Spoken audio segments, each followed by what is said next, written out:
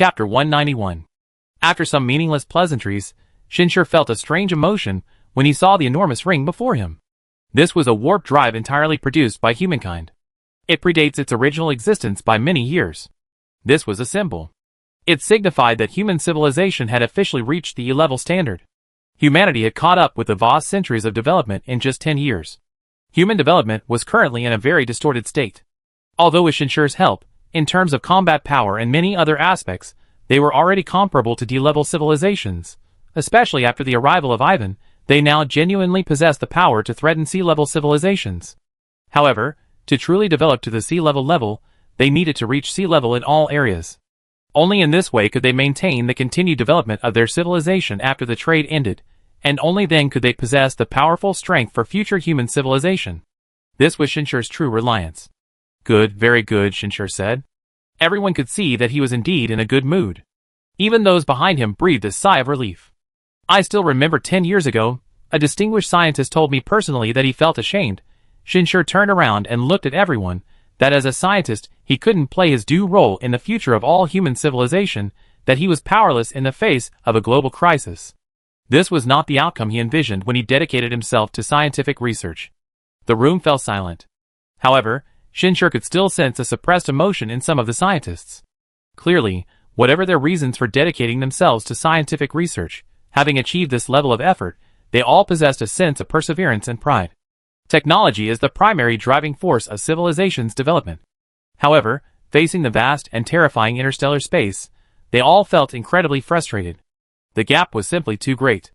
Their generation, and many future generations, and even for a very long time to come, would only have to learn and catch up.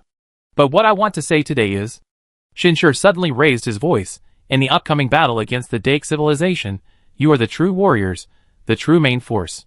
Your efforts will no longer be in vain, on the contrary, you will be the key force that determines victory or defeat, the key force that determines the future of humanity. These words initially stunned some of the scientists, but then they became undisguisedly excited. It wasn't just Shinshur's words that had such a powerful inspirational effect. This was only part of it. The key point is that, given Shinshur's current status, saying such things in this setting is tantamount to further elevating the status of the scientific research field. Over the past decade, although scientific research has been highly valued and its contributions have been significant, it has never truly become a mainstream phenomenon within civilization. Why? Because of its awkward position. Everyone knows the importance of scientific research, but look at what human civilization has achieved so far. On one hand, they even begun large-scale construction of space bases and space cities, with a dazzling array of powerful devices. On the other hand, these scientists are still diligently researching some of the most fundamental things. Even if they work day and night, disregarding everything else, and in just 10 years truly mastered warp drive technology, even independently producing a complete warp drive, the announcement wouldn't cause much of a stir. Most people's first reaction upon seeing this news would be just, oh. And that's it. Some might even say things like, warp drive? Didn't we already have that? Or why is it so slow? Or what's so exciting about copying homework? Even those who understand the difficulty and the significance of the warp drive are unlikely to have any excited reaction. After all, human civilization has captured thousands of spaceships from the Vo people. With humanity's current population, these spaceships will be sufficient for a very long time. Not to mention the Dank base that Shinshur captured, which possess future warp drive capabilities, and the various Class C spaceships with warp engines that Shinshur traded from the future world.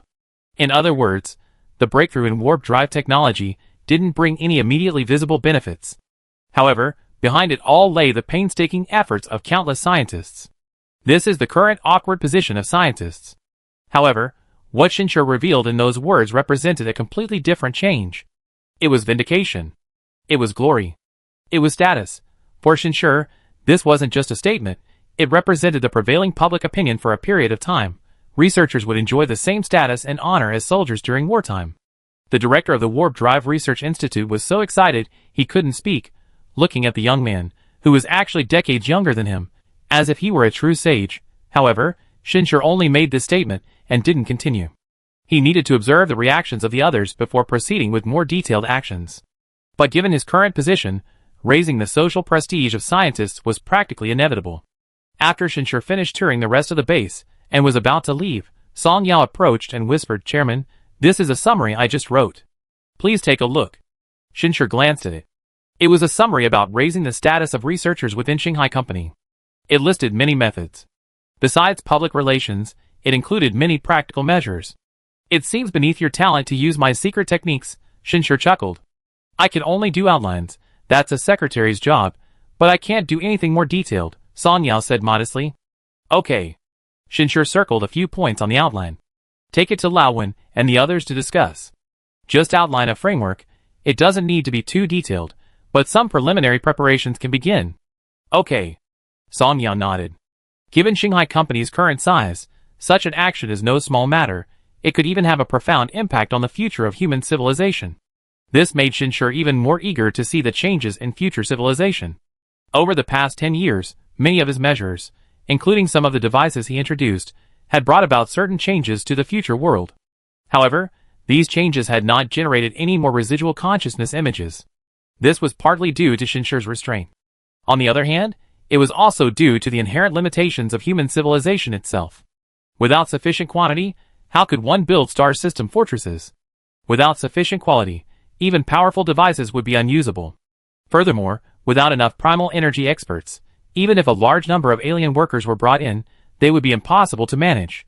Therefore, under these constraints, it was difficult for the future to see any major changes.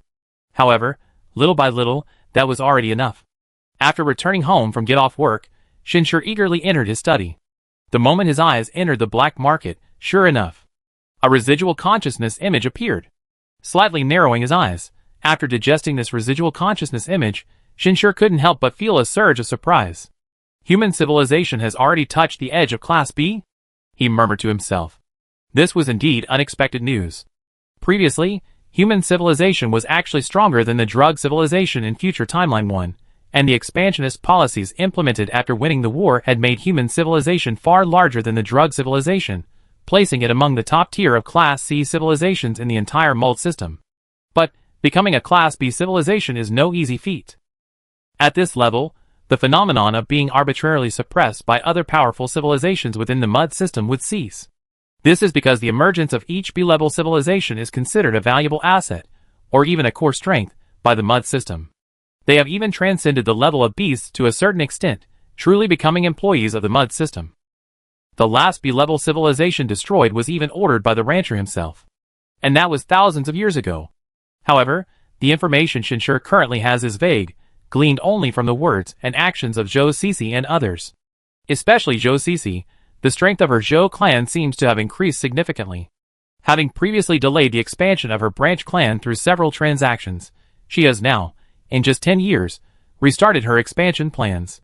After digesting the new memories brought by the residual consciousness, Shinshir went directly to the information database store. Along the way, he noticed changes in some areas of the market. For example, the layout of the shops on the streets, and even the total number of shops.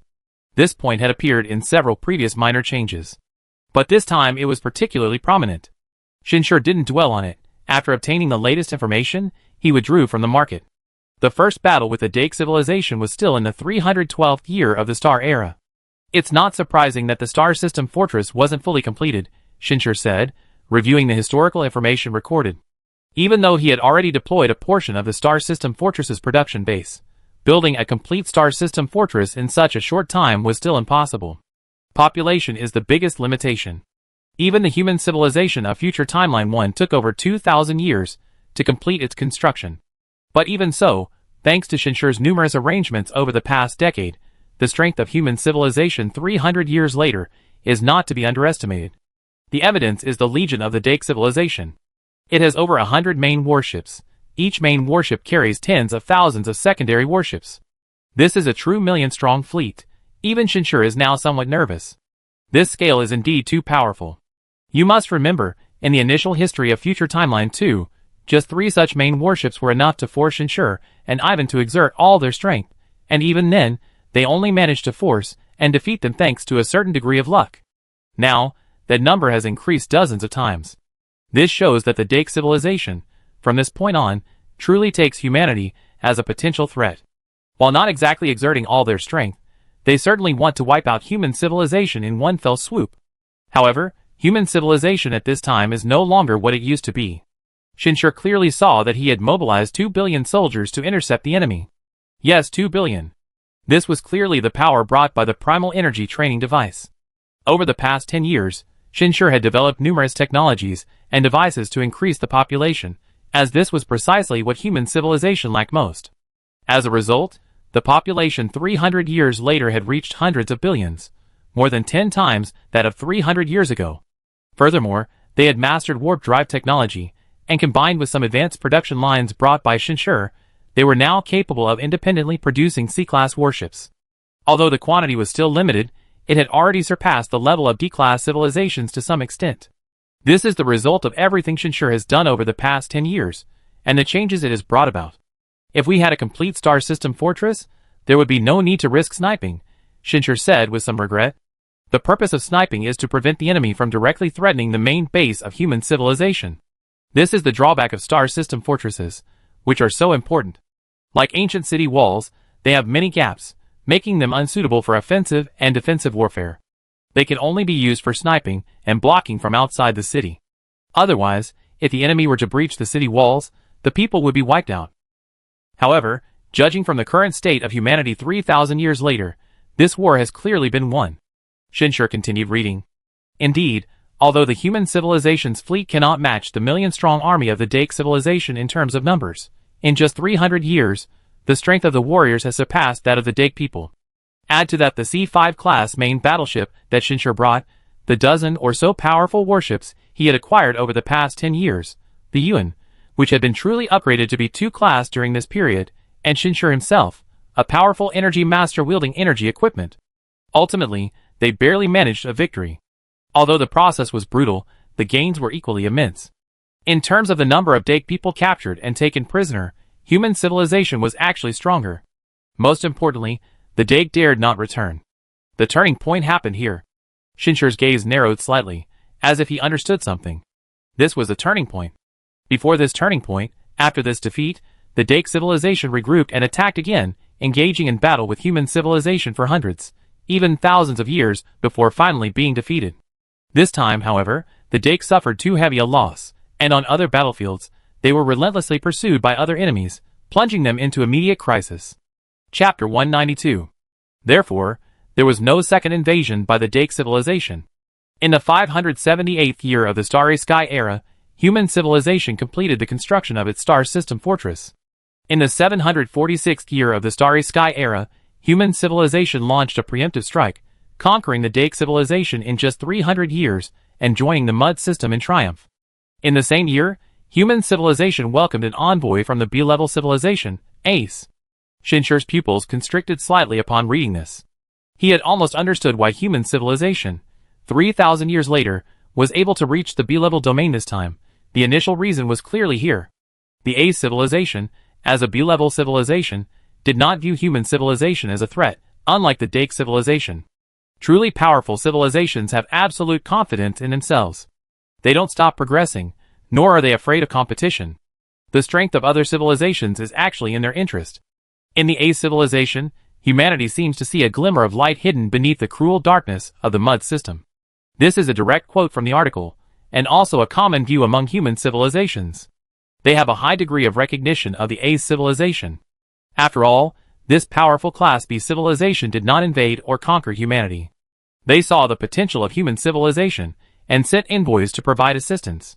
They believed that humanity possessed the potential to become Class B, and even their alliance agreement showed little domineering intent. And the reasons given by the Ace civilization were convincing. At this level, simply plundering resources is no longer enough to advance further. The entire Mud system only had 20 or 30 Class B civilizations. Therefore, for nearly 2,000 years, human civilization established a good relationship with the AES civilization. Their development, supported by the AES civilization, progressed rapidly. Until recently, to be precise, 2 years ago, human civilization, with the support of the AES civilization, finally found a breakthrough into the realm of Class B civilizations, and this breakthrough was in the realm of primal energy.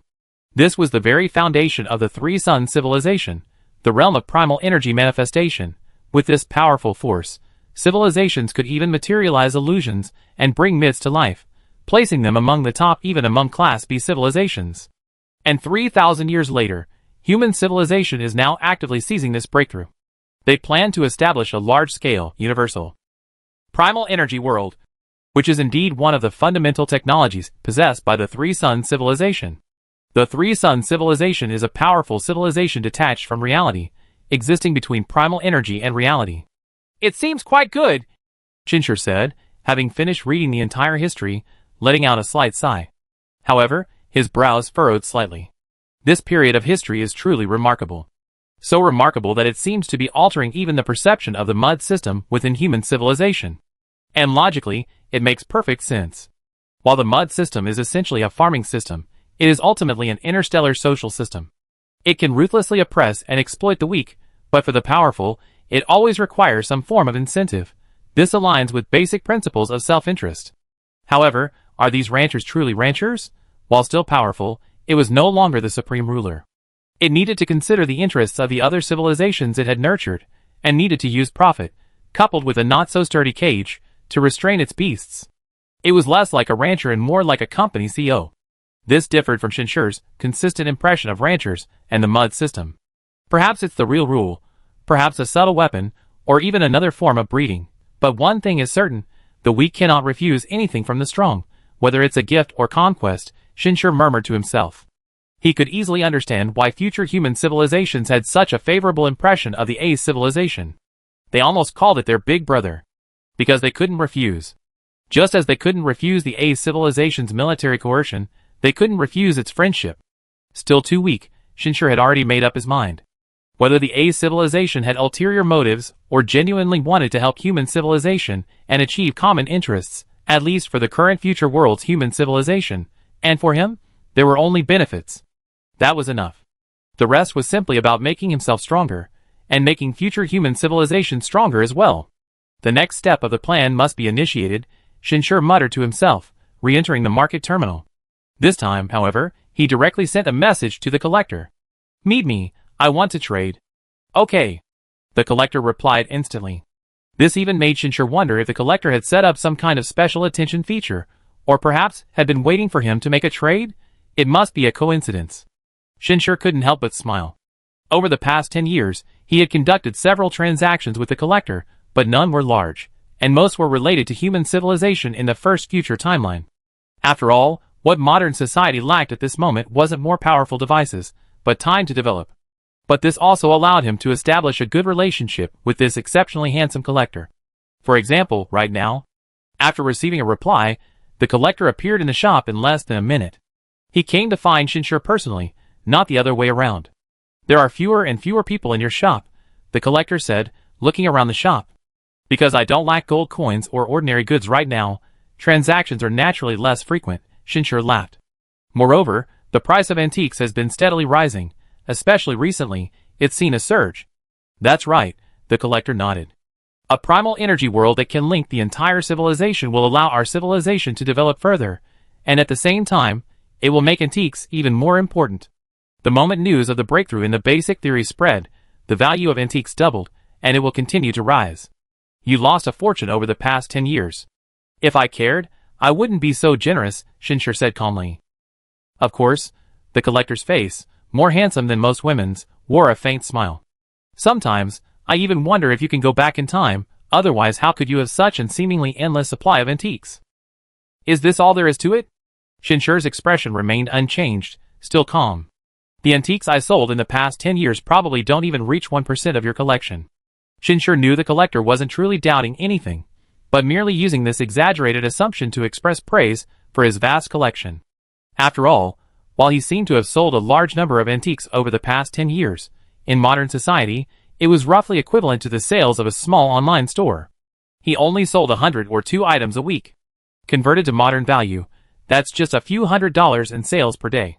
The reason it's so expensive and prominent is simply because the human population has increased so much. You know, I discovered something very interesting in history, the collector said, narrowing his eyes slightly with a smile. His Excellency the Sage seemed to have a hobby of collecting various books and antiques in the early Starry Sky era.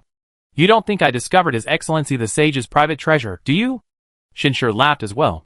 Quite possibly, the collector chuckled in return. Guess whatever you want, but be prepared to bleed a lot today. Shinshur raised his hand, and a single sheet of paper appeared before the two men. The collector's emotions indeed stirred slightly. Although he tried to be discreet, Shinshur still noticed. At this moment, Shinshur, with the help of the World Tree, had cultivated diligently for 10 years, and had even experienced 2 afterimages of consciousness. His mastery of primal energy was not far from that of a primal energy master. Indeed, only a true collection can control you.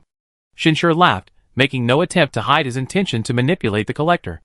Over the past decade, Shinshur has held a high position, exerting a profound influence on the entire civilization.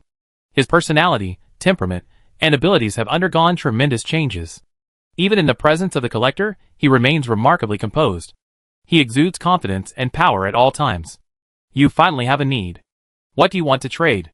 The collector doesn't hide his eagerness, not even bothering to ask unnecessary questions. He's been staring at this page of antiques for a full 10 years. Even the page of sage relics that Shinshur traded to the Zhou family, he had already acquired at a considerable cost. This makes him even more eager for the one that Shinshur still possesses. I need an immigration warship, Shinshur said directly, a powerful immigration warship.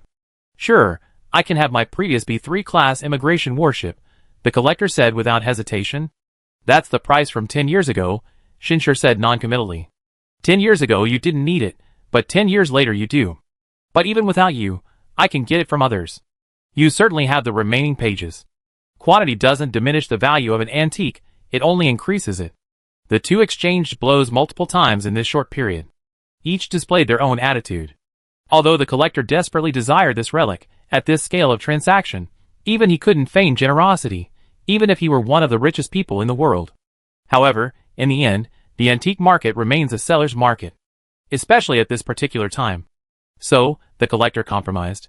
I can upgrade the immigrant warship, bringing some components to B4 level. That'd be enough for you to dominate most parts of the mold system. I want to upgrade the warp engine. Shinshur laughed. Fine.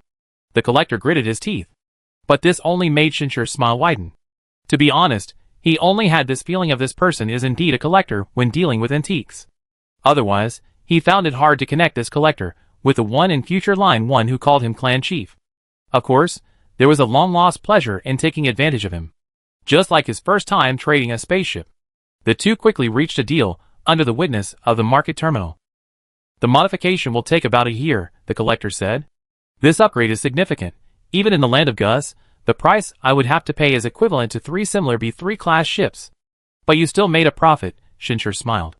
Then, with a flick of his wrist, another page appeared. The collector showed no surprise, only eagerly examining the page and looking at the numbers on it. He said, if you have the other page attached, I'm willing to trade it for 6 B3 class immigrant warships.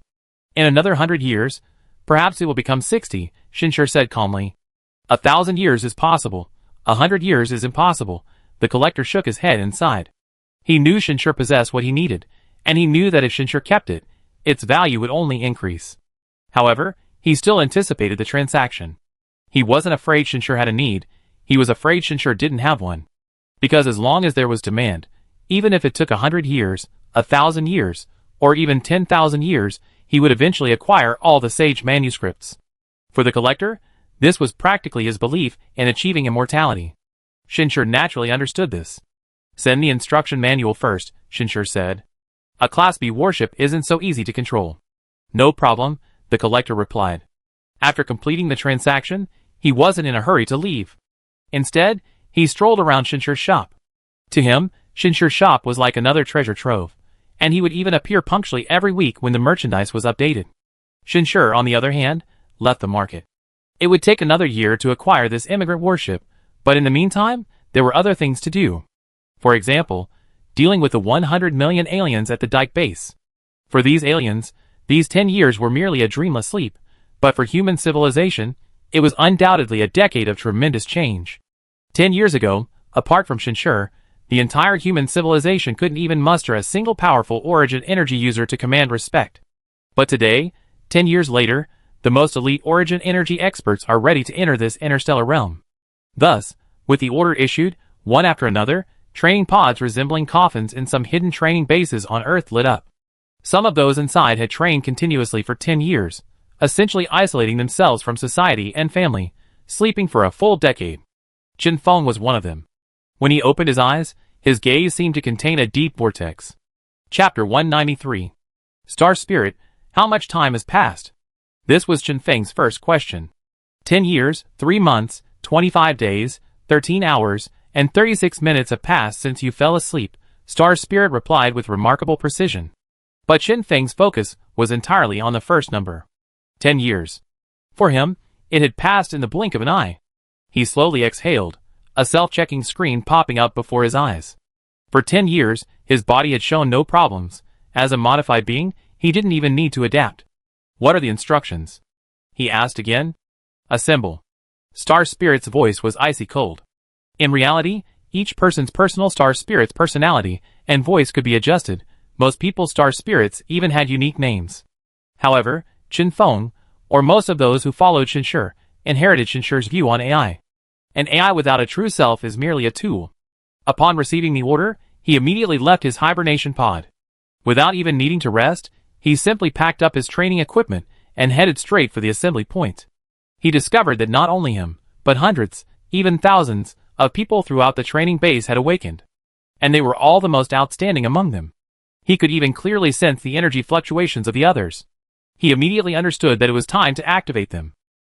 A slight excitement welled up within him. 10 years of relentless, arduous training, even away from family, and this drastically changed society. Wasn't it all for the sake of reaching the required standard, for stepping into interstellar space once more, and for truly being qualified to serve humanity? As everyone assembled, the next task popped up in front of Chen Feng. Get used to society. In other words, he needed to go home first. Thinking of his family, he couldn't help but sigh. Chen Feng was the second of 4 brothers, from a rural area. He joined the army after graduating high school. Because of his outstanding performance, diligent studies, and exceptional talent, he rose through the ranks to become a Special Forces soldier in less than 10 years, even becoming a sniper. If you had these past 10 years, he hadn't been home for almost 15 or 16 years. Old Chun, we're from the same hometown, let's go together.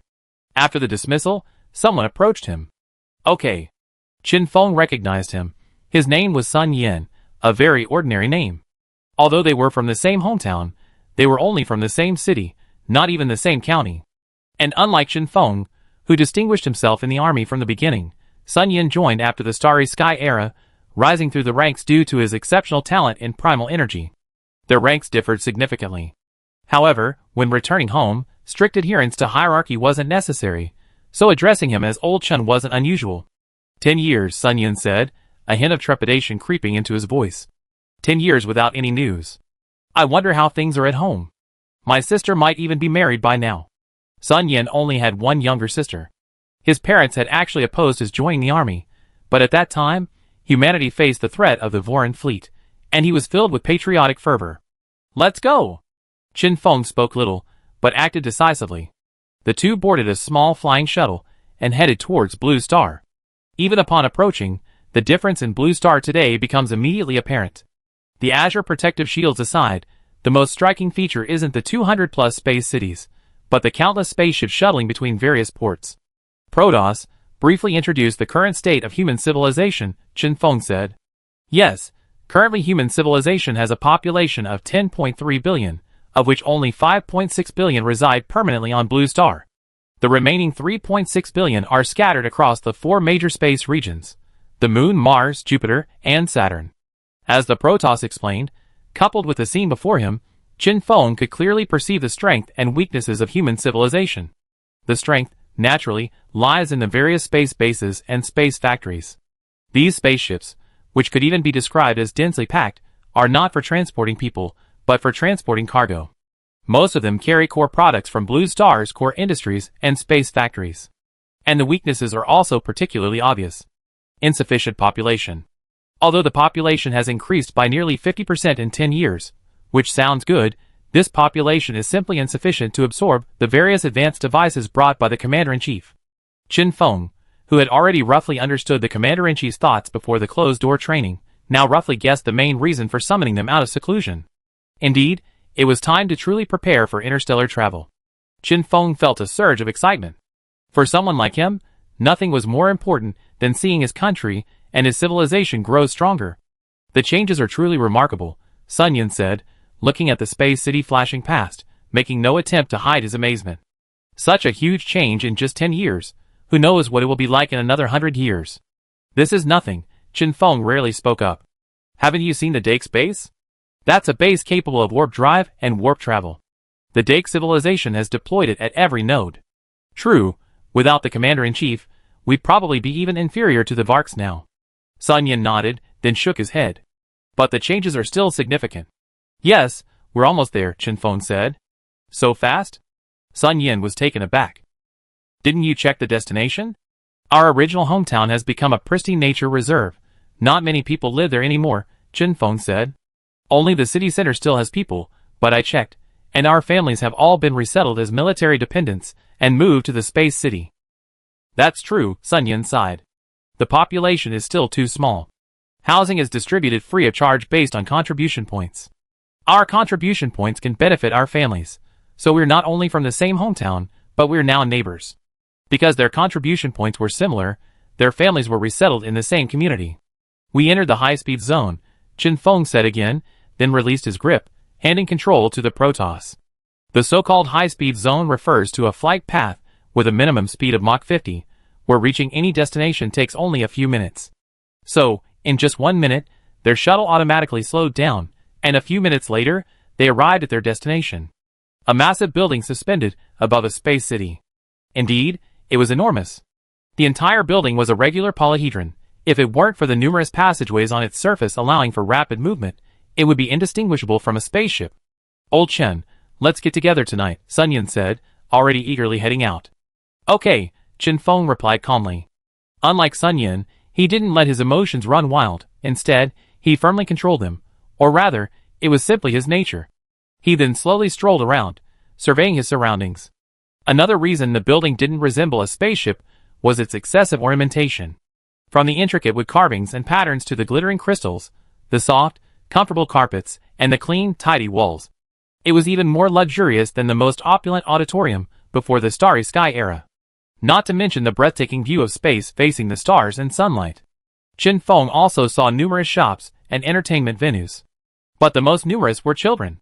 Indeed, the streets inside the residential area were mostly filled with children. They were all neatly dressed, adorable, and had bright smiles. They didn't seem naughty at all. Instead, they had a kind of mature air about them. Chen Feng stopped in front of a fruit shop. He hadn't been home for over 10 years, and always wanted to bring something back. However, once inside the shop, he was immediately troubled. What kind of fruit was this? He couldn't recognize any of it. Looking around, he couldn't find a single one that looked familiar. Hello, uncle, are you looking to buy some new fruits? A soft voice called out. Chen Feng looked down, and saw a little girl, who looked only 7 or 8 years old. Her features were exquisitely delicate, with large eyes. At this moment, tilting her head back, her pretentious adult-like mannerisms only added to her undeniable cuteness. That's right. Chen Feng nodded, then asked, Is this your shop? No. The child gave Chen Feng a strange look. According to the small-scale trade rules for space cities introduced in 2004, all small shops within space cities belong to the civilization. Individuals only have management rights. I'm the second-level manager of this shop, which means I'm the owner. Chen Feng realized that he was indeed somewhat out of touch with society. This feeling wasn't like coming home, it was more like being transported to another era. Uncle, are you a sleeper? The child seemed to be subtly excited. Sleeper, what is that? Chen Feng no longer treated her like a child. He asked humbly without feeling embarrassed. Sleepers are those who undergo hibernation training for over a year using C5 level Star C energy training equipment. They are all very powerful individuals, but such people may become out of touch with the rapidly developing society after waking up. However, uncle, you don't even know about the rules introduced in 2004? You haven't been in hibernation since the end of the Voran War, have you? Chen Feng never expected that he would reveal his identity so easily. He couldn't help but take a few more glances at the little girl in front of him, squatting down and smiling. How old are you this year? Enine is already 8 years old. The girl who called herself Enine looked excited. Just as the database said, the earliest batch of sleepers loved asking children's ages the most. Chen Feng was momentarily speechless. Uncle, are you still wondering why I'm working at such a young age? Enine patted her little chest with an air of self-importance. Kids like me, born after the Starry Sky era, are really amazing now. Most of us learn everything you uncles need 12 years of schooling to learn before we're even 6. After 6, we're qualified to do educational work to increase our contribution. But Een herself is exceptionally talented, which is why she became a level 2 manager at a first-class shop at the age of 8. Chin Feng was starting to feel numb. Child labor? No, that shouldn't be considered child labor if this child really had learned everything. And judging from her demeanor, she was already quite capable. Are all children these days so precocious? Uncle, where are you planning to buy fruit? Een asked directly when Chin Feng didn't answer. Home, Chin Feng replied with a smile, snapping out of his reverie. He still had great faith in human civilization and in the commander-in-chief. Although the little child before him was somewhat unexpected, she was undeniably endearing. Seeing such an outstanding next generation brought a sense of satisfaction to soldiers like him. If you're going home, just take some with you, Een said, a sweet smile spreading across her face. It's a small gift, but the sentiment is deep. Uncle, as long as you go home, it'd be the best gift for your family. Chin Feng paused, nodded slightly, and smiled, you're right. As he left carrying a large bag of fruit he'd never seen before, he saw the little girl switch shifts with a slightly older boy, then happily leave the shop. Her adorable, bouncy movements finally resembled those of children from Earth's time. Chin Feng had already received an explanation from the Protoss. Due to the use of various optimization technologies, the average intelligence and learning ability of children today are 3 to 4 times higher than in the Earth era. In other words, each of them would have been a world-shaking prodigy in the past. This high intelligence has made educational reform for the next generation a top priority. The so-called learning-oriented work is an educational reform bill proposed and quickly passed by the Commander-in-Chief, aiming to allow children to fully develop their potential and grow healthily in inclusive missions. For them, this kind of work is probably just fun games and play. Chin Feng even sensed a certain amount of primal energy fluctuations in the slightly older boy. These children's primal energy training begins at the age of 6. The next generation is always the future of civilization, Chin Feng murmured to himself, continuing along the navigation towards his parents' home with a sense of satisfaction. According to the Protoss, his parents, who were originally just ordinary farmers who had toiled in the fields for half their lives, were now production workers at the antimatter energy factory. Although antimatter sounded incredibly sophisticated, Chin Feng probably just imagined his parents doing simple jobs. However, when he actually saw it, even with his current level of primal energy mastery, he was stunned. Chapter 194. Because, standing before him was a young couple who looked to be only in their 30s. The man had a straight back, an honest face, and an inherent intellectual air about him. The woman had fair skin, and although not exceptionally beautiful, she possessed a striking presence. Yes, these were Chin Feng's parents.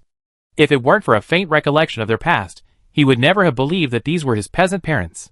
But the next moment, that sense of unfamiliarity vanished considerably. Because the couple's faces also bore undisguised excitement. Ertzi, is it really you? Chin Feng's mother rushed over, unable to contain her excitement. Chin Feng could clearly sense a strong energy fluctuation emanating from his mother. Although not strong, it was still somewhat unbelievable. Mom? He said hesitantly.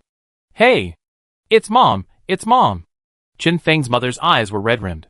16 years. A full 16 years without seeing each other. In the past, a quarter of a person's life would already be over. Chin Feng slowly exhaled. Things were different now. He quickly regained his composure, but looking at his parents, his face still held disbelief. How come you? You've been asleep for 10 years, so you probably don't know how much things have changed outside, Chin Feng's father said in perfect Mandarin, without a trace of his former accent, his face beaming with pride. Now, advanced education is available to everyone.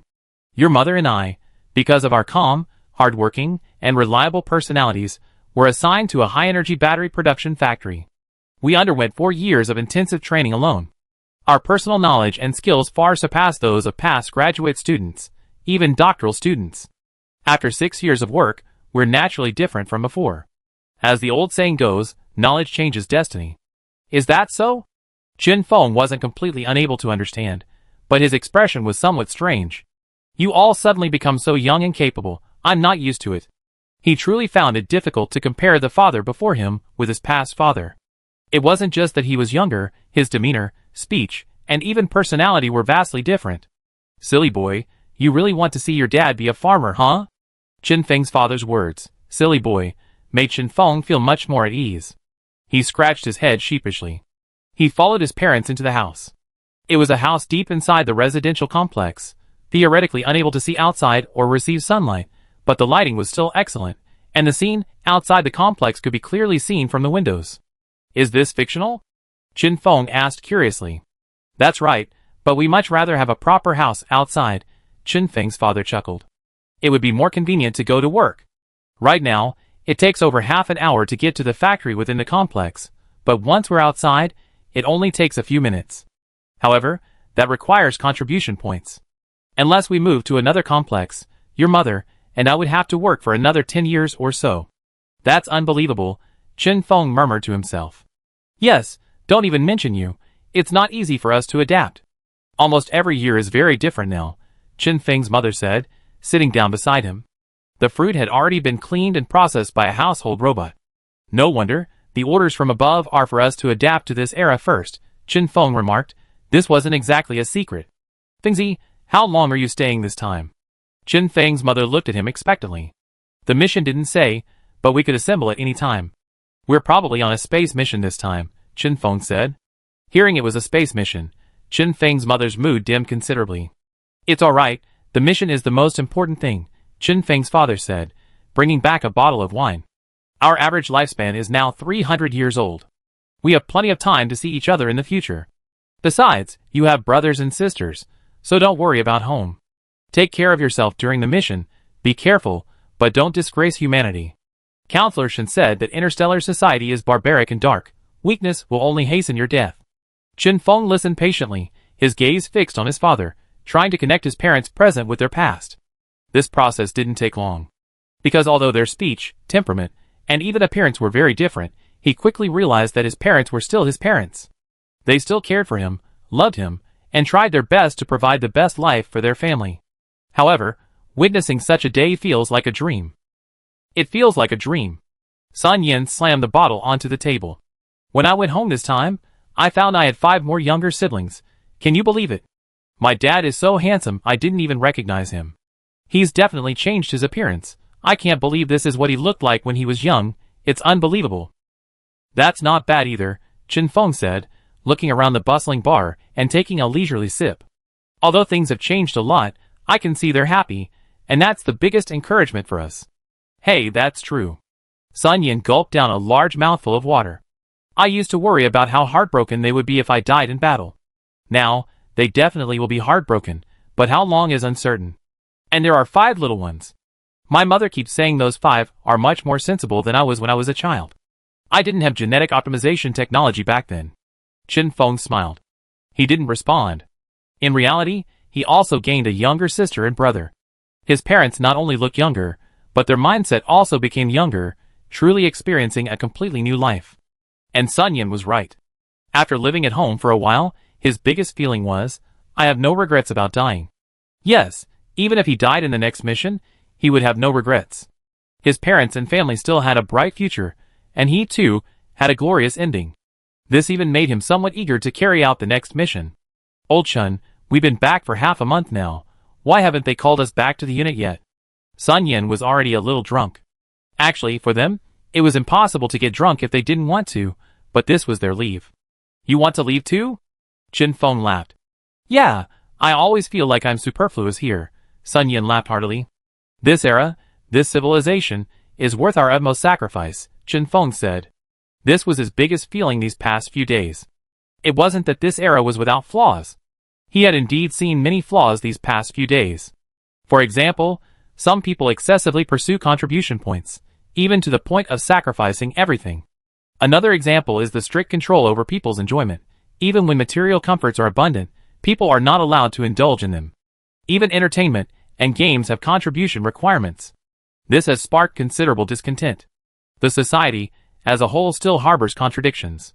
However, in Qin Feng's view, after 10 years of slumber, these contradictions were nothing compared to the past. Many past troubles are no longer troubles. Even marriage is the same. With big data matching and ample time, most people can achieve sufficient happiness. Just then, messages suddenly popped up on Qin Feng and Sun Yan's personal screens. They exchanged a glance. They could both feel each other's anticipation. The mission has arrived. Meanwhile, Shinshir was also at home, checking related reports. What are the elite warriors' reactions to the current world? AIXINR also moved closer to Shinshur. The response is quite good, Shinshur said with a smile. Does that feel like a relief? AIXINR laughed as well. Absolutely, Shinshur exclaimed. The changes over the past 10 years have been tremendous. Those who were in the midst of it might not have felt it, but these slumbering warriors have a direct sense of it. I saw in this summary report that over 90% of the warriors have deepened their love for human civilization. This is one of the greatest recognitions we received over the past 10 years. That's to be expected, AIXINR said matter-of-factly. That's right. Shinshur chuckled twice, but quickly composed himself. Next, we should head to the other civilizations. I wonder if we can be considered invaders, AIXINR sighed softly. Do you know what the other side of the Dark Interstellar Society represents? Shinshur asked, looking at her. What does it represent? AIXINR asked, genuinely curious. It represents a race to the bottom, Shinshur said. AIXINR didn't understand the future world well enough, but Shinshur saw it clearly. The subordinate race system of the future world was, in effect, a blatant exploitation of other civilizations. However, those exploited civilizations were all grateful. The reason was simple. Because human civilization's exploitation was more lenient than that of other sea-level civilizations. That's why Shinshur said the entire Mutter system was an interstellar society of a race to the bottom. Invasion? Of course, it counts as an invasion. But for those civilizations, being invaded by human civilization was actually a better outcome. This wasn't Shinshur trying to glorify himself, but rather a comparison to the reality of the future. Of course, he didn't deny its wickedness. When self-preservation was impossible, one's own interests were paramount. Have you chosen your first destination? AIXINR asked. The first destination is very important. It can serve as a crucial example for those who follow. Of course, Shinshur nodded. He had been busy with this matter for some time. However, before actually setting off, he still needed to deal with the people at the Dink base. Those aliens had been dormant there for 10 years, and now humanity had the ability to control them. In some places, they also needed to accumulate experience. 10 more days passed. 100,000 warriors gathered at the Dink base. These 100,000 were the most powerful beings in human civilization in terms of primal energy, most of whom had undergone 10 years of relentless primal energy training. The best among them had surpassed even the head of the Dink base, Didike, in their primal energy prowess. Even among hundreds of millions of aliens, they were considered powerful. Furthermore, with the personal primal energy weapons provided by Shinshur, even the weakest individual possessed power exceeding that of Didike. Therefore, there was no need to worry about any oversights. At this moment, Shinshur stood before them. I see many familiar faces, and I believe you all know me too, so I won't say anything more. Your next task is to oversee these alien laborers, Shinshur said directly. Then he immediately assigned tasks. He truly didn't say a single unnecessary word. However, the crowd below was still filled with excitement. Before the Voran War, they had always feared humanity being dominated by aliens, but now, it was their turn to dominate aliens. Qin Feng was equally excited. Because his team's mission was against the Dakes. The other teams couldn't help but radiate envy towards him. Those were the Dakes. The Human Federation had been propagating the message that the greatest threat to human civilization within the next 1,000 years would be these Dakes. And the Dakes would absolutely not let humanity go. They would absolutely not allow a new Class C civilization to emerge under their rule. But now, humanity is the victor in this first clash. Commander Qin Feng, please collect the prisoners under your charge. Following the instruction, Qin Feng arrived at the prison and saw one after another, the Dake people walking out with numb eyes. There were hundreds of thousands of them. This was the total number of Dake people from both bases combined. This number was truly a drop in the ocean for the Dake civilization, but Qin Feng knew very well that these people represented courage, a glory. It clearly told all of humanity that the Dake people were not to be feared. Qin Feng's gaze shifted to both sides. There was a group of children, a group of human children. All were over 10 years old, in other words, they were the first generation of humans after the start of the Star Era, and among them, the best. Therefore, they were qualified to be selected for observation. At first, Qin Feng wondered if these children were too young. He hadn't yet emerged from the image of children from the Earth era. But now, looking at these silent, serious, and upright children, he understood the reason for doing so. Courage. This was the foundation for a civilization to survive in this interstellar era.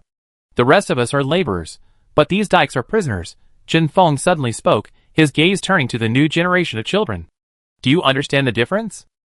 It means the dykes are our enemies. A child quickly raised his hand, looking at the dykes with no fear in his eyes. It also means we have no right to sympathize with, forgive, fear, or despise the dykes. Chapter 195.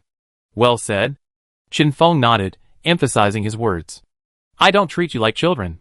You represent the next generation of humanity, the next generation of a new era. The true glory of human civilization will be shaped by you. But for a long time before that, our only goal is to survive against the enemy. Qin Feng spoke seriously, and the children could feel that seriousness. They were indeed young. Very, very young. Still very unfamiliar with this world. However, their abilities and wisdom were enough for them to understand many things. Once they understood these things clearly at this time and remembered them, they would influence their entire lives. This isn't just something human civilization can do. Any civilization that is developed to a certain level is like this. At this level, people inevitably maintain a high degree of consistency in certain aspects, and this continues generation after generation. Only by developing to this extent can internal friction and wrong paths be avoided to the greatest extent possible. Otherwise, how could so many powerful civilizations have emerged? The more powerful and developed a civilization is, the more it can maintain its development. After uttering these simple words, Qin Feng slowly exhaled in front of everyone. Release. As soon as he finished speaking, the already prepared equipment began to operate. All the dinky people snapped out of their dazed state. Their primal abilities were quite advanced, and they all regained consciousness in an instant. But they quickly realized their surroundings. Yet, they all exuded fearlessness. While not necessarily truly fearless, as individuals of a sea-level civilization, and as one of the dominant races in this universe, they wouldn't beg for mercy or succumb to fear like individuals of lower-level civilizations. Even if turned into energy batteries, facing endless suffering, these Daikians wouldn't experience fear or dread. This wasn't just because they knew fear was futile, but also because their culture was deeply ingrained in their consciousness. That was the hunter's culture, the courage to face the law of the jungle. Of course, Qin Feng was prepared for this situation. You are now prisoners of human civilization, he declared, as if making a manifesto. From now on, you will serve human civilization as laborers. That's impossible, came not from Didi, but from another Daikian. The Daikians are fearless. They will not live a life of dishonor if they fail. Although their appearance was completely different from humans, at this moment, everyone could clearly sense the thinking of intelligent life in their attitude and words. Moreover, there was a spirit of great dedication and sacrifice. Even his calm demeanor confirmed his words. The Daik people could be defeated, but they would never be driven. This was his will. Some of the children's expressions changed slightly. Although they were extremely intelligent, they were still just children. Witnessing the overwhelming power of the opposing civilization's will, they too were shaken. However, Qin Feng maintained an indifferent attitude. Do as you please, he said, then raised his hand, and a black device appeared. Everyone recognized the device. A battery device. The dinky who had spoken earlier was immediately thrown inside. The device rapidly compressed him, dissolving his body and leaving only his primal consciousness, his brain, which, under extreme pain, became a highly efficient primal energy battery. Yes, this was a true primal energy battery. Shinshur initially thought he could release the person turned into a battery, but this idea lacked common sense. Primal energy comes from consciousness. To create a battery, only a consciousness carrier is needed. Why put the entire person inside?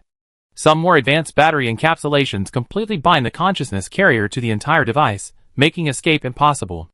At most, there's only the possibility of release. The current primal energy battery device possessed this characteristic. And after seeing this done, some of the dinky indeed wavered. What's there to be afraid of? Other Daik people exclaimed, radiating intense emotion. This is the fate of defeat. Daik people never shirk defeat, nor do they fear or torment. The one who shouted the loudest and possessed the strongest will was Didi. He truly felt no fear. This was also due to his exceptionally high level of mastery over primal energy. However, Qin Feng spoke slowly at this moment. You should understand that primal energy batteries are the most profitable option for us. However, you are incredibly lucky. We need a batch of slaves. So, choose for yourselves. Become slaves, or become primal energy batteries. Qin Feng's tone and emotions were remarkably calm. It seemed as if he were talking about trivial matters. However, for many of the Daik, this attitude only intensified their struggle. Those Daik who had spoken up fell silent. Because they heard the word trivial. That's right, Their choices meant nothing to the enemy who had captured them. Indeed, that was the case. Becoming a primal energy cell was just as useful. Becoming a laborer was just as useful. So Chen Feng wasn't putting on an act. He even let go of his innermost emotions, pressing the lie detector to let everyone sense his feelings. But it was precisely this sincerity that caused some of the Dike to struggle. After all, being a slave was far better than being a primal energy cell. The former at least allowed them to retain their individuality and free thought, while the latter meant their very consciousness would be trapped in eternal torment, potentially even benefiting the enemy more, and what followed seemed to be their final straw. Chen Feng waved his hand again, and one after another, the Dinky people were transformed into energy batteries in front of everyone. These energy battery devices were extremely advanced, at least at the C6 level or higher. All the Dinky people could clearly see that those turned into energy batteries were all beings with powerful energy attainments, their managers. Without managers, their inner shackles were broken. It seems some of you have already made your choice, Chen Feng said, looking at everyone, and then waved his hand again. Take them away, and deal with them according to their own choices. Not to mention him, even the children, barely 10 years old, could clearly feel the fear spreading. They had initially thought the Dake people were fearless, refusing to submit even to the death, but this was such a simple fear? These children naturally understood that for a group, once fear spreads, once collapse occurs, it is often collective, a bloodbath, and irresistible. But it was too simple. From beginning to end, Chen Feng didn't say much, nor did he do much. He simply and clearly presented the choice to these people. I understand, a child suddenly said, it's about interests. Many people looked at him. When personal interests conflict with the culture, ideology, and will that need to be upheld, those things are most vulnerable. So General Chen didn't do anything, he only needed to present this conflict, and someone will always choose personal interests, the child said. That's right. Chen Feng had clearly heard this, a smile spreading across his face.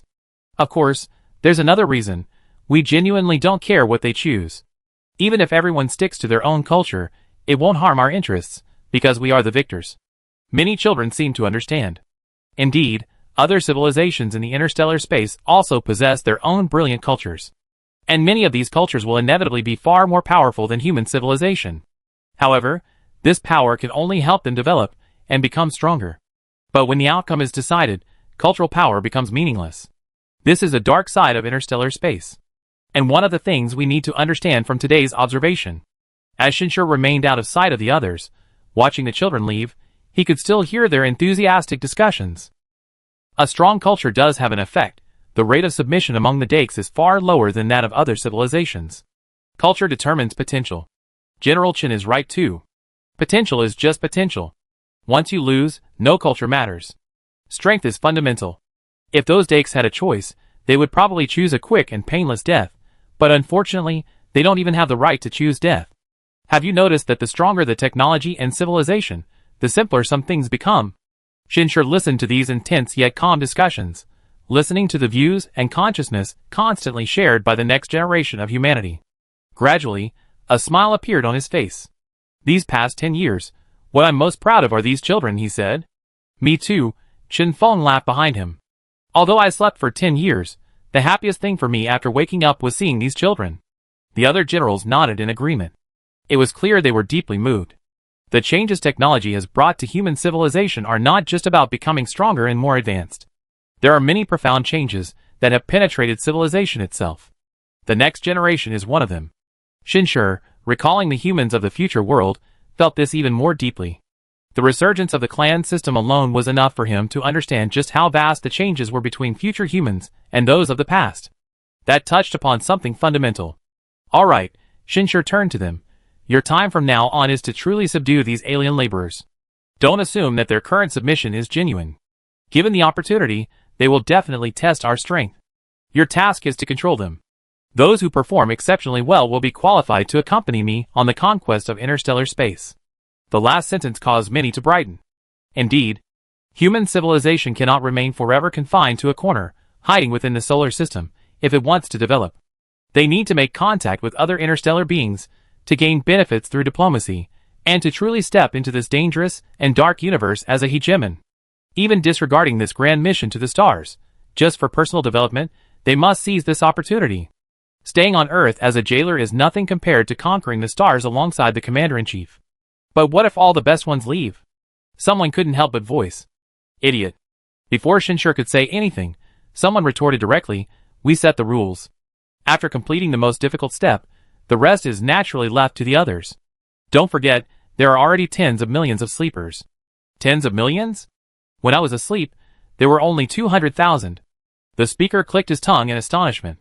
The more one understands interstellar space, the more one realizes the power of this device. It's practically a powerful tool for rapidly cultivating primal energy powerhouses, even capable of forming the foundation of a D-level civilization.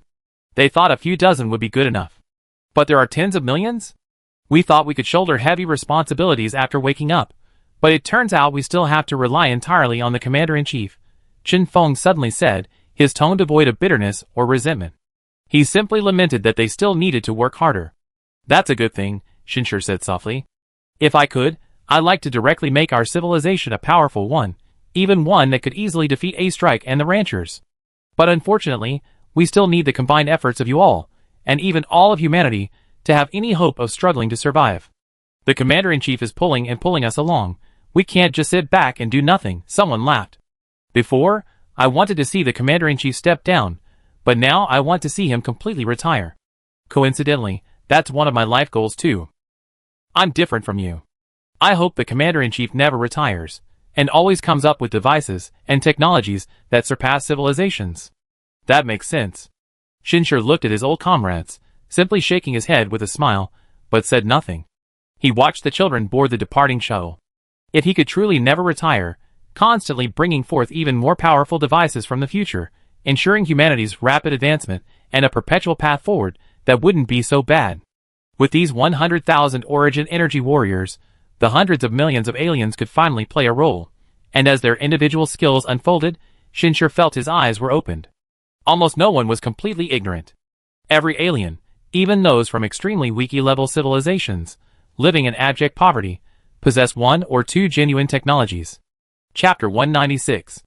Although human civilization has changed rapidly in the past decade, especially in some advanced fields, the gap is still visible in these extraterrestrials. An extremely impoverished extraterrestrial from an E-level civilization, piloting a small spaceship, was capable of performing minor repairs and even modifications. This alone is something few in current human civilization can do. These individuals would be considered true talents in today's human civilization. They could all be deployed to high-tech industrial production, allowing the large-scale industrial production facilities brought by Shinshur to operate. This further solidified Shinshur's insistence on launching the recruitment plan. To enable rapid development of human civilization, to allow it to enter the B-level realm 3,000 years later, and even to create a new world, it is necessary to quickly establish star system fortresses, which requires bringing in a large number of skilled laborers from other civilizations.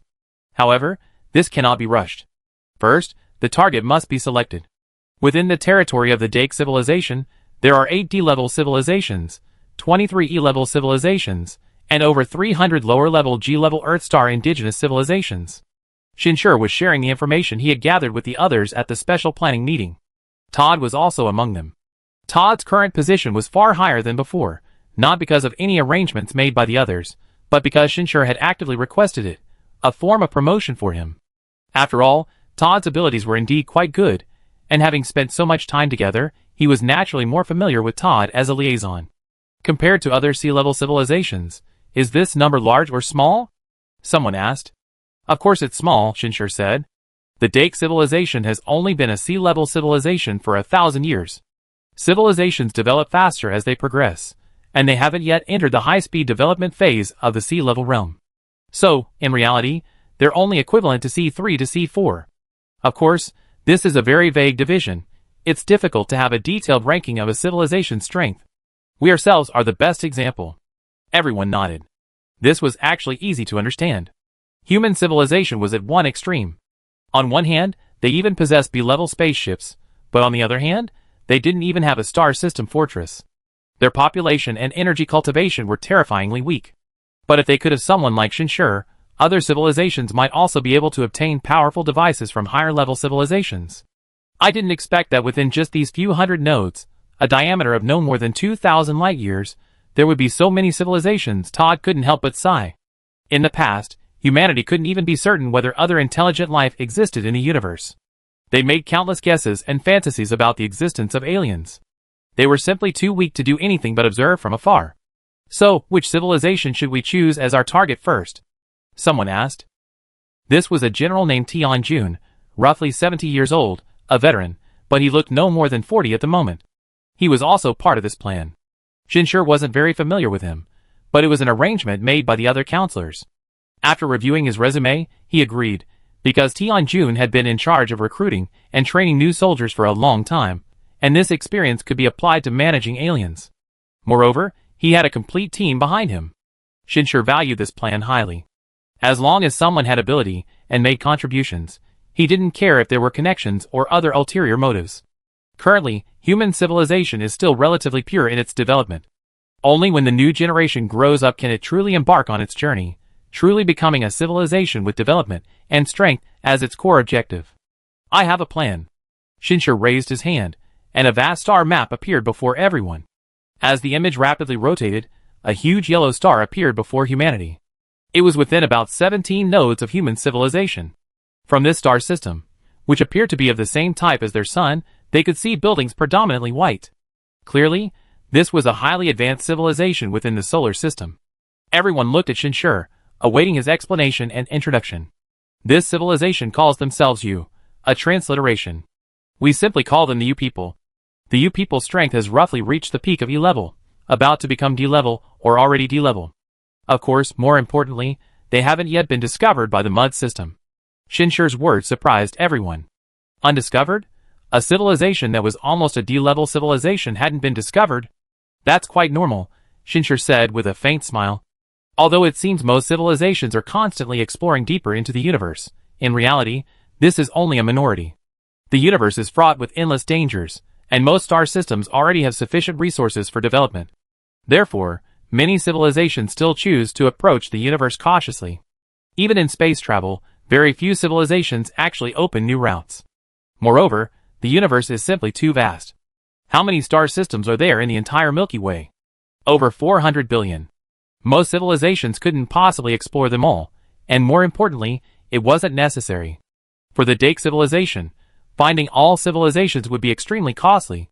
Furthermore, for powerful civilizations, only powerful civilizations are valuable. And powerful civilizations will inevitably explore the universe, and sooner or later, one after another, they will step into the dark abyss of the mold system.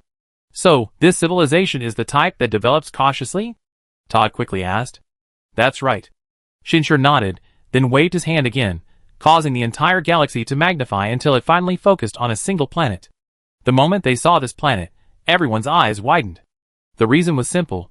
This planet was azure blue. If it weren't for the appearance of its atmosphere and the significant difference in landforms compared to Earth, many people would have mistaken it for their home planet from a distance. The Uran are very similar to us. As the words were spoken, the appearance of a Uran appeared beside them. Indeed, they were very similar to humans. They were clearly evolved from land mammals, and quite possibly from primates like apes, as they also had limbs, torsos, and facial features. Although they looked rather strange by human standards, they weren't unattractive.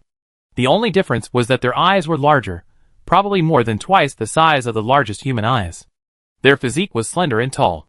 Even their skin was a fair color very similar to that of some humans.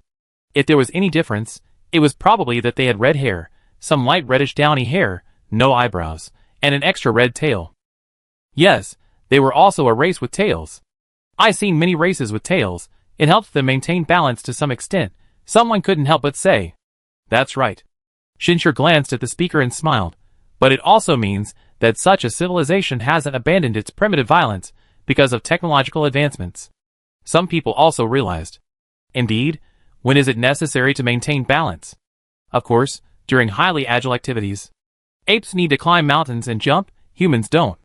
People like the dykes, whose tails are even deadly weapons, even without any special devices, relying solely on their most primitive bodies, are among the most powerful predators on Earth.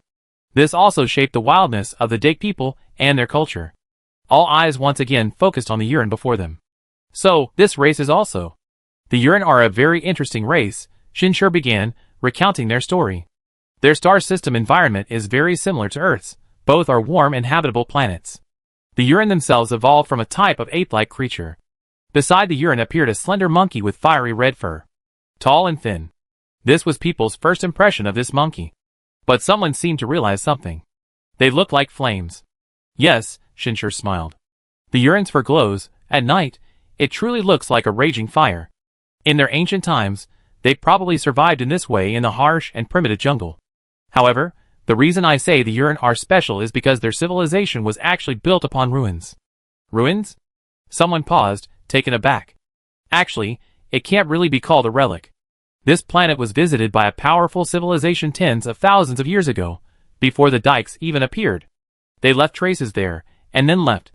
So, from the very beginning, the Urin civilization has been accompanied by these high-tech relics. This is why, even after they developed into a D-level civilization, they still dared not venture far out of their own star system. They knew long ago that there was more than one civilization in the universe, Shinshur said. This statement evoked a sense of envy from some of the human civilizations present.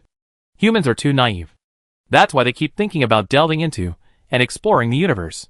However, even if they were like the Urin, they might not have been able to develop peacefully for so many years.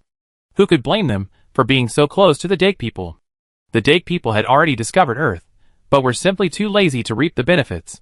So, the Urin haven't realized the cruelty of the mud system, Todd pondered. They do sound like a good race, but can they meet our needs? The Urin civilization is quite advanced, Shinshur said, opening another series of documents. They left their home planet 1,600 years ago, and successfully developed a warp drive 1,000 years ago. Although they haven't developed a warp drive, their understanding of warp is sufficient to handle the production of warp oscillation devices and other related equipment. Of course, more importantly, we can make them aware of the dangers. Perhaps we can cultivate them into a reliable subordinate race. In reality, the Urin's future history isn't particularly promising. Approximately 600 years later, they were discovered by the Dike. After a war, the Urin, though not exterminated, had their culture and traditions destroyed as a D-level civilization.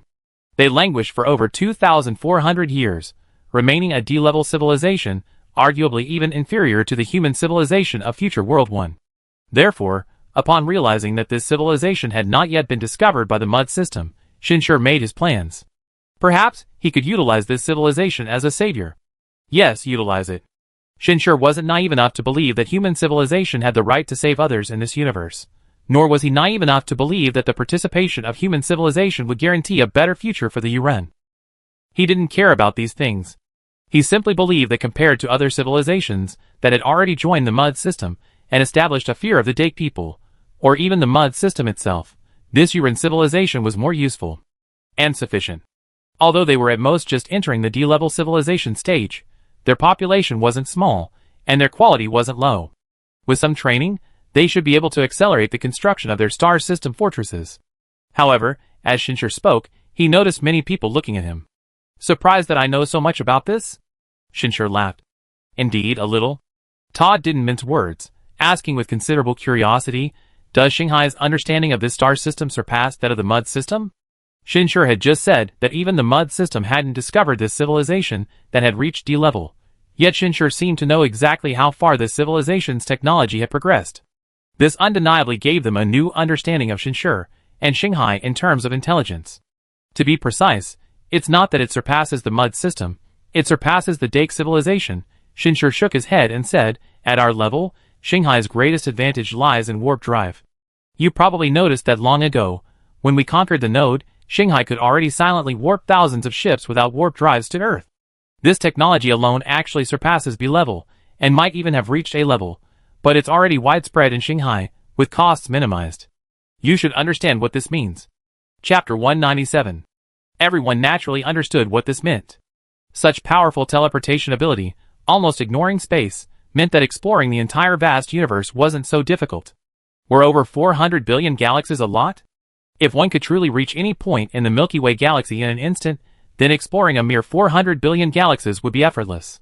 After all, stars constantly emit light, making them extremely difficult to hide. Therefore, this is why the information and intelligence from the star sea are so powerful.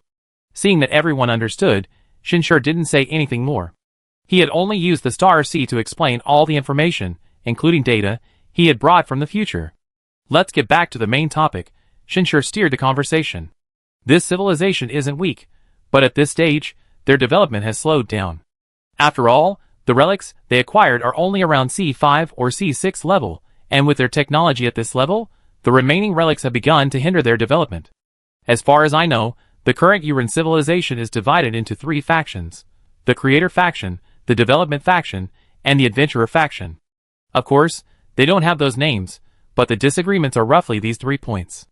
With Shinshir's explanation and the presentation of some video materials, the humans present gradually gained a general understanding of this civilization.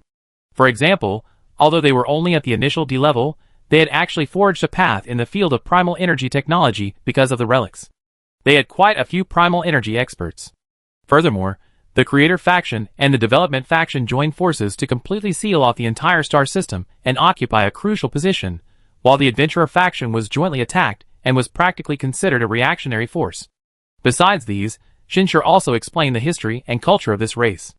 Although in the future world, human civilization would consider this civilization ordinary, this was the first time for humanity at this moment to gain such a detailed understanding of a civilization. After all, the Vorin were too weak, understanding them was meaningless. The Dakran were too strong, although they were enemies, knowing too much about them would only increase fear. That's about it for today. In short, this civilization is our target. The relevant detailed information has been sent to you. We will spend 3 years making the necessary preparations, and then we will prepare to depart, Shinshir said at the end. 3 years of preparation was not an exaggeration at all. The Uran were an extremely large civilization. Their long development and advanced technology had resulted in a population of hundreds of billions, almost scattered throughout every corner of the galaxy. Their warships and various advanced devices also incorporated their own style. Considering that Shinshir's goal was to rule this civilization, at the very least, to cooperate with a large workforce, insufficient understanding of this civilization, and a lack of proper planning could easily lead to unnecessary losses, or even failure. Furthermore, this is ultimately just a minor civilization in the future world, with limited information. To obtain more detailed information, a bounty would likely have to be offered in the future. Shinshir isn't short of money, but he needs time. 3 years is a buffer period. That Class B immigration spaceship can finally be put to use.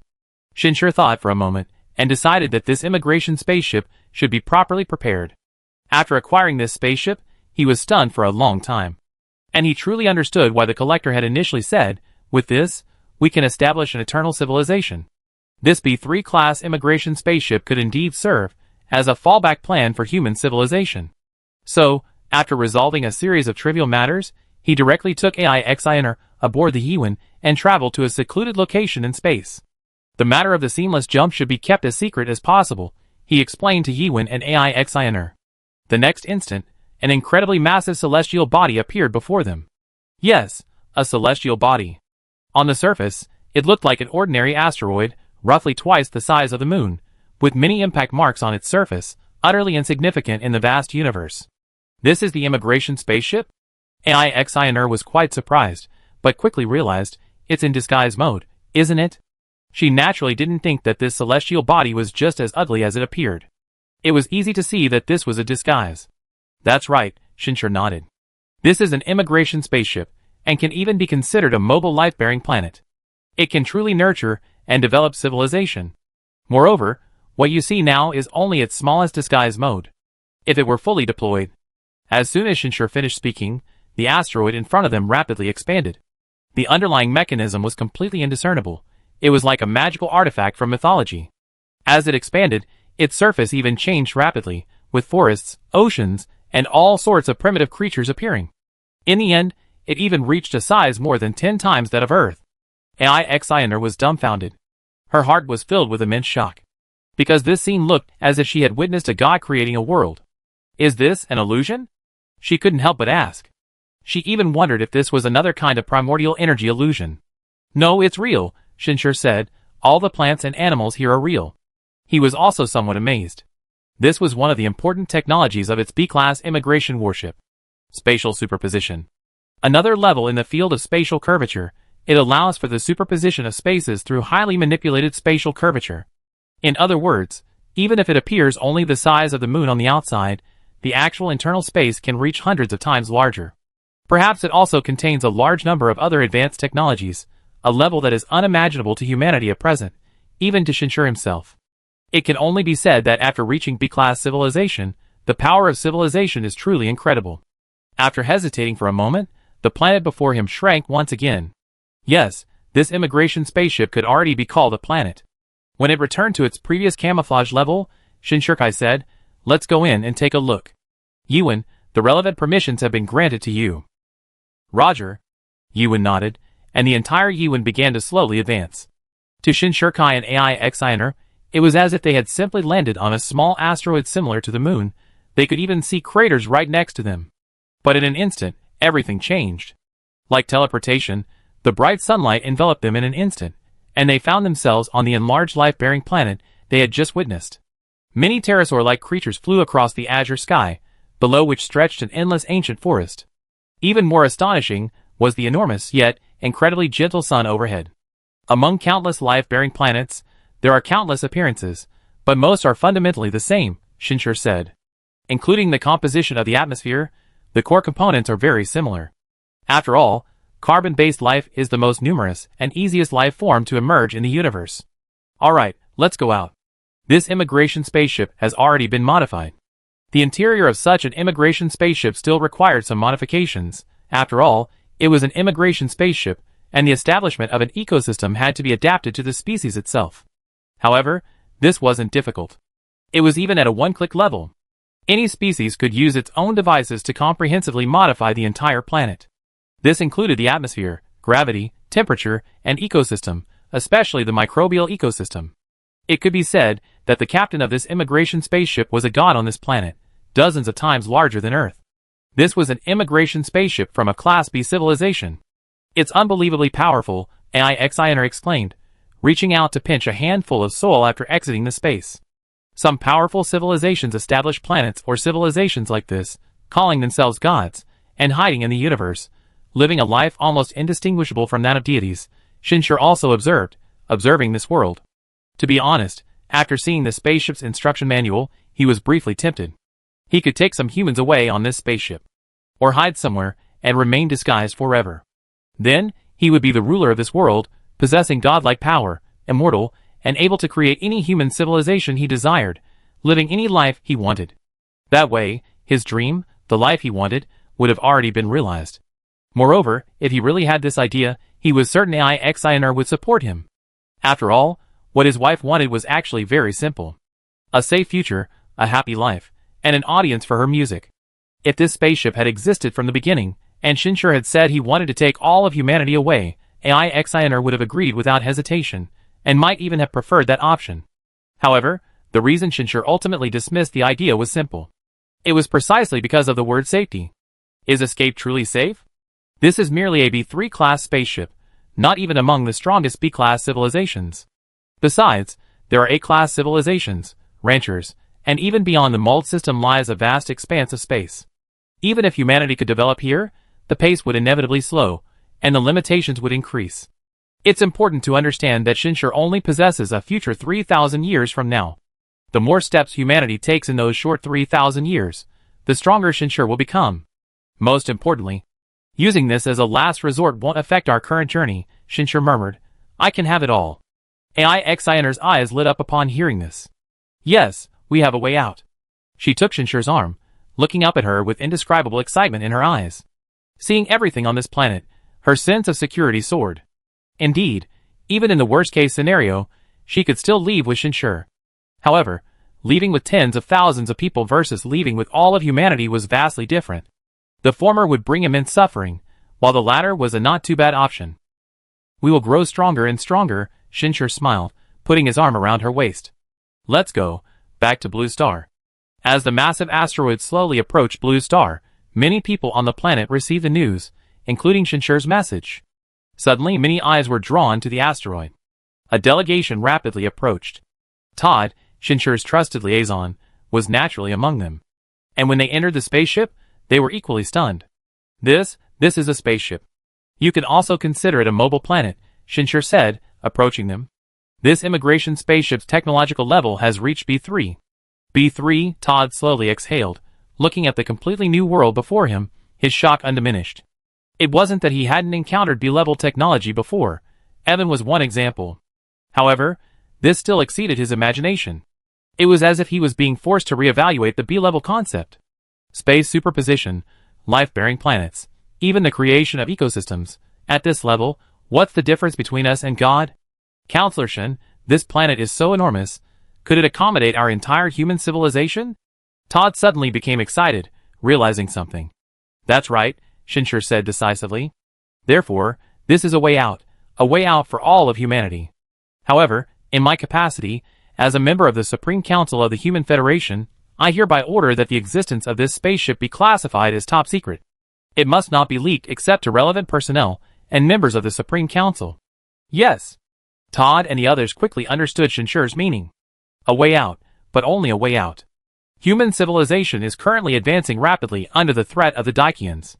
If people knew that such a way out existed, many would likely suggest fleeing. Even among the high-ranking officials of the Human Federation, many would likely do the same. After all, escaping is always easier than facing the pressure head-on. But now, Shinshur's will is very clear. That is, it was merely seen as a retreat after defeat, not an option at present. With Shinshur's will and attitude, even if some people wanted to escape now, they wouldn't openly admit it. Although nominally Shinshur is only a member of the Supreme Council of the Human Federation, in reality, after 10 years of development, Shinshur has become the helmsman of the future direction of human civilization. At least, on such a crucial decision, no one dares to openly object or oppose it. Chapter 198. Besides, Todd hadn't forgotten that no matter how much this place resembled a world, a planet, it was still a spaceship, a Class B immigration spaceship. If it's a spaceship, then it has a captain. By now, they were perfectly clear about the captain's significance within the entire spaceship. The more powerful the spaceship, the more terrifying the captain's status and power. Even a spaceship resembling a world had such a presence. Therefore, the captain of this spaceship must be the king of this world. Therefore, no one would openly refute Shinshur's decision. Because of this, after Todd and the others returned, just as Shinshur had said, this Class B immigration spaceship caused a great sensation within a certain area. However, it quickly faded away quietly. The number of people who knew about the spaceship was suppressed to a minimum, known only to those directly involved in the project, and kept highly confidential online as top secret. This was no longer the beginning of the information age. In the post-information age, highly unified and managed by artificial intelligence, AI, it was impossible for classified information that the higher echelons of a civilization were determined to hide to be leaked on a large scale. Shinshur had emphasized this point more than once at the highest meetings. The escape route was merely to allow them to develop more boldly and diligently, and to become stronger. Therefore, the personnel participating in this project began to be selected from across the entire civilization. Aside from the initial 100,000 awakened individuals, who would serve as Origin Energy Masters, the entire project required approximately 2 million people. The current human population is still too small. Otherwise, at least hundreds of millions of people would be needed to formulate a more relaxed plan. But 2 million is the minimum. Below that number, the mission will become incredibly difficult. Time flew by. 3 years passed quickly. This would be humanity's longest interstellar voyage since entering the interstellar era, and humanity's first non-combatant contact with other civilizations. It holds special significance for all of human civilization. However, Shinshur and his group's departure was destined to be silent, as the entire project remained top secret. Before leaving, Shinshur left a consciousness clone here, primarily to reassure human civilization. After all, knowing the future, Shinshur clearly understood that his departure would not cause any problems for Blue Star. At this moment, 2 million people had gathered on the Dongtian ship. Yes, this B3 class immigration spaceship had a new name. The name was naturally decided by Shinshur, and its meaning was very clear. Grotto Heaven and Blessed Land was a fantasy of a beautiful place from Eastern mythology. Choosing this name also reflected the intention of using this powerful immigration spaceship as a retreat route for human civilization. After Shinshur explained this, he reassured many of those in the know. The entire voyage will take approximately 13 years. Shinshur's voice rang in everyone's ears. It would rely entirely on the power of primal energy. He had only recently learned that this spaceship possessed a powerful primal energy device, usable not only externally but also internally. Shinshur called it the Sea of Consciousness, because its manifestation was indeed an ocean located in the real world. Any life form that stepped into its area of effect would have its consciousness drawn in, subsequently losing a portion of its authority, or rather, being directly controlled by the Sea of Consciousness. In other words, Shinshur could now easily control everything about these 2 million people. This included, but was not limited to, altering their memories and controlling their minds. This made Shinshur somewhat emotional. He had heard from a collector that this spaceship was originally commissioned by an unknown client, but the client failed to show up for the final payment and handover, so it was put up for sale by the Land of Gus and subsequently bought by him. Now it seemed that this spaceship was definitely designed from the outset to become a god of a civilization, a world. If Shinshur could be ruthless enough to take all of humanity away, he too could recreate mythology and become a god king or heavenly emperor. However, having already made his decision, Shinshur naturally wouldn't let such thoughts interfere with his actions. 13 years is neither a long nor a short time, so I won't impose any strict restrictions on you. Whether you want to study and live, choose to hibernate, or train your primal energy, it's all up to you, Shinshur continued, addressing everyone. Some people, unaware of the exact voyage time, immediately began discussing it. If we spend it in hibernation, it'd be such a waste. A mere 13 years. 13 years isn't even enough to explore this world. Everyone, let's continue training our primal energy. Alright, let's try to get more strong individuals. Of these 2 million plus people, scientists, diplomats, and soldiers make up the vast majority. Of course, there are quite a few others as well. Even the siblings Curtis and Tracy are among them. Although human civilization is now primarily based on the Human Federation, the system of states is still maintained to ensure internal competition. The Prince and Princess from the Nick Empire have both joined the Human Federation's Foreign Affairs Department and, after a period of training, their abilities are quite considerable. Furthermore, with their primal energy training, they are vastly different from themselves a decade or two ago. They even rejected the adoring attention they once enjoyed. Now, they're simply walking along the beach like an ordinary brother and sister, marveling at the scenery of the spaceship. This spaceship's surface area is dozens of times that of Earth. The ocean covers about half of it, but standing here, we don't feel any difference from the rest of Earth, Tracy exclaimed in amazement. If there were a ship in the distance, you could still see some differences, Curtis chuckled. A decade or so ago, if such a spaceship had appeared before us, I guarantee that every nation in the world, including myself, would have chosen to abandon Earth, migrate en masse, and make this the future home of human civilization. That's not necessarily true, Tracy shook her head. The owner of this spaceship is from the East. As long as that doesn't change, we won't easily give up Earth. That's true, Curtis nodded. Although they couldn't fully empathize, they also knew that as long as Shinshur was the one who brought all this to the fore, escape wouldn't be the first choice, even with this spaceship. How do you plan to spend these 13 years? Tracy looked at her brother curiously. Curtis could no longer dream of inheriting the throne of the Nick Empire. After all, their father could live for at least several hundred more years, and might even live until he grew tired of living. She had initially thought her brother would be disappointed. But she soon discovered that Curtis felt an unprecedented sense of relief at this outcome. Because the throne had only brought him immense pain. Only when standing in the spotlight, facing the gaze of the masses, could Curtis experience any pleasure. In this respect, he was very similar to her. This was why both of them ultimately chose to join the Foreign Affairs Department. They not only wanted to stand under the gaze of human civilization, but also under the gaze of the universe, enjoying the glory that human civilization possessed. For the next 13 years, I plan to further study the data on the cosmic beings, Curtis said. 13 years, all for this? Tracy was taken aback. That's right, the current Uran is actually quite complex, Curtis chuckled. Don't be fooled by our overwhelming advantage in strength this time. We're not going there with the intention of destruction, so strength isn't the most important factor.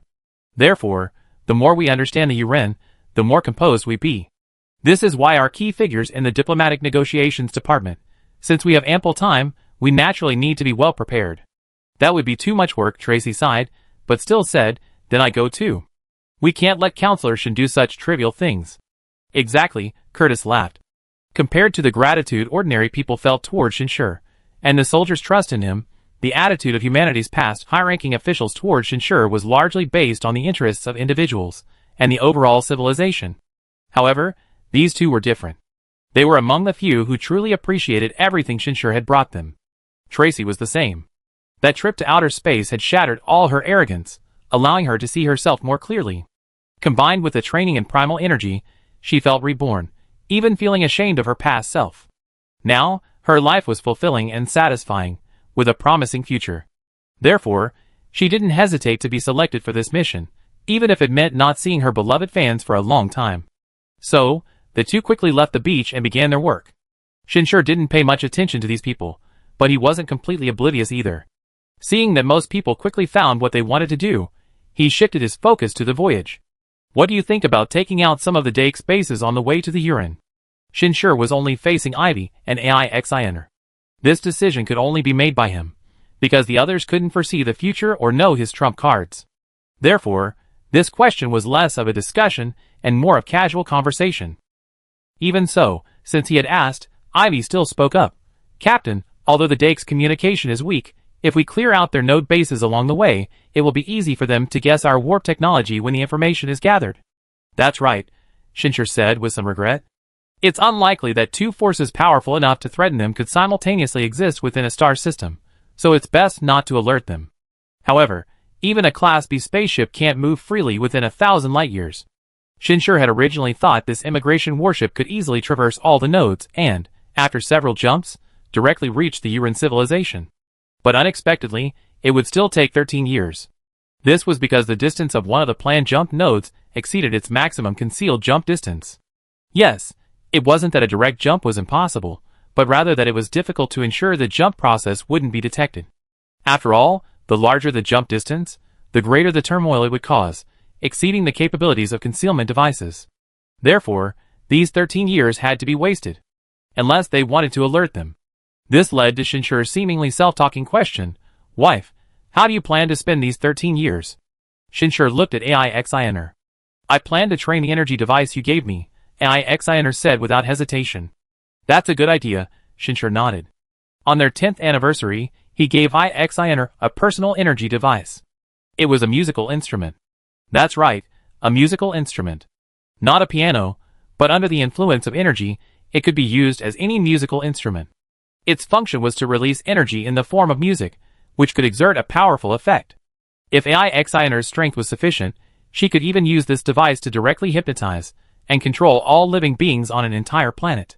This was something Shinshur had specifically acquired from a collector. The technical level wasn't low, around B2. However, the price wasn't high. Music is a vast field within primal energy technology. After all, even sight and touch can serve as entry points for consciousness intrusion, so hearing naturally can too. Special rhythms combined with primal energy power can easily unleash its destructive potential. When AIXINer received this gift, she was naturally overjoyed. In the past, she had always believed that her pursuit of music wasn't of much help to civilization or Shinshur. But with this equipment, and by embarking on the path of musical primal energy, the two could truly be combined. Training in music would no longer be a waste of time, and training in primal energy would no longer interfere with her pursuit of music. Therefore, Shinshur wasn't surprised at all when AIXINer said she wanted to continue training and using this device. Since AIXINer had also decided what she wanted to do, Shinshur was prepared to dedicate the next 13 years to training himself with all his might. He planned to use training equipment to undergo 13 years of slumber training. Upon waking, I might not become a primal energy master, but I'm only one step away. Shinshur glanced at his consciousness. Now, it was almost becoming a true world. Chapter 199. It looked much like an ordinary world, with mountains, water, trees, and sea, only not very large. Its surface area was only about half that of the moon. Of course, it was spherical. In the universe, life-bearing planets this small are extremely rare, almost non-existent, since size determines gravity, and gravity determines the attraction of air. But this was actually just a false world. Or rather, a world in a dream. It only existed in Shinshur's consciousness, but within the dream, it was incredibly clear, a sign that Shinshur was approaching the level of a primal energy master. When everything in this world of consciousness became real at the molecular level, that would be when Shinshur became a primal energy master. Of course, becoming a primal energy master wasn't just about this. The most crucial element was life. Yes, the cultivation of primal energy is a process of self-discovery. This world is not merely a simple simulation, it is also a true manifestation of Shinshur's subconscious. To truly achieve the level of authenticity required of a primal energy master, it is necessary to revisit Shinshur's perceived self, making him unwavering in his belief in the reality of this world. In other words, it is his understanding of the beginning of heaven and earth, and the development of civilization. This is the most crucial part of cultural inheritance. Unfortunately, for Shinshur, who received a modern education, his concept of planets and worlds is not the mythical Panga creating the world. Therefore, when this world initially took shape, It simply followed the realistic process of a typical life-bearing planet. First came the vast ocean, then microbial life. Then land appeared, and terrestrial life emerged. Shinshir skipped this process in the shortest possible time. At this moment, humanity and civilization appeared in his mind. Somewhere near a river, there was an ancient tribe. The Yellow Emperor's clan. In fact, before the Yellow Emperor, there were many other processes in Eastern civilization, such as the earliest known Yuanmo man, and the Upper Cave man, who started the matriarchal clan system. But like the process of life's emergence, these were not particularly special in the process of human civilization, so Shinshir skipped them directly. He then arrived at the Yellow Emperor's clan. In fact, this clan had only recently appeared. According to historical records known to Shinshir, the Yellow Emperor was the leader of a tribal alliance living in the Yellow River Basin about 4,000 years ago. He promoted the cultivation of grains and the domestication of livestock, which gradually strengthened the tribal alliance, eventually defeating the Yen Emperor tribe in the upper reaches of the Yellow River and the Chiyu tribe in the north. Unfortunately, this period of history isn't very detailed, so even Shinshir couldn't reconstruct it in detail. He could only accelerate its progression. He actually wanted to create a mythological historical narrative, but unfortunately, this part of the legend lacked relevant historical records. For him, it was difficult to use current online novels or TV dramas to create a relevant mythological narrative, because these were all records from recent times, and the more distant myths, like Panga creating the world and Niwa creating humans, conflicted with his understanding of the origins of planets and life. Therefore, this aspect can only be glossed over. At times like these, one can't help but envy the humans of the future world. Even with just a fantasy novel, they could potentially create a corresponding virtual copy, which would then play a role in actual energy invasions. This is simply because it already carries the marks of history. It has become a culture with historical significance. I wonder if I can use Investiture of the Gods and Journey to the West, but it would be best to have older versions. Shinshir had already had some antique versions of these two books collected.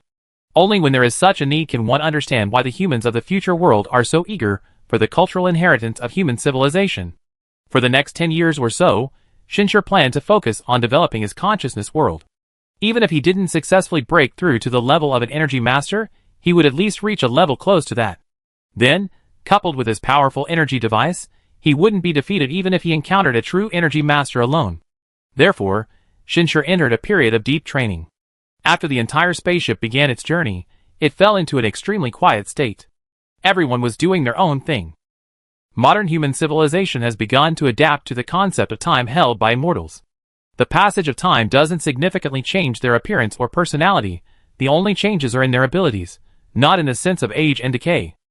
If you really think about it, Shinshir will be almost 50 years old after these 26 years, but he still feels like a young man in his 20s, someone who has just gotten married and has no children. Time flowed on in this state, year after year. At this moment, in a corner of the universe, an orange-yellow star named Yuxing was shining brightly. However, compared to other quiet stars, this galaxy was quite bustling. Spaceships shuttled back and forth, and space cities emitted soft light, adorning the entire galaxy. But at the edge of the galaxy, a massive black curtain attempted to envelop and conceal the entire galaxy. This was the Uren's Black Curtain Project. They had deciphered many of the cosmic oracles, learning of the mysteries and dangers existing in the universe, and harboring a deep fear of them. They were even willing to build such a massive project, attempting to completely envelop the entire Yuxing galaxy with a black curtain. But while some chose to hide, others sought to explore the mysteries of the universe. At this moment, on the edge of the galaxy, several spaceships are speeding through space. These are all small to medium-sized ships, but all equipped with warp drives. Once they escape the veil of darkness, they can quickly enter warp drive mode and escape this closed and dark world forever. Unfortunately, it's not that easy. Thousands of identical ships are in hot pursuit. Jizz, you cannot escape, a cold voice boomed through the communication channel. You don't understand at all. The veil of darkness exists to protect you, to protect the entire civilization. That universe is filled with countless terrible dangers, and what you pursue will only bring danger. There's no need for such lies, a male with fiery red hair said in a deep voice from inside the escaping spaceship. You're just worried we made contact with the powerful cosmic god civilization, worried the gods will return and strip you of your rule. Everything you've done will inevitably be punished by the gods. You're not a priest, you have no right to represent the gods. Ridiculous. I received the gods' oracle. Everyone, break through with all your might. The great cosmic god is waiting outside the black curtain. If any human had noticed this scene, they would easily understand that this was a group attempting to escape the black curtain and venture into the depths of the universe to find their creator. In human terms, this is called the escape faction. It's more explicit than Shinshir's initial explanation. These members of the escape faction firmly believe they can find their gods in the depths of the universe, the powerful civilization that left numerous divine sites on their home planet within this star system. In their minds, that civilization is their creator, possessing unimaginable power, and destined to return sooner or later. However, the Black Curtain Project is attempting to prevent the gods' return. Thus, conflict arose. However, those who sought to reclaim the gods and restore order were clearly not the current beneficiaries of this civilization. In other words, those who wanted to change everything were inevitably dissatisfied with everything. Therefore, the difference in strength between the two was enormous. Whether it was the number of spaceships, the technological level of the spaceships, or even the level of weaponry, they were not on the same level. The man named Gies, the leader of this fleeing fleet, could only watch helplessly as ship after ship was destroyed. But it didn't matter. His eyes were fixed on the massive black curtain so close at hand. This so-called black curtain wasn't simply a black object, but rather a special kind of particle that could absorb light. It could be understood as a dark energy covering the original light source, the only way to achieve this powerful project that enveloped the entire galaxy. However, unfortunately, these particles only targeted light sources. Therefore, theoretically, any ship could pass through it without hindrance. For Gies, once he crossed this final line of defense, he could easily tear open the black curtain and sail into the vast, boundless universe. And there were the gods, and everything he desired. "Everyone, cover our retreat!" Gies roared frantically into the communication channel, his fiery red fur leaping and glowing, making him appear like a blazing inferno, a manifestation of extreme emotion for the Uren. It was also a manifestation of surging psychic energy. Yes, the Uren had pioneered the field of primal energy technology. Due to their unique physiological characteristics, when they pushed their primal energy to its limit, their fur would glow, just as it had in ancient times when facing ferocious beasts.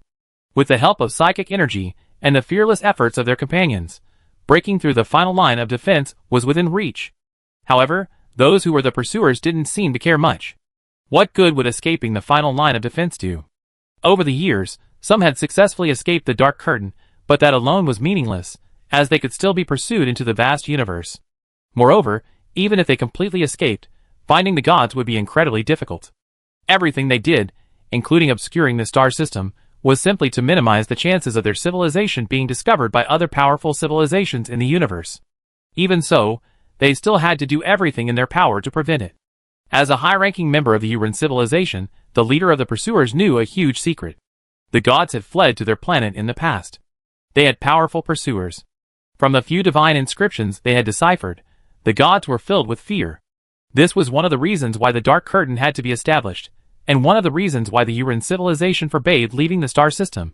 In this deep universe, there lurked immense dangers they could not even imagine. You're only after your own selfish desires, trying to plunge your entire civilization into potential annihilation, the pursuer's leader said over the communication channel. You are all unforgivable sinners, traitors to civilization, traitors to the great universe God. Even in death, you can never return to the embrace of the great universe God. Boom! The last warship besides GIs exploded in space. Because of the long-standing fear of the gods' possible return, or the arrival of those unknown and terrifying beings who had driven the gods to this point, the universe civilization had long invested enormous resources and energy in weapons development. This even included technology to prevent warp drive. What they were using now was antimatter weaponry. This had reached the D-class level, not much weaker than the weaponry on the initial 1,000-plus warships given to Shinshur by Gong Chu. Of course, it was just weaponry. Just clenched his fists tightly, his eyes, more than twice the size of the largest human eyes, wide open. Activate the warp engine, he roared through gritted teeth. Yes! The remaining crew members had gone completely mad. They weren't completely out of the warp limiter's range. Attempting warp drive, at this moment, was absolutely insane. But there was still a glimmer of hope. The gods would surely protect them. Just as Gis began to pray silently, with a deafening roar, the rear half of the ship violently trembled and was torn apart. Being a tiny ship to begin with, it naturally couldn't offer much protection against the warp engine. Even a slight tremor was enough to easily tear the entire ship apart. Gis was flung out by the vortex created by the shockwave, spinning and flying through the bustling universe. He failed. He wasn't dead yet, Nor would he die so soon, because he was fortunate enough to escape with minimal injury during the throw, and the modifications he had undergone were enough to allow him to survive in space for a considerable period. However, his ultimate fate would be either capture, a high-speed collision with an asteroid, or simply continuing his flight. Gods. At this moment, Jis was surprisingly calm, even quickly adjusting his direction as he watched the approaching darkness. He was a true believer in the gods. He firmly believed in everything the cosmic god cult had told him in the past, that the gods created the cosmic beings, left behind miracles, and would eventually return. Chapter 200. This battle seemed to have temporarily ended, because one side's spaceship was destroyed. The pursuers weren't in a hurry to find out if the enemy had been completely wiped out. After all, without a spaceship, even if they were still alive in this vast universe, they probably wouldn't be able to reach another asteroid before they died. They had plenty of time to search and collect the bodies.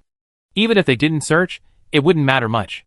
The probability of such victims surviving in this vast universe was extremely low. However, this was under the premise of limited technology. Neither the pursuers nor the pursued were likely aware that everything that had happened here had already been discovered by another powerful force in the universe. It was a wandering planet, a powerful spaceship, and a primal energy powerhouse, who was almost a primal energy master. That's right, it was Shinshur and his group. Through the spaceship aboard the Cave Heaven, Shinshur and his companions were not only able to observe everything happening here, but also to simulate the actual scene, and even understand the conversations between these people, including their thoughts and ideas. At this moment, the Cave Heaven was actually still about 1 light-year away from the spaceship. Aside from warp drive, even a Class B spaceship could only travel at sublight speed, but its detection technology was truly terrifying. Of everyone present, only Shinshur could remain calm, as he had already reviewed the spaceship's manual. The others were far from composed. Powerful technology truly crushes the weak, Todd sighed. Everything is under our control, and they know nothing. I even suspect someone might be watching us right now. Such suspicion is nothing but needless worry. Shinshur shook his head. A tattered figure immediately appeared in the virtual space. What do we do with this person? Shinshur didn't know they could capture such a scene at this precise moment. After all, the future world couldn't possibly have a complete record of everything this small civilization did over 3,000 years ago. So, it really was a coincidence. But Shinshur estimated that this wasn't an isolated incident, because according to records, during the 600 years since the Uran were invaded and conquered by the Dake people, their internal conflicts had gradually intensified. This situation actually didn't occur very often. Without a sound civilizational system, it's unlikely that a civilization could become a D-level civilization on its own. However, the Uran did have certain unique characteristics. Their technological development largely relies on the remnants of civilizations that once left traces in their galaxy. Therefore, while technology advanced rapidly, their culture also suffered. So, Shinshur estimated that even if he hadn't witnessed this scene yet, he would likely see a similar one soon. The question now is whether to utilize this person. The answer seems to require little hesitation. If we can save him, I suggest we rescue him, someone quickly suggested. Whether he's useful or not, he can help us understand this civilization more deeply, and most importantly, there's almost no loss. Then it's decided. Shinshur nodded. He's already entered hibernation mode, probably having given up hope. We still need about a year to get to the past, but that's alright. I can use primal energy to pull him in. Upon hearing this, everyone else was stunned. They were a full light-year away from this person. They still remembered that during the Voran War over 20 years ago, human civilization at this distance could only wait a year for communication. Now, not only could they obtain such detailed images, but they could even cross this vast distance and directly intervene? Primal energy paired with a primal energy device can alter reality. Shinshur naturally noticed their surprise. He simply stretched out his hand and said calmly, "At my level, I alone can easily do this." As he finished speaking, a verdant, willow-like plant seemed to slowly grow in his palm, but it was illusory, as if it had penetrated into the void, or perhaps it didn't exist at all. Some people seemed to realize what was happening and quickly looked at the large screen. At that moment, the astronaut on the large screen, who had been drifting in space with his eyes closed, suddenly drifted in another direction. Everyone clearly saw a pursuing warship pass by not far away, yet they didn't notice it at all. Was this done by Shinshur? After they confirmed this, the way some people looked at Shinshur changed slightly. Effortlessly controlling the fate of others from a light-year away, and this wasn't even thanks to the equipment on the spaceship, it was solely due to Shinshur's own power. Surprised? Shinshir looked at his own palm and chuckled softly. This is the power of thought, seemingly existing on another level beyond the material world. Distance is meaningless. Now I roughly understand how the mud system, centered on animal husbandry, was established, and I can understand why interstellar overlords like the rancher exist in the universe. Indeed, Shinshir still utilized the power of technological devices. If it weren't for the B-grade primal energy device in his mind, he simply couldn't have accomplished this on his own. However, even so, this was still a powerful force truly wielded by him. Therefore, it was entirely possible for the rancher, alone, to dominate an entire vast star system, even establishing such a brutal animal husbandry system, raising countless powerful civilizations that ventured into interstellar space and traversed the cosmos. All technology exists to empower life with greater strength. I always felt that Your Excellency, the Counselor, alone could accomplish this mission. Some looked at Shinshir with barely suppressed amazement. Others were beginning to truly value primal energy. Although they already knew of the power of primal energy technology, this was only now giving them a completely new understanding. It's not that easy, Shinshir shook his head. If we were to conquer this civilization, then just me and Ivan would be enough. However, our goal is to control them, or even more dramatically, enslave them. That can't be achieved by mere force. Please don't be careless. We're not just taking some people. Ideally, we should bring the entire civilization back to serve us. Civilizations like this, unaware of the mud system, and not yet fully integrated into it, are rare in this region. Shinshir already knew this. With this civilization's capabilities, coupled with the vast number of production lines and related technologies it brought, it was barely possible to complete the initial construction of the star system fortress within the remaining time. It was barely possible. Therefore, if Shinshir didn't want to search for a second civilization, it would be best to bring this civilization back intact. Unfortunately, Shinshir glanced at the database and sighed. His actions could also change the future, but only when he took crucial actions. It wasn't as simple and direct as the device. So, the future changed once, when he took out the Cave Heaven ship, and again when he set off, but neither change pushed the future towards the future he hoped to see. In other words, in the present future, his operation was a failure. This familiar feeling was the reason for Shinshir's sigh. Here we go again. Undoubtedly, this was the world's inevitable end. Otherwise, Shinshir would find it hard to believe that he could still fail when he held such an absolute advantage. No, it couldn't be called a failure. He still managed to take quite a few people back, but these aliens hadn't truly established a star system fortress. They were far from it. Regaining his focus, Shinshir looked at the image again. I brought this alien to meet us. Plan what comes next carefully. I tell you the requirements, and you should submit your proposal report to me as soon as possible. Yes. Everyone stood up, bowed, and responded in unison. Shinshir was the captain of this spaceship, a figure of high status within their civilization. Therefore, Shinshir would not, and could not easily reveal himself in the future. He had to maintain a certain mystique and prestige. So from now on, they had to get used to this. This was also part of the previous plan. Of course, even without this, Shinshir held a special place in the hearts of all humanity, a source of their confidence and pride when facing these extraterrestrial civilizations. Therefore, this obvious difference in status at this moment was not necessarily all a pretense. Soon, a proposal was handed to Shinshir. The instant he finished reading the proposal, Shinshir once again accessed the latest information database of the future world. Through detailed discussions in the future world, he gained a deeper understanding of the proposal, corrected numerous flaws, and resent it to the others. At that moment, the future underwent another subtle change. Excellent, another step closer to success.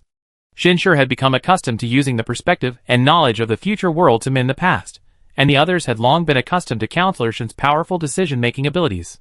Therefore, the final year was for planning and preparation. GIs knew he had been drifting in interstellar space for approximately 300 cosmic days. He didn't expend much energy to change his direction, because it was pointless. His energy reserves weren't enough to take him anywhere. He could start over. Therefore, he preferred to conserve his primal energy to sustain his life, giving him a chance to struggle and escape if he was about to be discovered or collide with an asteroid. Yes, even now, he hasn't completely given up. Although he knows his chances of survival are almost zero, this is the universe beyond our galaxy, the birthplace of gods. A vast and mysterious sea of stars. Miracles should exist here. Every time Jis wakes up, he does only one thing: pray. Faith and longing are his only remaining motivation to live. Perhaps, under the watchful eyes of the gods, a miracle will happen. This day, Jis woke up still praying with this same longing. And from the moment he awoke, he seemed to sense something different. It was an extremely hazy feeling, as if someone in his mind was calling to him, pulling him, guiding him to a certain place. Is this an illusion? No, it's the gods. Jis's emotions, which had been stagnant for over 300 cosmic days, began to stir again. He might know that this was most likely a hallucination, but for a true psychic to deceive himself, only a psychic far more powerful than himself could awaken him from this self-deceptive illusion. And he truly felt it. This calling grew clearer and clearer. Until a certain moment, in a daze, Jis suddenly found himself before a bright light, and an incredibly massive planet abruptly appeared before him. Yes, a planet. Even though Jis had deceived himself, even though he firmly believed that the gods were guiding him, at this moment, he still experienced immense confusion. He began to doubt if this was an illusion. Where did this planet come from? And it was so enormous. Within a distance of only a few thousand kilometers, it completely obscured his entire view. The chip in his mind had instantly calculated the size of this planet, almost several times the size of a planet like Yuxing. He could even clearly see the pure white clouds, the calm atmospheric currents, and even the vast ocean and the verdant green of the massive landmasses. Everything was so real. It wasn't until he felt a sudden pull on him, drawing him towards this enormous planet, that Ji's finally reacted. Almighty gods! His sparse, fiery red hair shone with an intense light at this moment, but even that couldn't express his emotions. A miracle had occurred. The gods had answered his prayers. It wasn't a self-deceptive illusion, but the real miracle he craved. Drawn by the force of the pull, his figure hurtled ever closer to this divine abode. The air rushed past his ears. The earth gradually came into focus beneath him, and yet he remained unharmed. Jis's excitement was almost overwhelming. I knew it, I knew it. He even began to stammer incoherently, completely losing his former composure and rationality. But so what? The gods had returned. Chapter 201. Although the planet before them differed greatly from, or rather, was completely different from, the records of their civilization's ruins, Ji's was now in a state of frenzy.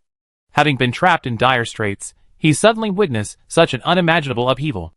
In his heart, he naturally preferred to believe that this was the god he had been searching for and waiting for, rather than some other being. Even if it wasn't, it had to be. For a master of primal energy, while it was easy to maintain one's will, once determined, one could also become exceptionally stubborn. After all, the stronger one was, the more one understood one's own heart and what one desired. At this moment, Ji's was completely immersed in immense joy, a joy that almost made him lose himself. But even the strongest emotions cannot last forever. When Ji's realized he was still falling, he gradually calmed down. I am the most devout believer of the gods. He roared across this world, simultaneously surging his spiritual energy and continuously transmitting his emotions. That was submission, joy, obedience. Clearly, having calmed down, Jis gradually realized that the master of this suddenly appearing planet might not be the gods he knew. But so what? The gods Jis originally worshipped weren't just the creators of their civilization, the creators of those ruins, but also because the gods were so powerful. Powerful enough that merely some remaining ruins could bring prosperity to the entire human civilization, exceeding their imagination. It also brought with it incredibly powerful psionic energy. Therefore, what Ji's truly worshipped and believed in was power. Having clearly recognized this, Shinshur had made his decision. I seen through the essence of his consciousness. Proceed with Plan 7, Shinshur instructed. The people Shinshur brought had put a lot of effort into this potential guide. And in the next moment, Ji suddenly felt an irresistible force acting upon him, pulling him from his falling position towards another direction at breakneck speed in a way he couldn't even comprehend. He didn't even feel any inertia. This wasn't actually an ordinary force, but involved the application of curvature in space. Of course, Ji didn't understand this. He was simply amazed, even somewhat terrified, by his own overwhelming weakness. To be able to almost escape from layers of blockade, Ji naturally possessed considerable, even extremely powerful, abilities. Both his primal energy and his modifications were remarkable. His equipment even utilized some components left behind by the civilization of the gods. He was confident that even if he were to arrive in the civilization of the gods, he wouldn't be as weak as an ant. Otherwise, he wouldn't have gone to such lengths to find the gods. Deep down, he harbored the ambition to become one of them.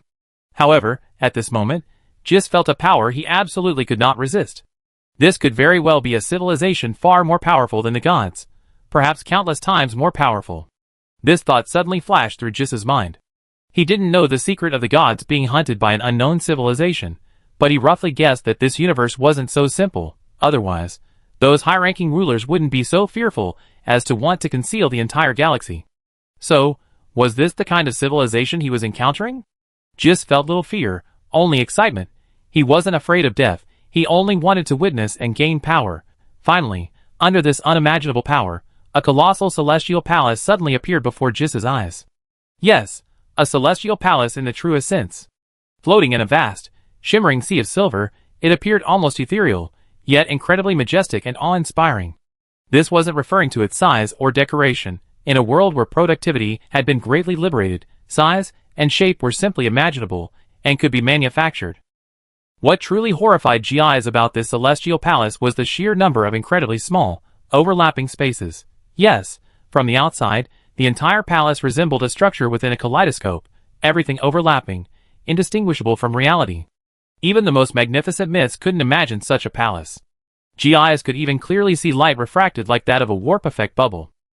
But this was the interior of a planet. He was absolutely certain that this planet wasn't in a warp effect travel system. This technology even left him in a daze. Could the civilization of the gods achieve this? No. Although the civilization of the gods was equally terrifyingly powerful, they still hadn't truly mastered space, and couldn't even imagine such a realm existed. GIs? A voice suddenly appeared in Guy's mind, causing his expression to change drastically. Before he could speak, wave after wave of consciousness flooded in without obstruction. Uran civilization. The dark curtain of the ruins at this moment, GIs could no longer control his fear, because what surged through his mind was everything he knew, even things he had forgotten, or merely insignificant details from his memories and understanding, now surfaced densely and uncontrollably. His heart was filled with only horror. Because from this moment on, he had no secrets left. Even speaking was pointless. Is this the power of a powerful being from beyond the galaxy? His psionic level had reached the pinnacle of the entire civilization, even comparable to the level of gods in his eyes. Yet here, he had no power to resist whatsoever. Just then, a steel stamp was instantly etched into the depths of his consciousness. Announce our arrival. With just this simple sentence, or command, before Jis even had a chance to utter another word, everything went black. He found himself once again in the pitch-black universe, uncontrollably hurtling towards a specific location at breakneck speed, and there were no planets in sight. Looking around, the entire universe remained utterly dark. If it weren't for the crystal-clear imprint in his mind, he would have even doubted that everything he had just witnessed was an illusion. But he knew. Uran's future would be forever changed. At this moment, Shinshur and his group were still watching the figure observing him. I left a willow leaf in his consciousness, Shinshur said. It should give Uran a surprise. So now it's up to Uran's reaction? This was a general. Although he hadn't participated in the planning, he roughly understood the plan's details by now. There shouldn't be any problems, Todd said. The difference in strength is obvious. We calculated most of the development directions as best we can. Then let's wait, Shinshur said finally. He continued to look at the 3D projection in front of him. In fact, compared to the others, who could only see this figure, he could see much more, since a portion of his energy device had been engraved into Jis's mind as an energy steel stamp. That's right. From beginning to end, Shinshur and the others had no intention of meeting Jis, nor did they intend to deceive him or say anything to him. Ultimately, for them, the core of their action plan was singular, to demonstrate absolute power. This included using the warp drive to construct the palace, exploring Gis's memories, and even the direct and brutal inscription of the primal energy steel seal, all of which were merely preparations for this core objective. In short, the first part of the plan was complete. Next, it was up to the astronauts to respond. Gis had spent approximately 300 days drifting to the place where he encountered the cave heaven, yet his return journey had taken him less than an hour. This was unbelievable for GIs, who possessed no spaceship and was merely a life-modified being. But it was indeed so. Even in the vastness of space, he could clearly feel himself constantly approaching the darkness. This unusual speed was naturally detected by the Uran civilization's detection system within the darkness. At first, they thought it was just a rapidly moving meteorite or something similar. But soon, they discovered powerful psionic energy emanating from this approaching object. It was a life form, and a life form of considerable strength. This news immediately attracted attention. Currently, the Uran civilization openly possessed two powers: the Uran Royal Court, responsible for political administration and development, and the Uran Divine Court, representing the existence of the Uran since ancient times. Ostensibly, The Uran royal court held the most power and authority. However, in reality, the divine court controlled most of the relics of the gods, and thus possessed truly cutting-edge technology. At this moment, the first fleet of the divine court, which had been sealing off the area around the Black Curtain and preventing the Black Curtain rebels from escaping, had not left. They quickly received intelligence from the detection system. It was this very fleet that had previously destroyed Gith's ship.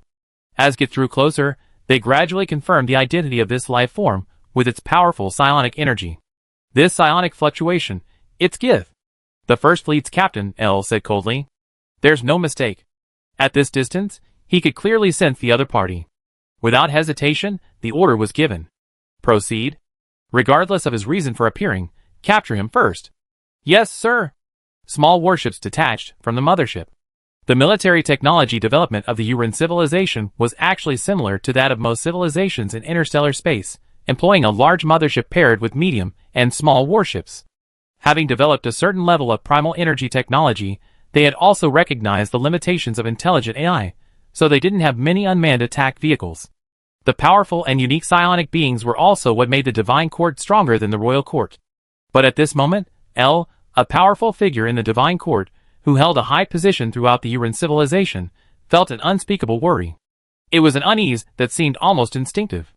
However, a careful examination of his own heart would soon reveal the source of this unease. Guy's emotions are in turmoil, L said in a deep voice, standing in his personal warship. I can sense that his consciousness is fluctuating wildly. Otherwise, if he were to conceal his strength at all costs, we wouldn't have been able to find him so quickly. Indeed, it's very strange, L's adjutant, a general named Ife, nodded. We've been searching for over 300 days. Although the search effort and scope haven't covered the entire area, the fact that we haven't found him is already a low probability event. Besides, Giaz no longer has any ships. Even if his body isn't damaged, he shouldn't possess this speed. He's almost at the point where he can activate his warp drive. Ife was L's younger brother, and everyone understood what he was saying. But understanding was one thing, incomprehension was another. This was the source of L's unease. His primal instinct sensed the unease about the unknown even before his logical thinking could process it. No, it wasn't entirely unknown. Giaz had returned from beyond the veil of darkness, making it easy to guess whether he had discovered or encountered anything in that vast expanse of space they had to seal off. Perhaps something else. A relic of the gods that defied discovery? Accelerate. L knew that the fastest way to dispel this unease was to transform the unknown into the known. They quickly approached.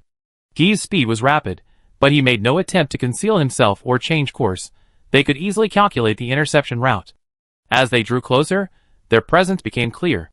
When his image was transmitted into the warship, El Ife, and all the other warriors of the divine court were instantly stunned. The reason is simple. Because there's nothing there. How is this possible? Ife's eyes widened, his fiery red hair flying uncontrollably. No small spaceship, no thrusters, no accelerators, not even the force field thrusters inherent in Guy's modified body were activated. Their feeling was like that of a human suddenly seeing a solid iron ball flying erratically in midair. Truly incomprehensible. Even El paused for a moment before slowly saying, something really is going to happen. Yes, something is going to happen. As for how serious it is, it's still uncertain, but it's definitely not minor. Chapter 202. Faced with this situation, El immediately became alert. Without much hesitation, he said directly, pass on my order, activate the highest level of defense. Also, contact His Holiness the Pope immediately. Highest level of defense? Ife was surprised. Has it really come to that? The highest level of defense meant an enemy from beyond the Dark Curtain had invaded. In fact, there were even higher levels of defense above that. For example, the return of the gods, and the reappearance of the powerful civilization that once hunted them down. But these two levels were unknown to most, yet even so, the activation of this defense force still greatly surprised everyone else. Although there were indeed things about GIs that were incomprehensible, it was still impossible to confirm whether an alien civilization had truly attacked. Obey orders. El raised his voice. We can't be sure if it's come to that, so we must consider the worst-case scenario. Yes. Ife said no more. His brother, El, was the commander of the entire fleet and had the authority to do so. However, if the situation wasn't as serious as it seemed, El would also face severe punishment. But at this moment, Ife actually hoped his brother would be punished. El himself probably felt the same way. The order for the highest level of protection was quickly relayed. This location was approximately 1 light-year away from Yushing, an extremely vast distance. For the Yushing civilization, which hadn't mastered warp-to-warp communication, simply transmitting information back to Yushing would take over a year. Therefore, this so-called highest level of protection couldn't actually allow the entire civilization to enter full-scale protection in a short time. They could only cover this one area. Even so, this still caused panic within the area. Has an alien force invaded? What happened? May the gods protect us. Cities were placed under full military control, important figures and equipment were urgently relocated, warships took off at breakneck speed, approaching the darkness, all protective devices were activated, and all personnel and weapons entered a quasi-war state. As the core of all this, GIs naturally received extreme attention. Air didn't even choose to capture GIs directly, but instead summoned a group of warships to surround GIs, who was still traveling at high speed without slowing down or being affected by any other gravity, for a comprehensive investigation. And the result, naturally, was nothing. This was to be expected. Shinshur had installed a C7 level personal engine system on GIs, a microscopic technology, while the technology of the Uran civilization and its inherited relics was mainly macroscopic, making it impossible to find anything in the microscopic realm. The result was that no matter how hard the researchers investigated, they couldn't find any power source in Geese. They couldn't even find an engine. It was as if an invisible and incomprehensible force was empowering him. This result not only made L's mood increasingly serious, but also caused panic among the others.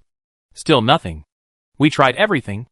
After 7 human days of research, the researchers had no choice but to announce their abandonment to L. Did you use any divine artifacts? L asked. The so-called divine artifacts refer to devices left behind by the gods, specifically those specially designed and usable by them. The technological level of these artifacts far surpasses their current capabilities. Even with thousands more years of development, they might not reach that level. However, the researcher nodded. We used them. His emotions radiated uncontrollable terror, his fiery red hair jumping erratically. We activated the divine artifact analyzer starting with A, and we activated 3 more, but still, we haven't found anything. Nothing? Even L found it hard to believe. Yes. Absolutely no response. The researcher's panic reached its peak. But ultimately, L could only accept this reality. In fact, this was because their intelligence had been obtained by Shinshur, who possessed the future. Otherwise, with the technology of their so-called godly civilization, facing the same sea-level devices, even if inferior, they wouldn't have been completely helpless. However, Shinshur, who was well prepared, specifically chose the microscopic realm, a field the civilization of gods was not adept at. Under such immense pressure, L finally gritted his teeth. We can't wait any longer. He said in a deep voice, I want to link with Guy's consciousness. My lord. Everyone was taken aback. I object. Fei was the first to object. This is too dangerous. Although we don't know exactly what happened to GIs, we are certain that Guy's psionic energy and consciousness have become chaotic. This is something we can clearly feel. Linking with Guy's consciousness at this moment is far too dangerous. Even now, Guy's psychic energy remained extremely turbulent. It hadn't calmed down at all. As a wanted criminal who nearly broke through the veil of darkness, Guy's mastery of psychic energy was undeniable. Even Jill wouldn't dare say she could easily defeat him. But for such a powerful Geese to be in this state meant that there might be immense danger within his consciousness, and even his memories. This power, obtained from the ruins of the gods, and named psychic energy, was inherently extremely dangerous. Let alone now, however, L was clearly determined. This is the fastest way. Don't worry, I won't connect directly. Let the others handle it first. That's an order. Yes. L's fiery red hair, which had been bouncing around, now flattened back down. As his adjutant, he had the right to offer suggestions, but the final decision rested with his brother. And he knew his brother.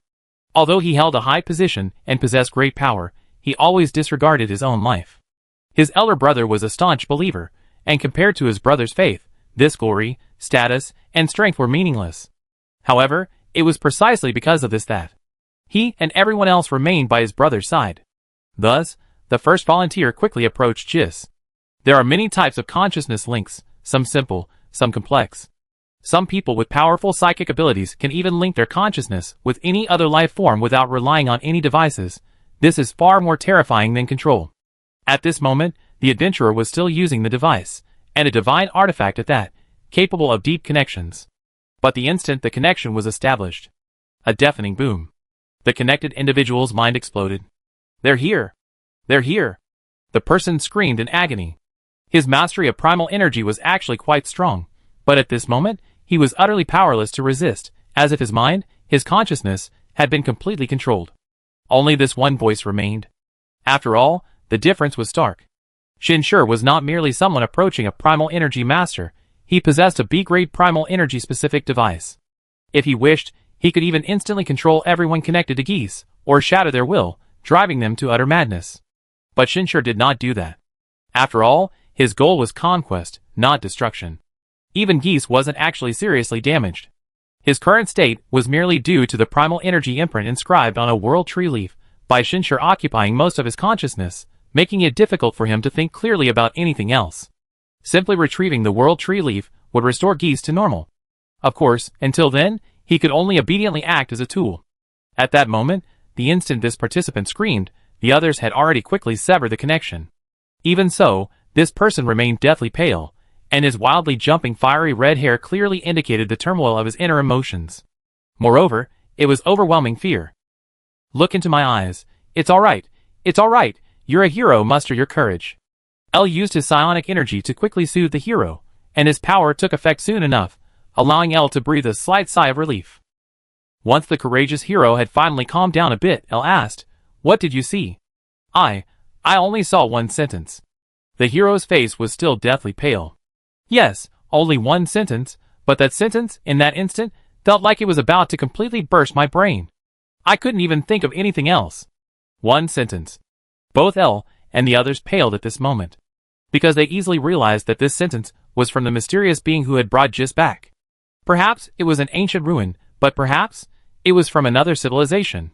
Which sentence?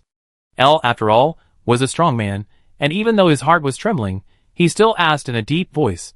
However, when he heard the sentence, he could no longer maintain his composure. "Proclaim our arrival." Though his face was deathly pale, the words spoken by this courageous explorer seemed to carry an immense, oppressive force. Even more terrifying was the word itself. There was no longer any need for doubt, no longer any need for illusion. An unknown, powerful force had arrived before them. This would be a cataclysmic change for their entire civilization. Perhaps it would also be the end of their civilization. At this moment, L even wanted to immediately activate the hidden protective force, the truly highest level, representing the arrival of the terrifying force that had once hunted down the gods. Unfortunately, he didn't have the authority. "Sir!" Everyone around him was deathly pale, their fiery red hair curling up in fear. They all looked at L, their highest-ranking officer, hoping to draw courage from him. L knew what he had to do. He didn't remain silent for long, but simply surveyed the crowd, releasing his spiritual energy to soothe everyone's hearts. "Gentlemen," he said softly, "this is a cataclysmic change unprecedented in the thousands of years of our human civilization, but we cannot escape it. We must face it. The gods will protect us." "May the gods protect us," the others prayed in unison. In times like these, faith can indeed bring immense courage. L quickly took the next step. This message must be transmitted back to the divine court as quickly as possible. Besides the information itself, we need to send someone in person. Furthermore, whoever arrives, whatever their purpose, we need more information.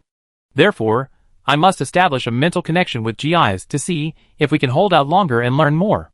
This time, even Ife didn't stop his brother, because he knew that the survival of the entire civilization was at stake. And as the strongest person here, his brother had to shoulder the corresponding responsibility. Each of them had to shoulder their corresponding responsibility. After giving a series of instructions, including those in case of his own sacrifice, and once everything was ready, Ife approached GIs with the device.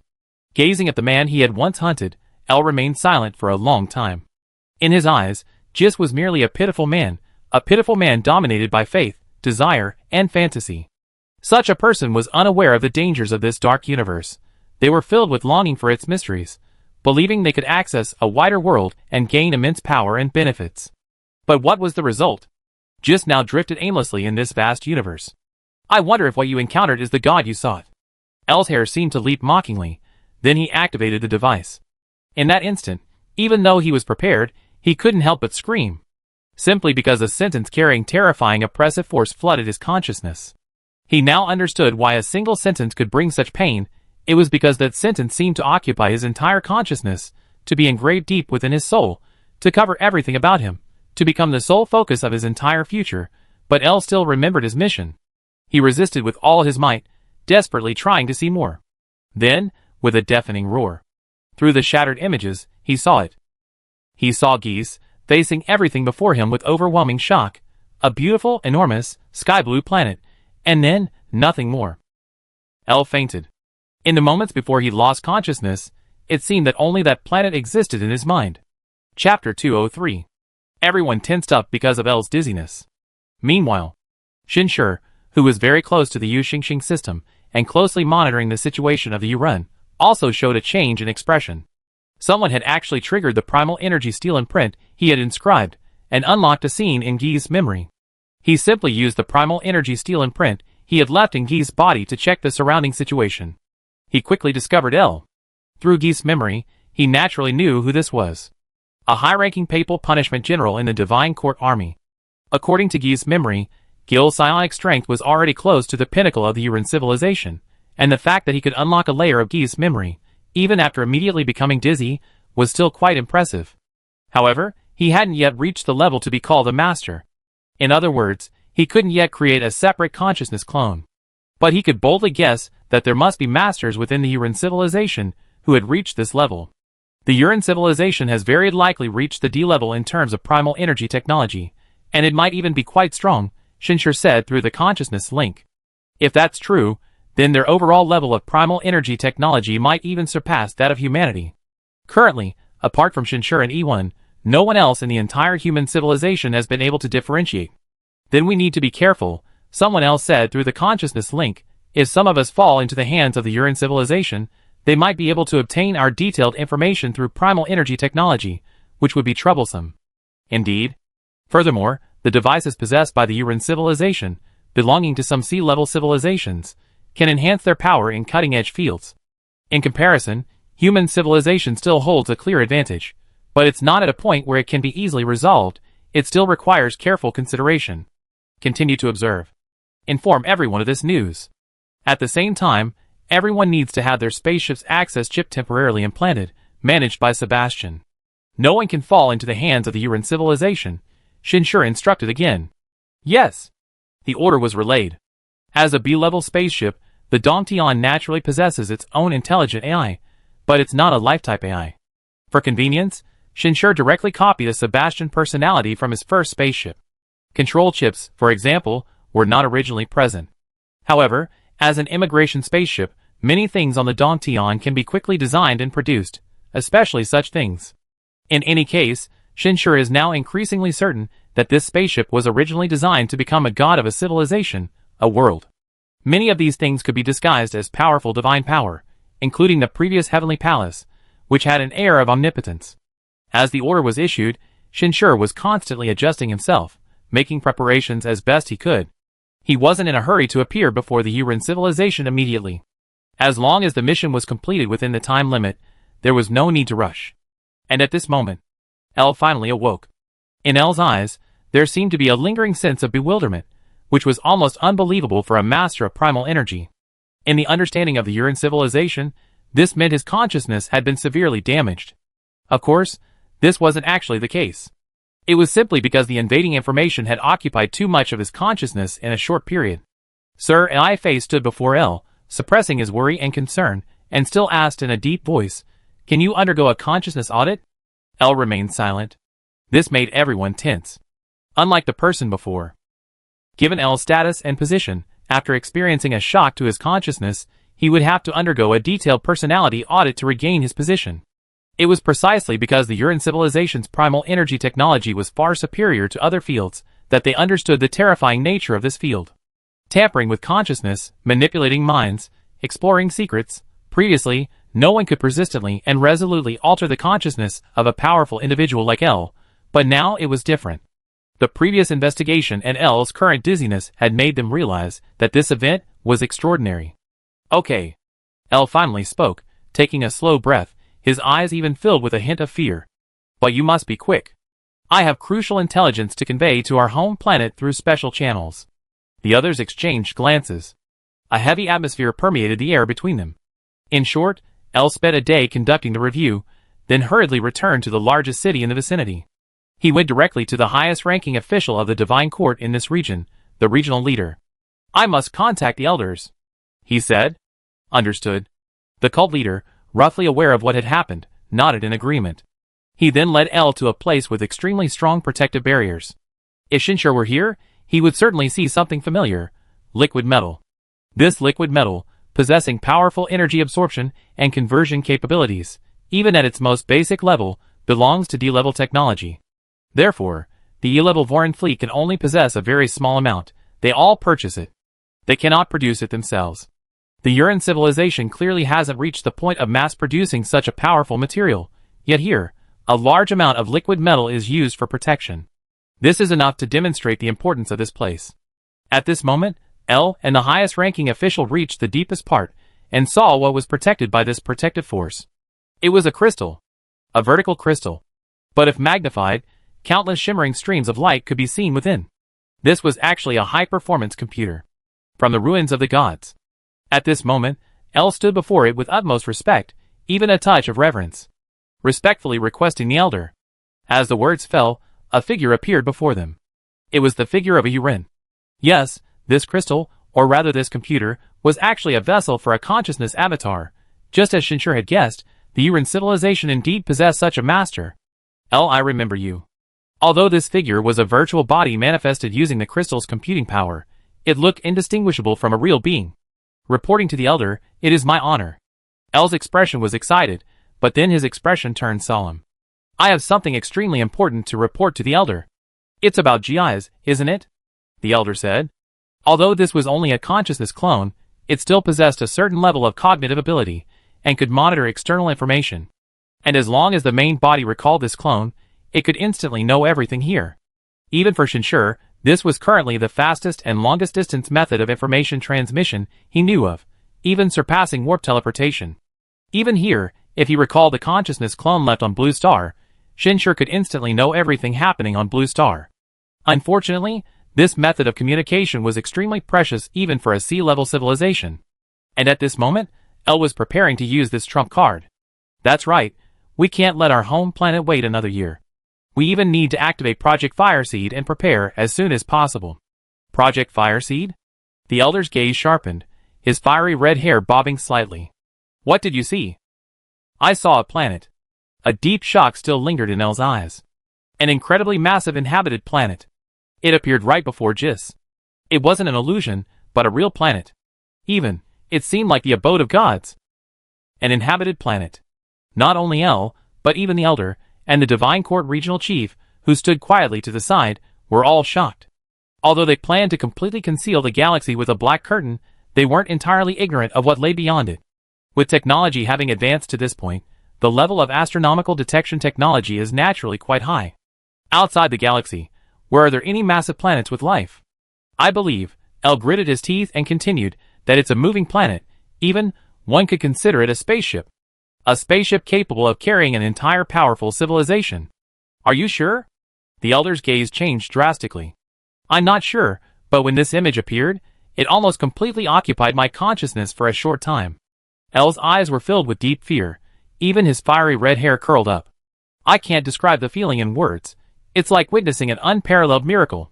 Just watching it is an offense to the gods. And with that sentence deeply etched in Guy's mind, at least we can be certain that an unimaginably powerful civilization has arrived. I even suspect it's more powerful than the civilization that has been hunting down the gods for thousands of years. Neither the elder nor the regional leader could speak. Only an immense sense of oppression surrounded their hearts. The three individuals present were all high-ranking members of the Divine Court, so they all knew the greatest secret, the divine civilization that bore witness to the development of the entire human civilization, a civilization so powerful in their eyes that it was unimaginable, was actually being hunted by another civilization and forced into a desperate flight. This secret was the core reason why they dared not explore the universe, and even went to great lengths to hide themselves. They harbored a profound fear of the universe. Those who knew the secrets, the tip of the iceberg of the universe's terror, had always feared most the discovery of that incomparably powerful, cruel, and irresistible civilization or force, as described in the records left by the gods. After all, even the gods' records were filled with despair and fear towards their pursuers. But now, The apocalypse they had long dreaded seemed to be truly approaching. This message must be sent back to our home planet.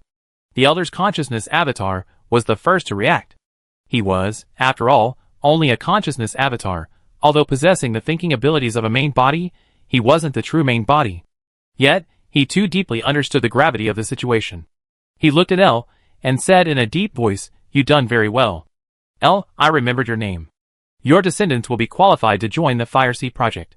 Your subordinate will swear to protect the Divine Court to the death." El prostrated himself. His heart was equally heavy. He wasn't afraid of death. However, this is not merely the death of an individual, but the survival of an entire civilization, the survival of all things. This divine body is extremely precious. You must obtain as much information as possible in the shortest time. The Elder ordered again. Pass on my orders.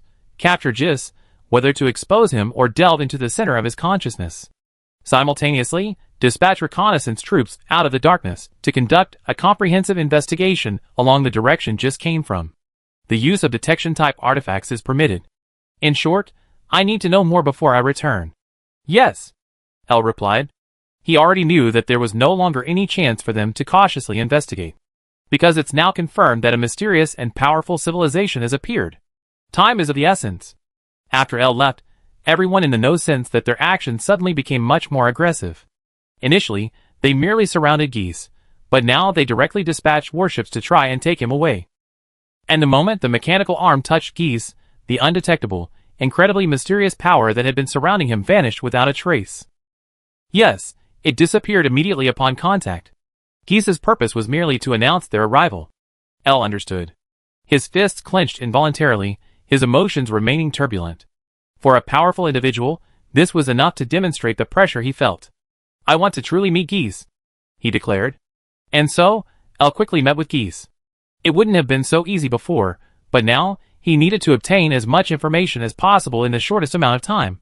This wasn't his first meeting with Geese. Q knew that El and G.I.S had once known each other, and were on good terms.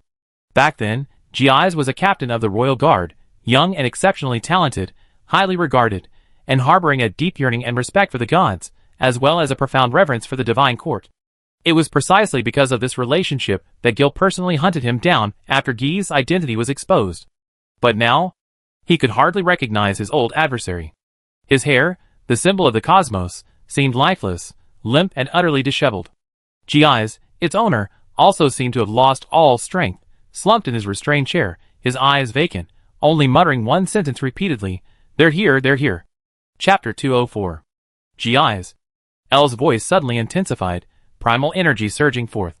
"What are they? Are they gods? Are they the gods you've been searching for?" These words seemed to have an effect. Gee's gaze sharpened slightly. He seemed to be barely using his remaining sanity to perceive the presence before him. His blank eyes managed a mere sliver of focus.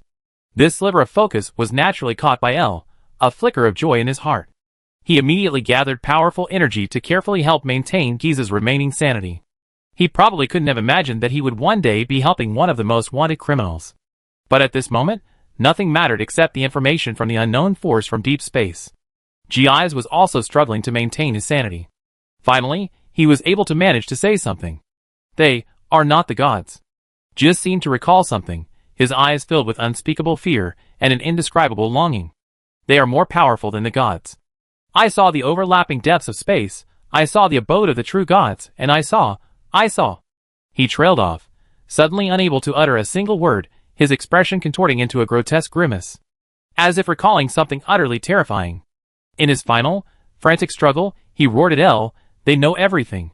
They know everything about us from within my mind. Don't even think about resisting. The humans cannot resist." This final outburst seemed to have exhausted all his strength. Geese collapsed instantly. He couldn't utter a single word. He returned to his initial state. Al, too, was pale. An ordinary person might not sense anything, but El had actually focused a small portion of his consciousness on Geese's, so he could clearly feel Geese's fear, shock, and fanatical yearning for power. This was absolutely genuine. Although he didn't know exactly what Geese had seen or experienced, the fact that Geese exhibited such emotions was enough to reveal just the tip of the iceberg. "We must gather more people," Al gritted his teeth. "I can't know more, but if we combine the Elder's power, perhaps we can get more information from Geese's mind." This seemed to be the only way at the moment. But time was running out. El deeply understood that even though their human civilization had achieved such brilliance over the past few thousand years, even venturing beyond their home planet into the universe, their footprints covering the entire galaxy, they had reached their limit. They couldn't even fully control this area of about 1 light year, and even the rapid mobilization of information and personnel was difficult. Therefore, what they were doing now was merely struggling. El slowly exhaled, trying to clear his mind of all the emotions swirling within him. Then, he hurriedly returned to the location of the Elder's projection, and relayed the new information he had received from Jis to the Elder. "That's enough for now," the Divine Court Elder said decisively. "This information is sufficient, time is of the essence." Even among the core members of the Divine Court, only a very few could create clones. This power to transmit information in a short time was incredibly precious, yet at this moment, it could only transmit a meager amount of information. After the Elder's clone made its decision, its figure vanished instantly. El knew. At this moment, the Divine Court's sacred ground on the home planet already knew everything that had happened here. This gave him a slight sense of relief. At least, the Fire Seed project could be implemented immediately. However, he wasn't entirely without work. "We still need to arrange personnel here with Jis to gather as much information as possible. Furthermore, I plan to take a group of people away from the Dark Curtain to conduct a detailed investigation along the direction Jis returned from," El said. "You're going personally?" The regional leader beside him seemed somewhat worried. The strong always discover more, and use divine artifacts better, El had made up his mind. The regional cult leader, naturally unable to object any further, could only whisper, "May the gods bless their devout followers." In the past, El would have surely responded, perhaps even beginning a prayer. But this time he said nothing. This act, which should have been punished, received no questioning from the regional cult leader. Simply because they both knew very well. The gods? This time, even if the gods truly returned and miracles reappeared, it would likely be difficult to change anything. Perhaps, people like Jis are the true believers, El thought to himself with a self-deprecating laugh. We are the ones who have abandoned faith. The existence of gods has permeated the entire development of the human civilization. However, with the advancement of civilization and the deepening understanding of interstellar space, the universe, and various scientific technologies, faith has long since lost its initial intensity.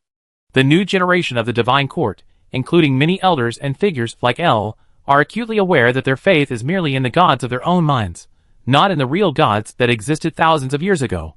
Perhaps, their initial faith shattered completely after they learned that the divine civilization had actually been hunted down by a more powerful civilization, hastily fleeing and then hastily departing. Therefore, at this moment, praying for the gods' protection seems like the greatest irony. El even feels that it is time for the Divine Court and the Royal Court to truly unite as one. After returning to the fleet, he didn't say much to his subordinates, simply stating calmly, "Depart. Leave the Dark Curtain." Yes. As the mother planet of the Uran civilization, Yushing had experienced vicissitudes unseen in the tens of thousands, even hundreds of thousands of years since the civilization's development began. This included numerous wars, environmental destruction, and subsequent repairs. At this moment, Yushing was the holy land of the entire civilization. Very few people could live here. This vast planet was inhabited by less than 1 million people.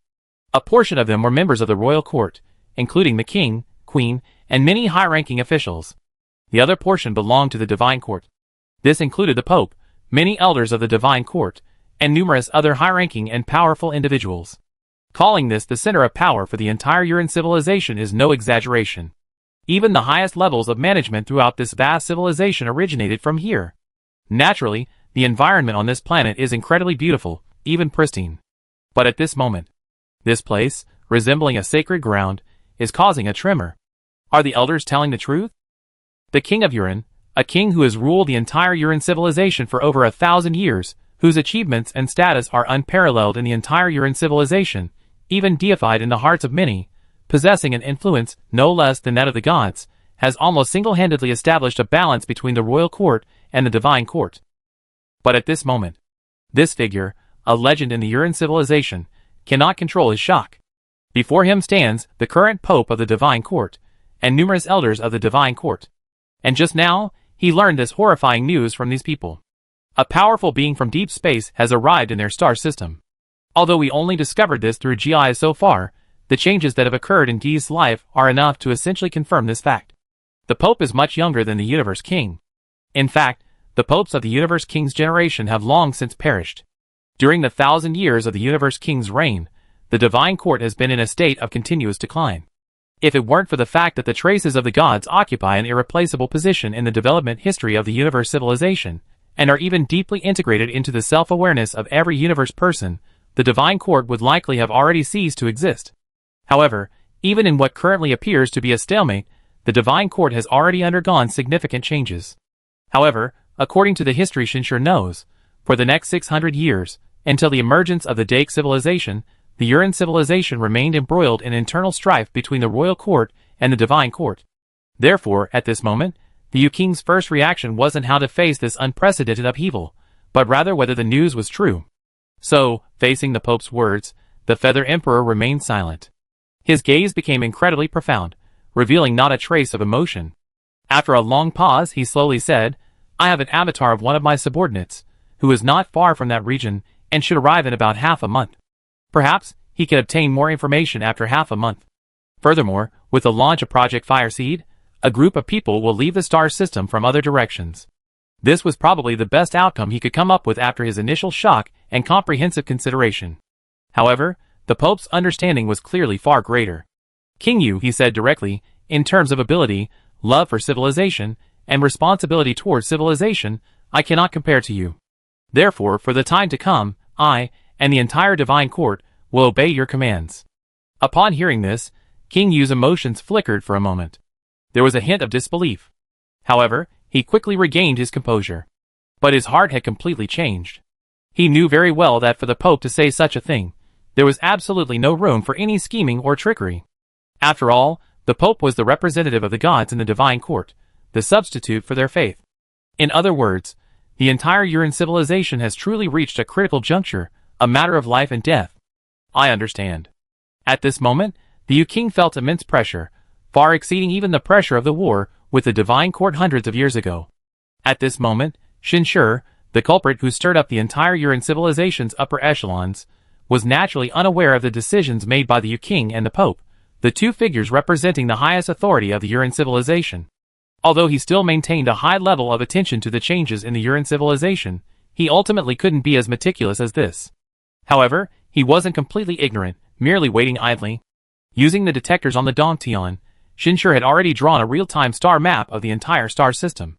On this map, most of the intelligent life forms of the Uran civilization, as well as all their spaceships, even their space bases and devices, were clearly visible. Just 1 week after he released the GIs, those assisting in monitoring the star map made a significant discovery. The Uran fleet began to converge towards the location of the Black Curtain and their home planet. The news was quickly relayed to Shinshur and the other high-ranking officials. The meeting began. "It's faster than expected," Shinshur, as the spokesperson, said. "This is enough to show that the Uran possess powerful beings capable of creating consciousness avatars. Otherwise, there wouldn't have been such rapid activity near their home planet. Moreover, according to energy detection, a massive spaceship carrying millions of people is already heading in the opposite direction." "Clearly, the Uran are fleeing," Todd said softly. "Either it's Project Fireseed, or it's the high-ranking officials fleeing." "It's unlikely the higher-ups would do that," another person countered. "According to the intelligence provided by Counselor Shin, the Uran civilization is currently in a highly centralized period. The Yu King wouldn't allow certain high-ranking officials to flee without a fight. It's most likely Project Fireseed. Regardless of whether it's Project Fireseed or not, the Uran's reaction has already occurred. I believe the next step in the plan can be implemented ahead of schedule," said Prince Curtis. "It would be best to intercept this spaceship to confirm that everything is under our control." "I agree." Agreed. Following Curtis's suggestion, many expressed their agreement, believing the next step could be implemented immediately. In fact, achieving the goals of human civilization is both complex and simple. The key lies in the word deterrence. "Sebastian," Shinshur directly asked the Warship's AI, "this distance is already close to the warp limit, isn't it?" As a B-class immigrant warship, the Dongtian's warp engine is actually quite powerful, but given its size, compared to a smaller B-class warship like the Yuan, its warp distance is still slightly insufficient. This is why it took the Dongtian 13 years to reach the Uran civilization. Even B-class ships encounter node distances that are difficult to traverse in one go, and Yushing is located within such a long node range. A classic example of a place easy to defend and difficult to attack. This is also why they weren't discovered by the Daik civilization until they reached the D-class level, and why the god civilization they spoke of fled here, even attempting to rebuild their civilization here. Chapter 205. In places like this, even the need for a galactic fortress is further reduced. After all, a primary purpose of a galactic fortress is to establish warp oscillators throughout the entire galaxy to prevent warp jumps. Here, even a C-class overlord would find it difficult to warp into the galaxy in one go. In this star system controlled by the Dirk civilization, there are probably only 4 or 5 such ultra-long nodes. Therefore, as long as the Dirk civilization is willing to spend time and effort exploring bit by bit, the discovery of the Uran civilization is only a matter of time. However, the Dongtian is ultimately a B-class spaceship. Its warp engine even possesses a certain overclocking capability. With sufficient preparation time, it can still directly warp across a mere 1 light-year. Sebastian's reply was as expected. It requires some preparation time, but warp jumps are possible, he answered. Then proceed to the next step of the plan, Shinsher said. As the person in charge, he made this decision, and the others said nothing more. Everyone began preparations. It must be said that some of those present were deeply moved at this moment. Just 30 years ago, they were all confined to Earth, completely ignorant of this cosmos. Upon learning of the alien invasion, they were plunged into immense fear, believing the end of the world had arrived, and prepared to fight for any chance of survival at all costs. And yet, in just 30 years, faced with a civilization far more powerful than the Voss, human civilization had been able to conquer it as the stronger force it had been. This change was truly beyond imagination. Of course, everyone understood that it was all thanks to Counselor Shin. Even now, their advantage relied entirely on the powerful warship before them, a vessel that had reached the B-rank level. Without Shinsher, even if human civilization had survived, it would be far inferior to the Uran civilization.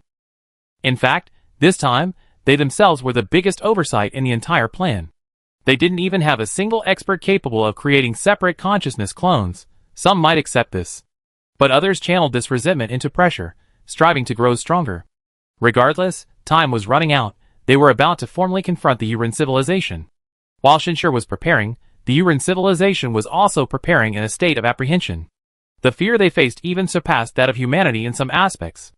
After all, humanity knows very little about the cosmos, and while they learned of the alien invasion, they also knew of Shinsher's existence. Furthermore, they witnessed the rapid growth of the power Shinsher brought, and they had never truly experienced despair. But the Uran are different, especially their high-ranking officials. They experienced an era of worshipping and believing in the various divine civilizations as omnipotent deities, and they also experienced an era of faith collapse after learning the truth about these civilizations. This gave rise to immense fear, and the grand and massive project of the Black Curtain surrounding the entire galaxy contained the Uran civilization's profound terror. And now, this fear seemed about to become a reality. A large number of powerful figures, their children and families, along with numerous researchers, geniuses, and elites of all kinds, were quickly assembled onto a massive spaceship. This was the largest spaceship possessed by the Uran civilization, containing a complete ecosystem and a variety of cutting-edge artifacts. Of course, with the exception of a very few, most people didn't know where they were going. It wasn't until their ship began to accelerate and enter sublight speed travel that the ship's administrators decided to announce the truth to the passengers. Gentlemen, the Uran civilization, from its oldest known existence to the present, has existed for 7,632 years. The captain's voice resounded throughout the ship. With the blessings of the gods, we have developed and grown rapidly, stepping out of our home planet and into the universe in a short time, becoming a true interstellar civilization, and spreading our footprints and power throughout the entire galaxy. Hearing this opening, some people already vaguely sensed something. Their expressions began to tense, a hint of unease creeping in. Even their fiery red hair, usually a powerful expression of emotion, began to curl up one by one. This represented a lurking fear. The captain's voice continued. This is the most glorious moment in the history of our entire civilization, and we firmly believe that the Uran civilization will continue to grow strong and prosperous, but... The captain's voice indeed took a turn. This requires time, and we must admit, we lack time. In this vast universe that gave birth to gods, we remain incredibly weak. These words caused an uproar among all the aliens. Unlike human civilization, the alien civilization had understood the existence of extraterrestrials from the very beginning, especially in the hundreds of years since they ventured into interstellar space. They had come to understand the truth that the gods were aliens. Even if they didn't know the secrets of the gods' past persecution, They knew why the vast amount of energy spent building the black curtain at the edge of the star system was for. Therefore, the captain's words easily stirred up fear among the people. Has a powerful enemy invaded us? Are we fleeing? No. Is there really no hope? We have powerful warships. We have the blessings of the gods. Will the enemy catch up? One voice after another rose, everyone trying to know more. Although the alien civilization still maintained a strict hierarchical semi-feudal system, those present were all the elites of the alien civilization, and they had the right and the desire to know more. And the captain's explanation came quickly. Currently, we know nothing more. We don't know who the enemy is, their purpose, or even how strong they are. But the unknown is the most terrifying thing. Gentlemen, our king and our pope have not given up hope, but we must prepare for the worst. Your responsibility is to be the spark of civilization. If we receive news of victory or peace from the rear, we will return. If not, we will continue our journey through the vast universe, passing on the flame of civilization. As information was gradually released, people finally calmed down. Some even thought it wasn't so bad. If the situation truly deteriorated, they, as the first to evacuate, as the spark of civilization, still had a good chance of survival. If things didn't turn out that badly, they could return. They could simply consider it an extraordinary journey. Looking around, there were even many members of royalty, princesses and princes, so there seemed to be nothing to worry about. Even if a crisis did strike, they would be among the safest people in the entire civilization. Perhaps even safer than His Majesty the King. The enemy might not even care about them. Thus, after gradually accepting this reality, some people even began to contact others, build relationships, and prepare for possible future escapes or returns, while also using a fulfilling life to alleviate their anxiety and fear. It can only be said that although different civilizations have different styles and cultures, as intelligent life, they always share some commonalities. However, unbeknownst to most, Captain Riva hastily ended the group address and rushed to the warp drive. What exactly happened? His voice was no longer as confident as before. On the contrary, it was filled with unease and fear. As the captain of this fire-seat spaceship, jointly chosen by the royal court and the divine court, Riva naturally possessed great strength. Besides his extraordinary spiritual power, Riva also held a very unique identity. He was a member of royalty, yet also one of the leaders of the divine court. There were even rumors that if the king chose to abdicate, he was the last person likely to accept the throne. But now, this very person, who practically stood on the second tier of the entire human civilization, couldn't even control the curling of his hair, because the spaceship's warp drive had gone out of control. No, to be more precise, it was being controlled. Just now, the warp drive had begun to automatically decelerate. It had begun to exit warp drive mode. This was completely beyond imagination, beyond comprehension. Captain, we don't know the reason. The warship's maintenance chief was equally terrified. The warp drive is still running, the control terminal is still connected, everything seems fine, but we just can't control it. Damn it! Even Leva couldn't help but curse. But such anger was meaningless, even bordering on hysteria, because they were truly powerless. Even with his formidable psychic powers, his noble status, and his exalted position, what could he do at this moment? Nothing. He could only watch helplessly as the spaceship lost control, deviating from its sublight speed travel. I command you, use every means possible, at all costs, to control the engines. All Riva could do at this moment was frantically issue orders. It's them. Captain, it can only be them. The maintenance chief broke down first, his hair seemingly on fire, screaming hysterically, "This is a complete technological annihilation. This is something we can't stop. The gap between us is too great. Even the divine artifacts are useless, Captain. They are more powerful than the gods. They are far more powerful than the gods." Riva could vent his emotions on the technicians, but the technicians felt the despairing gap much more acutely. They had no idea how the other had done it. They racked their brains, but couldn't understand. They couldn't even guess. In this situation, what was the point of trying to stop them? Even Riva felt as if he had lost all power. Why? He kept muttering to himself. Why were they targeting their ship? Why were they so powerful? Were they determined not to let any of them escape? After sinking into deep despair, Riva finally stood up, straightened his hair and clothes, glanced at the distraught technician before him, and pulled him to his feet. Fight to the very end, no matter what, he said, using his powerful psychic energy to calm everyone around him. That was probably all he could do at the moment. Then, he slowly walked away. Having reached such a level, possessing such mastery of primal energy, he wasn't actually afraid of death. His previous fear stemmed from the shattering of hope and the resentment of being powerless to fight back. But now, he had to do what a captain should do. Having returned to his captain's position, his voice once again resounded throughout the ship. "Gentlemen." His voice sounded largely unchanged. No one realized anything amiss, until the captain's voice rang out clearly. "I hereby inform all 1.32 million people on board that our ship has been hijacked." The words fell silent for a moment. Then, an uproar erupted. A hostage situation? Did I hear that right? Everything was fine just now. Not those opposition members? The enemy has infiltrated? Panic quickly spread among them. Countless people's fiery red hair began to churn wildly, and the air seemed to thicken with growing emotion. However, this did not affect Riva's voice in the slightest. "We've done everything we can to stop them, but unfortunately, they are a civilization far more powerful than the gods. Even the gods' blessings are futile. The ship's engines are now out of control, and we are dewarping." Riva's voice paused briefly before resuming. "Just a second ago, the conventional engines also went out of control. My captain's authority has completely failed in critical areas.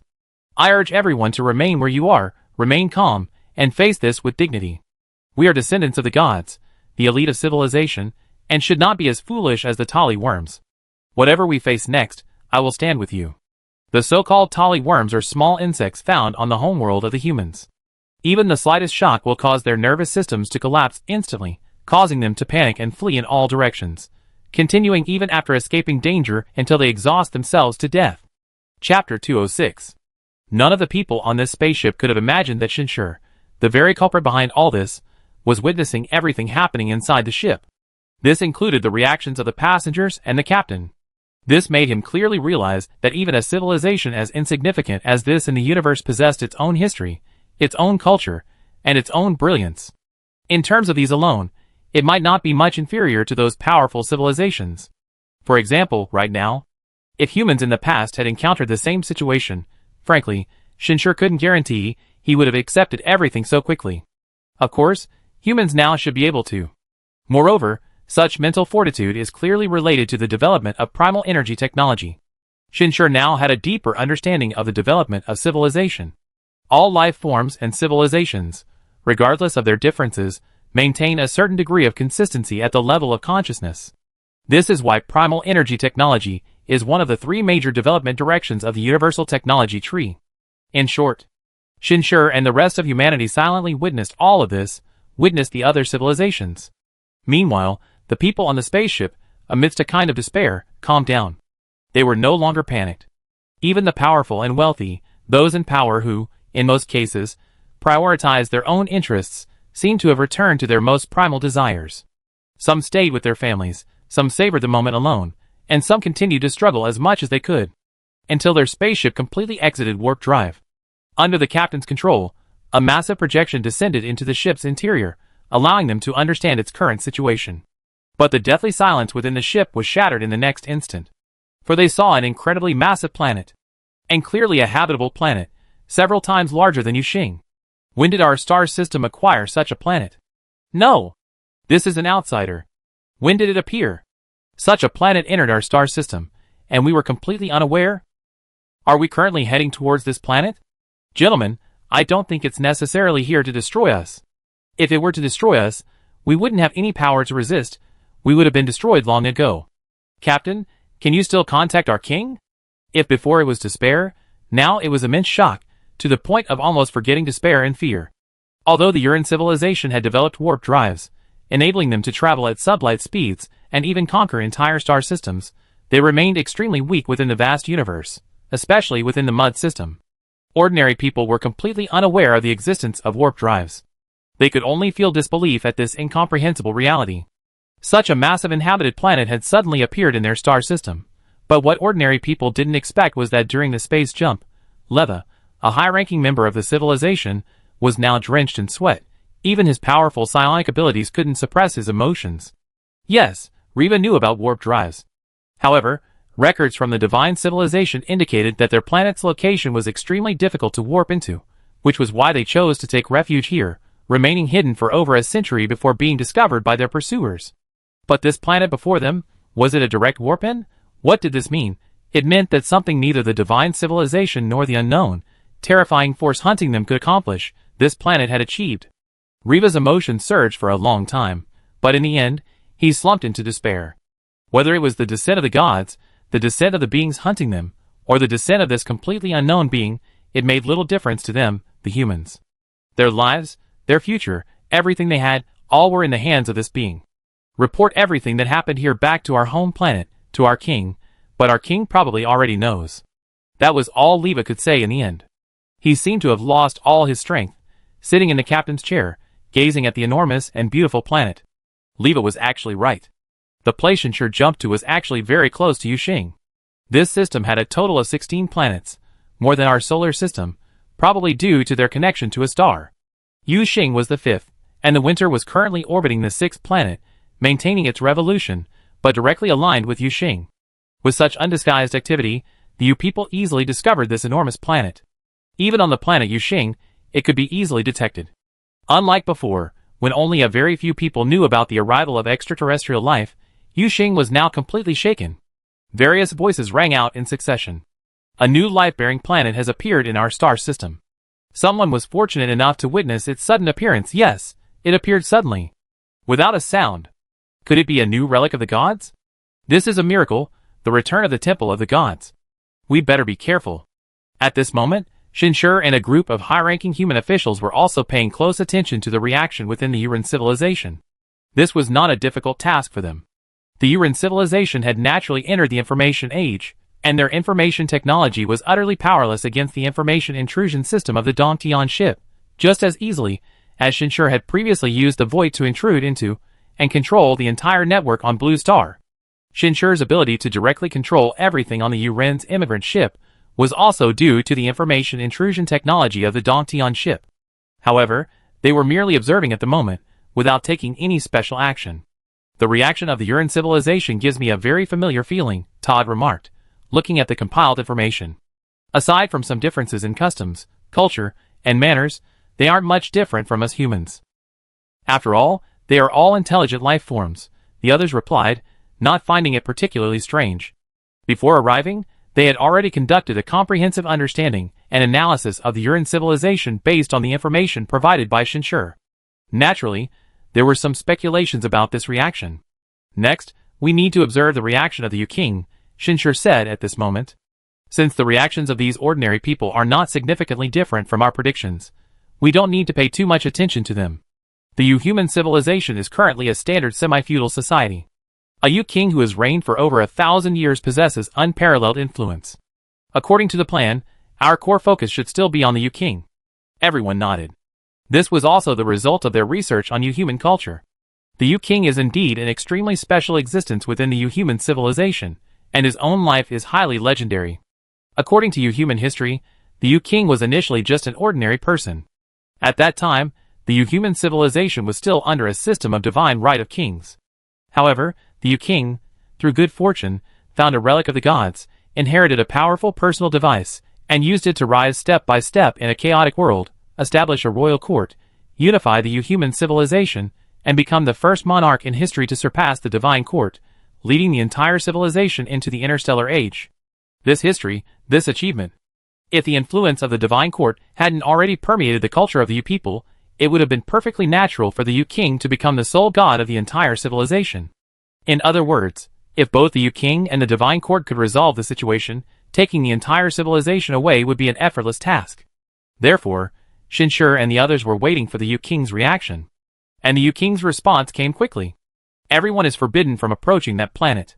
It is a distinguished guest from deep space. This order was personally issued by the Yu-King, and it's noteworthy that the Pope of the Divine Court stood behind him as he gave the command. This situation made everyone, not just Shinshur and his group, realize something.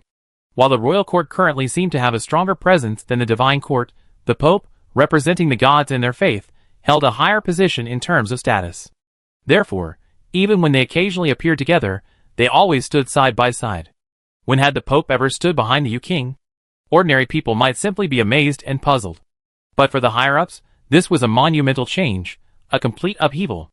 Because it meant that a hierarchy had finally emerged between the divine court and the royal court, it also meant that the Yu-human civilization was finally moving towards further integration, and this integration was led by the Yu-King, This was an absolutely groundbreaking event in the history of the human civilization. It signified that the divine court, which had permeated the entire history and culture of the humans, was finally about to lose its unique position. It could even be said that the era of the gods had come to an end at this moment. However, everyone also knew that the divine court's decision to make such an unimaginable decision at this juncture could only mean one thing. The pressure was simply too immense. So immense that even the divine court's millennia-long, even tens of thousands-year-old, rule was insignificant. Undoubtedly, this pressure could only come from this suddenly appearing life-bearing planet, and it was precisely because of this that an atmosphere of tension and fear began to spread. Even ordinary people noticed it. At least, the voices on the other side's information platform were dwindling, seemingly under some form of control, and the few remaining voices were subtly revealing a deep unease. However, Shinshur didn't do anything special. At this distance, with the help of the detection system on the Dongtian, he could easily pinpoint the location of the Yu-King and even monitor everything about him. At this moment, the Yu-King was issuing orders continuously. Senior officers are to be ready at any time. Create a completely independent military information system in the shortest possible time. All weapons and equipment are not allowed to lock onto that planet, but they must be able to lock onto it in the shortest possible time. In addition, all warships are to be under unified management and converge here in the shortest possible time. The Yu-King's instructions, in human terms, were a simple sentence. Tight on the inside, loose on the outside. He clearly didn't dare to provoke this obviously extremely powerful force. Just like when he used the term distinguished guest in his public speech, this was also a way of showing the Yu-people's friendly attitude to the beings on that planet, but at the same time, he didn't intend to completely give up the struggle, constantly making preparations for the worst. However, Shinshur naturally sensed this. Beneath Yuang's seemingly orderly and confident demeanor lay a deep-seated unease. Clearly, the sudden arrival of the cave heaven had also startled Yuang. After completing these arrangements, Yuang once again convened a high-level meeting. This time, unlike before, it was situated within a divine ruin, and extensive preparations had been made, virtually every method available to the entire civilization for secrecy. If Shinshur hadn't approached the level of a primal energy master, and if he hadn't possessed big-grade spaceships like the Cave Heaven and the Yuan, he might not have been able to detect this high-level secret meeting. However, he still took in the entire meeting. The Yu-King no longer feigned indifference. Instead, his expression was grave. This is indeed the planet Gi saw, exactly the same. If it's not a mental disturbance caused by powerful psionic energy, then it can only mean that this planet jumped here directly from outside the darkness. The language of the Uran civilization has particularly unique cultural characteristics. Translating it into human language often results in inconsistencies in meaning. For example, they translate their term for primal energy as psionic energy simply because they believe all things possess a spirit, and primal energy originates from this spirit. However, the word jump is translated with extreme precision, because it's not the Uran language, but a transliteration. Even the language translators of the various civilizations within the mud system that Shinshur possessed contained records of a civilization that had perished tens of thousands of years ago. Shinshur hadn't expected to discover the origin of their civilization of gods so easily. He wondered if there was a chance to make good use of it. Many thoughts raced through Shinshur's mind at that moment. However, he remained focused on eavesdropping on this high-level meeting of the Uran civilization. According to the records of the gods, our star system shouldn't be able to jump, the Pope said, sitting beside the Yu-King. Although he had voluntarily stepped back, his status remained above everyone else below the Yu-King. Chapter 207. Furthermore, when it comes to understanding the civilization of the gods, one still needs to rely on the divine court. After all, for nearly 10,000 years, the divine court had controlled most of the ruins of the entire civilization of the gods. Much information and data were secrets within the divine court. Even though King Yu holds the highest power and status in this new era, he cannot compare with the divine court in this regard. Therefore, if we're talking about assistance at this moment, the Pope is actually more important. Speak your guesses, King Yu said, looking at the Pope. He didn't force the Pope to reveal all the data and secrets. Although he was currently in charge, the divine court still possessed extremely powerful strength. Under the terrifying pressure from that planet, the royal court and the divine court were destined to enter a very close honeymoon period.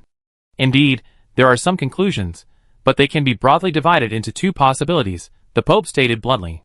While not as powerful as the King of the Universe, he had ruled the divine court for over 300 years.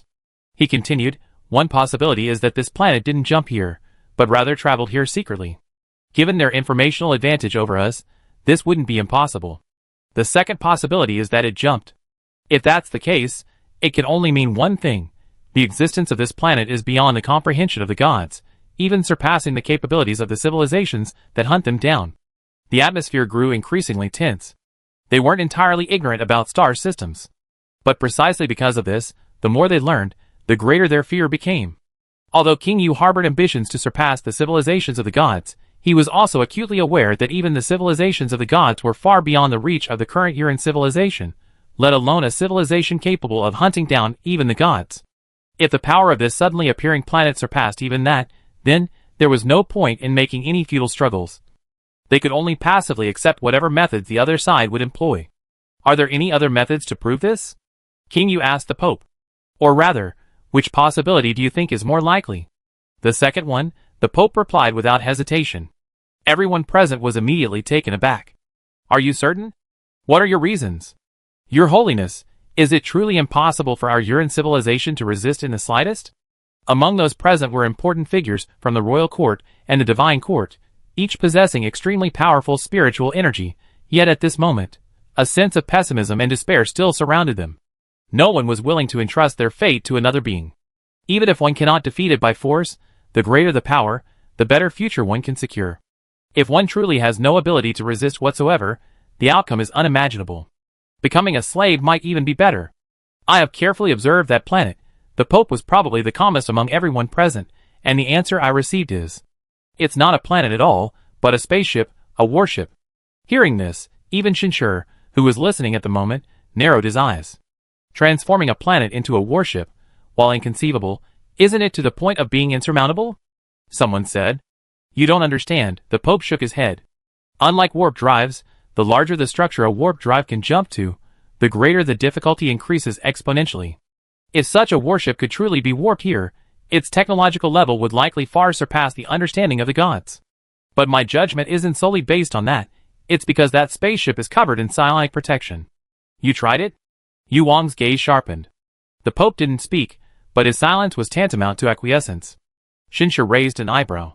Sebastian, he directly asked the intelligent AI of the Cave Heaven, has anyone attempted to infiltrate us using psionic technology during this period? Captain, in the 78 hours after the concealment system was removed, there were a total of 1,432 detections of various forms, but none of them were enough to threaten the anti-detection system, Sebastian replied truthfully. Because the number of attempts was too high and the threat too small, Sebastian did not tell Shinshur this information. In fact, if Shinshur hadn't overheard the conversation between Yu Wang and the others and vaguely realized something, he wouldn't have cared. How could he appear so openly without being detected? But now, what level of the highest level detection technology is it? Shinshur asked again. Around C8, it's the primal energy detection domain, Sebastian said. Sure enough. Shinshur understood. The god civilization mentioned by the Uran civilization, overall, had reached the sea level, but was roughly C4. They were a civilization that fled after being defeated in a war between sea-level civilizations and another star system over 18,000 years ago, and they weren't primarily focused on primal energy. It's unlikely such a civilization would possess a C8-level primal energy device. This device must have been acquired through other means. And now it's in the hands of the Uran civilization. The Pope likely used this device to probe the Cave Heaven, but gained nothing. That's why he's pessimistic. After all, how can mere C8-level technology compare to a B-level warship? In the Mud system, B-level is a watershed moment for a powerful civilization, even signifying comprehensive strength. At this moment, the Yu King and the Pope stopped discussing this issue. Clearly, even among the Uran's high command, the device remains a top secret, and it's very likely that only the Pope and the Yu King know about it. They began discussing their next steps. Project Seed is no longer feasible. The previous spaceship is now under their control, but not destroyed. Therefore, I believe their goal isn't to destroy us, but they're not here with friendly intentions either. The speaker was a minister of the royal court, a household name throughout the Uran civilization, who had even supported the Yu King when he was still in his early stages. His words conveyed only one meaning: escape was impossible.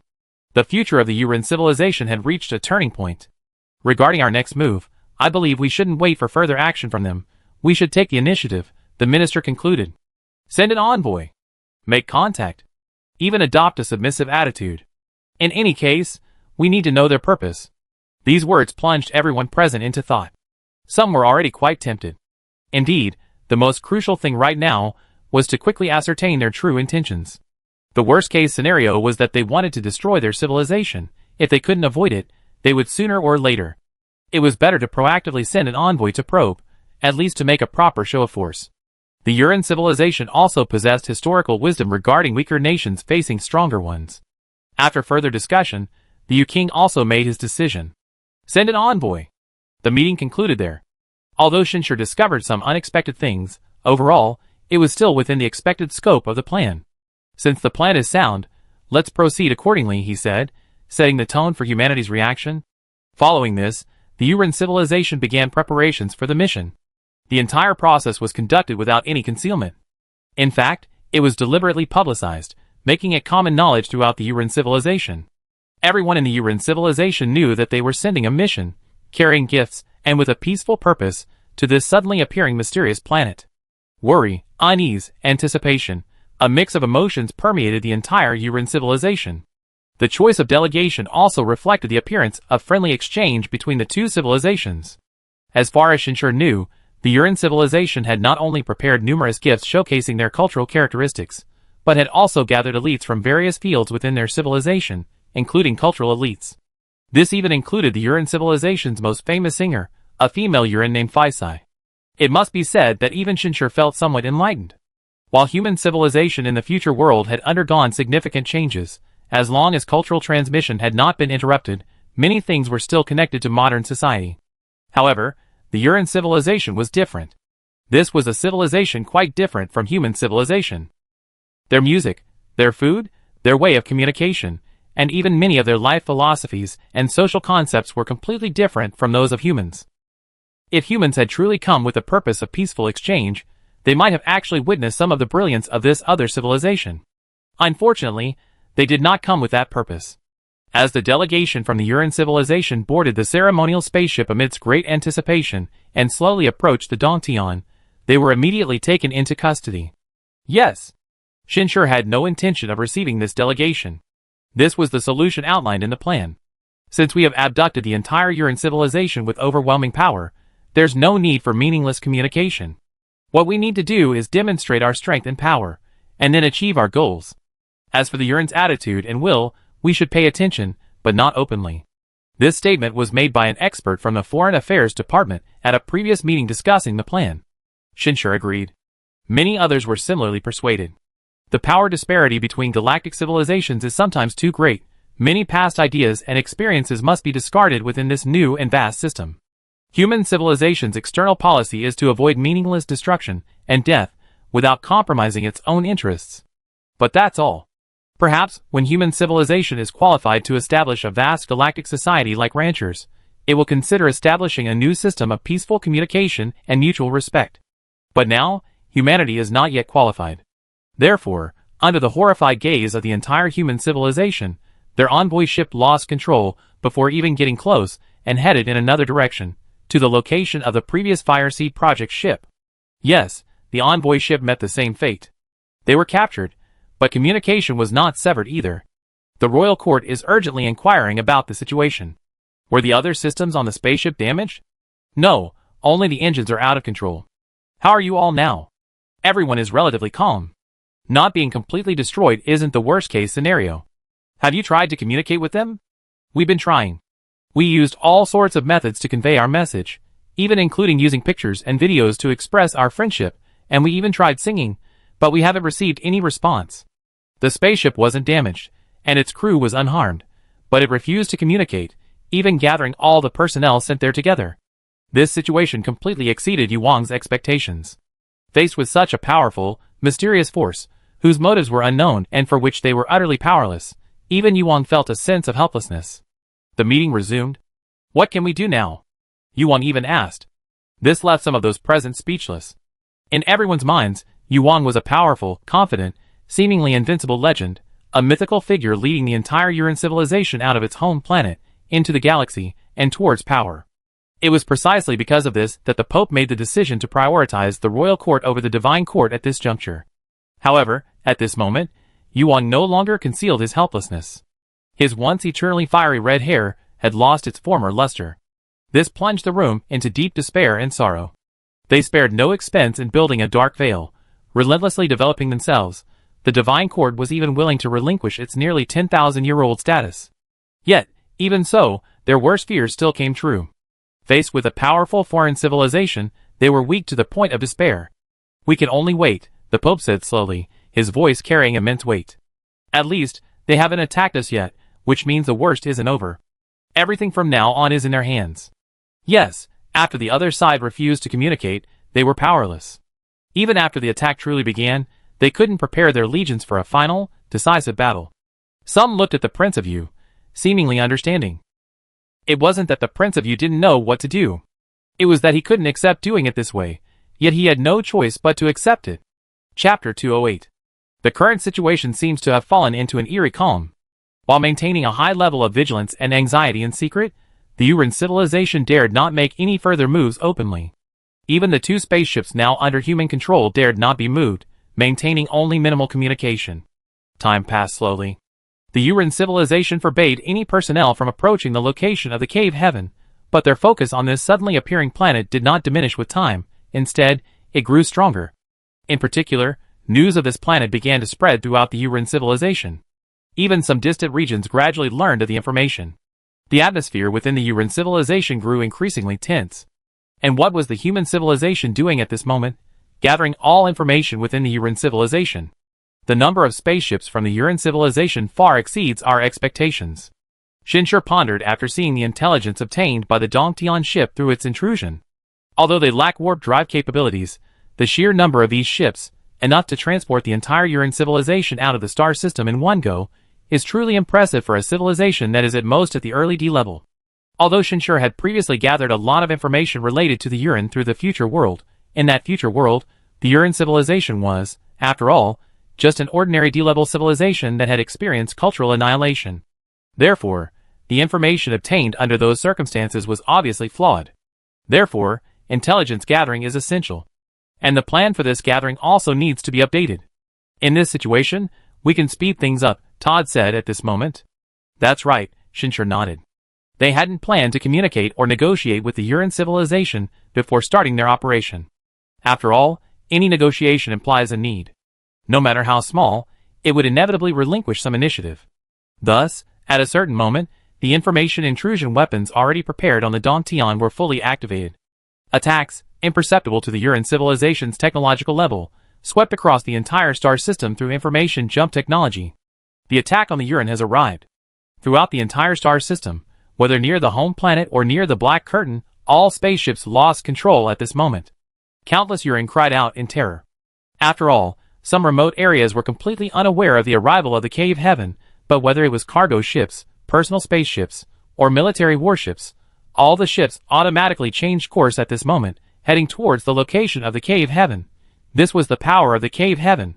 The Dake civilization was able to control the entire Voran civilization without bloodshed hundreds of years ago. Now, we can actually do it even more simply. Shinshur's primal energy perception, under the effect of the primal energy device, gradually spread throughout the entire star system.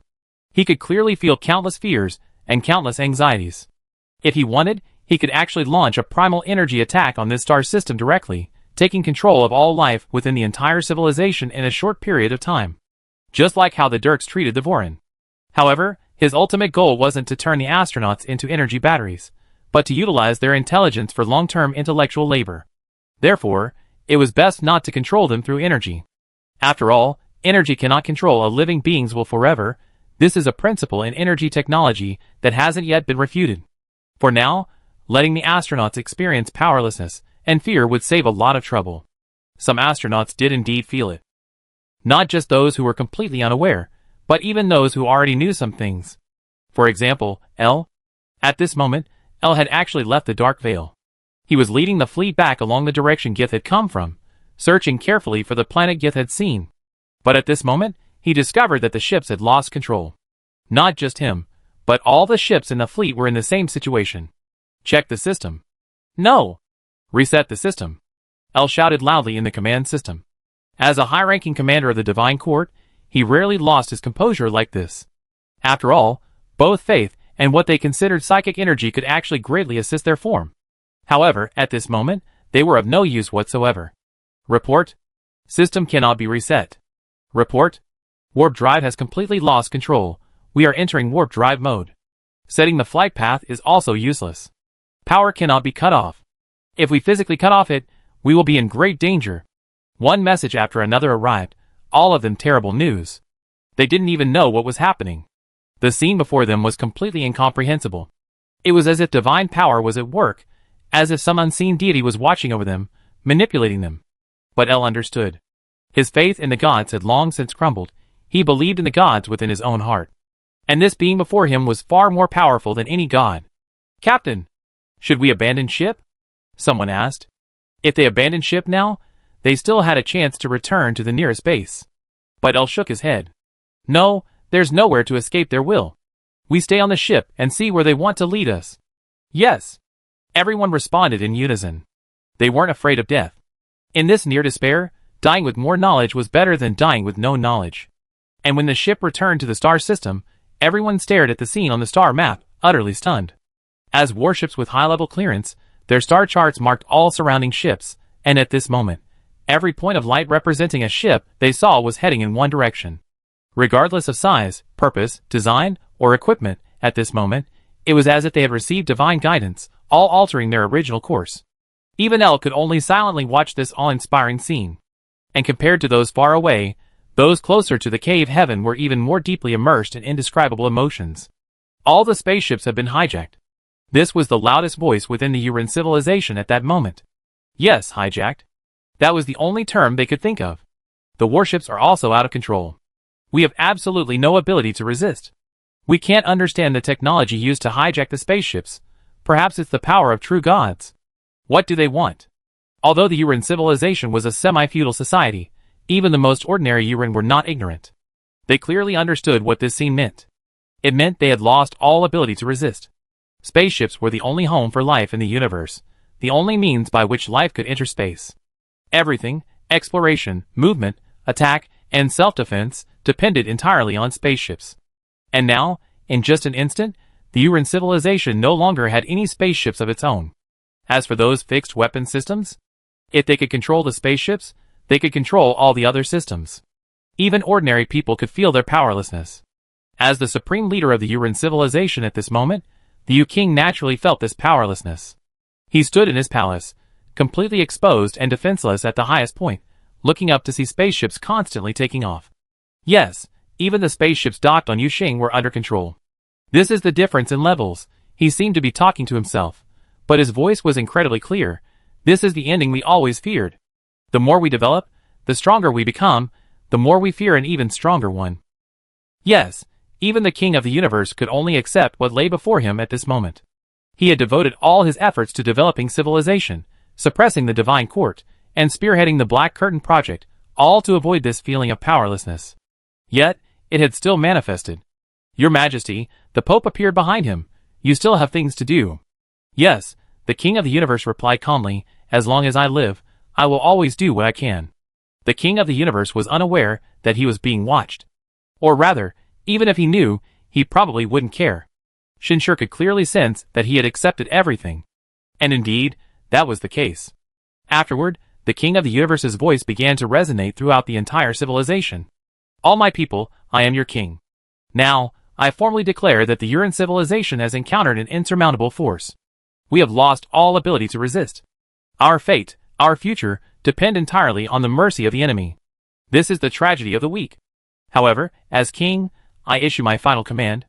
Accept this sudden turn of events, accept your weakness, and obey all their arrangements, prioritizing survival. For the only pursuit of our entire civilization now is to survive, and continue our lineage. This was perhaps the only speech by the Yu-King that failed to inspire the others. His voice was utterly cold. His words carried an indescribable despair.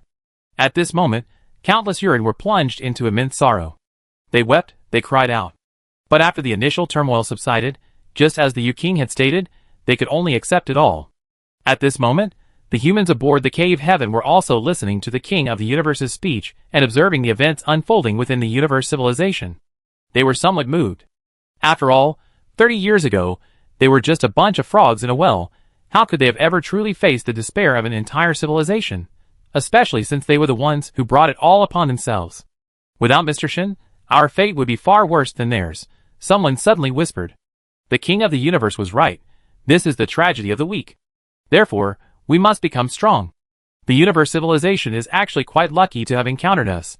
At least we didn't intend to turn them into energy batteries. This kind of luck, relying on the invaders' mercy, is hardly luck.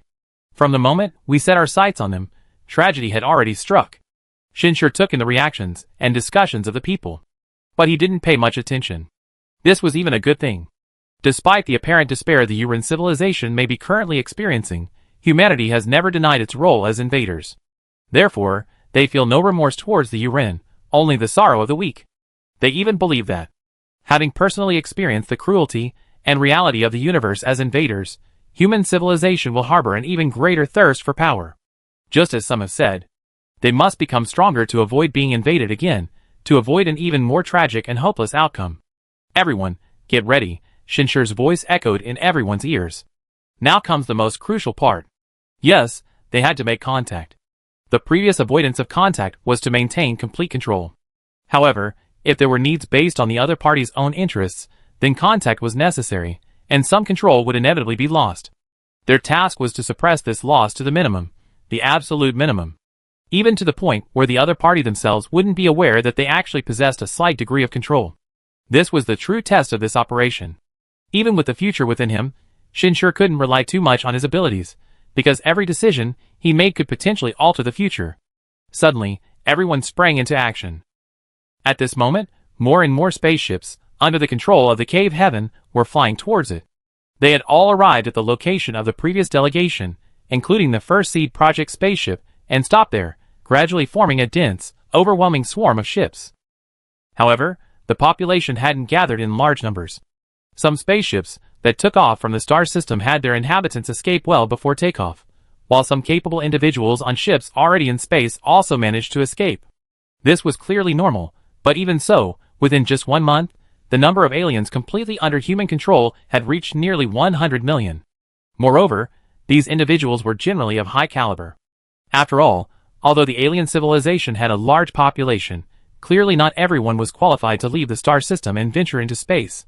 The vast majority actually remained in their respective cities. Chapter 209.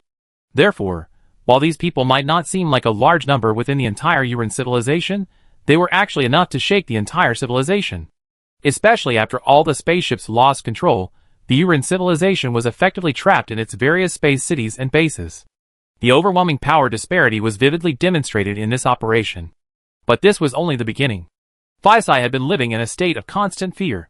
She actually possessed considerable primal energy cultivation, but it was precisely because of this that she could feel her fear so acutely. As the most famous and renowned songstress in the Uran civilization, Phisai enjoyed an extremely high status. Even the King had expressed his admiration for her singing. Therefore, she loved her life and the civilization that provided her with it. And it was precisely because of this that when the royal court invited her to join the delegation, even knowing there might be some danger, she still agreed without hesitation. But the subsequent outcome was different from what she had imagined. This unknown force, which suddenly appeared within their civilization, had no intention of communicating with the delegation. Instead, it directly took control of the entire delegation, and even further, all the spaceships. How arrogant! Yes, Phisai possessed a unique sensitivity to emotions. While most of the astronauts were unclear about the other party's intentions, she could sense an undisguised arrogance. No communication needed, no exchange required. Anything they wanted to do could be done directly. Fiz was filled with fear, both of her own powerlessness and the unknown future of the Uran civilization.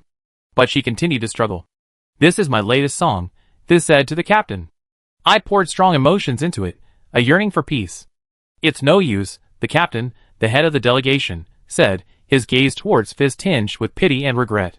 "Your previous songs already expressed this sentiment, but you've seen the results. This time is different," Fiz insisted stubbornly. "This time, I'm going to perform it live myself and try to incorporate psychic energy into it." "Incorporate psychic energy?" The captain was taken aback.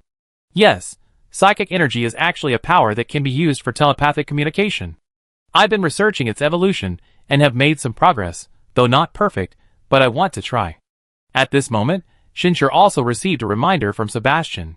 He had Sebastian monitor the voices within the entire Uran civilization, filtering out meaningful content before informing him. This was it. When Shinshir understood what Fissy meant, he was also taken aback. Because this was indeed one of the areas where primal energy technology was widely applied. For example, the primal energy device he prepared for AI Xiner was a musical instrument. It wasn't strange that Fissy was researching in this direction. Many civilizations began exploring this area and making such attempts very early on. It was a relatively clear major direction within the field of primal energy. However, the fact that Fissy said she had already achieved some success was truly remarkable. Given enough time, she might truly be able to open this door and accelerate the development of the entire civilization in the realm of primal energy.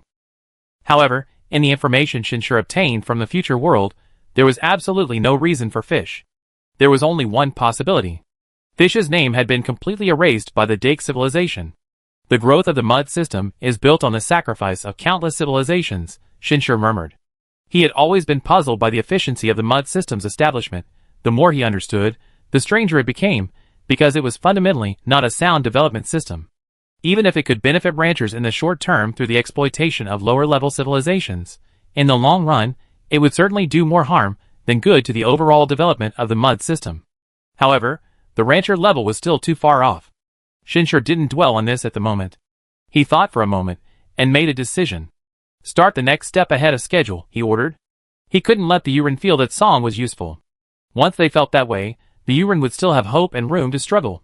However, Shinshir hoped to make the Yuren accept this reality quickly and without bloodshed. So, before Fissy had received a reply from the captain, they suddenly realized that their ship had begun to move. This change, however, did not bring greater fear. Instead, it brought joy. Finally, there's going to be action. Fissy even forgot her original plans. Her bright, fiery hair began to sway, a reaction of tension and excitement. The current situation, even if it couldn't get much worse, couldn't be much worse, but what was more serious than that was the fear of the unknown. At this moment, some cosmic beings even felt a sense of even if destruction is inevitable, let it come sooner rather than later. This commotion quickly spread to the rest of the cosmic beings. The Cosmic King, the Pope, and many others immediately focused their attention. They soon saw all the spaceships heading towards the mysterious planet. Are we finally going in? The Cosmic King murmured to himself, then quickly ordered, image transmission. Connect all the footage from the spaceships. Maintain contact with those on board. As long as the signal isn't cut off, keep the connection. As soon as he finished speaking, the already prepared footage came in. Even the Cosmic King felt tense at this moment. And even more so the people on the spaceships. Their internal systems also transmitted footage from outside the spaceships, and everyone could clearly see themselves slowly approaching the enormous planet. The closer they got, the more directly they could feel the power of this planet. Atmosphere, temperature, humidity. Everything perfectly matches the survival conditions of most carbon-based life forms. The Pope was right. This planet is indeed a spaceship specifically designed for long-term survival and travel in space. Yuan could see many things. The image finally focused on the planet's interior, rapidly traversing the thick atmosphere and revealing its inner workings to them. There were no large numbers of warships or weapons as expected, not even any industrialized production facilities. Only vast oceans, vast landmasses, vast forests, and countless non-intelligent creatures. This is a pristine, untouched planet. Could we have been wrong? King Yu frowned slightly, not so much from the sheer scale of the scene before him, but from a sense of bewilderment. Initially, they had assumed this planet contained an entire civilization. But now, they could barely see a trace of civilization. All they could see was a perfect, untouched, life-bearing planet. Let's keep watching, the Pope said softly. Yes, King Yu replied without further comment. Then they clearly saw all the spaceships of the Yu people arrive above the Earth. And the next moment, emergency intelligence was relayed to King Yu and the others. Contact has been lost? King Yu couldn't even contain his astonishment.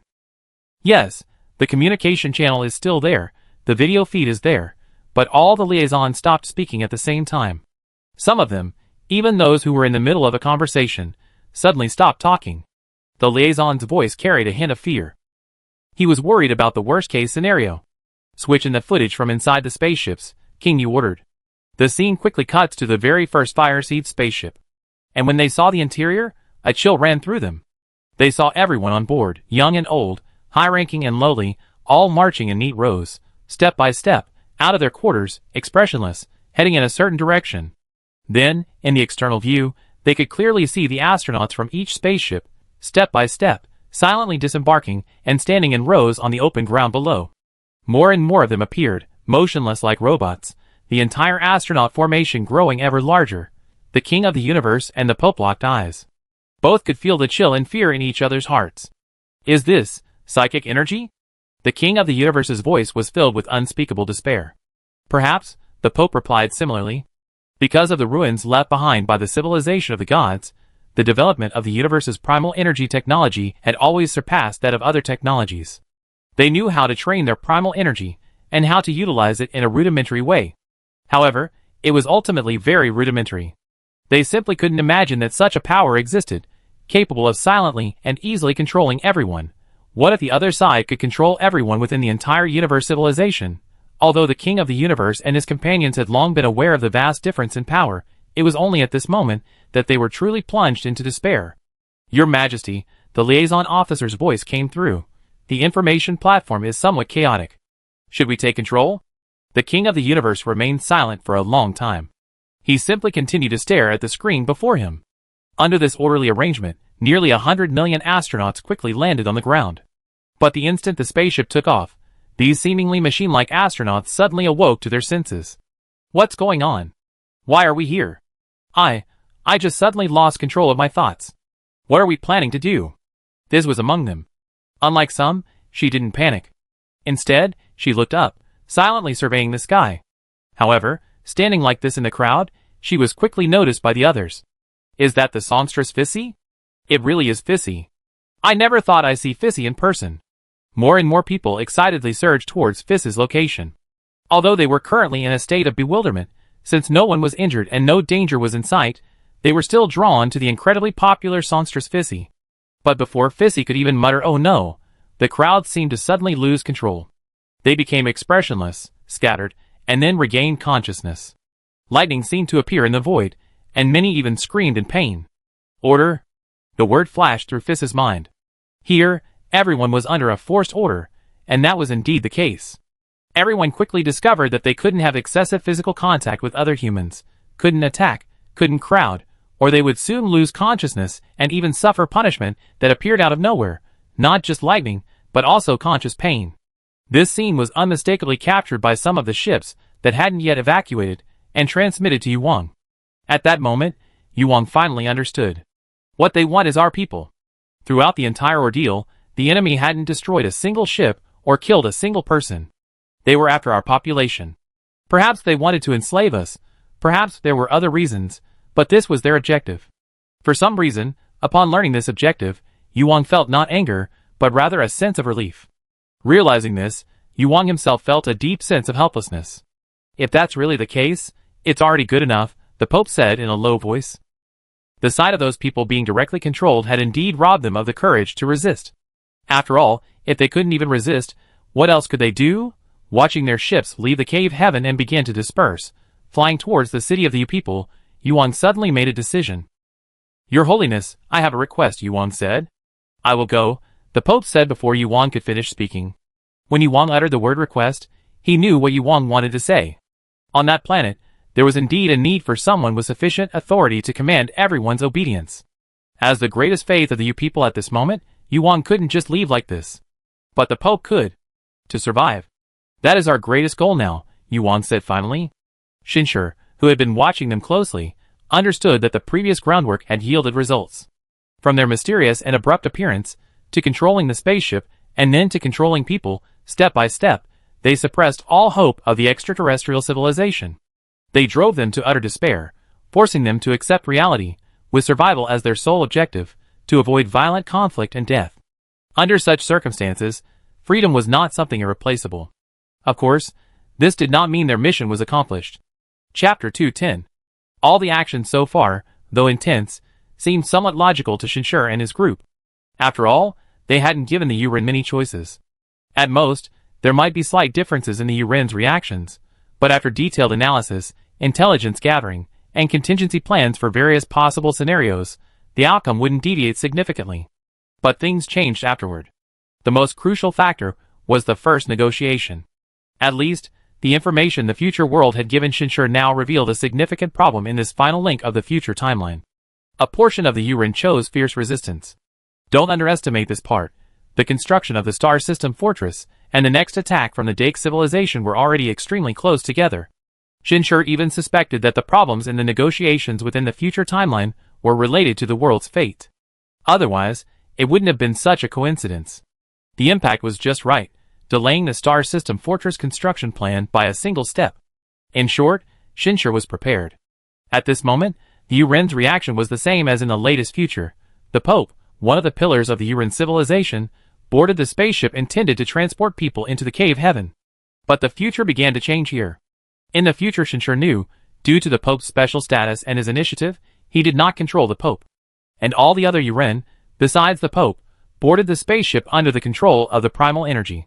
According to later analysis, this was a strategic blunder that gave the Uren a glimmer of hope. So this time, even though the Pope was prepared to board the spaceship willingly, at the moment of approach, he, like all the other Uren, instantly lost his composure, expressionless and dazed, and under control, lined up to board the spaceship. This scene was naturally witnessed by the King and many other Uren. Despair had reached its peak, but at this moment, there was even more desolation. As one of the strongest beings in the Uren civilization, the Pope, who ruled the divine court, was even more powerful than the King in terms of status. After all, the King had only risen to power in the last 1,000 years, while the Pope had reigned for nearly 10,000 years, and was considered the incarnation of the gods on earth. But now, this incarnation suffered the same treatment as the other Uren, without even the slightest ability to resist. The gods have completely abandoned us. A Uren high-ranking official, who witnessed this scene, murmured to himself, "God, why are you so weak?" A member of the divine court wept bitterly. Even if the gods descended, I'm afraid they would receive the same treatment. Others had come to terms with reality. Shinshur, who had taken in all these reactions, couldn't help but breathe a sigh of relief. These people really shouldn't be underestimated. A seemingly insignificant change had actually had a profound impact. If it weren't for his cheat-like abilities, he and humanity would have made far more mistakes in this operation. Ultimately, it all came down to a lack of experience. However, with his cheat-like abilities and a little more caution, Shinshur was confident he could completely change the future. If this succeeds, the future might see another truly momentous change. The Pope is about to arrive, Shinshur informed the others. In reality, there was no need for a special notification, as every high-ranking official he brought was paying attention. The actual purpose of this notification was to ensure everyone was prepared. When the Pope regained consciousness, he found himself standing on fresh grass, under a bright sky, the air crisp, and the climate pleasant. The other Uren people stood around him, and his position was not significantly different from others. However, at this moment, those around him had already noticed him. That face, that clothing, that person. Great Pope. It's His Holiness the Pope. Great Pope, have the gods abandoned us? Unlike the commotion caused by the incident with Fitzy, this time, although the Pope also caused a stir, no one dared to rush forward without regard for propriety. After all, the Pope's authority was undeniable, and nearly 10,000 years of faith had deeply penetrated the Uren culture. No one dared to show disrespect before the Pope. Therefore, at this moment, centered on the Pope, every cosmic being began to prostrate themselves towards this unknown. And this area continued to expand. At this moment, nothing could alleviate the fear and confusion in the hearts of these cosmic beings more than the Pope, more than faith. They had been forcibly brought here by an unknown force, their own consciousness, and bodies beyond their control. In the hearts of those with faith, such an incomprehensible situation could only be saved by omnipotent gods, who could give them hope and courage. However, the Pope had never felt so helpless as he did now. Faced with the pleas and cries of his followers, what could he do? His power was insufficient to appease everyone, and the power of the gods was even less capable of dealing with this situation. He could only remain silent, and silent again. This was also a consequence of Shinshur's earlier small change, because in the latest history he knew, the Pope did not actually stand still like this. He quickly began to manage everyone, establish order, build faith, and then further request meetings, even negotiations. The Pope had voluntarily boarded the spaceship for this purpose. But now, having been controlled once, she seemed to have lost that courage. Wait, Shinshur said. Indeed, they didn't need to do anything. They could treat the Pope as just an ordinary astronaut and wait. Time passed slowly. More and more astronauts arrived. More and more astronauts knelt before the Pope. The Pope understood that he had to do something. Rise, he whispered. This is a test given to us by the gods. This single sentence seemed to give the others immense courage. Their original communication system within the cave heaven had actually been suppressed. Therefore, the Pope couldn't notify everyone at once. However, after he uttered those words, the first person to stand up repeated them. "This is a test given to us by the gods. This is a test given to us by the gods." This sentence began to be repeated endlessly, more and more people saying it, their voices growing louder and louder. Those who had been kneeling began to stand up, collectively transmitting this divine decree. Their mental states seemed somewhat different. However, Shinshur saw it clearly. A large portion of the people were actually just clinging to this as a last resort, and a significant group effect was at play. Should we do something? Would silencing them be effective? According to the plan, once a high-ranking figure arrives, we can prepare for negotiations. In this situation, there's no contingency plan. This situation somewhat exceeded initial expectations, so the higher-ups within humanity were discussing it. They were actually prepared for the possibility that the arrival of a high-ranking figure would quickly rally support, given the cultural characteristics of the Uran civilization, which dictated the centralization of power and status. Whether it was the faith brought by the divine court over the past 10,000 years, or the immense prestige established by the King over the past 1,000 years. However, in their original estimations, after the numerous actions taken so far, coupled with this display of power with no resistance, even the Pope shouldn't be able to completely control everyone. It can only be said that humanity underestimated the power of faith, and also underestimated the influence of herd mentality, and the mentality of clinging to a last resort when discussing the plan. This is quite normal. Based solely on the intelligence provided by Shinshur, outsiders can never fully comprehend the culture of another civilization. However, at that moment, Shinshur's voice rang out. No need to take any action. Let's continue waiting. After these words, the discussion gradually subsided. The original plan had deviated slightly at this point, though not significantly. However, the only one qualified to make adjustments was Shinshur. So after Shinshur spoke, everyone else seemed to lose their purpose. In reality, Shinshur understood that his personal authority was too strong, and the harm it caused to the entire civilization was not insignificant. Even in this seemingly thriving future world, after the death of the sage Shinshur, human civilization experienced numerous periods of stagnation, with some even nearly halting their development. However, this drawback was unavoidable while Shinshur was still alive. Shinshur, after all, had a cheat code. At this moment, he quickly understood the future through Shi Ling, and then made a decision. However, after a long pause, he offered an explanation. Building faith takes a long time, but sometimes, its shattering can happen in an instant, especially since that Pope himself was already on the verge of collapse. Once his faith completely crumbles, it will affect everyone from top to bottom. Therefore, we just need to treat everyone equally and wait. With these words, some people suddenly understood. In their eyes, Shinshur had probably used his powerful primal energy to observe the Pope's inner thoughts. No one had opposed Shinshur to begin with, and now that an explanation had been given, the human side fell completely silent. From then on, it seemed as if Shinshur was acting alone.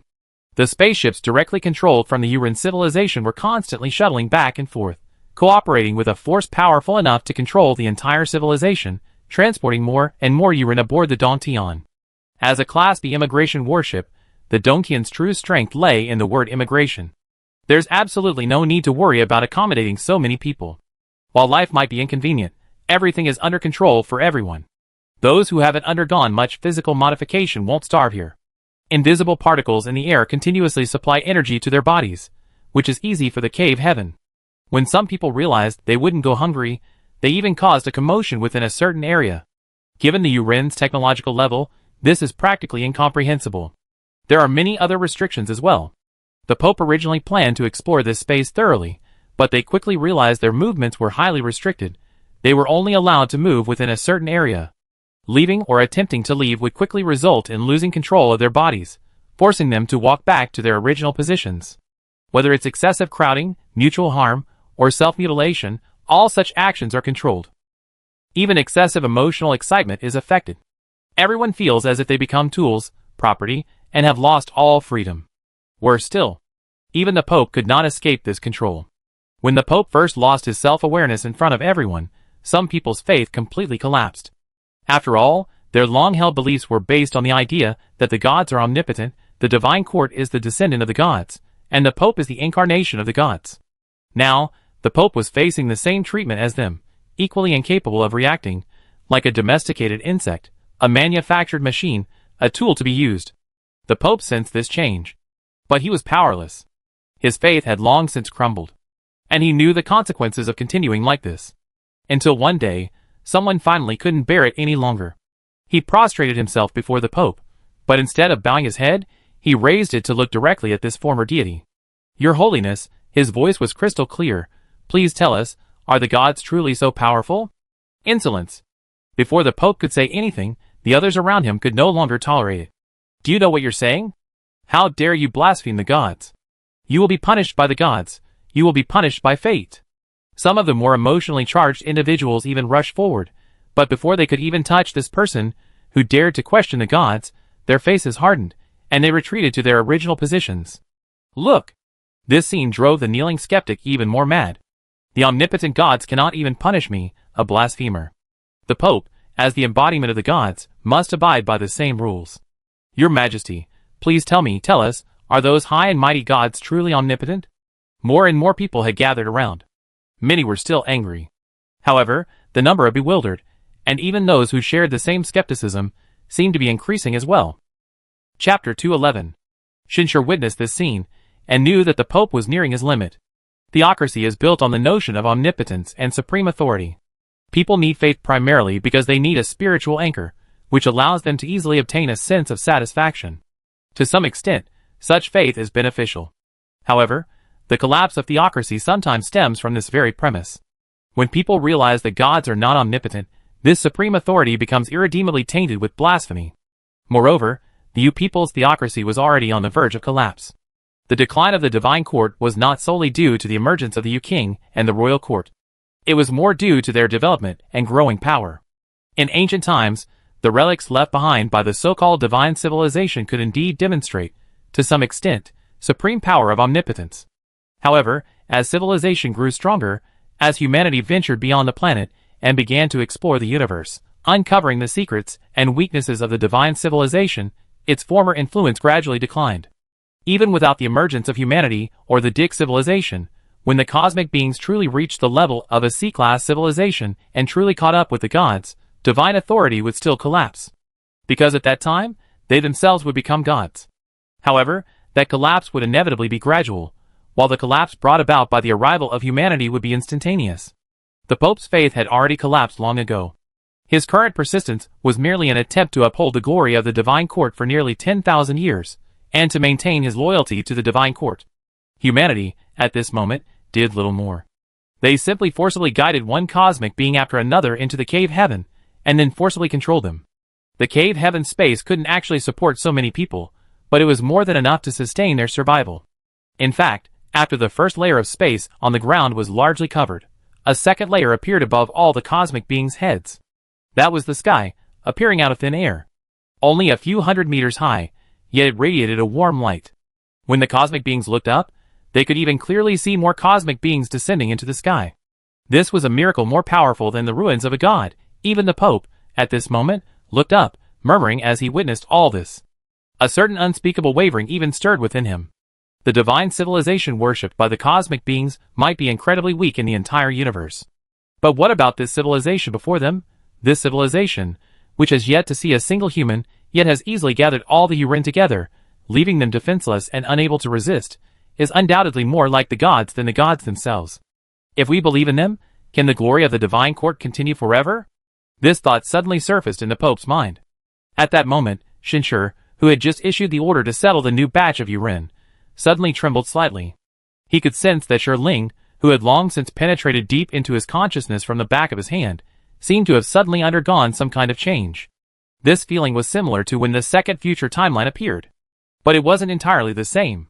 He looked up, focusing especially on the Pope, and with the aid of his powerful primal energy device, he clearly sensed the Pope's thoughts, as if he had gained some insight. The breakthrough? Could it be here? He murmured, reaching out his hand. A vibrant green willow leaf appeared and slowly drifted down from the sky. The Pope sensed something, abruptly raising his head, his eyes wide. In a daze, he seemed to see, above the layers of the heavens, an indescribably majestic figure, gently pointing a finger. He saw it. That solitary willow leaf drifting in the sky. At that moment, everything in the world seemed to fall silent, leaving only that one willow leaf. The Pope seemed to understand something. His heart churned uncontrollably, a torrent of emotion stronger than ever before.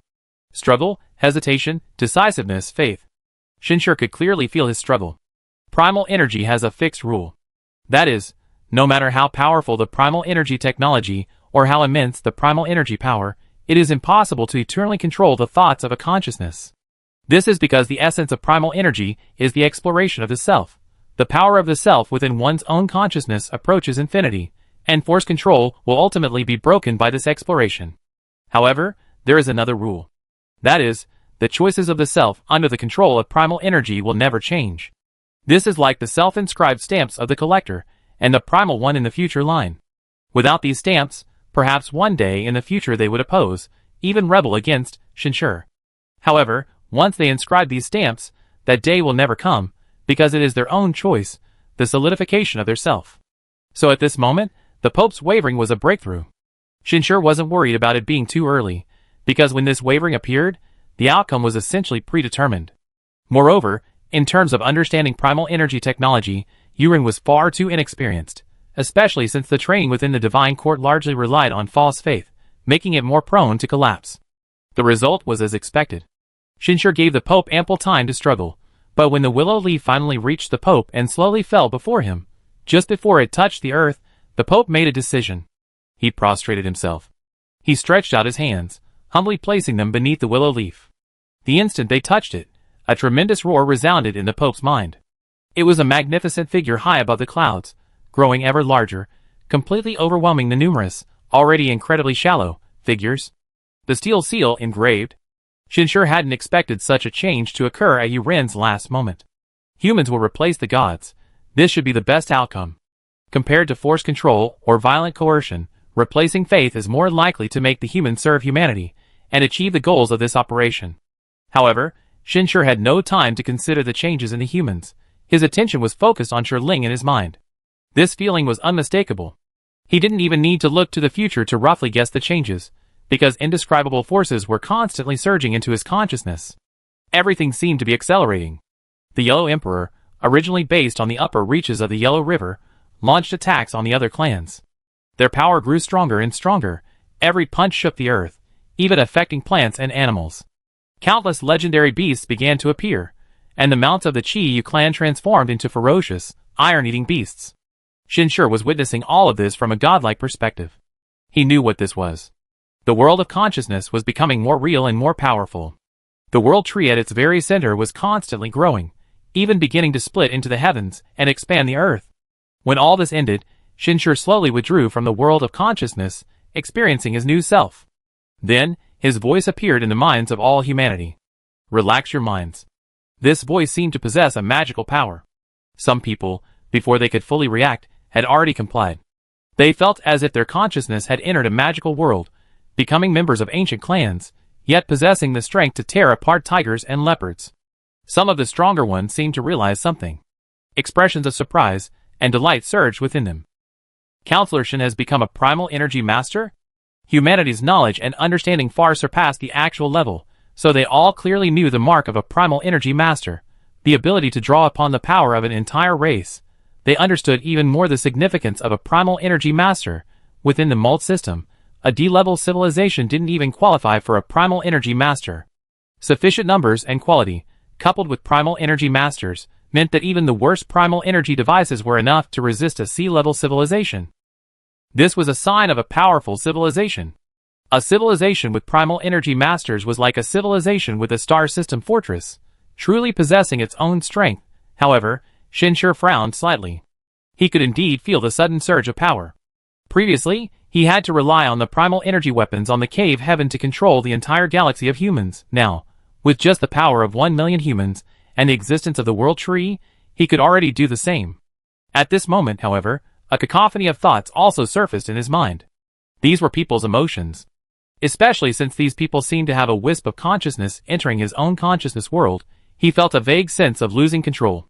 The consciousness world was essentially an evolution of dreams, where everything was an embodiment of self-awareness. Theoretically, it was a state of absolute control, but now many outsiders had appeared. If it were his consciousness world before he became a primal energy master, it would likely have already collapsed. This was why only primal energy masters could gather the power of their own kind. But the pressure is immense. This is only 1,000,000 people. Judging by this, I can only handle a maximum of 10 million. Shinshir rubbed his temples, suppressing the discomfort. He suddenly realized, it's probably because I don't have a civilization-type primal energy device. Gong Chu, having just become a primal energy master, was preparing to handle all of humanity. Even the lowest level civilization-type primal energy device should greatly alleviate this level.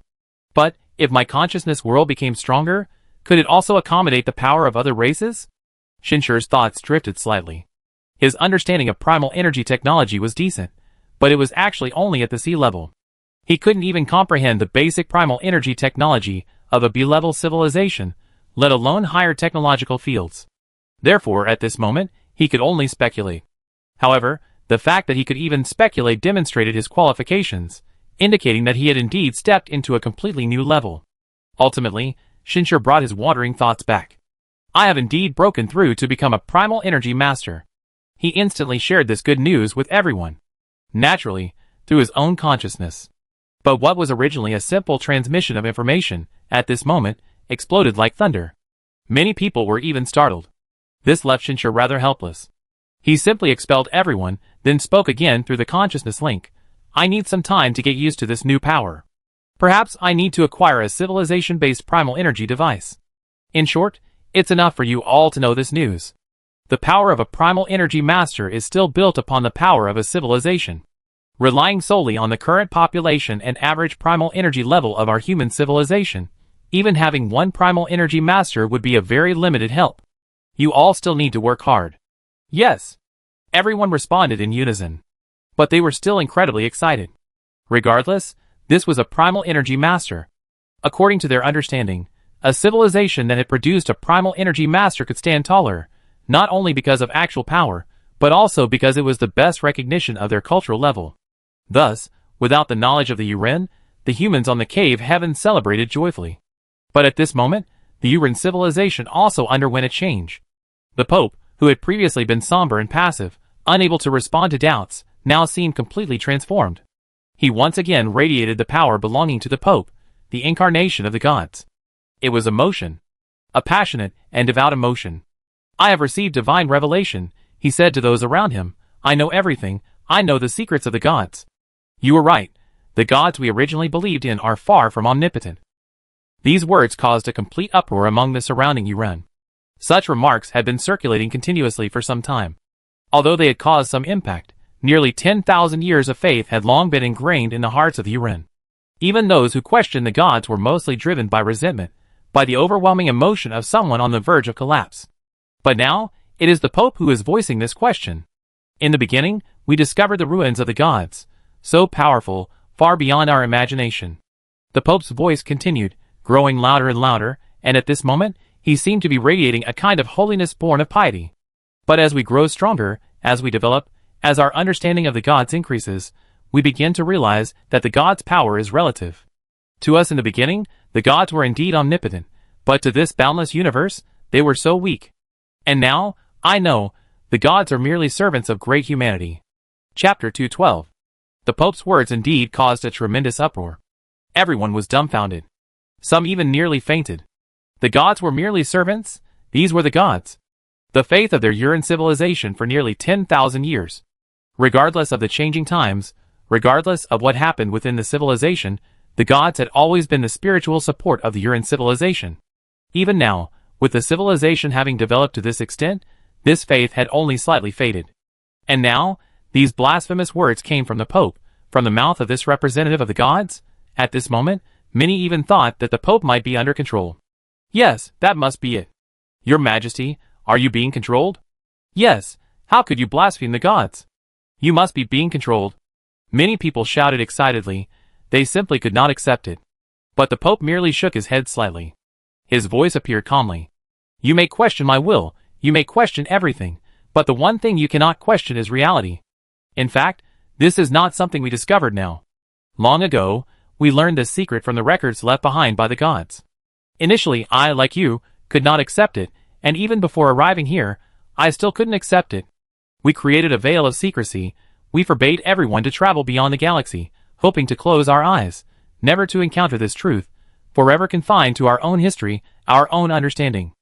The Pope still possessed a powerful charisma, and the crowd gradually quieted down. They all gathered around the Pope, listening to his voice. Their emotions rose and fell, then subsided, then surged again. This universe is far more powerful than we know. The civilizations of the gods are merely ordinary civilizations in this universe. Even we, in just 1 or 2,000 years, will be able to reach, or even surpass the gods. You all have the opportunity to live to see the time, to witness it firsthand. Originally, by then, the divine court would no longer be necessary. We could truly reduce the gods from a real civilization to merely history, merely a belief. But the masters of the gods have returned, they need new servants. This seems to be the mission we have inherited. The Pope spoke these words with complete openness. Everyone could clearly feel his sincerity. And in the Pope's own heart, all of this was utterly real. In fact, it was easy to imagine. The planet that suddenly appeared before them was so powerful, far surpassing even the divine artifacts left behind by the gods.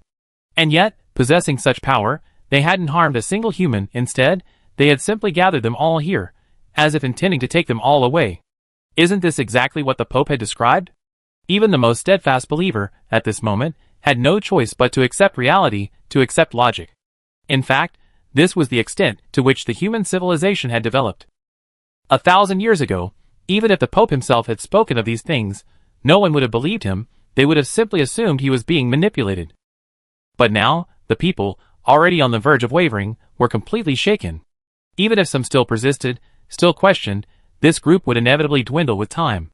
And the humans who witnessed this entire scene, who heard the Pope's words, were now utterly dumbfounded. They had prepared negotiation strategies, but the current situation seemed to be the best possible outcome. For the humans, how could serving humanity compare to serving their former masters, the gods? Whether it was faith, power, or reality, most of them could probably accept it all without question. We're not even needed, someone couldn't help but mutter. Counselor Shin alone could perfectly achieve the goal. Nonsense, Todd chuckled, but glared at the speaker. We're a backup plan, and we need to play our role as backups. That's right, this trip wasn't in vain. With the services of the Uran civilization, our civilization will fill the final gap. There's still a lot to do. That's right. Since the Pope has said so, we must carefully weave this new mythology. We humans can't just be a civilization from 30 years ago, still in the Earth era. What do you say, we should create a powerful human civilization, with us merely a branch, and Counselor Shin coming from the main family? How about that? We can dig deeper. Let's have a meeting to discuss it. Humanity was busy again, while Shinshur continued to issue instructions, such as allowing them to contact the Pope to a certain extent. The Pope had now voluntarily inscribed the primal energy steel seal, making him, in a sense, one of their own. With his cooperation, rewriting mythology and shifting faith wouldn't be too difficult. As for the Yu-King, there was no need to worry too much. Compared to someone like the Pope who still had faith and conviction, the Yu-King was easier to deal with, because he was more pragmatic. In fact, in the original timeline, the reason humanity didn't achieve the desired effect was because a small number of people with firm beliefs resolutely resisted. This was largely due to the divine court and the Pope. Therefore, after dealing with the Pope, Shi Ling underwent this change, even allowing Shinshur to directly enter a completely new realm. Shinshur clearly understood that the future had undergone significant changes. In fact, he could already roughly guess what was going on. A new future timeline might not have appeared. However, if the galactic fortress could be completed before the arrival of the Dakes, would Shinshur still be needed to lead the team to intercept them? Would he still need to risk his own life for such an arduous defense? In other words, in this altered timeline, the sage Shinshur might very well live to see 3,000 years into the future. This filled Shinshur with excitement, yet also some unease. It wasn't that he was worried this future version of himself would have a negative impact. After all, for him, possessing the time crystal, all the Shinshur in other timelines were merely avatars of his consciousness. This was crystal clear. What Shinshur worried about was whether returning to the future and reclaiming this avatar of his consciousness would have a significant impact on the future. After all, this was the sage Shinshur. No matter what, I still have to go see him. Shinshur knew he couldn't avoid this step. He went alone to the captain's cabin of the Cave Heaven, the safest place on the entire ship. Absolutely no one but him, the captain, could get there. After informing his wife, and the others, that he was in seclusion to adapt to the power of the primal energy master, Shinshur slowly closed his eyes. In that instant, Shi Ling and his consciousness transformed into an endless starry sky. His figure appeared in the trading market. In that instant, he sensed it. Another version of himself, indeed? Since the star system fortress could be successfully built, there was no reason for the sage Shinshur to have perished. He even sensed many changes, including the previous transactions. Based on past experience, altered transactions would be handled entirely by the residual consciousness. However, this future timeline already possesses a conscious incarnation, the sage Shinshur. Therefore, in this drastically altered future timeline, the antique dealer is none other than the sage Shinshur. This sage Shinshur, who already existed within this future timeline, entered the market with a completely new identity, posing as a newcomer to meet Peggy, selling sacred artifacts, and even opening an antique shop, conducting transactions for over 20 years. This is Shirling's distortion and adaptation to this new future. Most importantly, it cannot be taken back. Yes, although Shinshur had no intention of doing so, he could clearly feel at this moment that he could not reclaim this residual consciousness. The reason is simple. He is far more powerful than himself. Although it's all a product of the timeline's distortion caused by Shirling, it's not just an afterimage, but an avatar of a sage. It's not that it can't be forcibly taken back, but it would cause a significant dissipation of power. Shinshur digested the information about the advancement of time transmitted by Shirling, seemingly gaining some understanding. To take back this avatar, he needs to become even stronger. Strong enough that the growth over these 3,000 years is nothing. However, things seem alright as they are now. Moreover, Shinshur narrowed his eyes slightly, a thought flashing through his mind. In an instant, he could clearly feel his consciousness easily entering another world. He opened his eyes. What he saw was an ordinary room, lacking much high-tech sophistication, but retaining a certain degree of Earth-era flavor. However, with a mere thought, relevant information directly entered his consciousness.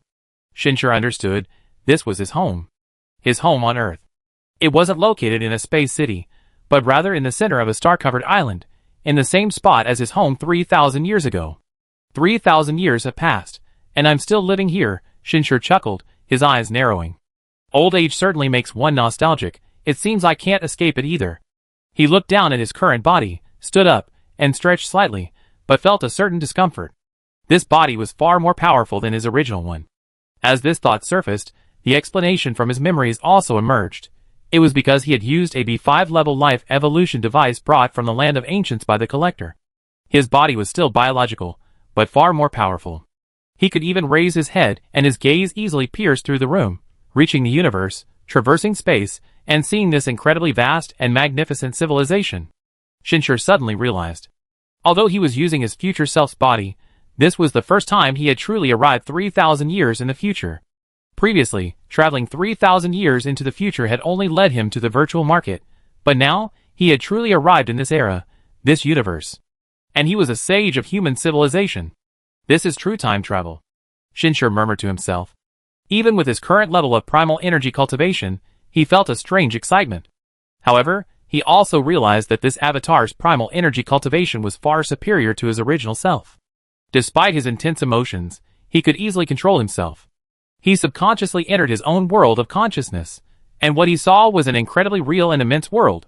The world tree still existed, but besides it, there were numerous primal energy devices within his world of consciousness, such as the blazing sun hanging high in the sky, such as the vast ocean churning in the sky, even the great seal buried deep underground.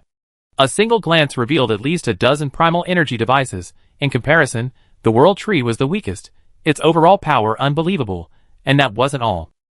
Shinshur could clearly see it with just a cursory glance.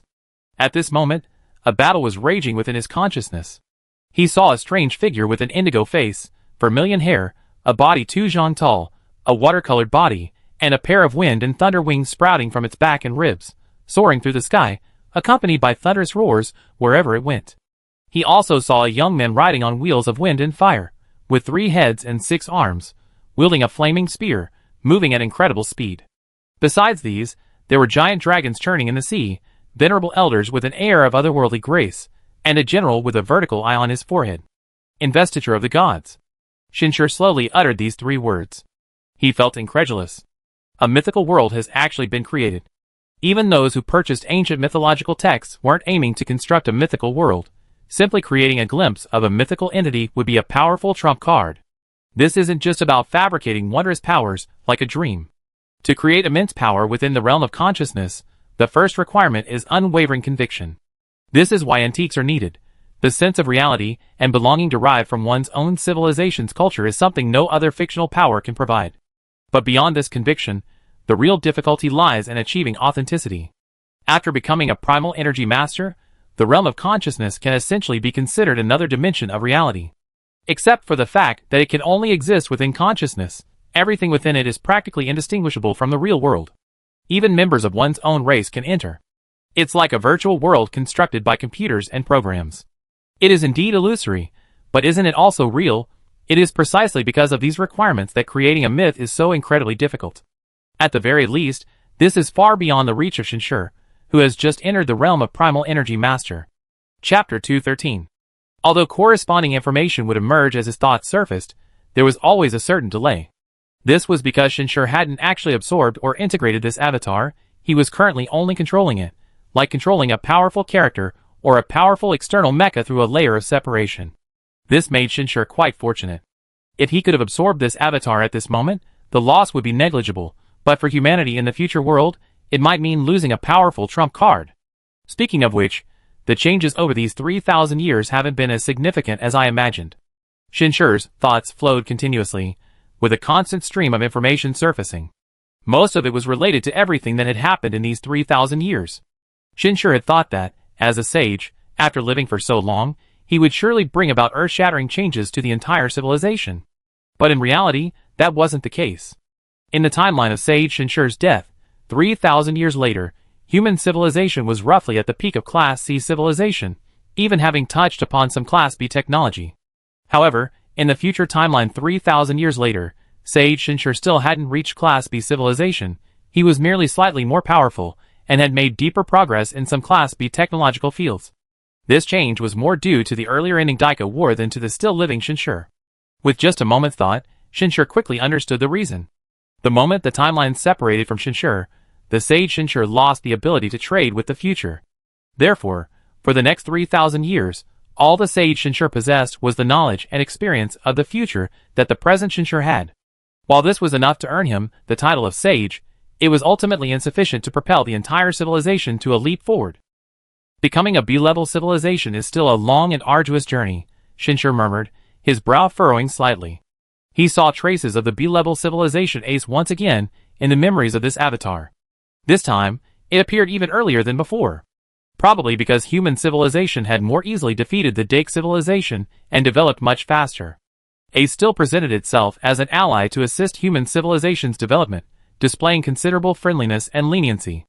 So friendly that it made one wonder if it was still a breeding system. However, even the future Shinshur couldn't find further evidence to prove that the A civilization harbored ill intentions. Forget it, now is not the time to study this. If the AES civilization truly harbors ill intentions, they will eventually be exposed as human civilization grows stronger. And as long as the future world doesn't completely become an independent world, no matter what changes occur, there will still be opportunities for change. Shinshur's gaze narrowed slightly, and his consciousness retreated back into his body. However, he could clearly sense signs of his other body acting autonomously, which actually went beyond the realm of a residual consciousness to some extent. Shinshur also noticed something else. This avatar of consciousness also possesses a trading terminal, which is also an auxiliary AI supporting its thought processes.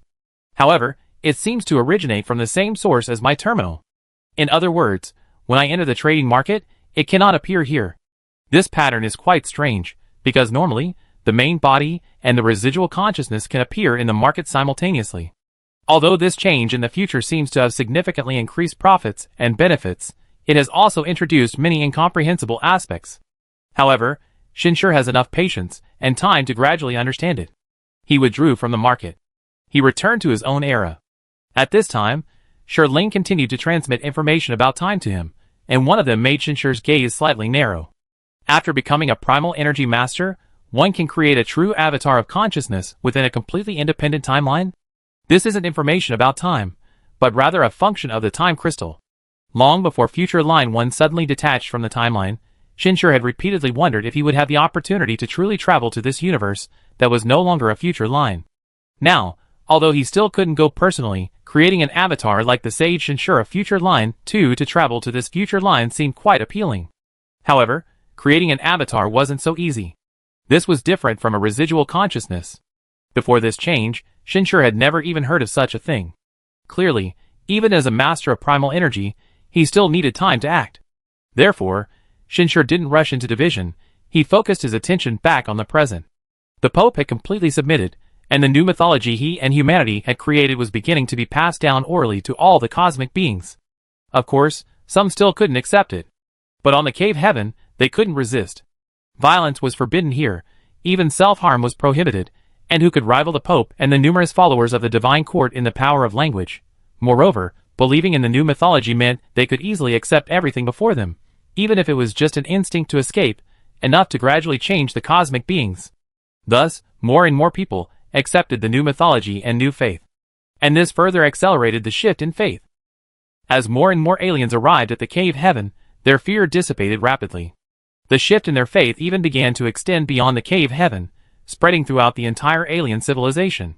In some places, aliens were even vying to board the spaceship, to reach this planet representing the Lord of the Gods, and to receive the glory bestowed upon them by the Lord of the Gods. Shinshur knew that the fate of the aliens was already sealed. From the limited information he had just gleaned, even in the world 3,000 years from now, the aliens would still be humanity's most loyal servant civilization, having reached the sea level, assisting human civilization in managing the vast star field. The turning point brought about by the star system fortress has ended, Shinshur mused. Where is the next turning point? At least until human civilization 3,000 years from now becomes a true B-level civilization. In the future world, humanity's true access to the B-level realm relies on the support of the B-level civilization, ACE. However, Shinshur harbors an unease about this. It's not a sudden whim or instinct, but simply a deep distrust of the mud system. The 3-day civilization. Shinshur suddenly murmured the name of another civilization. This is a B-level civilization with advanced primal energy technology, particularly powerful in primal energy devices. The world tree in Shinshur's mind originates from this civilization, as do many of the powerful primal energy devices he possesses 3,000 years later. The 3-day civilization seems quite actively trading and selling its devices, which is similar to the B-level civilization supporting humanity in the future world. But more importantly, for humanity in the future world, acquiring the technology and devices of the 3-day civilization seems far easier. Perhaps, a new turning point will occur here. Let's spend some time learning more about the future world, especially the information about Class B civilizations. Shinshur ultimately chose to play it safe.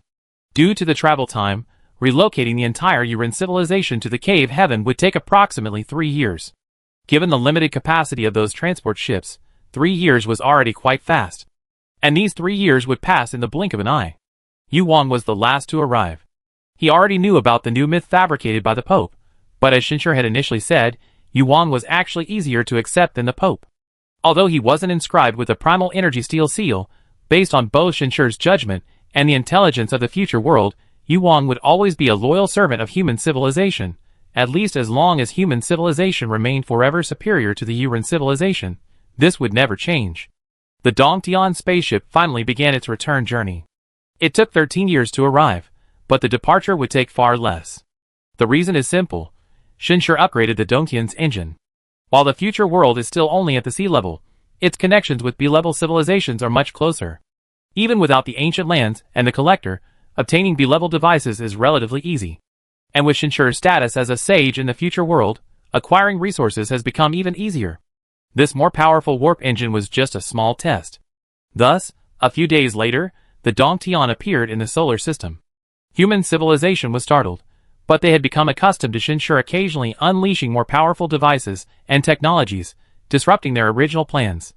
And when they learned that the Uran civilization had adopted humanity as its new faith, they were forced to change their original plans. In the short term, they had to minimize contact between humanity and the Uran to maintain an air of mystery. I will personally oversee the construction of the star system fortress, starting from the outermost perimeter, Shinshur stated. It will take approximately 300 years, but these 300 years will be a period of rapid growth for human civilization. At least by the time we truly begin large-scale contact with the Uran, we will possess the status befitting the Lord of the Gods. We understand. The council representative, who came to discuss the matter, replied solemnly. Thus, human civilization, including the Uran civilization, entered a truly busy period. The numerous low-level industrial production devices that Shinshur brought from Future Line 1 began to function under the hard work of the Uran's cheap labor force.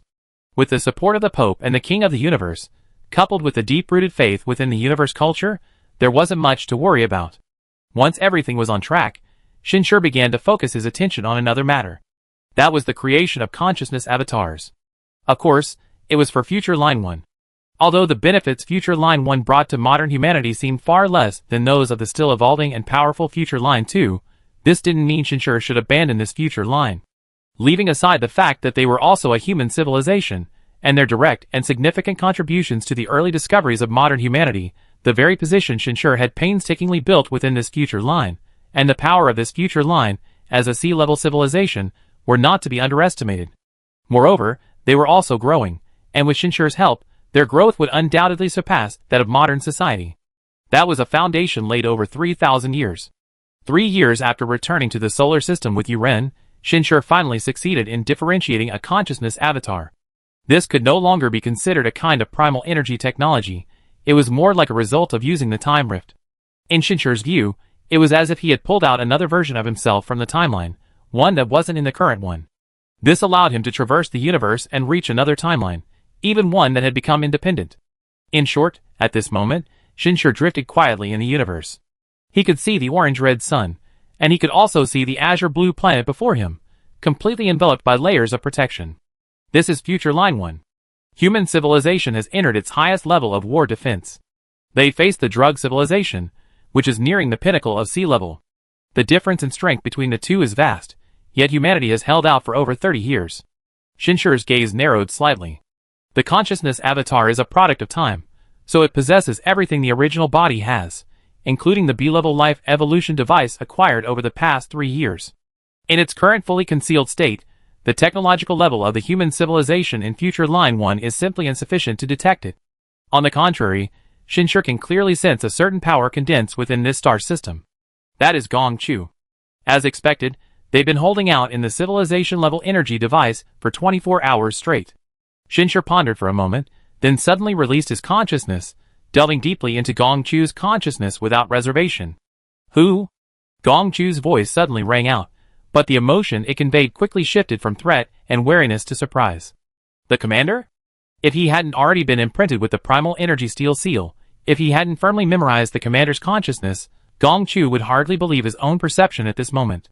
Not because of the sudden arrival of the commander, who had changed the fate of all human civilization, but because the commander was actually a primal energy master? Chapter 214. In fact, in the 3 different universes, no one understood the leader's level of mastery of primal energy better than Gong Chu from Future Line 1. Shinshur's initial growth, even the differentiation of his consciousness after images, was personally taught by Gong Chu.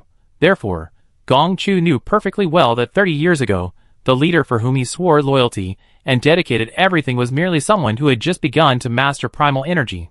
But now, this person who suddenly appeared before him was clearly a master of primal energy, and even more than that. He was currently sitting in a C9-level civilization-grade primal energy device, connected to a large number of primal energies of his own race, achieving this level of mastery, yet he hadn't sensed the leader's presence at all. It was only when the leader actively exposed himself that he discovered it. This was definitely not just a simple master of primal energy. He must possess an extremely powerful personal primal energy device. And even more powerful than the C9-level civilization-grade primal energy device he obtained from the leader was only a B-level device. In that instant, Gong Chu seemed to recall many things. However, the person before him was ultimately the leader. You finally returned, Gong Chu said, his attitude as respectful as ever. With the power of a primal energy master, you are capable of ruling the entire Shin clan. If you wish, you could easily become the sole ruler of human civilization. In these 30 years, Shinshur hadn't completely abandoned Future Line 1. However, he no longer received much from Future Line 1. Instead, he mostly helped Future Line 1. After all, his antique shop business continuously received various powerful technologies and devices from Future Line 2. Giving even a small amount would be a huge help to Future Line 1, which was deeply mired in war. With this, even though he had never truly arrived here, he had already built a vast empire through the black market. Therefore, Shinshur believed Gong Chu's claim that he could become the sole ruler of human civilization. And he indeed harbored such thoughts. Shinshur knew his purpose in coming here. The first future line had now lost its leapfrog development path, and would no longer interfere with the other future lines. As an independent future line, it could be considered a unique testing ground for both the crucial real world and the equally important future lines. It's important to understand that although the human civilization here wasn't particularly powerful, it contained the equally powerful Guz civilization, the AES civilization, the Mud system, and even that supreme being, the Rancher. The risks of undertaking adventurous attempts here would be greatly mitigated. Even if Shiling's secret was exposed, and human civilization in this universe was completely destroyed, and this clone was destroyed, even in such an extreme situation, Shinshur could still live, humanity in the real world could still have a future, and the human civilizations of the other future lines could still be incredibly powerful. While this outcome may seem cruel to humanity in future Timeline 1, it will provide greater protection for other, more important timelines. This decision was already clearly considered during the 3 years of experimenting with creating separate avatars. Shinshur will accept and bear all the consequences and responsibilities. To some extent, this is also a result of the increased mental strength brought about by the further advancement of primal energy technology. Previously, Shinshur might not have had the courage to make the decision to use this universe as a testing ground, even if he understood that it would benefit more important and greater interests. In short, after further solidifying his resolve, Shinshur responded to Gong Chu once more. "Let's meet first. I found you." He had already located Gong Chu using his energy device, though it wasn't actually necessary, as he had noticed the enormous crystal tree on the North Pole of Blue Star, the very energy device he had previously given to Gong Chu. Gong Chu, as the civilization's only energy master, had likely dared to leave for over 30 years. In some ways, the pressure and burden on his shoulders were even heavier than that of the sage Shinshur in the initial timeline of Future Line 2. If Shinshur didn't do something, he certainly wouldn't have lived 1,000 years. After leaving Gong Chu with these words, Shinshur vanished in an instant. Yes, this was personal warp technology. It was part of his life evolution device. This B6 level device was, in some ways, incredibly powerful. It's important to understand that the human civilization in Future Line 1 has already built a star system fortress, with warp oscillators covering the entire galaxy. The anti-warp device near their home planet is particularly prominent, yet even so, he could still easily observe individual warp jumps. If a B rank is already this powerful, one can only imagine the terrifying technologies and devices possessed by the even more powerful A ranks, or even that Rancher. However, even now, it's enough for Shinshur to roam freely within the human civilization of Future Line 1. He even easily entered the crystal tree and stood before Gong Chu without anyone noticing.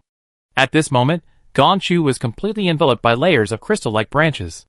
These branches, existing between reality and virtuality, could better transmit primal energy, and Gong Chu, as the user, could mobilize the immense power of all his fellow races at any time. This was also the reason why they had been able to persist until now under the invasion of the top-tier sea-level Dake civilization. However, when Shinshur appeared before them, concealing his appearance, Gong Chu, who possessed such vast primal energy, still showed excitement. "Captain, how did you appear? Is the primal energy device on you also from the Three Suns civilization? I seem to sense traces of our shared origin." "Indeed, it comes from the Three Suns." Shinshur did not hide anything. He looked up at Gong Chu, his mind flashing back to the many suggestions he had given since their first meeting. In the end, he simply sighed, "Thank you for your hard work. This was originally my mission." Gong Chu's emotions gradually calmed down, but when he saw the fog of confusion on Shinshur's face, he couldn't help but feel an undisguised sense of loss. He had given everything, but even here, even having become a stronger being than him, the leader still refused to reveal his face. Although Gong Chu knew he had no right to demand anything, absolute obedience didn't mean suppressing his emotions, so he still had the right to express his disappointment. "Want to know what I look like?" Shinshur asked calmly. "Right now, I don't actually mind letting you know, but it might pose an unknown threat to the entire human civilization. Even so, do you still want to know? Your appearance could pose a threat to all of human civilization?" Gong Chu seemed somewhat bewildered, yet also seemed to have realized something. "Could it be because of everything you acquired? Because of the Shin clan's secret from 3,000 years ago?" Even now, Gong Chu hadn't considered the possibility that Shinshur was actually Shinshur. His first thought remained the secret of the Shin clan's existence. If the leader could produce a powerful C9 level civilization system energy device, he might even have become a master of energy within just 30 years. A terrifying secret. "Since it could potentially pose such a threat, then I don't need to know," Gong Chu quickly said. "A wise decision," Shinshur seemed to sigh softly, "but I still want you to know." Before Gong Chu could say anything, At the last moment, his pupils suddenly contracted, his emotions surging uncontrollably, forcing him to mobilize powerful energy to suppress them. Because the mystery surrounding Shinshur's appearance dissipated at that moment. He saw Shinshur. It was as if he had traveled through history. "Commander, you..." Gong Chu was completely speechless at this moment. His mind replayed everything he had experienced with the commander.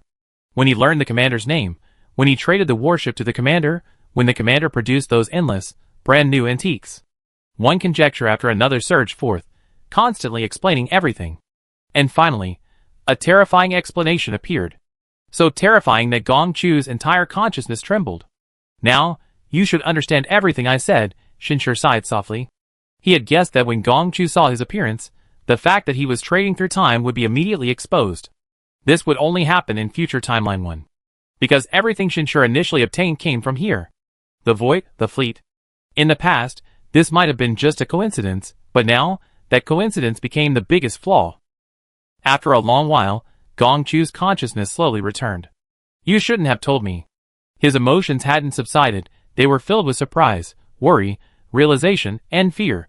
Yes, this secret was far too great. Far too great. Even revealing the slightest bit, even just a vague possibility, could draw out someone like the rancher. This was time.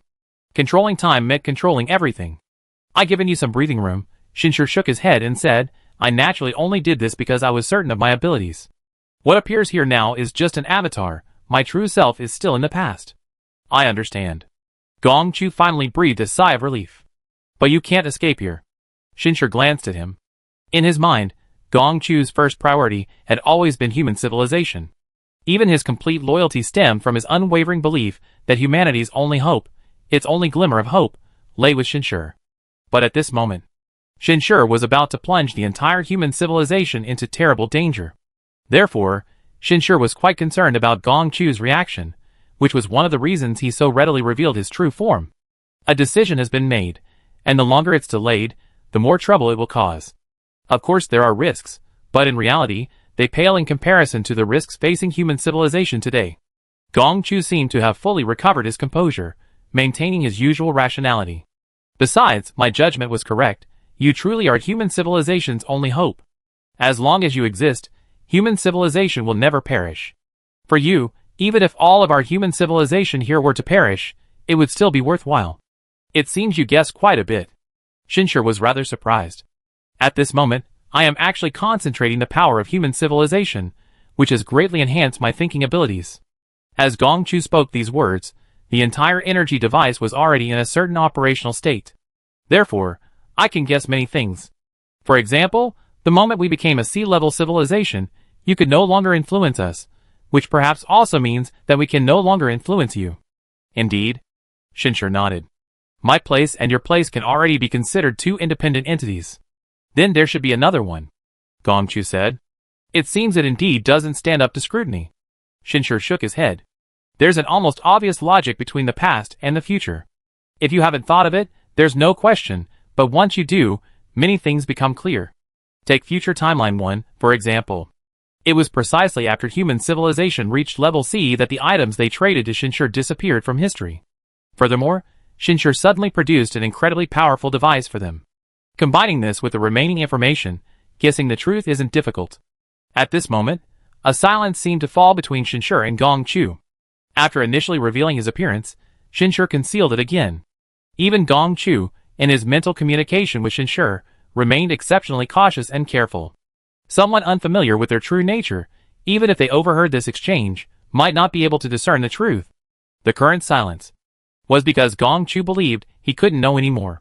The more he knew, the greater the risk might become. Shinshur's silence, however, stemmed from his inability to find the right words.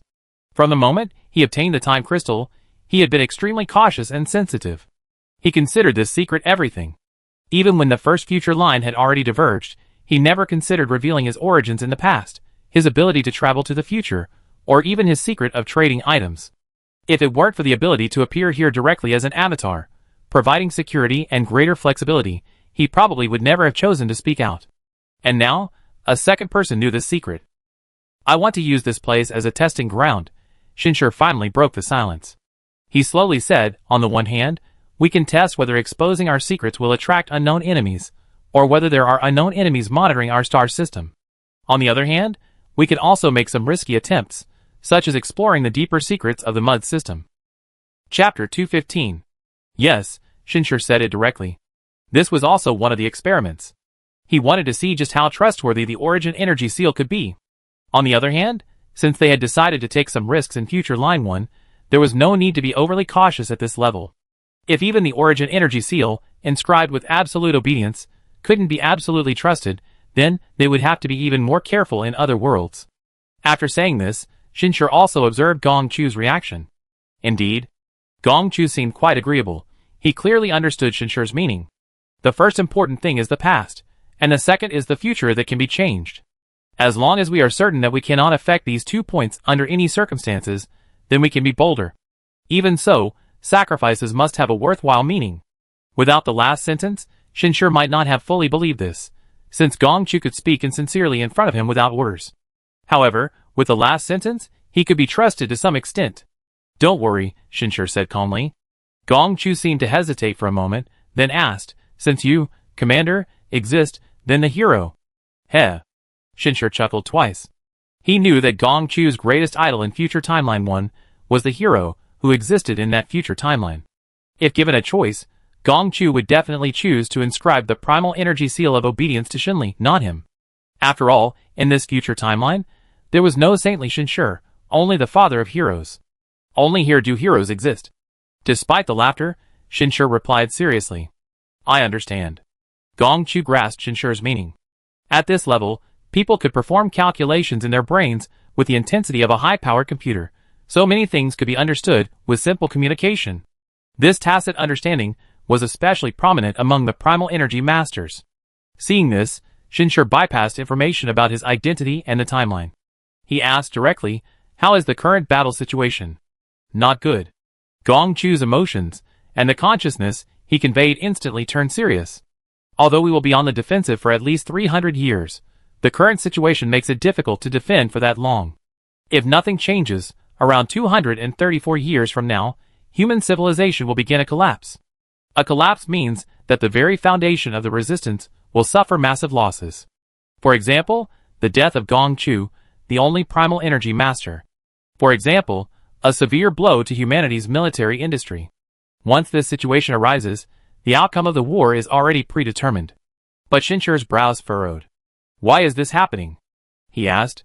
We are the defenders, and we even sent you such powerful civilization-level devices, and numerous advanced warships and weapons.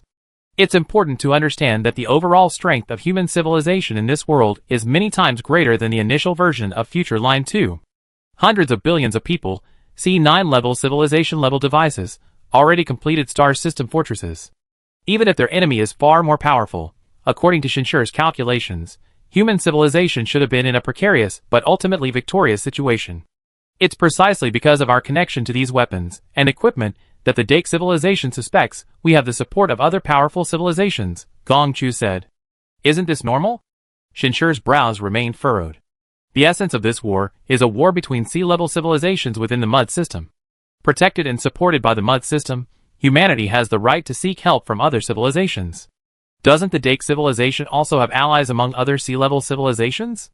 It's important to understand that the point in time that Future One is currently at is when human civilization had already entered the sea-level civilization stage before engaging in formal warfare with the Dake civilization. Why is this point so important? It's because wars between sea-level civilizations receive equal support within the mud system. This is also why Shinshur can freely help human civilization. Under these circumstances, no one has the right to force human civilization to hand over secrets, and secrets of this level wouldn't be coveted by B-level civilizations. However, the Dake civilization's next sentence made Shinshur somewhat realize something. The Dake civilization suspects that our support comes from a Class B civilization, and possibly even from the land of Gus. Many of these devices were indeed obtained from the land of Gus, but the land of Gus doesn't participate in the internal wars of the mud system, they only engage in trade. I understand. This level of support goes beyond mere trade. Shinshur truly understood.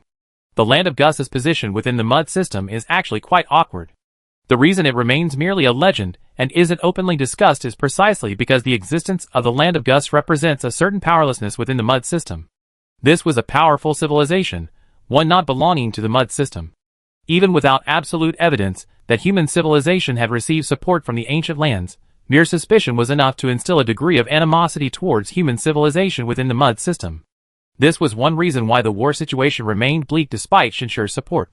This also served as a reminder to Shinshur. In modern society, he possessed far more powerful devices. Human civilization was not yet attracting the attention of the mud system, but when it joined directly as a sea-level civilization, was it already under intense scrutiny? Was this also the reason why future human civilization received friendly support from the IS civilization? Shinshur even felt an urge to immediately travel to Future Line 2 and seek answers from the memories of the sage Shinshur. But he restrained himself. No rush. It seemed that coming to Future Line 1, this testing ground, was the right decision. After a moment's thought, he asked, "What's the most useful support for you right now?" Shinshur possessed considerable power and resources, but since the matter was already out in the open, asking Gong Chu was naturally the simplest approach. Gong Chu didn't stand on ceremony. In a way, this was a significant reward for their world becoming Shinshur's training ground. After all, they couldn't offer Shinshur much more. Relying on so-called human sentiment to acquire resources was the weakest and most useless method. Most importantly, it's a device that can assist in breaking through to the level of a primal energy master. Primal energy technology is the easiest field to bridge the technological gap between civilizations. Having experienced cultural disruption, we actually accumulated a large number of powerful individuals, who are just one step away from becoming primal energy masters. Now that we regained our cultural heritage, if we have a device to assist in this breakthrough, we could potentially create hundreds, even millions, of primal energy masters in a short period. At that time, we won't just be on the defensive, we might even be able to launch an offensive to some extent, Gong Chu said. Shinshur nodded. He completely understood Gong Chu's meaning. While Shinshur might not yet match Gong Chu's command experience at this point, his vision and understanding were nearly equal. After all, he had spent 30 years studying in the far more powerful Future Line 2. "I look for a solution when I get back, but this device is very likely already at grade B. Won't that cause problems?" This was Shinshur's concern. "There might be risks, but it's not just you who needs to take the risk. We have no choice but to take it too." Gong Chu's spirits weren't low. He clearly understood the advantages and disadvantages of Shinshur's identity. Undoubtedly, the advantages far outweighed the disadvantages. Without Shinshur's experiments and risks, would the possibility of human civilization's destruction be any less? In that case, let's go a step further. Shinshur narrowed his eyes. "I get 2 grade B warships, that'd be enough as one of our trump cards." Previously, Shinshur had restrained himself from providing Future Line 1 with grade B weapon warships. It wasn't that he couldn't get them. Especially in the current second future timeline, with Sage Shinshur's identity, he could easily obtain it. Previously, he was only worried about the appearance of products from a B-level civilization. Human civilization was receiving too much attention. But now, it's a good time to test what the consequences would be. The modern world has already produced a B3 level immigration warship. Also, my true identity is currently only allowed to be known by you, not even Gong Mo. He is ultimately not a primal energy master, and is located in the land of Gus, Shinshur instructed. Actually, both Gong Mo's and my memories are protected by the black market terminal, but the leader's promotion was the right thing to do, Gong Chu agreed.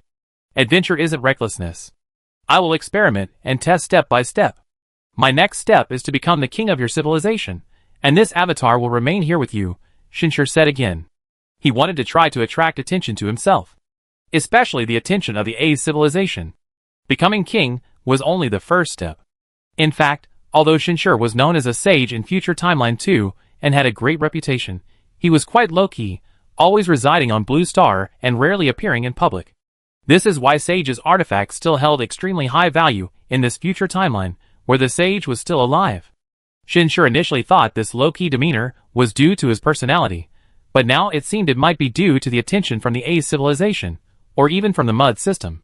Gong Chu naturally had no problem. This might have been impossible for him in the past, but it was effortless for Gong Chu now. Having received much support from Shinshur, he was, in a sense, already an uncrowned king. After giving his final instructions, Shinshur didn't linger in the world of Future Line 1. He had originally intended to explore it thoroughly, but ultimately chose to leave. He had an avatar anyway. This avatar wasn't particularly powerful, he could easily integrate all the memories. If the avatar explored, it was the same as him exploring.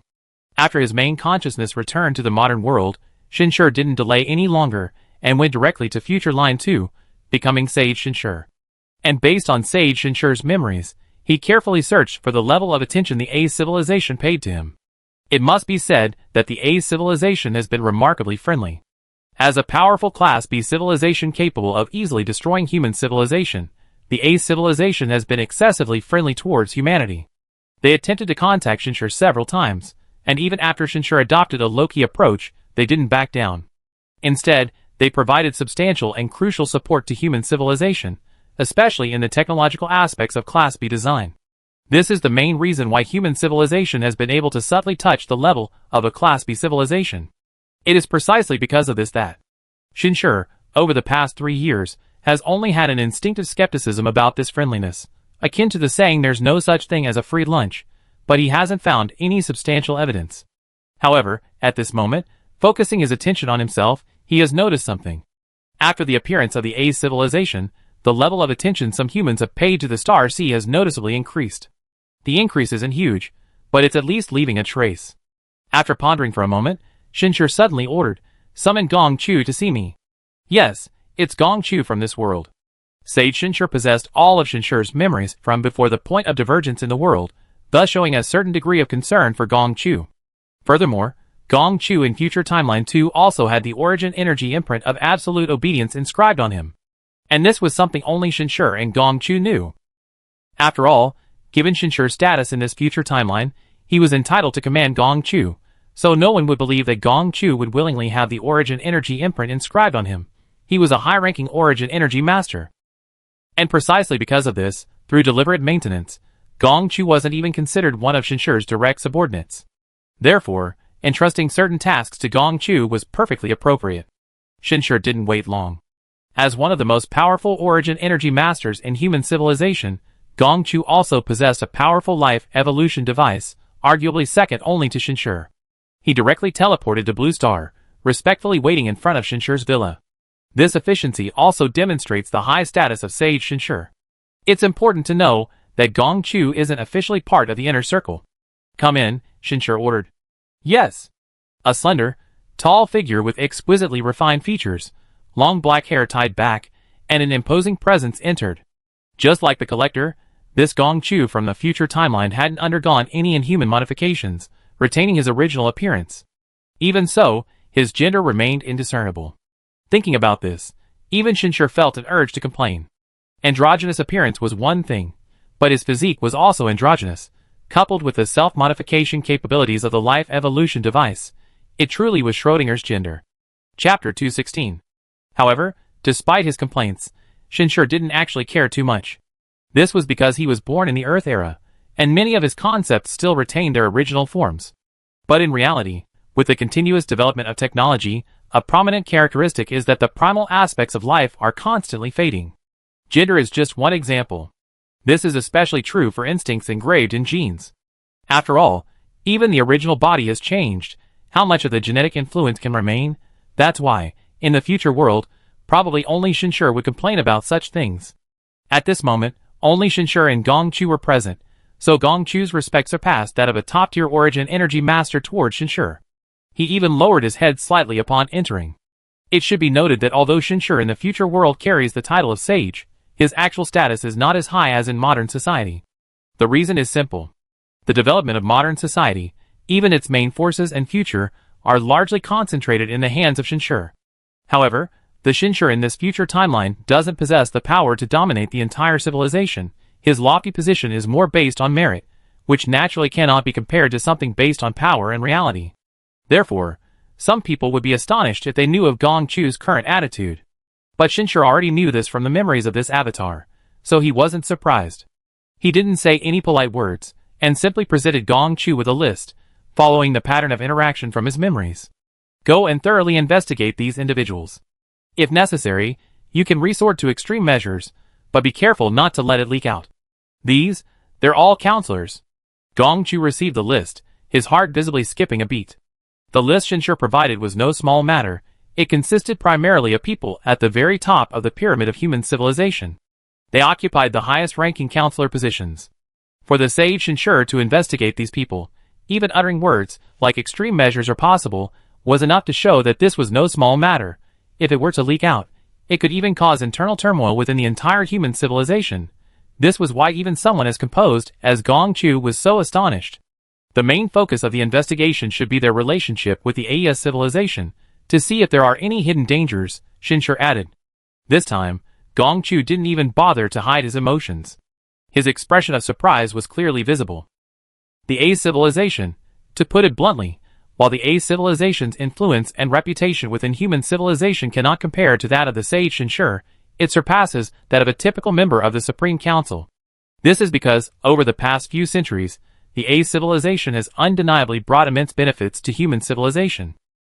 Furthermore, the AES civilization, as a Class B civilization, possesses formidable military power. It could be said that if the AES civilization were human, their status would be comparable to that of Shinshur in the early Starry era. Power combined with benefits is always advantageous. There's no need to be surprised, Shinshur said calmly, his expression and emotions equally composed. There's an old saying in the inherited culture of human civilization: those who are not of our kind are sure to have different hearts. The AES civilization has been too friendly, and the benefits it has brought are too great. I always maintained a certain vigilance, so this is also an experiment. Of course, we must be extremely careful, ensuring the AES civilization doesn't become aware of our presence. The only one I can think of is you. This still carries some risk. However, while Future Line 2 holds a higher position than Future Line 1, it is still inferior to the present world, meaning it's not entirely without its risks. After all, Future Line 2 still has the potential to be altered in terms of time. Shinshur wasn't explaining this to Gong Chu at this moment. Gong Chu, imprinted with the primal energy seal, couldn't refuse any of Shinshur's orders.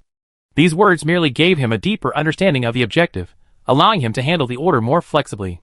I understand, Gong Chu nodded. He looked at the list again, his mind racing faster than a high-performance computer, and soon, he seemed to realize something. These people all have special interest in the Star Sea. Sage, are you worried that the AES civilization is eyeing the Star Sea? Yes and no, Shinshur said. The thinking abilities possessed by primal energy masters are indeed unmatched by people in modern society. Shinshur only needed to reveal even the smallest bit of information, and Gong Chu could deduce a great deal from it. I understand, he said again, suddenly realizing. The AES civilization enjoys considerable prestige among the sea-level civilizations in its vast star field. It doesn't just support us. Any civilization that reaches the pinnacle of sea level and has the potential to become a B-level civilization will receive varying degrees of support from the AES civilization. This is why many people feel at ease, because the benefits are tangible. However, because of the existence of the Sage and the traces of the mysterious Star Sea, if there are other reasons behind the AES civilization's support, there's a possibility that we might reveal our true colors on the Star Sea. You finished speaking, Shinshur nodded slightly. Just as Gong Chu had said. In reality, Shinshur's wariness of the AES civilization was initially based on instinct, without any evidence. Moreover, human civilization truly couldn't refuse AES's aid, not only because of the enormous benefits involved, but also because, faced with the friendship of a B-level civilization, human civilization simply had no right to refuse. However, the adventure in Future Line 1 reminded Shinshur that now that he could produce a B-level device, Star Sea was enough to attract the attention of a B-level civilization. This was the breakthrough. I will definitely complete the mission, Gong Chu nodded solemnly, clearly realizing the seriousness of the matter. Involving a B-level civilization could potentially plunge the entire civilization into crisis again. Also, have Gong Yemo obtain a civilization-level energy device of B-level or higher. I need it, Shinshur added. With him becoming an energy master, it was time for modern human civilization to need a powerful civilization-level energy device. And Shinshur could guarantee it. This device will undoubtedly have another impact on the future. After all, it could be a civilization's trump card, its significance no less than that of the Void against the Vormite fleet. This single device could potentially turn the tide of war.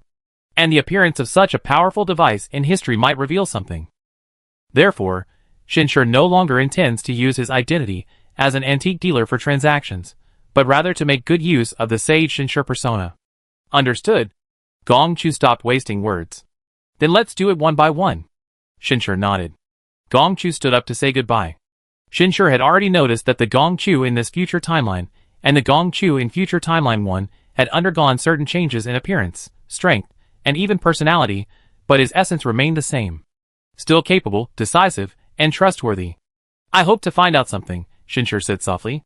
He attached great importance to the AES civilization. The history of human civilization had entered a critical juncture. There were no overt threats at this time. Even the Daik civilization, which had brought immense pressure to modern society, had not caused much damage to humanity in the current future timeline. In other words, even if Shinshur simply followed the established path, he could defeat the Daik civilization and bring human civilization to its current state. But if he thought he could relax now, he would likely regret it for the rest of his life. Regardless of whether the AES civilization poses a threat or harbors any ill will towards humanity, humanity must maintain its strength. For Shinshur, this means ensuring that the development speed of human civilization far exceeds the future, thereby continuously changing the future. After instructing Gong Chu, Shinshur's consciousness withdrew from this clone. Controlling this clone before complete fusion is not a good thing for Shinshur, because the memories of these 3,000 years are far too vast for the current Shinshur. Especially since these memories are entirely based on Shinshur's personality and perception. If they persist for too long, these memories could very well affect his emotions. That would be incredibly troublesome. Shinshur had no intention of rapidly becoming a 3,000-year-old old man. After returning to his physical body in the real world, Shinshur didn't remain idle. The number of aliens was simply too vast. Their resettlement alone couldn't be completed in just 3 years. Even now, a large number of aliens hadn't yet taken up their posts. Furthermore, the sheer number of aliens, coupled with the massive production output from numerous industrial facilities, was already having a profound impact on human civilization. At this moment, human civilization was essentially sucking the lifeblood of the alien civilization. The benefits and the changes were enormous. It could easily affect every single person. For example, most of the personal spacecraft humans currently use for travel were only suitable for traversing between Earth and its space cities. However, with the numerous production lines brought by the aliens, and Shinshur from Future Line 1, a large number of personal spaceships had flooded into human civilization. Although warp drives hadn't been installed yet, it already allowed human civilization to freely travel between several important space bases in the solar system. And this was all under the full control of the Human Federation. Otherwise, the entire human civilization could immediately enjoy a happy life without working, studying, or striving. We must separate the universe and human civilization to a certain extent.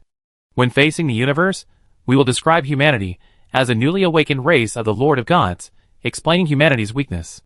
When facing humanity, we will describe the universe as Shin's allies. Yes, we will regard them as my personal strength, not the strength of all humanity. Shinshur set the tone for the relationship between humanity and the universe at the Supreme Conference. In other words, he was used as a buffer between humanity and the Urun. Shinshur's current position within human civilization is extremely unique. He led humanity to victory over the Vorin, and is preparing to further defeat the Daikrin.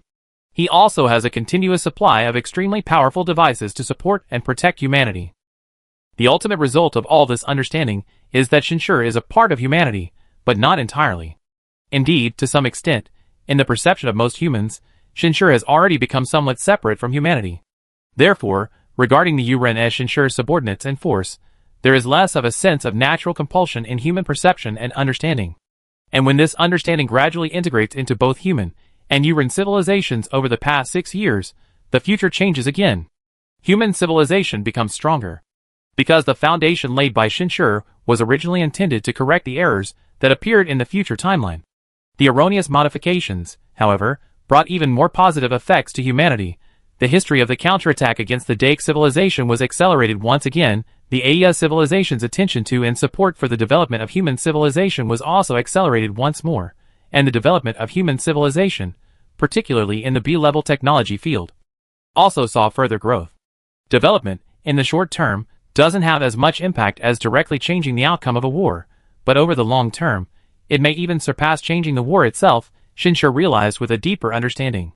Human civilization has only entered the Star Age for about 40 years, but the changes in human civilization 3,000 years later will far exceed 40 years.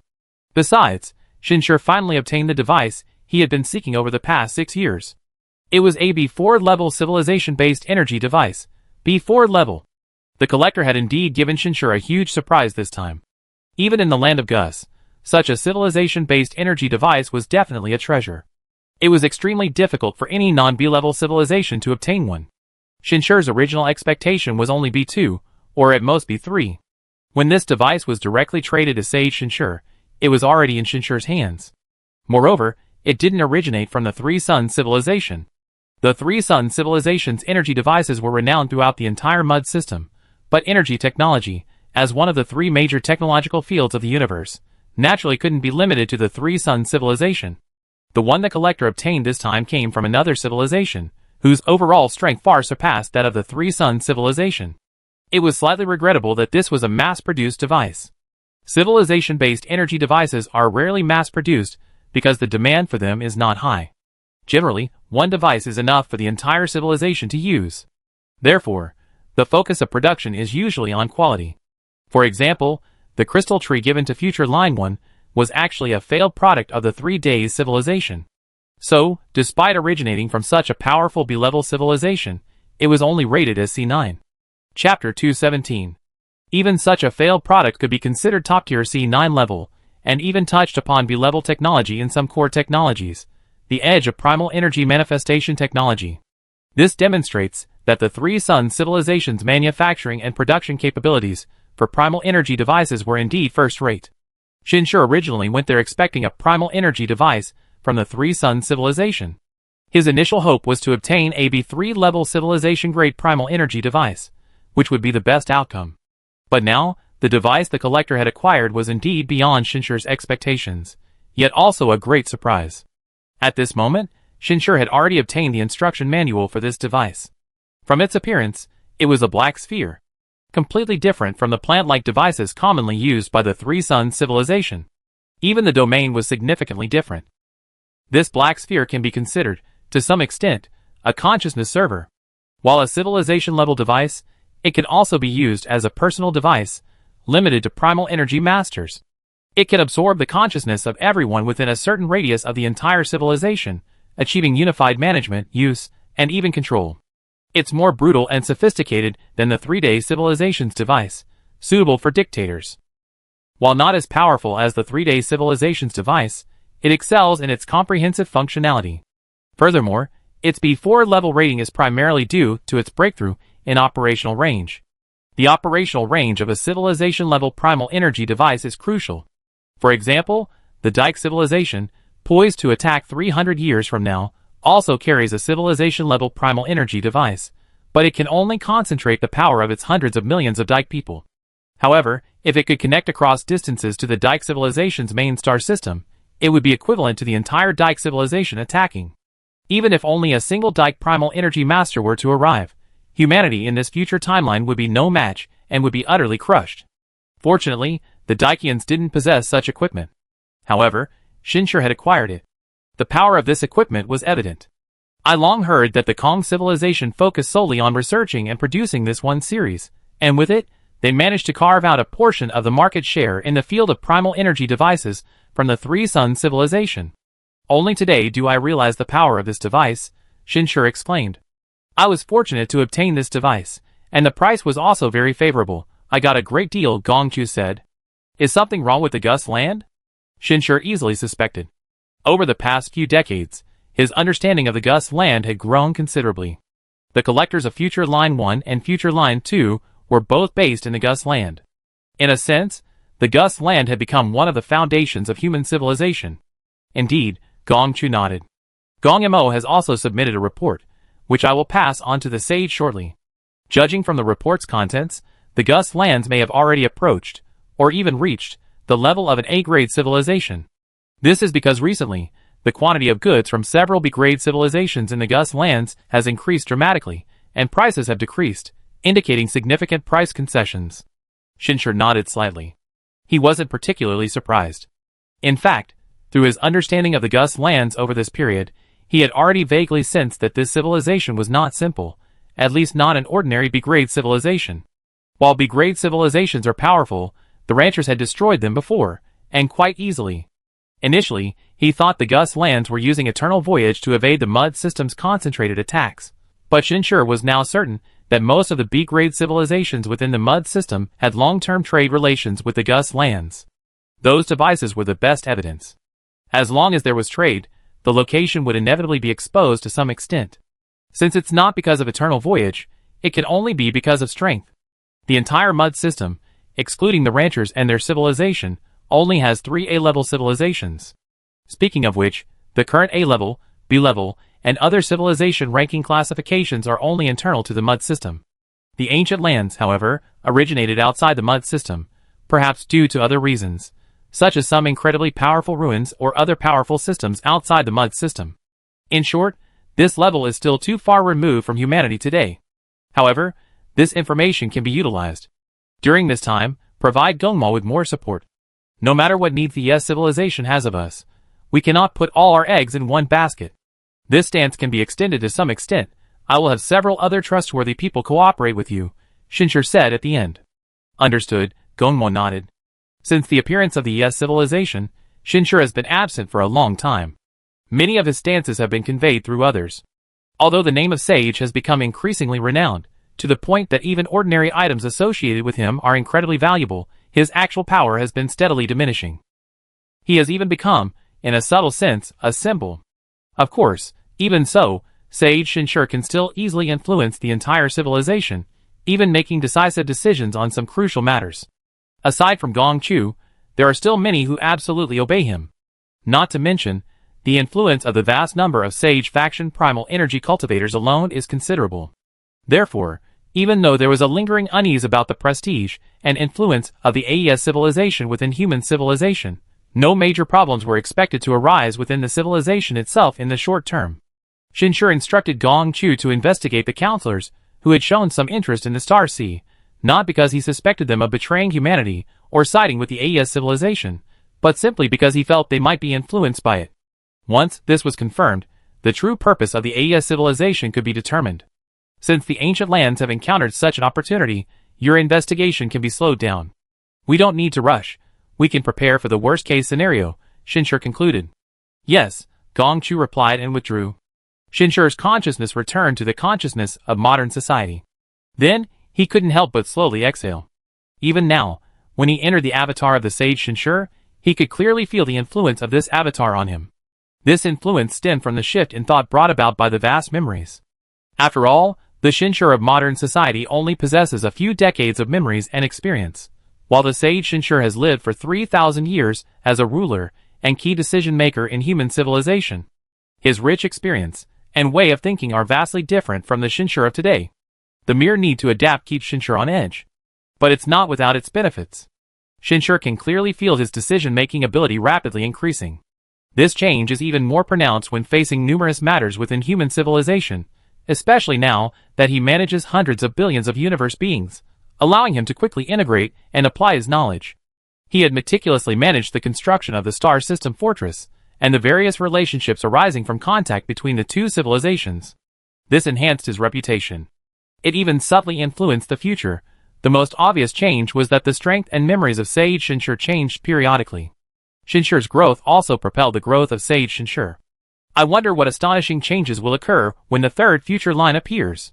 Human civilization should have already reached grade B, Shinshur murmured, finally chuckling to himself. Modern human civilization hadn't even fully reached grade D, still striving towards grade C, yet his gaze was already fixed on grade B civilizations. This was the change brought about by the avatar of Sage Shinshur. It greatly broadened his horizons. After all, Sage Shinshur's primary concerns weren't limited to grade B civilizations. He even sought to deepen ties with the ancient lands, which might be a grade A civilization. With such frequent contemplation, it would be strange if his horizons hadn't broadened. However, when facing reality, one must be realistic. A master of primal energy cannot afford to make such a basic mistake as being all talk and no action. Shinshur focused his gaze on the large black sphere that had already entered his consciousness. He wondered how much this device would change the future of civilization. Could it activate Future Line 3? We find out when we take it out, Shinshur said, no longer dwelling on it. He contacted Todd and stated directly, I acquired a Class B Civilization System Primal Energy device. Its impact on civilization is extremely significant, requiring a series of collaborations from the Human Federation. What kind of device is it? Todd asked eagerly after his initial delight. The main function of civilization-based energy devices is to assist the energy master in concentrating the energy power of the entire civilization, but their manifestations are diverse. A more rudimentary and primitive type is similar to a virtual world helmet. It simply uses consciousness connection to facilitate everyone's entry into the energy master's consciousness world, but the power contributed and the management are quite difficult. The human civilization of Future Line 1 originally created this type. The crystal tree currently used by Future Line 1 is considered quite advanced.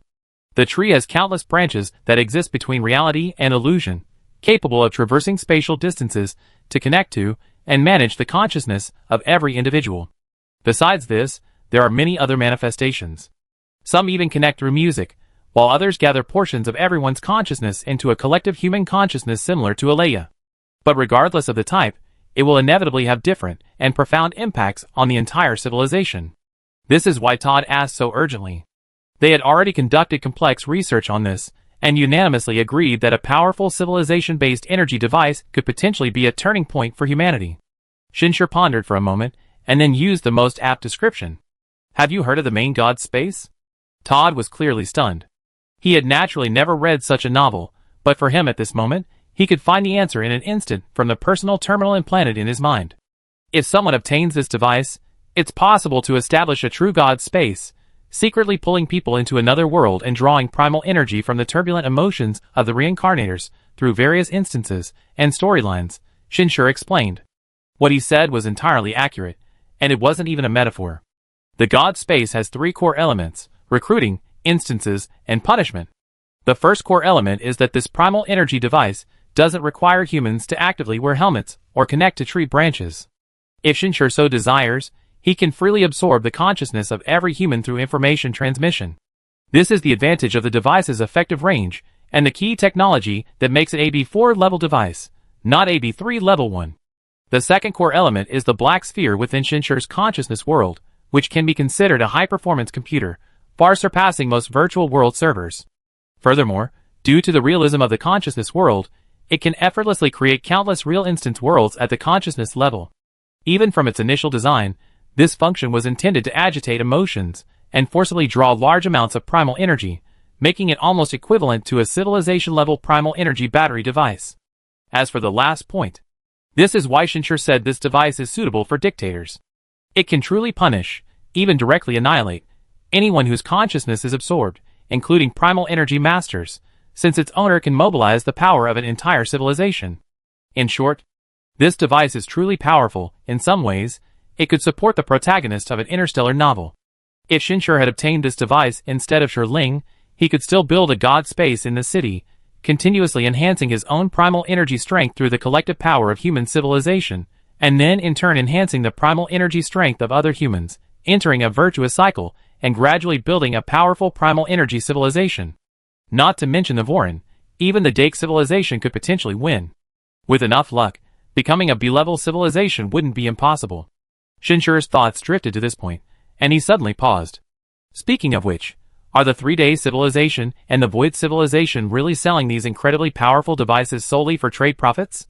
Just like the profound influence of the God civilization on the universe civilization, even a small leak from these incredibly powerful civilizations could potentially create miracles for the weak. Chapter 218. Shinshur's thoughts raced at this moment, conjuring up various speculations. For example, these civilizations might have actually installed backdoors in these devices. Once sold and used by other civilizations, the entire civilization would fall into the hands of these powerful B-level civilizations. Or perhaps they were consciously supporting other civilizations, which could also be considered a form of nurturing. There was even a possibility that some weaker civilizations still possessed internal information about primal energy technology that they were unaware of, and it was this information that drove these B-level civilizations to sell these devices. After all, the most numerous and best-selling devices they sold were indeed in the primal energy field. However, in the end, Shinshur understood that his speculations were just that, speculations. He couldn't find any evidence. Moreover, even if these devices were truly problematic, even if there was some unknown information behind them, should he simply give up? No, that was impossible. Whether it's modern civilization, Future Timeline 1, or Future Timeline 2, development and survival are inseparable from these powerful devices. As for the potential pitfalls they might contain, that's currently just needless worry. Leaving aside other things. Take the time crystal in Shinshur's possession, a device completely beyond the imagination and technological scope of the MUD system. Including this powerful trading market, is there really no hidden traps? Shinshur dared not be so naive, because these two things must have a creator, and they seem to have some connection to humanity. However, without this device, human civilization, including Shinshur's, would likely have long since become a breeding ground for the Voronoi. Therefore, even though Shinshur had some concerns, he was also clear that humanity was not yet in a position to worry about such things, nor could it even afford to be vigilant. On the contrary, it was essential to make full use of these powers. So, after explaining the function of this energy device to Todd, he also stated his position. This device is beneficial to human civilization in the long run, so my opinion is to spread it throughout human civilization, to make human civilization stronger first.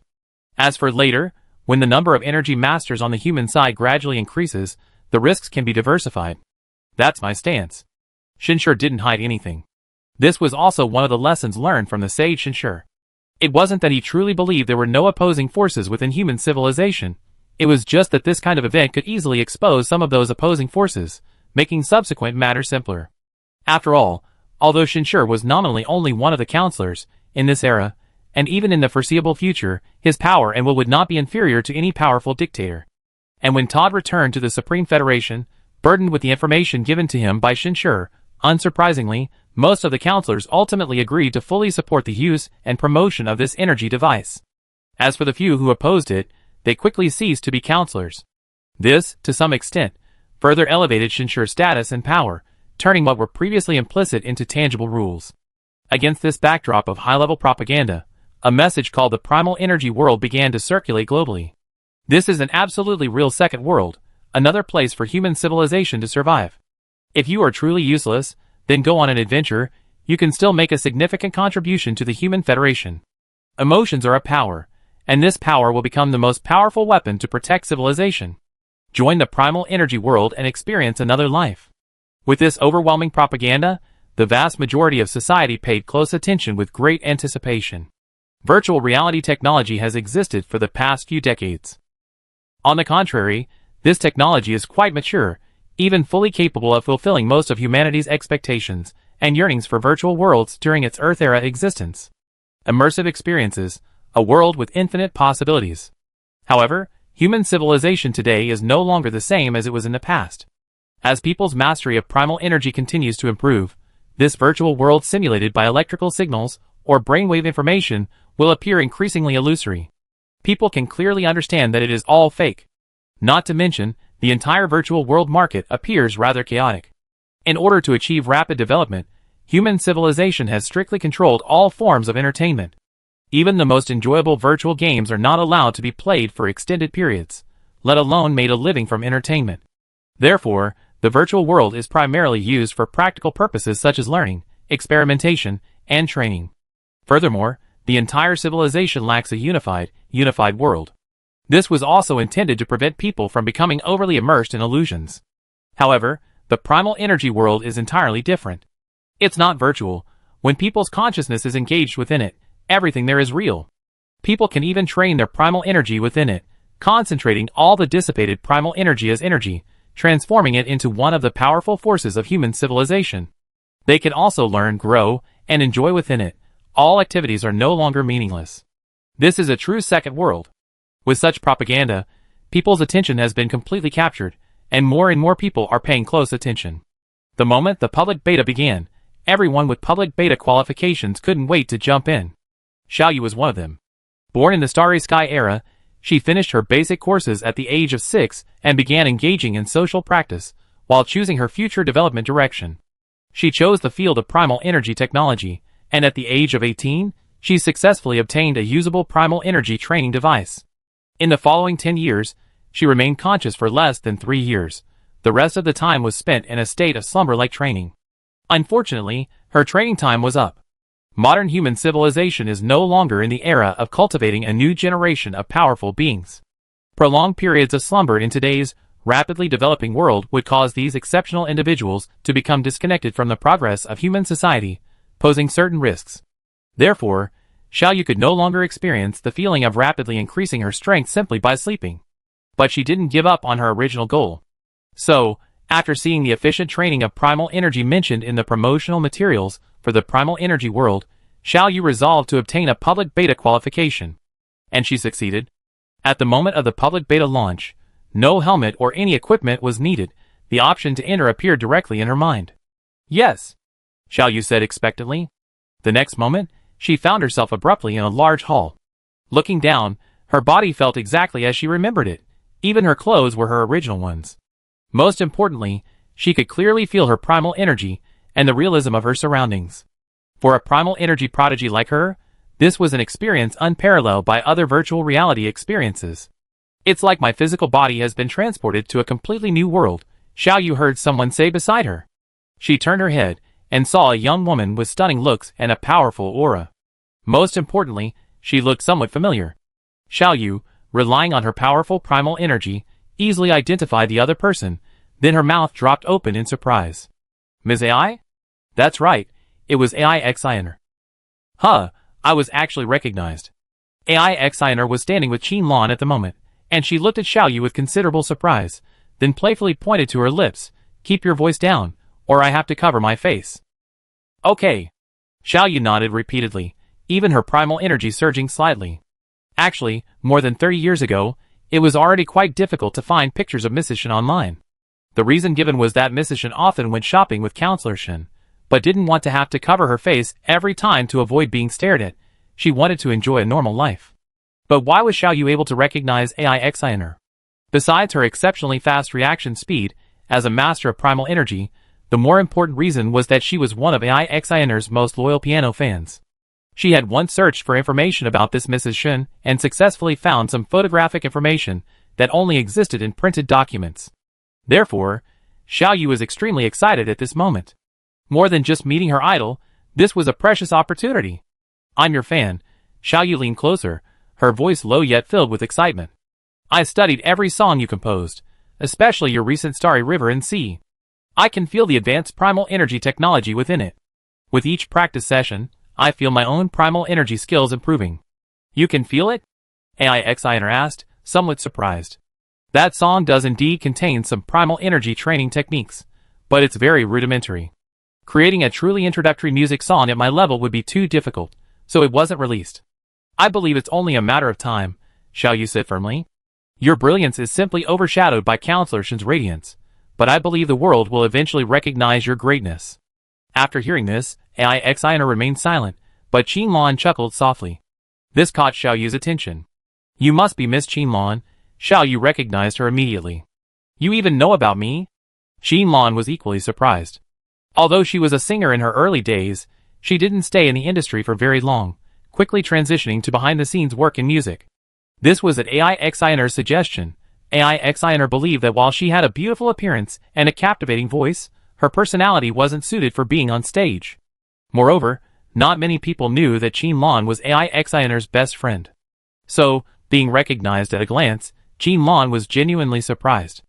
I studied Ms. AI's background before, and your friendship is truly enviable, Xiao Yu said, not hiding her admiration for Qin Lan. This made Qin Lan's heart skip a beat. This was a formidable competitor. However, this feeling came and went quickly. Qin Lan was now over 50.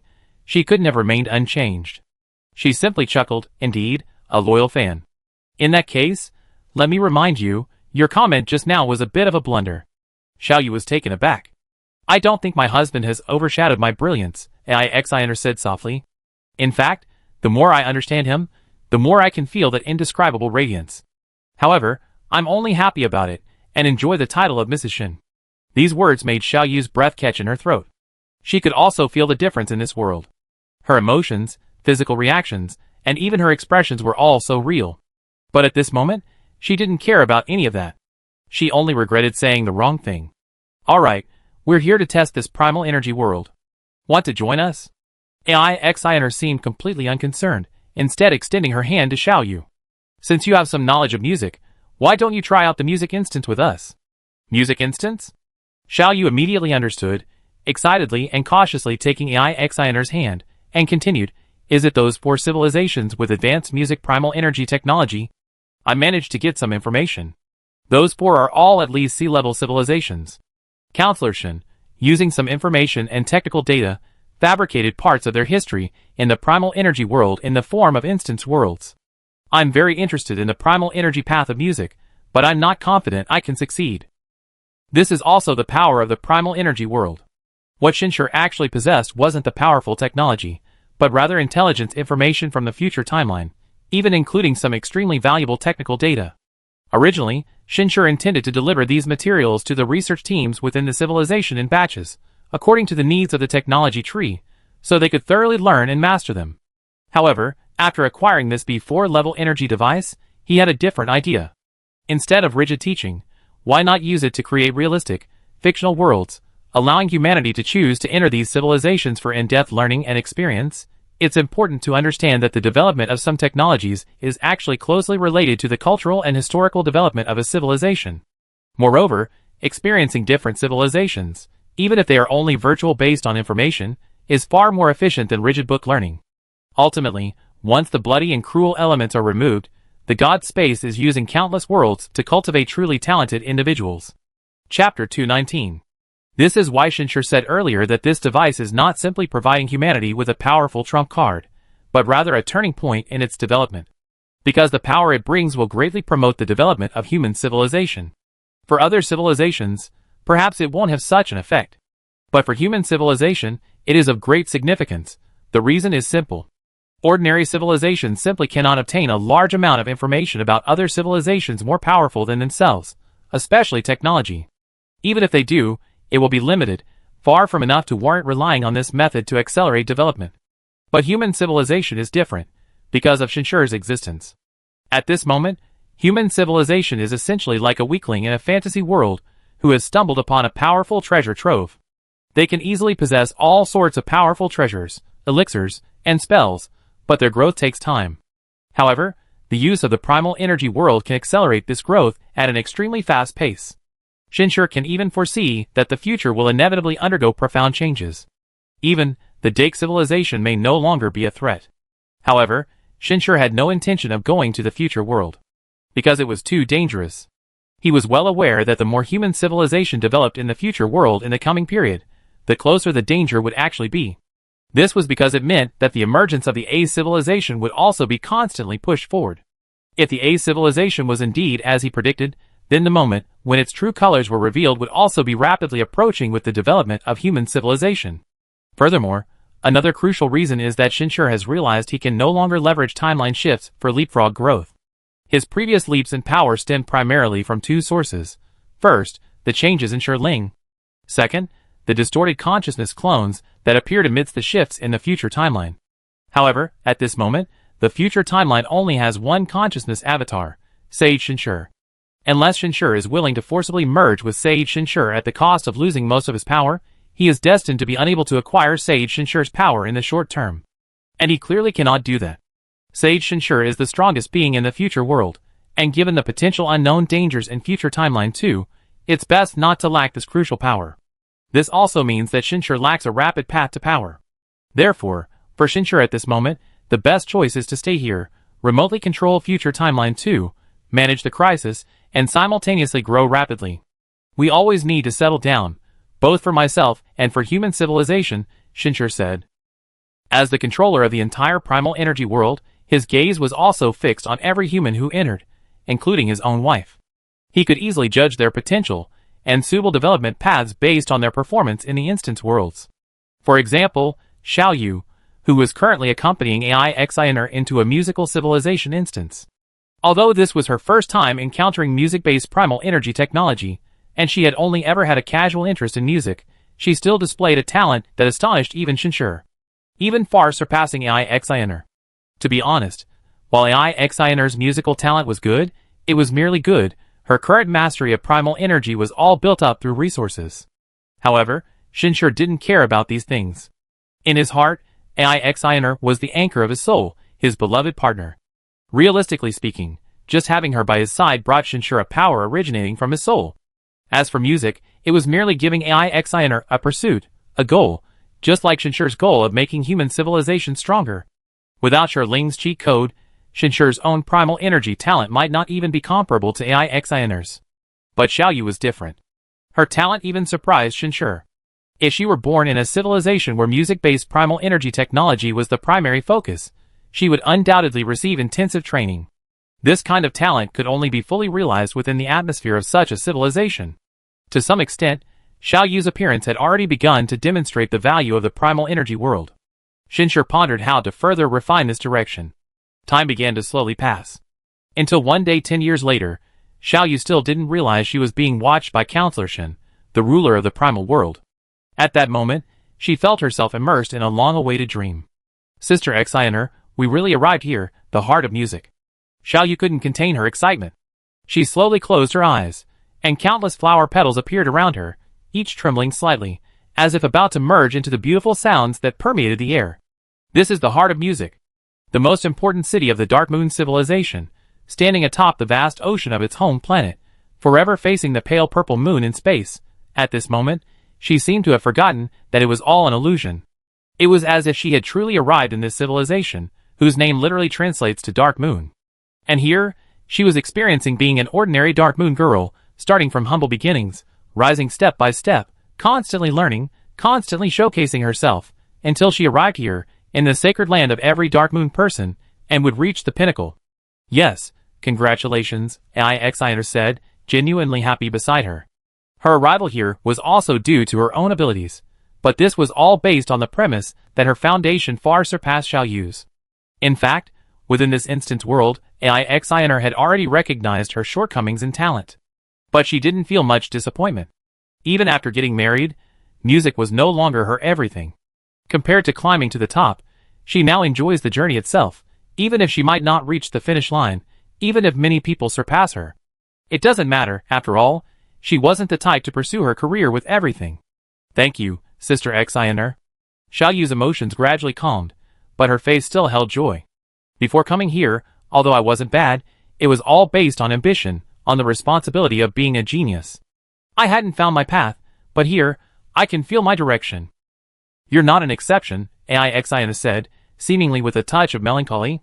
You've been here for 10 years straight, not really understanding the realities of the world.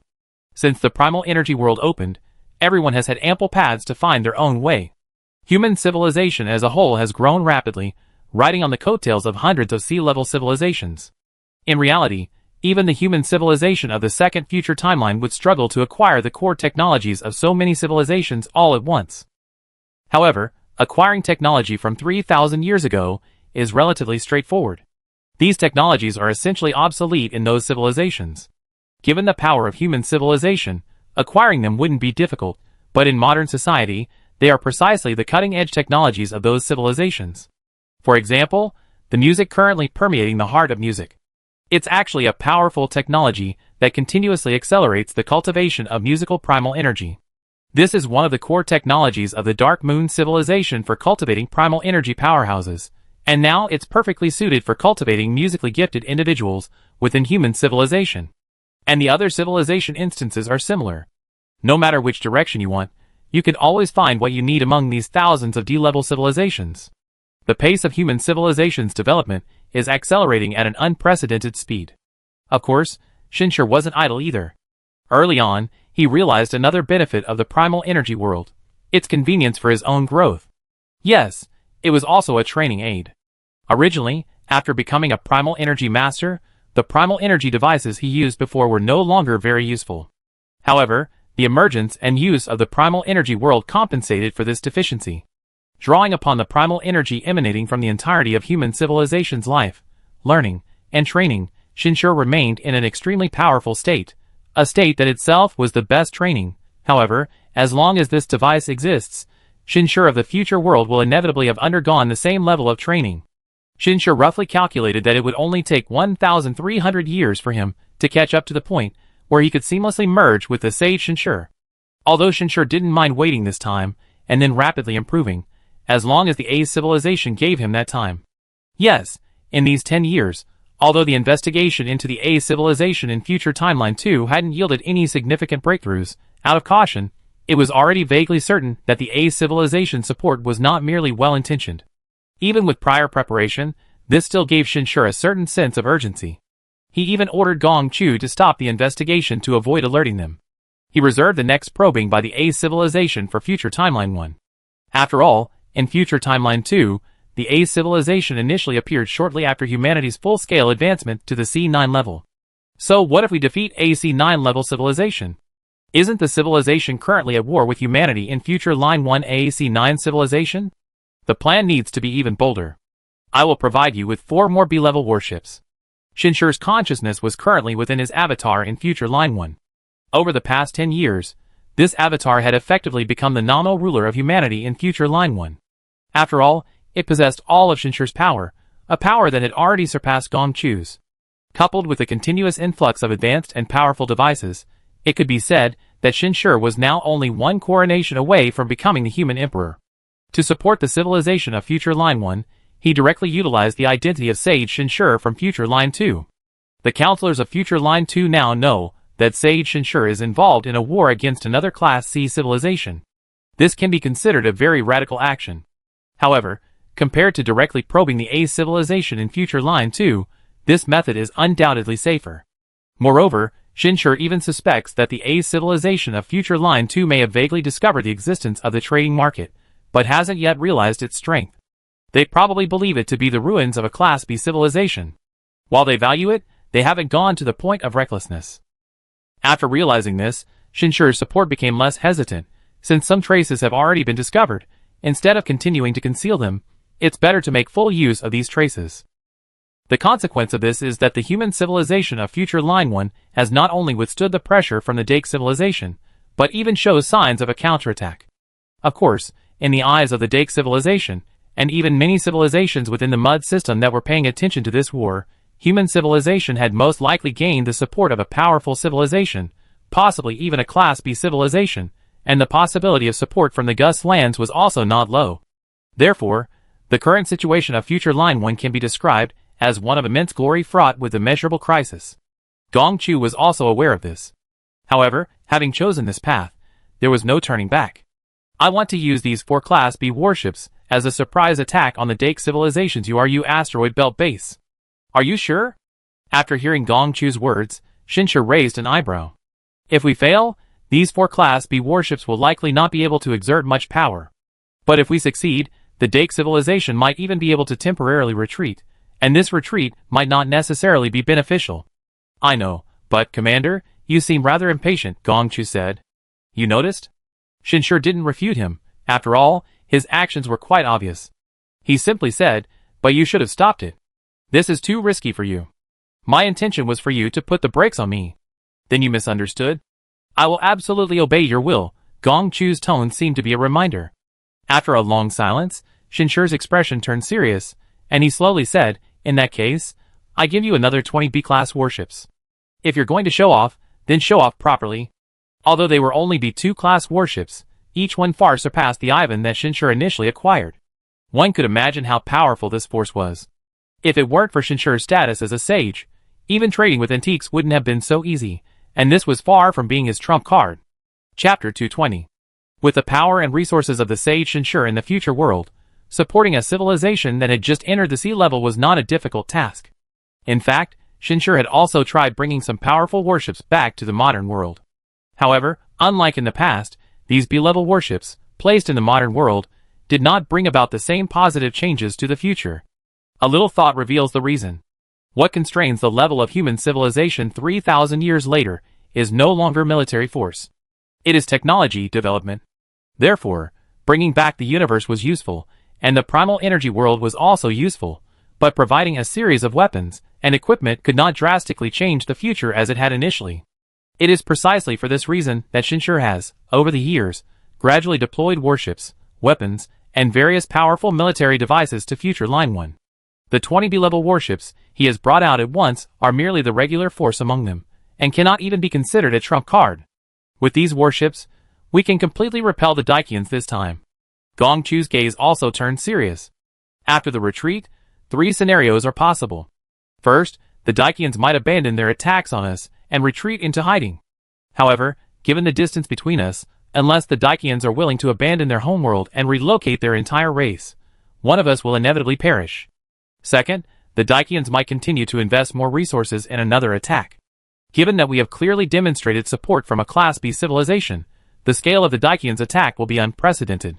They might even temporarily abandon forces on other battlefields and concentrate all their firepower to annihilate us, their greatest threat, in one fell swoop. Third, the Daikians are unaware of the source and strength of the support we received. They might, like other Class B civilizations, most likely request aid from the A civilization. If it's the third possibility, the situation is the most critical, but it also aligns perfectly with your objective, Commander, of investigating the A's civilization. Gong Chu's words clearly outline the three possible scenarios. In reality, other scenarios are also possible. But broadly speaking, they boil down to three choices: retreat, a full-scale attack, or requesting aid. Shinshir frowned slightly. To be honest, with his current trump cards, coupled with the foundation of the human civilization in future Line 1, even if the Daikians launched a full-scale attack, aiming for a decisive victory in one battle, Shinshir still had some confidence in resisting. However, if the A civilization were to actually intervene at this moment, then many unknowns would arise. Even if they supported future Line 1, the primary objective of the future timeline is to investigate the A civilization, but the value of that information is also crucial. If the A civilization were to directly destroy human civilization, it would be a tremendous loss. Of course, while this possibility isn't non-existent, it's actually quite slim. The A civilization has indeed maintained a friendly image in this star system, having refrained from directly destroying a Class C civilization for a long time. Of course, civilizations below Class C hold no place in the Mud system. What is the relationship between the Dake civilization and the A civilization? Shinshir asked. Very good, Gong Chu replied softly. Although his expression remained unchanged, his emotions were undeniable. This was clearly Gong Chu's greatest concern during this battle. This even reminded Shinshir of his initial battles against the Vorin fleet. Even though he was no longer afraid of the Vorin, he still inevitably faced threats from the Dake civilization. In such a vast system, true security was never achieved until one reached the very top. You must have captured quite a few high-ranking Dake members recently. Bring one of them here. I personally extract information from his consciousness. Also, hand over all the information you gathered, Shinshir said. Over 40 years ago, the Dake civilization was equally unfathomably powerful to human civilization. One was a powerful civilization nearing the pinnacle of sea-level civilization, capable of creating C9-level devices. The other was a civilization that had only just entered sea level despite its best efforts. Their strength was completely unequal.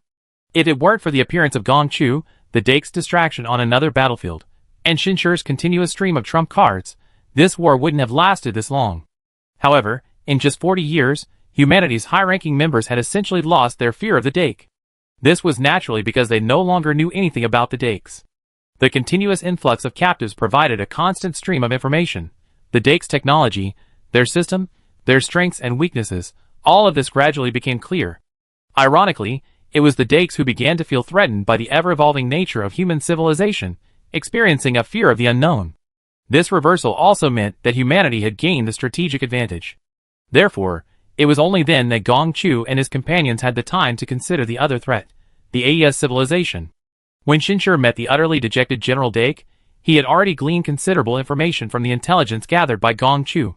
He didn't bother with pleasantries, and directly took control of the general's consciousness. When did you first encounter the A's civilization? After the application of biotechnology in the microscopic realm first broke through to C9 level, the A's civilization officially arrived, the General Dake answered, racking his brains for every last bit of information. After they became a sea-level civilization and began to dominate this star system, they became aware of the existence of the even more powerful B-level civilization and knew they belonged to the A's civilization. However, for a long time, the Dake civilization couldn't find even the slightest trace of the A's civilization, neither its people nor its location. Even sending people there yielded no results. Only when offering tribute could they see incredibly powerful spaceships, but otherwise, there was little contact. Therefore, for a long time, the A's civilization, a B-level civilization, was merely a code name in the Dake civilization's memory. A code name representing the authority of the Mud system. A code name that regularly receives large amounts of offerings. This situation continued until the technological breakthrough of the Dake civilization. It was at that time that the envoys from the AES civilization, though only 2 people and 1 spaceship, officially became generals. They brought with them advanced technology from the Dake civilization, a breakthrough in a realm beyond imagination, a completely different level of technology. This is also why Gong Chu judged that the Dake civilization and the A's civilization maintain a good relationship. They already provided technological support. How could the relationship not be good? Even the Dake people themselves publicized it this way. However, humanity in future Thread 1, including Gong Chu, is severely limited in their understanding of Class B civilizations due to their own casualness. let alone Class B civilizations. They don't even know many Class C civilizations. But Shinshur knows. The human civilization in Future Thread 1 received the same treatment, and also received an envoy from the A civilization after defeating the Dake civilization and making a major breakthrough in a key technology. This is a system, a rule, Shinshur murmured. It's basically certain that Class B civilizations, at least the A civilization, are using some kind of rule to support Class C civilizations. Although the purpose of doing so is still unclear, if this rule is rigorous, then the actions of the A civilization can be predicted using the future of Future Thread 2. Has that technology made a breakthrough with support? Shinshur asked. And the answer was found in the mind of this Dake general. No. The difference lies here. Both civilizations provided support, but some successfully made technological breakthroughs using the support from the A civilization, while others failed. The Dake civilization's potential has been exhausted. Shinshur believed that the A civilization would make this judgment. The third possibility can be ruled out. The A civilization will not help the Dake civilization against us, even if we demonstrate support from a B-level civilization, Shinshur said. Although this was merely speculation, for Shinshur, who possessed more information, it could already be considered a conclusion. Gongchu naturally chose to trust him. If that's the case, his mind raced with calculations. The Dake civilization could be destroyed by 1300 at the latest. Too late, Shinshur said. At most 500 years. I want to see results. That requires further support, Gongchu said. I will, Shinshur said. In fact, in Shinshur's view, supporting Future Line 1 was far easier than supporting modern society. Because the human civilization in Future Line 1 had already laid an excellent foundation. They had the population, the systems, the experience, and the pre-existing equipment. Whether it was providing advanced technology or powerful devices, they could absorb it like a sponge. Therefore, with Shinshur's full support, 500 years was actually a conservative estimate. Speaking of which, Shinshur's perception of time seemed to have changed at this moment. 10 years, 20 years, 50 years, 100 years. A lifetime, which seemed incredibly long in the Earth era, now felt fleeting. It felt like it would pass by in a flash. But this was actually an advantage.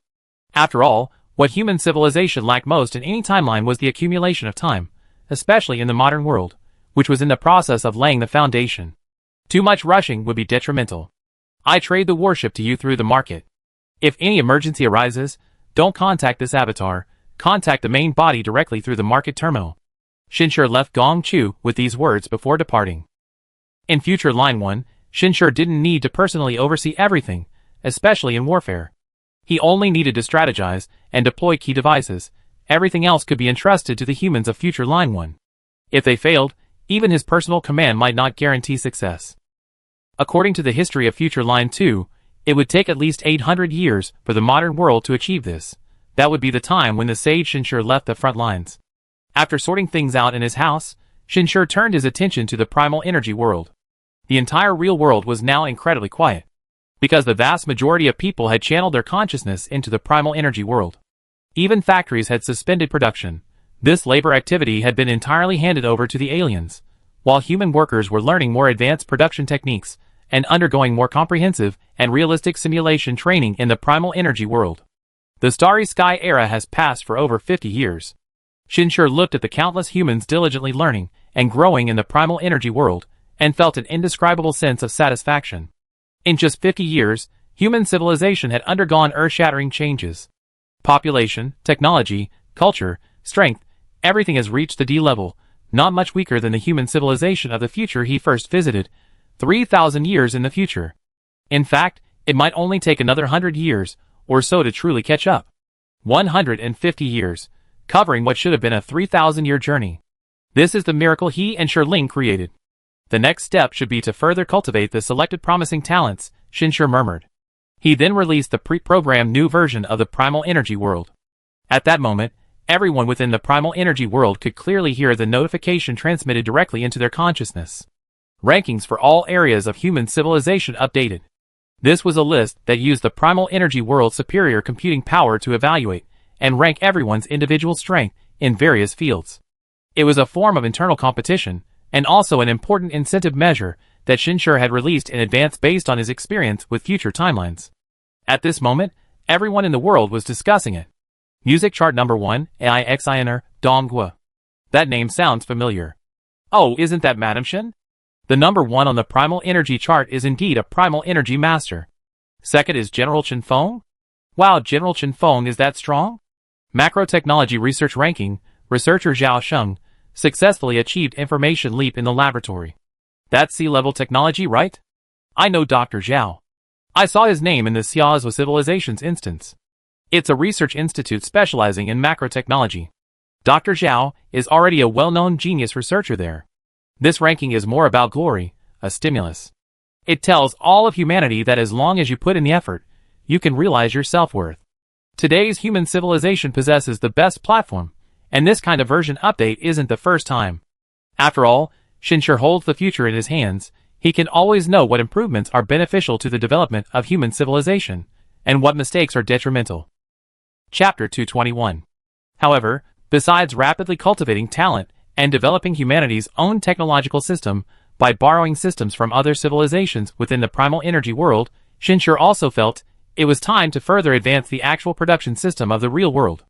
In the past, people's individual abilities were far inferior to the advanced equipment Xinshi brought, which is why they needed the support of the aliens to quickly build industrial systems, and even star system fortresses. But after 10 years of development in the primal energy world, the production technology in some fields has caught up with the D-level production lines that Xinshi brought from future Line 1. Therefore, it's time for people in these fields to return to reality, to human civilization. 5 more years passed. The once quiet real world began to stir. Besides the aliens who were fully engaged in production at the edge of the star system, some factories around Blue Star also began production and research, and this phenomenon continued to increase. This didn't mean that these people couldn't go back to the primal energy world. They just needed to complete certain real-world tasks. Xinshi has already linked the core AI of human civilization, the Protoss, with the primal energy world, directly connecting with each human through a consciousness link and providing precise guidance and task instructions. Naturally, he won't completely deny human self-choices, but he will offer suggestions based on their abilities and developmental direction, while using task rewards as guidance. For example, Chen Feng's parents. This seemingly ordinary pair of human representatives, from being farmers in the early days of Earth, to production technicians in the interstellar era, and now, after 15 years of highly efficient learning within the primal energy world, are material science and production experts. They have relocated to a Martian production base, where they continuously process the raw materials mined through fully automated processes into various other production materials. Even liquid metal has achieved a certain scale of industrial production, making them true technicians and researchers. This is not due to their exceptional performance, but rather the current state of human civilization. In modern human civilization, manual labor is virtually non-existent. All monotonous, even complex, manual labor is now done by automated machinery. The role of humans is that of technicians, responsible for continuously modifying and optimizing automated industries and core technologies. With human civilization possessing extremely advanced technological reserves, this optimization and modification is essentially just learning and understanding. This greatly reduces the talent requirements for researchers. Of course, when technological development reaches a point where breakthroughs are truly needed, even with readily available technology and access to the primal energy world, such personnel alone cannot easily learn and assimilate it. After all, the more advanced the technology, the more profound it becomes, and some specialized technologies even demand extremely high levels of primal energy mastery. But that's alright. Human civilization is not lacking in elites. The ranking list launched 5 years ago has now become an important part of human civilization. Some lists even boast over 100,000 individuals. Even so, those who make it onto the list are still the elite of the elite. The list represents the highest level of education, the highest status, and the greatest glory. Motivated by the rankings, human civilization began to produce a continuous stream of geniuses. This was truly an era of rapid and healthy development. In response to this new era, Xinshi's own work gradually became less demanding. Now, he could announce that human civilization was about to fully enter the D-level. While still not comparable to the humans of future Line 1, whom he first encountered, they were already not far behind the universe, and that was without considering the various over-the-top devices Xinshi brought. The problems that arose during the early stages of development have been avoided where possible, and accelerated where possible. At least for the next 100 years, no special action is needed. Xinshi observed the entire civilization from within the primal energy world, a sense of satisfaction washing over him.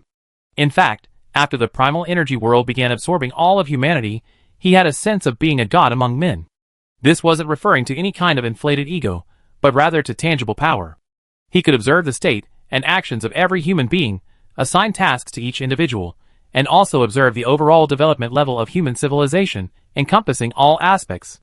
With the assistance of the Protoss, he could even easily calculate future developments, including the potential of each individual.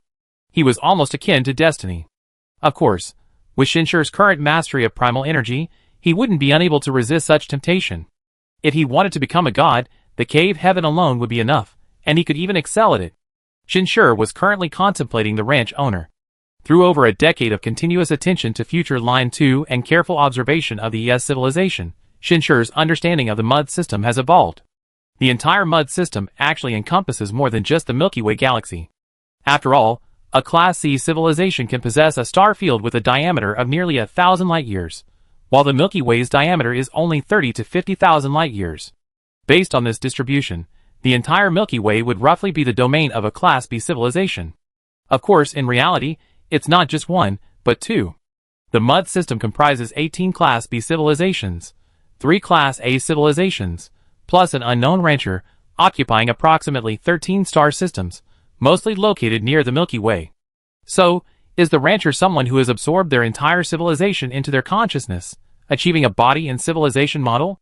This might have seemed unbelievable in the past, but now it appears entirely possible. The biggest difference between the current primal energy world and the main god space lies in the fact that people cannot enter the consciousness world with their physical bodies. Everything in the consciousness world exists only at the level of consciousness. However, since the B-level civilization already possesses the technology to materialize primal energy, it seems not impossible to conversely, to transform actual matter into primal energy and consciousness. In that case, it becomes understandable that the rancher, as a single life form, can transcend the entire Mud system. Of course, the rancher is still far removed from current human civilization. Even in the second future timeline, human civilization is far from reaching that level.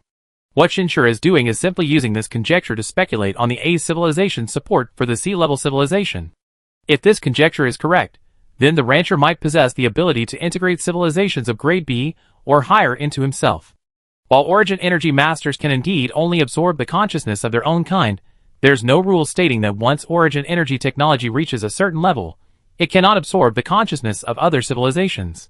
The significance of this conjecture for the current development of human civilization lies in the fact that, at least until human civilization becomes a true grade B civilization, it remains safe. Future Line 1 is still far from grade B, it might not be able to probe anything, Shinshir muttered to himself. Even if Future Line 1 defeats the Dake civilization and attracts the attention of the A civilization, it's impossible for it to surpass Future Line 2 and enter grade B civilization first. Although these are all conjectures based on the current situation, Shinshir isn't entirely without confidence. At the very least, grade B civilizations might share some common secrets. In fact, as early as 7 or 8 years ago, Shinshir had already issued an order to Future Line 2. Send their ships and personnel with market terminals to investigate the territories of other Class B civilizations to see if they, like the A civilization, provide selfless support to civilizations that have broken through C9 technology. Simultaneously, have the Collector conduct investigations in the Land of Gus. Although the Land of Gus doesn't belong to the Mud system, as someone who likely possesses the level of a Class A civilization, it's impossible that the Land of Gus doesn't know something. If the guess is correct, then it's troublesome. Humanity will be caught in a contradictory position. Being powerful might lead to unknown dangers, but not being powerful will mean losing the future. Fortunately, for at least the next century, human civilization will remain at a stage of rapid development without causing a leapfrog breakthrough in the future world. The investigation in Future Line 2 and the war in Future Line 1 also require this time. Therefore, in the end, Shinshir slowly closed his eyes. For the next century, I will focus on improving my origin energy mastery. I may not have much time to manage other matters. Shinshir sent a notification to his wife, Aixiner Tao De, Chin Feng, and many others. This meant that he would reduce his presence for a period of time. After all, as the center of the timeline, his every move could potentially change the future, and for the next century, he only needed to proceed step by step. Of course, reducing his presence did not mean going into seclusion. Training in origin energy mastery is not like cultivating immortality. There is no such thing as 1,000-year seclusion. It simply means taking a century to accumulate experience. Except for AI Xiner, who was somewhat reluctant, everyone else responded positively. Even for civilization, it takes time to digest and process everything Shinshur brought. Time began to fly by at this moment. Star Era 153. The human population has reached 70 billion, nearly 10 times the population of Earth's era. This is the result of extreme expansion. In reality, it's not impossible to have more, but the individual human being today is vastly different from that of the past. Educational resources, housing resources, transportation resources, primal energy training resources, scientific research resources, and the high-level resources required for such a massive population are an astronomical figure. Even with the combined efforts of the Uran civilization and the continuous expansion of human civilization's production lines, the current number of 70 billion has reached its limit. Even if Shinshur continues to provide aid to civilization through transactions with future timelines, the resources required to aid the past 10 billion people are vastly different from those needed to aid the current 70 billion. For example, the sheer scale of advanced personal modification devices and primal energy training devices is unimaginable. Therefore, beneath the powerful facade of human civilization, many contradictions have accumulated and are now hidden. For instance, there's the contradiction between the demands of people's broadened horizons and the actual technological limitations of civilization. Another example is the contradiction between the technological level, social status, and contributions of the older generation and the powerful talents and abilities of the new generation. And yet another example is the contradiction between hedonism and stagnation, and the core requirement of arduous development at the highest levels. And many other problems exist. The era of super-efficient development a century ago, where Shinshur seemingly bypassed almost every obstacle, is gone. While civilization continues to progress at a certain pace, it's far from reaching its peak. Of course, Shinshur isn't unaware of these problems, nor is he without solutions. But he's done nothing. On one hand, the advanced devices and technologies he continuously brings are also a form of internal civilizational issue, a crucial and far-reaching one. On the other hand, without knowing the true intentions of the A civilization, he cannot rashly push the future world, 3,000 years from now, to the level of a Class B civilization. In fact, within this century, the human civilization of future Line 2 has made significant strides towards becoming a Class B civilization. This civilization, personally crafted by the sage Shinshur, indeed possesses immense potential. The core driving force of its frenzied expansion, coupled with a system of subordinate races, has transformed human civilization into a behemoth. Its sphere of influence even encompasses a large portion of the star systems managed by the A civilization. Even a small fraction of it alone would be enough to destroy a civilization like the Dike. This, naturally, wouldn't have been possible without the tacit approval, and even unconditional support, of the A civilization. Under these circumstances, quantity finally began to trigger a qualitative change. In just a century, human civilization successfully broke through to Class B in 7 key technologies, and 42 secondary technologies, particularly excelling in the field of primal energy. They have even become capable of independently producing Class B shipborne primal energy weapons. Don't underestimate this number. The Dike civilization of future Line 1, with the support of the A civilization, has spent hundreds of years without achieving even a small technological breakthrough. While this development of human civilization certainly pleased Shinshur. However, with the unknown aspects of the AES civilization and the mud system remaining unresolved, this rate of growth made Shinshur uneasy. It was as if he were watching a fat pig thriving under careful nurturing. Chapter 222. To be honest, even now, Shinshur doesn't have absolute evidence to prove that the A civilization truly has ulterior motives, but as time goes by, this feeling grows stronger and stronger. Moreover, with the gradual passage of a century, accurate news about the other B-level civilizations sent out to investigate the mud system will soon be back. Even with Shinshur's current strength, long-distance interstellar travel is still extremely time-consuming. In a century, with future Line 1 and future Line 2 working together, it would only be enough to investigate 4 or 5 B-level civilizations. 3 more years passed, and finally, all the investigation results were compiled into Shinshur's hands. Upon seeing the information, even Shinshur couldn't help but fall silent. Because, it wasn't just the A civilization that provided technical support and assistance to civilizations that had broken through to CE9 level technology. At least, all the civilizations investigated so far had done so. This is troublesome, Shinshur sighed softly. Even though he had expected it, he still couldn't help but sigh when the results actually arrived before him. Because this means that human civilization's development path is about to face a catastrophe. Yes, Shinshur no longer harbored any illusions. Unlike the previous War of the Voss, the key problem this time lies in blocking the development path, Shinshur muttered to himself. He didn't know when the true intentions would be revealed, but judging from the current situation, as human civilization's technological level continues to improve with the help of the ES civilization, danger is inevitable. But without development and strengthening, it will be difficult to resist the crisis. This isn't something that can be easily solved by simply traversing worlds. Shinshur pondered this continuously. Finally, he decided that more information was needed right now. Some problems that have arisen in the development of the modern world can no longer be delayed. Delaying them is detrimental to the development of civilization, but at the same time, we also need to be more vigilant. Shinshur decided to prepare with two plans. First, he would begin to gradually transfer some core forces from Future Line 2. With his current status as the Sage Shinshur, he had long since transcended his initial role in antique trading and could easily amass powerful forces. Furthermore, the personal space attached to the trading terminal was almost limitless, which could be fully utilized. As long as this force remained within the personal terminal and didn't come out into the real world, it wouldn't affect the changes in the timeline. Shinshur even considered whether to cultivate some talented individuals and powerful figures. If Future Line 2 were to encounter an insurmountable crisis leading to its destruction, the power stored in Shinshur's personal terminal would be the last remaining force for humanity to change its fate in the real world. Mere equipment would clearly be insufficient, and storing it in a personal terminal would inevitably put it into a dormant state, much like a primal energy battery. Therefore, if all goes well and the situation is peaceful, these people wouldn't need to exert any effort. However, if the worst were to happen, with humanity's survival hanging in the balance, the secrecy surrounding Shirling's secret would be irrelevant. It can only be said that once the secret is revealed for the first time, the second time won't be as worrisome. Shinshur wanted to begin this preparation immediately, expecting it to take 100 or 200 years to complete.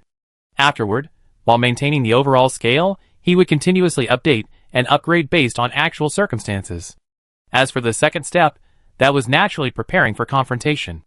Information is the most important thing. There's a place that might possess detailed information about the mud system, and these B-level civilizations, Shinshur murmured. Yes, he was referring to the land of Gus.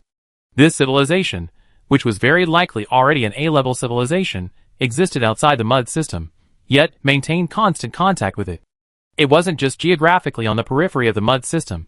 Its interior was filled with a large amount of goods from various B-level civilizations. No one would believe there wasn't a cooperative relationship involved. More importantly, its strength was undeniable. Shinshur deeply understood that secrets that were incredibly vast, terrifying, and dreadful to weaker civilizations were nothing special in the eyes of more advanced civilizations. For example, events like the Volvo fleet invasion and the Volvo civilization destroyed overnight, which terrified Todd and others, and even the entire human civilization, now seemed so mundane and simple to humankind. Even a 6-year-old wouldn't be surprised. Therefore, information, and even a breakthrough to overcome the crisis, can certainly be found in the land of Gus. The subsequent question is how to obtain this breakthrough within the land of Gus. While the collector of Future Line 2 holds a certain position in the land of Gus, it is clearly insufficient. Shinshur deeply understood that the trump cards he held that were publicly known were unlikely to be of any use in the land of Gus. Antiques? This wasn't a human civilization. Why would they care about antiques? Original energy masters. In such a civilization, original energy masters were probably everywhere. Shinshur's strength was definitely not a trump card. Technology? Needless to say, there was no possibility of that. The only thing he could possibly offer was the time crystal. However, this information couldn't be easily revealed. Not even a single bit of the time-related information obtained from the time crystal could be disclosed. Thinking this way, the only thing he could utilize seemed to be this.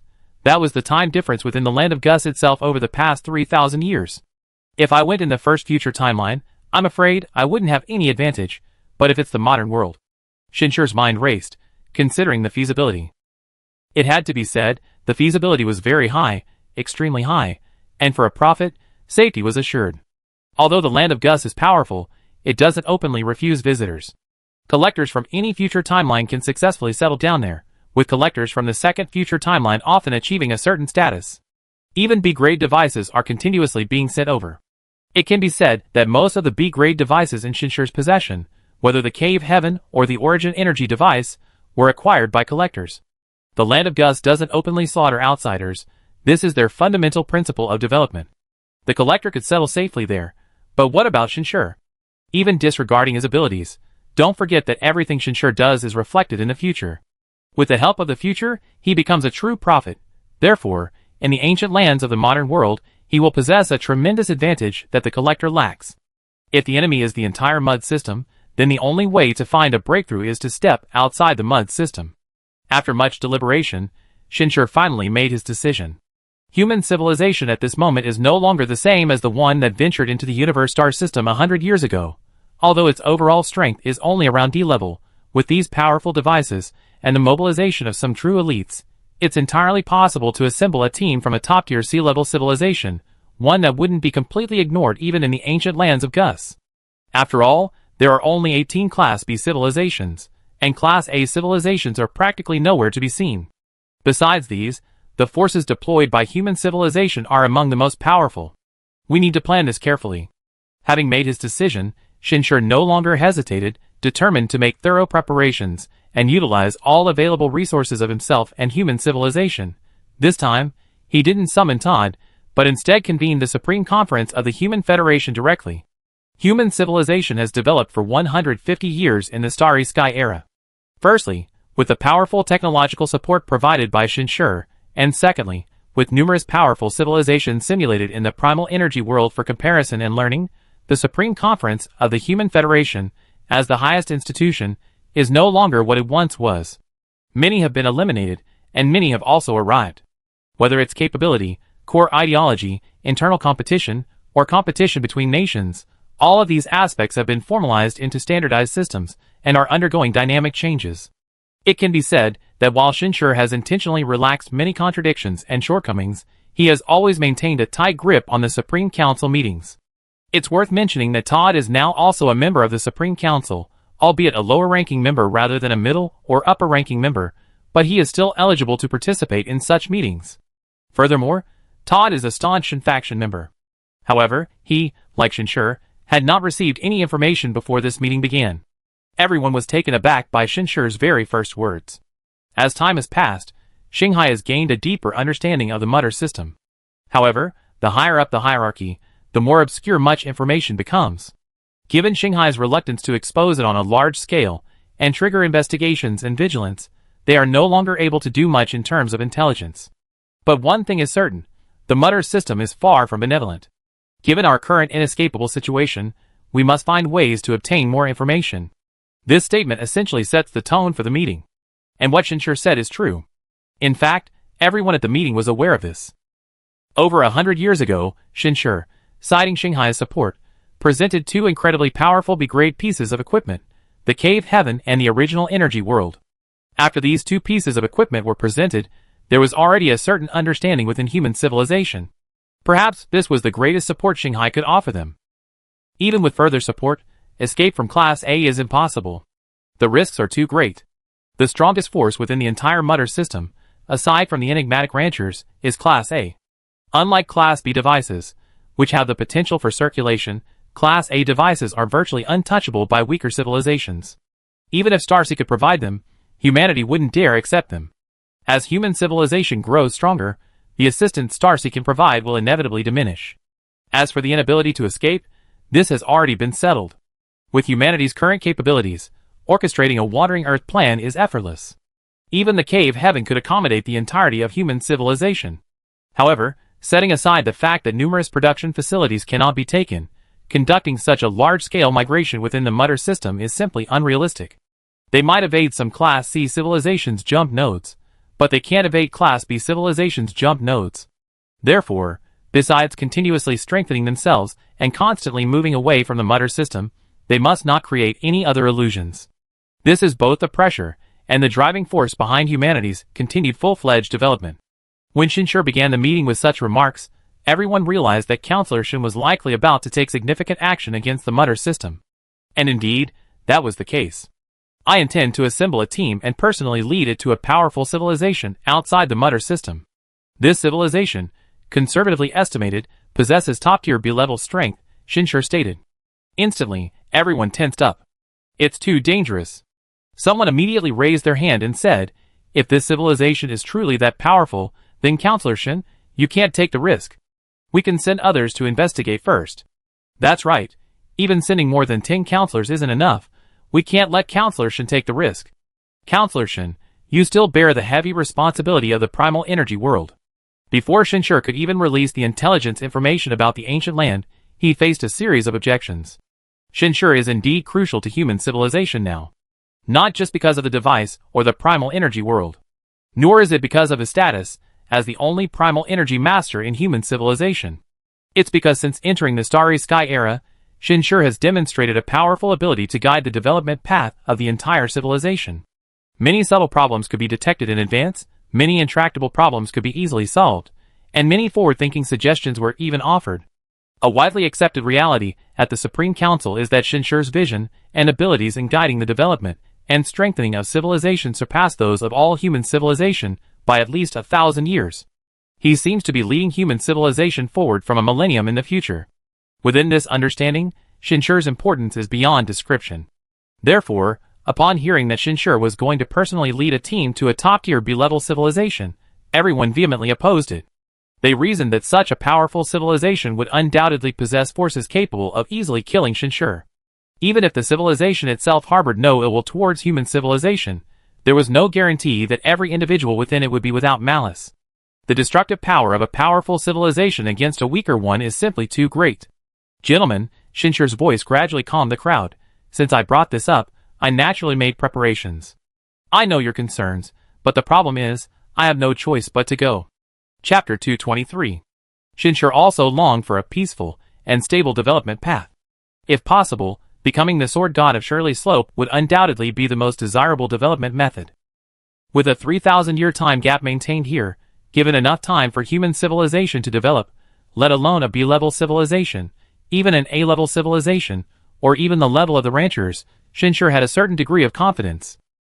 But unfortunately, his starting point wasn't in a low-level area. Powerful figures were gathered all around. It was virtually impossible to avoid any risks.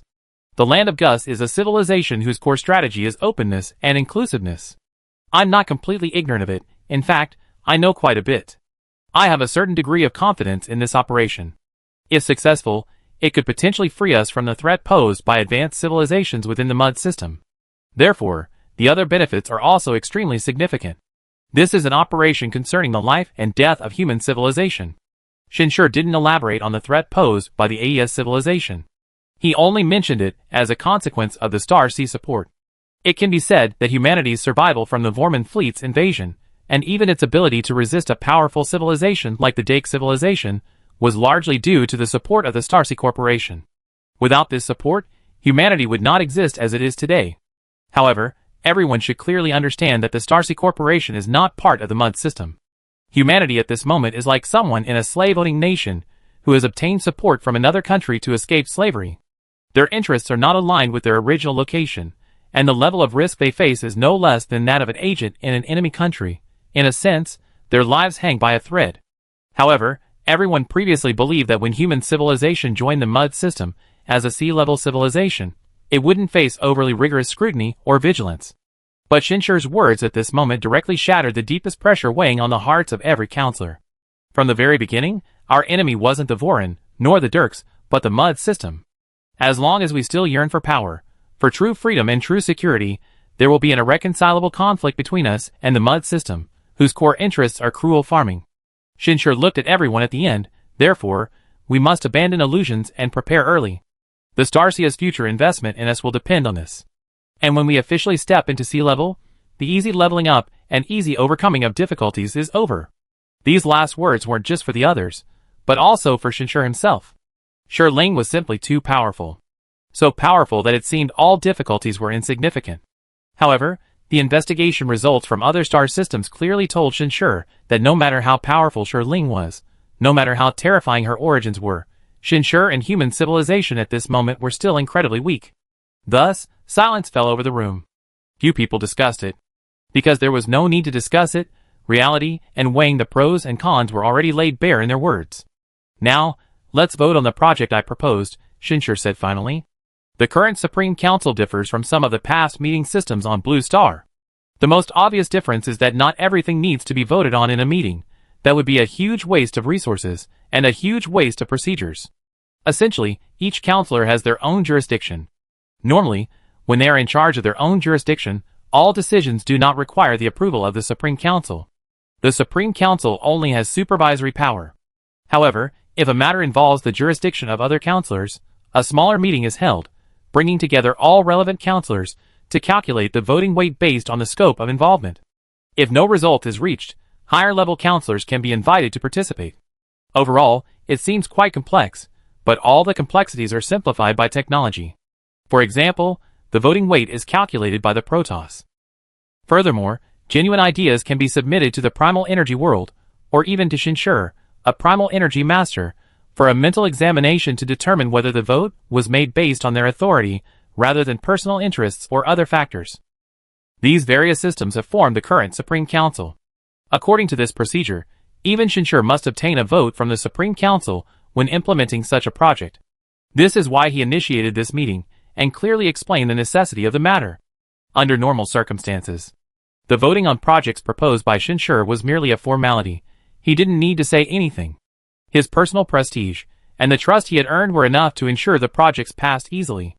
In fact, he himself possessed the highest level of voting rights. To oppose his projects, more than 80% of the members of parliament, including several senior members, would oppose them, thus challenging Shinshur's voting rights.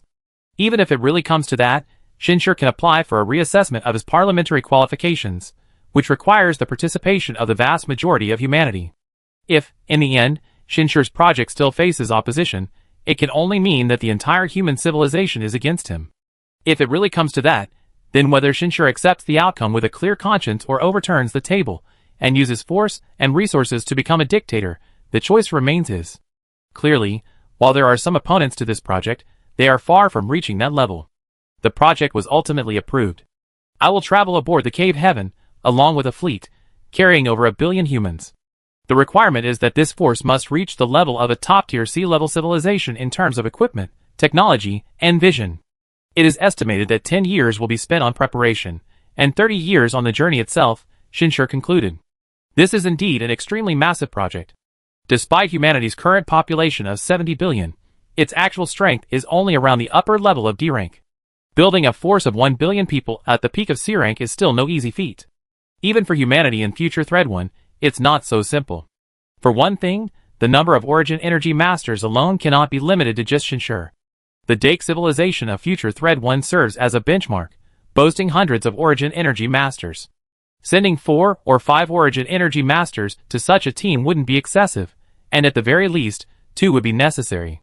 Therefore, on the day the project was officially launched, Chen Feng and the group of people who had already reached the peak of Origin Energy Master status went into seclusion. Shinshur also brought back valuable resources from future Thread 2 for breaking through to Origin Energy Master status, including some devices obtained from the ancient lands. It was at this time that subtle changes began to appear in the future. The present situation remained largely unchanged, but history records that in the 165th year of the Starry Era, Sage Shinshur led humanity's strongest force to search for the land of Gus, returning just before the official start of the Dake War. While historical records highly praise this mission, stating that Sage Shinshur successfully located and completed some resource transactions within the land of Gus, humanity's first contact with an advanced civilization. From Shinshur's perspective, this mission had virtually no impact on the development of human civilization. The resources acquired through these transactions were far less than the interstellar resources Shinshur had already brought to humanity beforehand. However, this was understandable. Because this project was overseen by Sage Shinshur, without the time rift or the future timeline, all he could do, like the other lucky discoverers of the land of Gus, complete a portion of the transactions and then leave. He simply couldn't risk anything more. It still depends on myself. This was Shinshur's conclusion regarding this change in the future. Subsequently, Shinshur, using his identity as the Sage Shinshur, ordered the Collector of Future Line 2 to collect detailed intelligence about the land of Gus, especially all the detailed information that could be collected from 3,000 years ago. The Collector of Future Line 2 has now established a considerable reputation and status in the land of Gus, and his understanding of the land of Gus and his ability to collect information are far beyond what the Collector of Future Line 1 can match. It can only be said that once Future Line 1 separated from the changes in timelines, the benefits it brought to modern humanity were far less than those of Future Line 2. This was an inevitable trend. Thus, both Shinshur and human civilization began making ample preparations for the land of Gus. It's worth mentioning that, At this moment in the 153rd year of the Starry Sky era, Shinshir's small family no longer consisted of just a few people. At this moment, he was quite troubled by a man who appeared to be in his 30s or 40s standing before him. But Shinshir still had to maintain a stern face and say, "I will not allow you to go with me. Father, please explain why you can convince me." The man before him was quite respectful, but his words were unwavering. "I am married and have separated from the family. You only have the right to advise me, not to command me. Even if you use your counselor's power, I am under Counselor G's jurisdiction. Perhaps you can have Counselor G come up with a reason to reject my project application. As long as you can convince me, I will never hinder the great mission of human civilization." Yes, this man was Shinshir's eldest son, born in the year 106 of the Starry Sky era. His name was neither Shinli, who appeared in Future Timeline 1, nor anyone from Future Timeline 2. In fact, Shinshir had no intention of having children according to future timelines, so he gave him a completely new name, Shinani. Just looking at this name, one could see Shinshir's expectations for him. That is, to live a peaceful and comfortable life. It can be said that in Yi's birth was a pressure that Shinshir put on himself, and also a better proof that he believed he could shoulder greater responsibilities. But what frustrated Shinshir was that time was passing far too quickly for him. He hadn't even had a proper chance to experience father-son bonding, and his son had already grown so much. He even deliberately maintained a more mature appearance, even though Shinshir himself looked only in his 30s. Was this a family crisis? Shinshir thought with a headache, then glared at AIXINer, who was secretly laughing beside him. "Aren't you going to say something?" He directly transmitted his primal energy to AIXINer. "Really, you want me to say something?" AIXINer's cheerful voice came through, "But I'm on our son's side." Shinshir was speechless for a moment. "I know what you're thinking. You're worried that an E joining the team will put pressure on you and cause you to make some unbalanced judgments, right?" AIXINer added. "Since you know that, why do you say you're on his side?" Shinshir was even more helpless. "Because I want you to talk to our son yourself." AIXINer didn't hide anything. Shinshir was speechless again. He finally understood AIXINer's thoughts. The man before him bore a striking resemblance to himself, yet was more handsome, and appeared more mature. The growing estrangement in familial relationships wasn't just a problem within Shinshir's family, it was a problem prevalent throughout human civilization. After all, children today are far more intelligent than those from Earth's past. They begin to speak within a month of birth, start systematic learning at 1 year old, and by 6, they can even participate in practical work. By 12, their personalities are largely formed, ready to be formally employed in various fields of human civilization, or even enter the primal energy world to continue their growth. In this situation, a child's growth has become largely unrelated to the family. If it weren't for the unwavering emphasis on the cultural inheritance of human civilization, this relationship would likely have long since veered to the other extreme. Even now, it's increasingly resembling the clan system of the future world. That is, binding individuals with interests from birth, and then building their sense of clan identity over a long period. However, as the first direct descendant of the Shin clan, Shinani chose to separate. This alone demonstrates Shinshir's considerable failure in managing family relationships. This can be seen as a price he pays, as the highest leader of human civilization. But, after glancing at AIXINer again, Shinshir sighed inwardly. The reason is actually quite simple. He looked at his son, his expression softening somewhat. "If you join this project, it might distract me. Because I'm worried about you and concerned about you, I might make mistakes in decision-making, or at least find it difficult to concentrate fully on completing the mission. You and your mother are different. I accepted our shared fate when she first accompanied me on my mission. However, I hope that even if we are both gone, you can still live a peaceful life." Chapter 224. This was probably the first time in over 100 years that Shinshir had spoken his true feelings to anyone other than AIXINer. Over 100 years seemed to have passed in the blink of an eye, but time inevitably changes many things. Status was one thing, and mindset was another. To be honest, only when he was with AIXINer could Shinshir rediscover some of his past emotions. But at this moment, under the influence of his own instincts and self-examination, he made a correct choice. After he said these words, Shinani smiled. "I understand. I will withdraw my application, father," he said simply. Now in his 40s, even holding a high position and bearing responsibilities, this was an age where he didn't know how to be sentimental, but some emotions didn't need to be expressed through sentimentality. "Stay for a meal. We invite our daughter-in-law over later. It's been so long since I seen Ruoruo, And of course, my dear granddaughter too, Ixiner said with a smile. Neither her appearance nor her demeanor betrayed that she was a grandmother. In fact, she wasn't. This included Shinshur. One characteristic of immortal beings is their ability to choose their own mindset, which is then fixed in their appearance. Shinshur and Ixiner both actually appear to be under 30, so regardless of their high positions, their words, actions, and demeanor are virtually indistinguishable from people their age. If judged by the standards of the Earth era, Shinani's behavior would likely be even more mature than theirs. This was especially evident after Shinshur's daughter-in-law and 5-year-old granddaughter arrived. Looking at Ixiner playing happily with her granddaughter, even Shinani couldn't help but show a hint of helplessness. Was your decision to leave the family also because of me? Shinshurjung and Shinani sat together, and after speaking frankly, Shinshurjung no longer displayed the dignity of a father as before, his demeanor more like that of a friend. Partly, Shinani replied with greater respect, but without concealment. From as far back as I can remember, around 5 or 6 years old, I understood my unique identity, the pressure I carried. I am your child, bearing your mark from birth, and it's omnipresent. This has caused me great pain. Only after meeting Ruoro did I finally understand that deep down, I wanted to escape this pain, whether it was for honor or responsibility. Perhaps in your eyes, this is a coward's choice, but I truly cannot bear this responsibility. This is not cowardice, Shinshurjung shook his head. Judging from your name, you should know my expectations for you. So this time, your application surprised me somewhat. I thought you had already decided to live an easy life. This matter. Shinani's expression was somewhat embarrassed. Actually, it was my mother's suggestion. Shinshurjung was speechless for a moment. It has to be said that Xiner's relationship with her son and daughter-in-law is much better than his.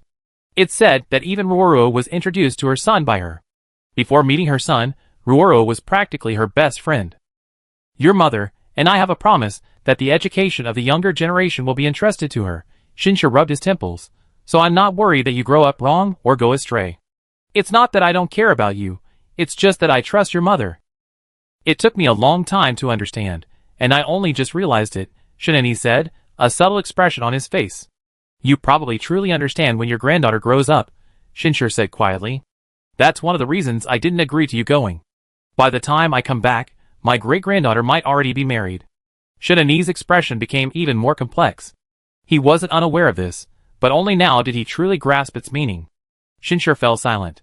What happened in his family was, in fact, one of the contradictions within human civilization itself. On one hand, with continuous support from higher levels, the population expanded rapidly. However, the old family culture couldn't keep up with the new world and new society.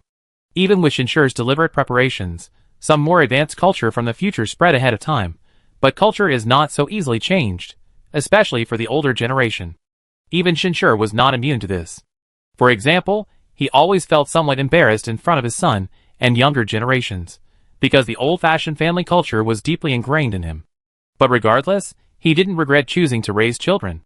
In fact, under the long-term, high-intensity encouragement of childbirth, having only one son not only failed to set a good example, but also earned him criticism. Let's have another one after we return from the land of Gus, Shinshur thought, looking at Ixiner. Preferably a daughter. It certainly wasn't because granddaughters were cute. In short, amidst all sorts of preparations, humanity soon faced the day of departure. This was arguably the largest and longest voyage in human history. In comparison, the Uran expedition was nothing. 1 billion people, and these were the most elite of all humankind. Shinshur even managed to procure 100 B1 class warships. If the people's skills and other related technologies hadn't been lagging behind, this expedition wouldn't have been just a top-tier C-class civilization team, but a B-class team. Of course, as a price to pay, expending such a large number significantly weakened humankind's strength. The only thing that could be considered a trump card was the primordial energy world, and a consciousness clone left behind by Shinshur. If he hadn't known through the future that there wouldn't be any crisis on Blue Star during this expedition, Shinshur wouldn't have dared to expend such a large number of elites. It can only be said that a prophet has confidence. Let's go! After a brief farewell to his parents and son's family, Shinshur gave the order, and the entire Dongtian ship vanished from its spot. It had undergone a massive, uninterrupted jump. As for the remaining spaceships, they all naturally remained on the Dongtian, which was originally designed as both an immigration spaceship and a mothership. Sebastian, have all levels of management personnel enter the consciousness space for a meeting, Shinshur ordered. Yes. As a B4-level immigration spaceship, the Dongtian actually carries a civilization-level primal energy device. After all, it is capable of taking away an entire civilization containing tens of billions of people. Once Shinshur becomes a primal energy master, he will be able to truly unleash the power of this device. Although the civilization-level primal energy device is not as powerful as the primal energy world left on Blue Star, it is still quite good, reaching B2 level, and can also create a small virtual world. Of course, this place feels more like a divine realm. It truly lives up to its reputation. As a custom-designed immigration warship, all sorts of high-tech features are deliberately imbued with an air of mystery.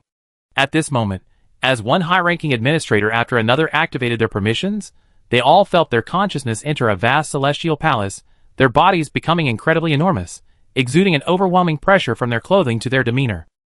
Even those who had never experienced this energy device before couldn't help but marvel. This is the true appearance of the consciousness space here after it's been fully activated. Shinshur's figure appeared on the throne. I originally intended to change it, but after thinking about it, this isn't a bad disguise either. Our new identity is that of a new civilization that has inherited this Class B warship. Our technological strength has reached the pinnacle of Class C, but thanks to the power of the immortal Emperor, that is, me, plus the devices left behind by the civilization's predecessor, our actual combat power is comparable to a small fleet of a Class B civilization. This time, on their journey to Blue Star, they naturally cannot use their original origins. While the Land of Gus doesn't seem to care about the origins of visitors, that only applies to extremely weak civilizations. For a group like this, the Land of Gus will inevitably conduct some basic investigation. Therefore, a reasonable origin is still necessary. What about the memories of the others? Someone asked with concern. I will use the energy device to temporarily alter the memories of the others, Shinshur said. The energy device on this spaceship has greater control over its internal workings than its external effects. Combined with a journey of at least 35 years, this should be sufficient to ensure the security of this memory seal to a certain extent. Of course, there are risks, but it's better than having the location of Earth directly discovered. Understood, the others responded in unison. Even if this were made public, there wouldn't be much objection among a billion people. In fact, all participants were aware of the project's inherent dangers from its inception, but they also understood its necessity. It can only be said that 163 years into the Star Era, humanity's sense of identity with its civilization has reached a new level. Under the influence of primal energy technology, everyone can clearly understand their own hearts, and what truly constitutes a greater good, something unimaginable in the Earth Era. Therefore, no one objected to altering memories. Of course, this alteration wasn't a complete overhaul. That would be too prone to problems. Emotions are, to a certain extent, born from memory, and emotions are the most likely force to trigger primal energy. Therefore, for the sake of caution, the new memory should ideally align with each person's emotions. Lovers who were already together will remain lovers. Their acquaintance, understanding, and love will remain largely unchanged. The only thing that will change is the background and environment. Even the culture remained largely unchanged. With big data, such subtle alterations to memories are not difficult to achieve. Of course, those with sufficient power, like Shin Feng, can remain unchanged.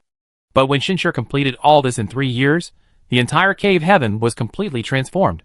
Cities sprang up, buildings appeared, and even some ancient ruins emerged. Furthermore, to explain the sparse population and vast land, a historical event known as the War of the Gods was introduced, in which Shinshur emerged as the victor, becoming the sole heavenly emperor of the entire world. They even fabricated traces of war. Achieving this on the cave heaven wasn't difficult. The spaceship possessed various technologies for creating an aura of mystery. As a custom-built ship from 3,000 years in the future, Shinshur wasn't worried about the ancient land seeing through his disguise. Of course, if scrutinized closely, they wouldn't be completely oblivious. But this brings us back to the initial point. The ancient lands weren't particularly concerned with origins. They were a civilization with both immense inclusiveness and strong rules, otherwise, they wouldn't have attracted a constant stream of people from various civilizations. Or rather, while the most powerful beings on the ancient lands might be the ancients themselves, the root of their strength and development lay precisely in the continuous influx of outsiders drawn there. Therefore, Shinshur's preparations weren't without flaws, but these flaws remained within control. Following this was the long voyage. As you all know, the Land of Gus is itself an enormous spaceship. Its warp drive level is definitely at the level of an A-class civilization, perhaps even higher. Using this powerful warp drive, It has long roamed the edges of several star systems within the Mud system, including our Milky Way. For ordinary civilizations or individuals, encountering the land of Gus is purely a matter of luck. However, I have accurate intelligence on the land of Gus's route of movement. Shinshur pointed to a specific location on the star map in front of him during the high-level meeting. 35 years from now, the land of Gus will pass through here. Your Majesty, the high-ranking officials, already accustomed to the new title, said, our travel route seems to have circled around? That's right, Shinshur said.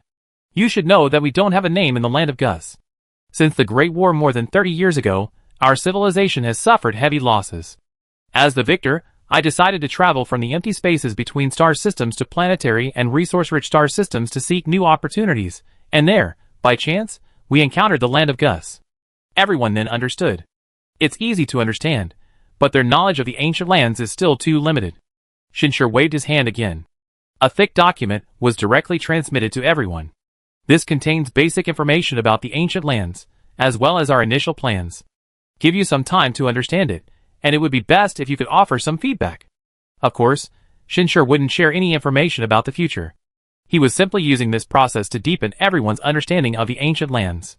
Bringing so many people along was naturally to ensure there were people available when necessary, and also to seize every future opportunity as much as possible. Chapter 225.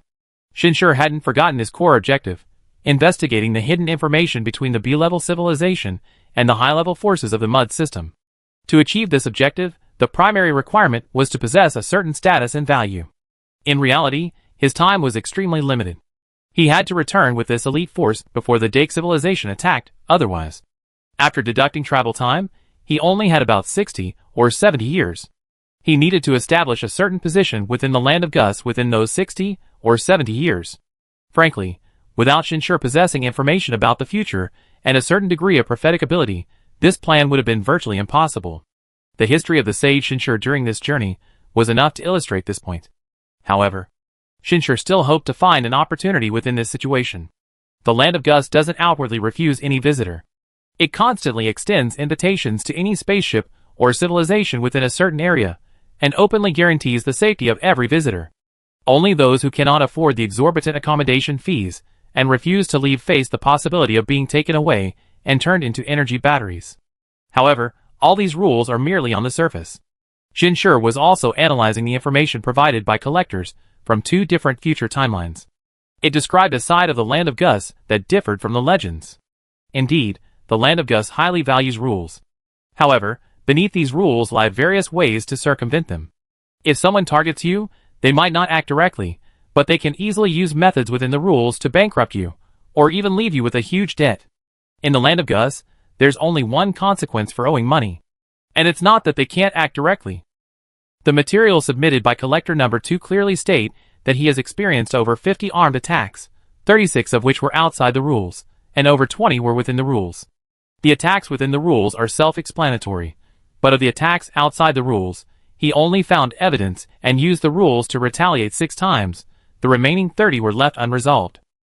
If he hadn't kept enough trump cards, maintained a high level of vigilance, and had a certain amount of luck and outstanding talent, he would never have reached his current position. But even now, Collector Number 2 still faces certain dangers. After reviewing all the materials, only one thought remained in Shinshur's mind. A perfect place for a prophet. Yes, the land of Gus is simply the soil the prophet would most desire. What does a prophet fear most? It's arbitrary, ruleless action. But in the land of Gus, rules are everywhere. Even the seemingly chaotic parts are within the rules. They're just rules unknown to most. The journey is still too long. Let's use overclocking to save time, Shinshur decisively decided. Although overclocking will damage the warp engine to some extent, he's eager to make his mark in the land of Gus. Every minute saved, rather than wasting time on the journey, could potentially yield greater benefits in the land of Gus than the damage to the warp engine. Under his decision, the journey time of the cave heaven was shortened again. Without incurring losses, it would only take about 26 years to reach the land of Gus. Further collect historical information about the land of Gus, Shinshur ordered the collector of the second future timeline. With the reduced journey time, other related preparations became equally urgent, including the falsification of memories, the falsification of the cave heaven's internal structure, and the processing and calculation of information. Shinshur was also busy. Time flew by. During this 26-year journey, nothing happened. Even while the cave heaven was conducting jumps in secrecy, it was still discovered 3 times en route. These encounters involved 2 top-tier sea-level civilizations and a hidden node base of the AES civilization. The most dangerous situation was when facing the AES civilization's hidden node base. This hidden base was not even publicly known in future information. If Shinshur hadn't always checked the future timeline before deciding to jump, he might have been restricted from jumping and subsequently investigated by a Class B civilization's node base. Even now, thinking back on the changed future, Shinshur still feels a sliver of luck. Although he himself didn't perish due to the world's constraints, humanity's development in that future had taken a significant step backward. The cave heaven was destroyed. This only strengthened Shinshur's conviction about the threat posed by the mud system and the AES civilization. It's hard to imagine a civilization that uses node bases for surveillance and attacks would kindly provide selfless technical support to a Class C civilization. In short, by stopping the jump in time and quickly escaping the pursuit of the AES civilization's node base via detour, humanity safely passed this hurdle. Now, they are finally approaching their destination. However, before heading to the land of Gus, there is another matter to be done. According to intelligence, multiple fleets of wanderers from the land of Gus are hiding on its edge, plundering warships that come to the land of Gus, Shinshur said in the command channel. Only the collectors of Future Line 2 knew this information. Even the collectors of Future Line 1 were unaware. These so-called plundering fleets are essentially a group of wanderers who are about to lose their footing in the land of Gus. They are bandits who briefly ventured out after another jump to the land of Gus to make a quick buck. If they can make this money before the next jump, they might even have a chance to return to the land of Gus and continue their lives for a while. Of course, given the size of the land of Gus, it is impossible for these plunderers to rob all those who arrive. They can only rob a small portion. Neither the collectors from Future Line 1 nor Future Line 2 encountered such raiders after arriving in the land of Gus. The probability of encountering them was relatively small. However, Shinshur presented this intelligence not to warn everyone about being raided. Quite the opposite. He wanted to proactively counter-raid. According to reliable intelligence, these raiders are actually backed by powerful patrons. In fact, the existence of the raiders themselves is an unspoken rule. Another unspoken rule is, if someone can survive a raider's attack, or even counter-raid, they will gain considerable fame before even entering the land of Gus, and we need that fame. This explanation brought a sudden realization to all the high-ranking human leaders. Shinshur had never explained this plan before. The reason was simple. Explaining it in advance would allow unknown changes to occur in the future, and only now could the outcome of this operation be more directly observed from the future. Therefore, at this moment, Shinshur had already begun to examine the historical changes within the future timeline. As early as realizing that the primal energy world had inherited a future timeline 3,000 years in the future, Shinshur made a decision to store some secrets known only to him in an absolutely hidden corner of the primal energy world. Once this decision was made, Shinshur could easily obtain the crucial information he wanted from this corner of the future timeline. Therefore, he planned to be the one to pounce. It really worked. A slight smile appeared on Shinshur's lips, and there was an unexpected bonus. After examining the future, he didn't waste any more words, but directly ordered, "All troops, level 1 alert." As soon as he finished speaking, all the soldiers orderly entered all the warships. It's worth noting that while the more than 100 B1 class warships and tens of thousands of C-class warships remained technologically unchanged, their appearances were completely different. These warships were no longer the cold, impersonal vessels commonly found in interstellar space. They possessed an otherworldly aura. Their exteriors shimmered with clearly visible iridescent light, accompanied by countless intricate runes. Even the flow of energy exuded a menacing presence. All these changes were, naturally, to align with the current status and context of human civilization. This is a divine civilization that inherited the legacy of the B-class immigrant warships. Majestic, imposing, and bearing the hallmarks of a divine system. Even the warriors' modified bodies have undergone some degree of aesthetic alteration, naturally featuring gleaming gold and imposing runes. Don't assume this appearance deviates from the norms of interstellar warfare. The characteristic of a divine system lies in its supreme authority, but if necessary, it can also achieve complete concealment and integrate various systems. This can be seen as a difference in cultural characteristics, but it doesn't affect actual combat power. As for this moment, fully displaying this cool appearance only means that humanity doesn't take the impending enemy seriously, but merely sees it as a display of divine might.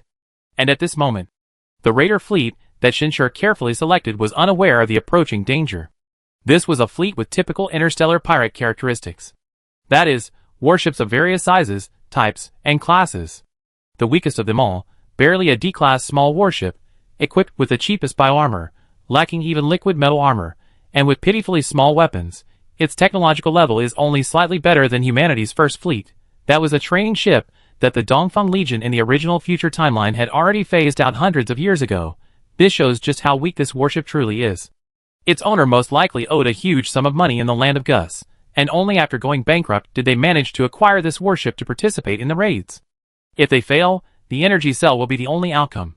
But corresponding to the weakest warship, the most powerful among them were equally incredibly powerful. It was a warship entirely silver-white, its outer armor made of a phase material far more advanced than even the most advanced liquid metal. The curvature of its surface was constantly under high-intensity vibration, forming layer upon layer of phase barriers. This was already a mature demonstration of B-grade technology. If classified, this technology alone would be at least B4 grade.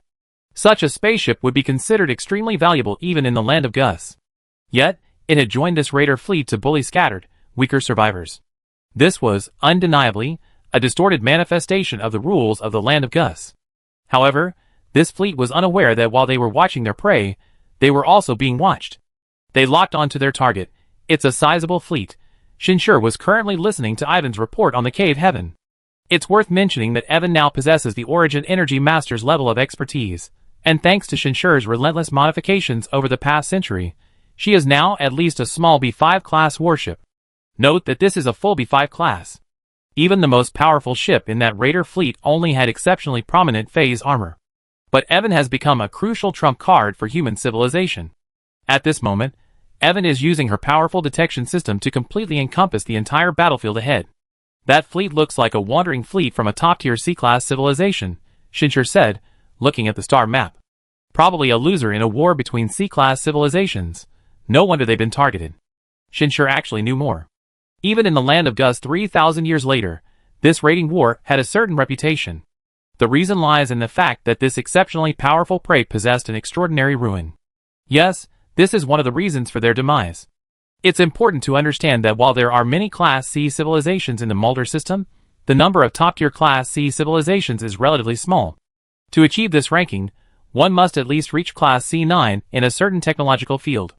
Currently, reaching C9 usually brings support from Class B civilizations, making demise much less likely. Yet this civilization still reached this point.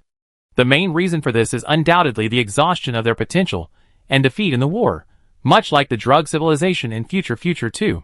However, another reason lies in the ruins they possessed. The universe is vast, all sorts of miracles can happen. Extraordinary opportunities are not exclusive to human civilization.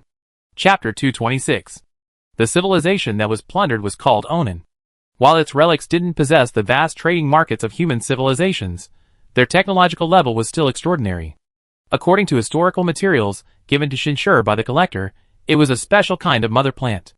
It itself appeared to be just an ordinary flower bud, but the seeds it produced could transform a life-bearing planet in an extremely short time.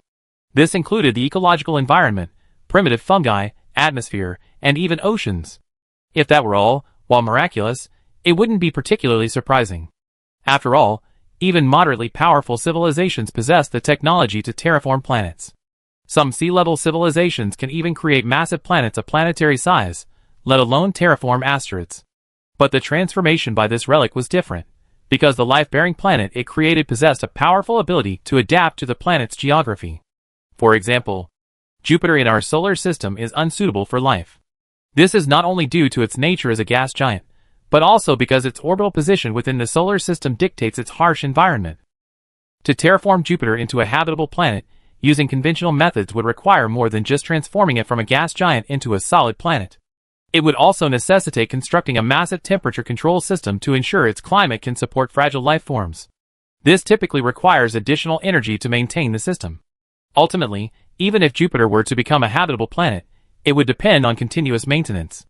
Without this maintenance, it wouldn't take tens or hundreds of millions of years. Even tens of thousands of years would likely be enough for the system's lifespan to revert the entire civilization to its original state.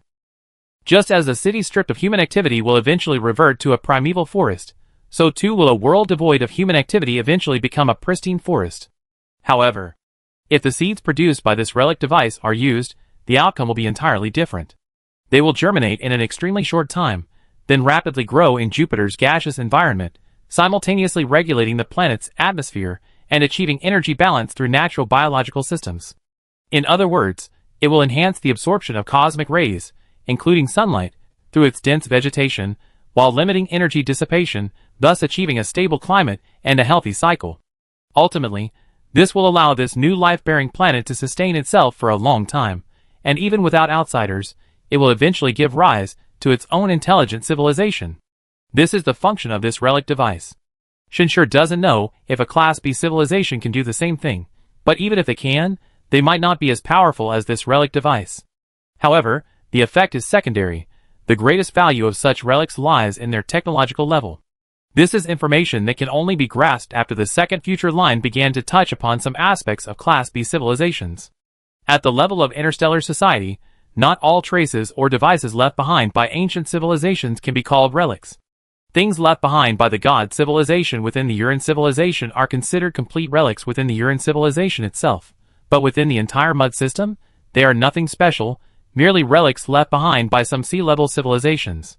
Things that can be called relics within the mud system generally refer to devices left over from 3.2 billion years ago.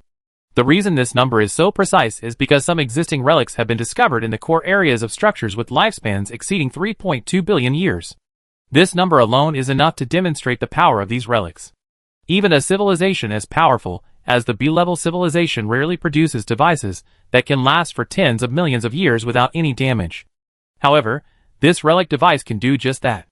Furthermore, consider the technology it contains. Personally, there's the trading space. Shinshur doubted whether the rancher had ever seen a device capable of instantaneous communication and material transfer, ignoring space and even time. Even the vegetation before him, capable of transforming the planet, possesses a level of technology somewhat beyond imagination. A single seed, rapidly transforming an entire planet, is this technology from the biological realm. Perhaps from a practical standpoint, such relics wouldn't attract the attention of a B-level civilization, but from a research perspective, they already surpass the level that a C-level civilization could control. Shinshur even suspected. This device is very likely the result of a deal between a Class B civilization and the ancient lands. Furthermore, this raider team should also have some connection to internal forces within the ancient lands.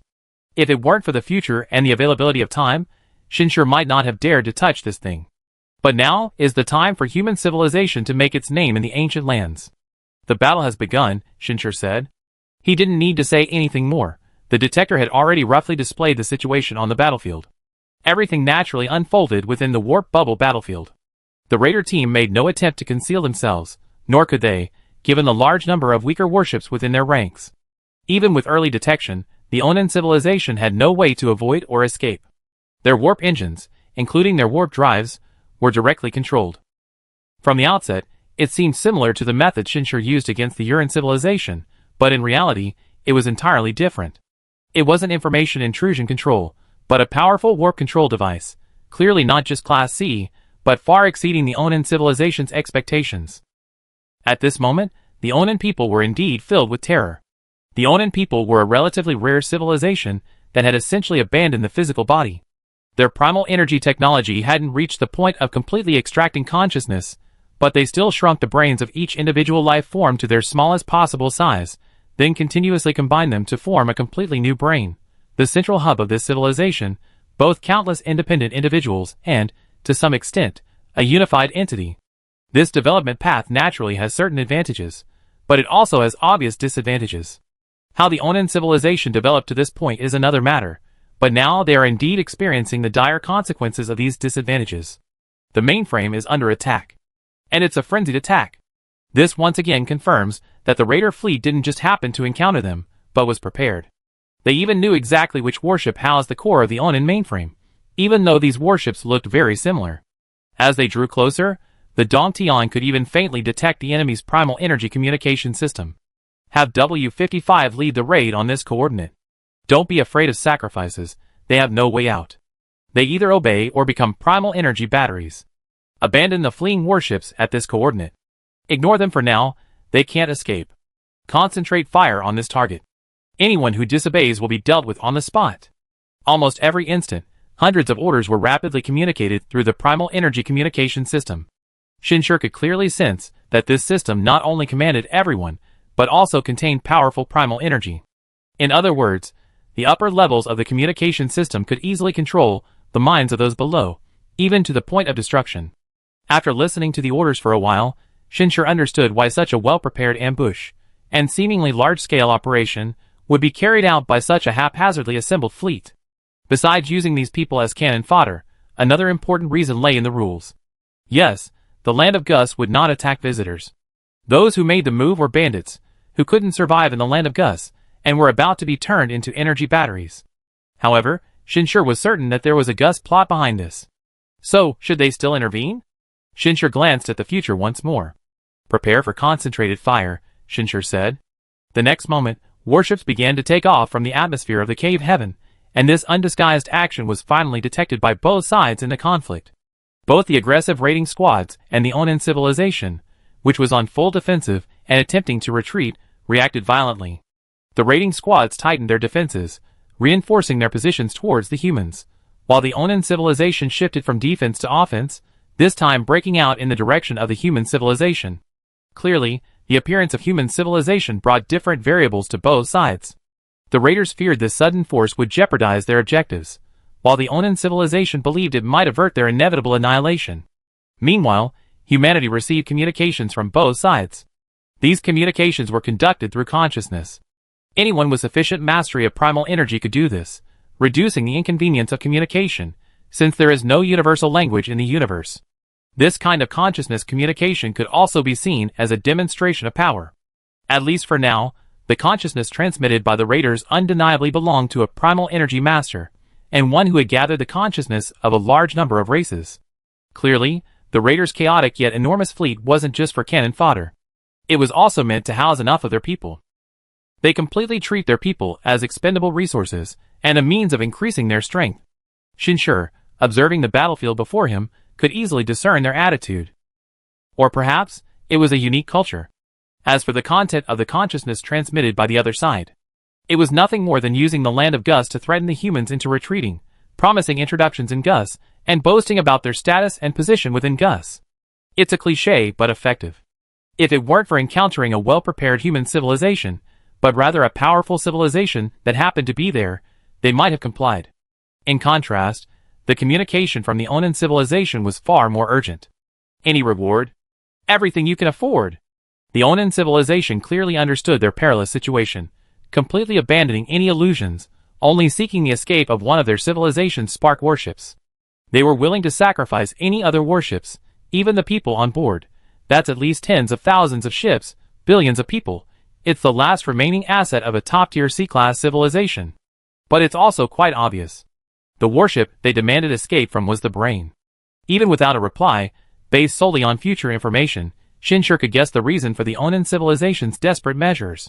They had realized that their information was completely known to these raiders, so they would never let go of their brain, nor the seed of life placed right in the center of it. Therefore, rather than hoping these raiders would show mercy, it was better to hope that this third party, who might just be passing by, would intervene. Faced with the communications from both sides, Shinshur quickly responded. Moreover, he gave the same response to both simultaneously. Before our heavenly court, you have no choice but to surrender.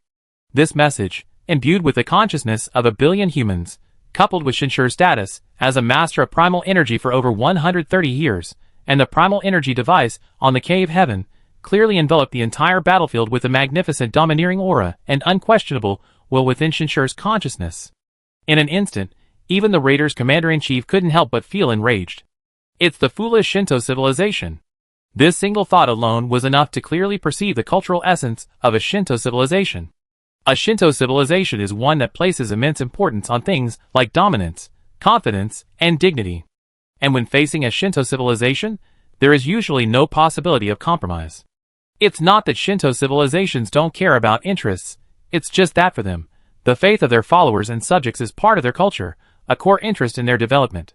Even for this interest, a Shinto civilization's choices will never be weak, and there will be no compromise.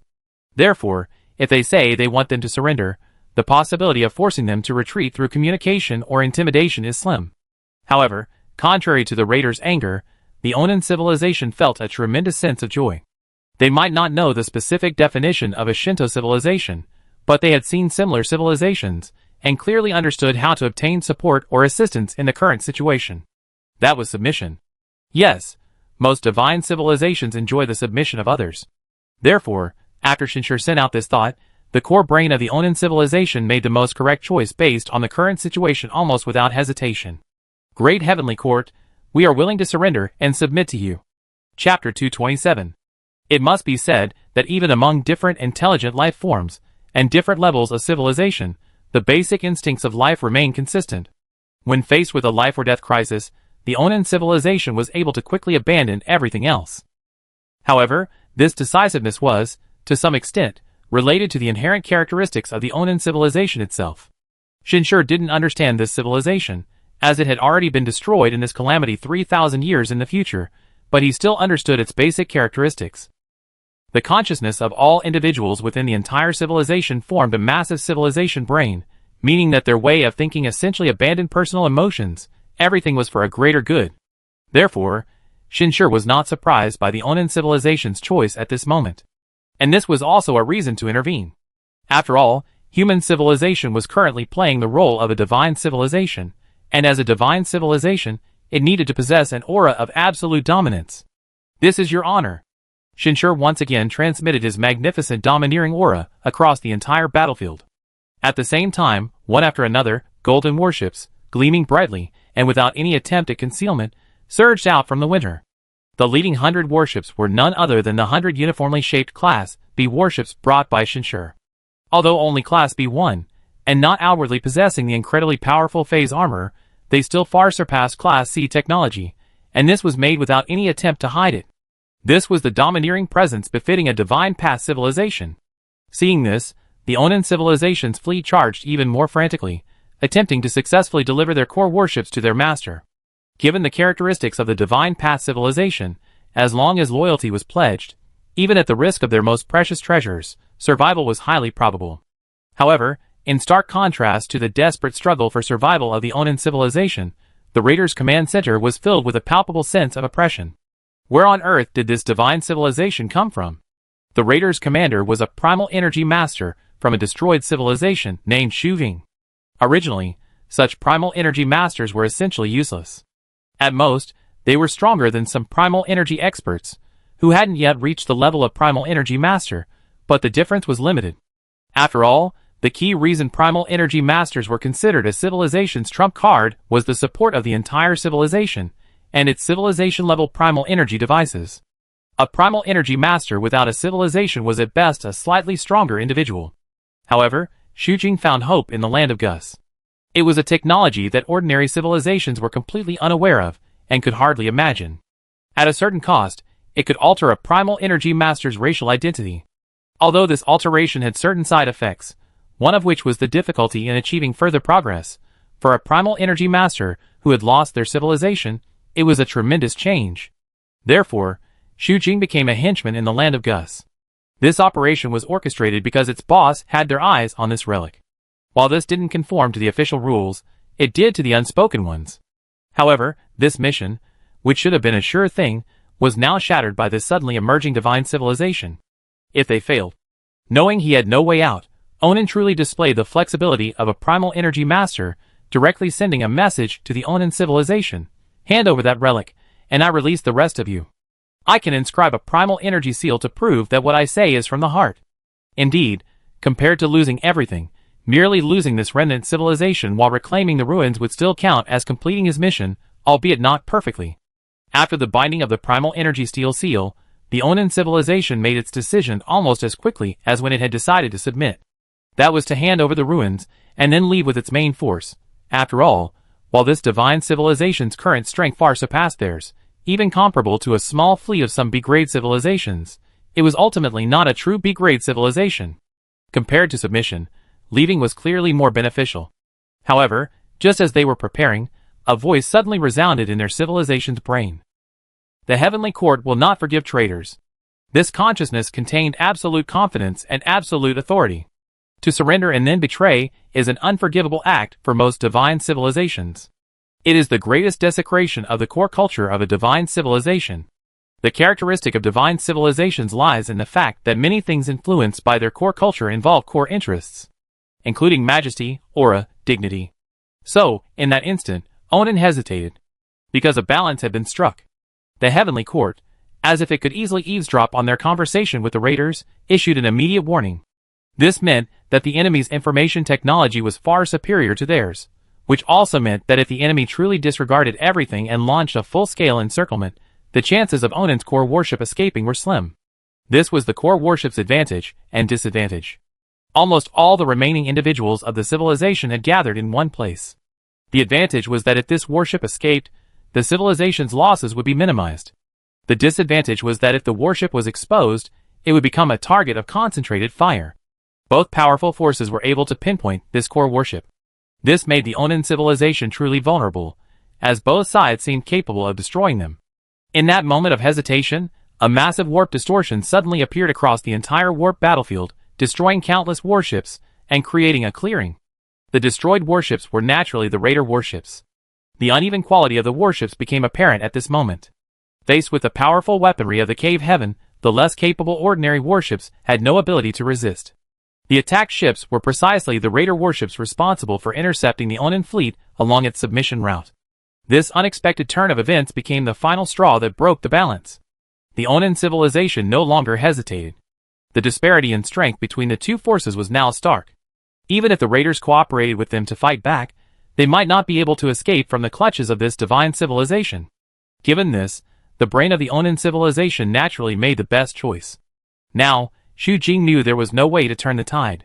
But what truly surprised him wasn't the military power displayed by this divine civilization, but rather that they were able to intercept his conversation with the Onan civilization and react instantly. It's important to understand that the communication system on his warship is on par with the phase armor, one of the two core technologies of this warship. Mission failed, escape is the only option. Xu Jing reacted instantly.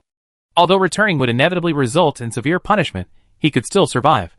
Under these circumstances, he naturally wouldn't stay and fight to the death for a mission that was already unlikely to be completed. But the instant this thought crossed his mind, a small to medium-sized warship appeared beside him in an instant. It was the Ivan. This sudden change caused Xu Jing's emotions to violently fluctuate. By now, the Ivan had undergone a complete modification, and under Shinshur's deliberate influence, it had almost abandoned its original race's external characteristics, so Xu Jing couldn't recognize it. However, he felt the sudden and fierce primal energy attack. The ship Xu Jing was almost powerful in some areas, even arguably more powerful than the Ivan, which was Shinshur's secret weapon. However, Shinshur, who had already obtained detailed information from the future, was fully aware of its weaknesses. And he was prepared for it. Indeed, the reason Shinshur was able to issue a timely warning and reverse the decision of the Onan civilization was not because he actually possessed such a powerful information intrusion device, but simply because of the information he obtained from the future. This was also thanks to Shinshur's possession of an avatar from the future world, which allowed him to quickly obtain crucial information from the future world through keeping a diary. For example, at this moment, allowing Ivan to carry out the decapitation plan using the advanced concealment system was also based on a strong information advantage. Moreover, he already knew the opponent's weakness, primal energy defense, which was precisely Ivan's greatest strength. Under such a surprise attack, this powerful warship, including Ivan, was captured with almost no ability to resist.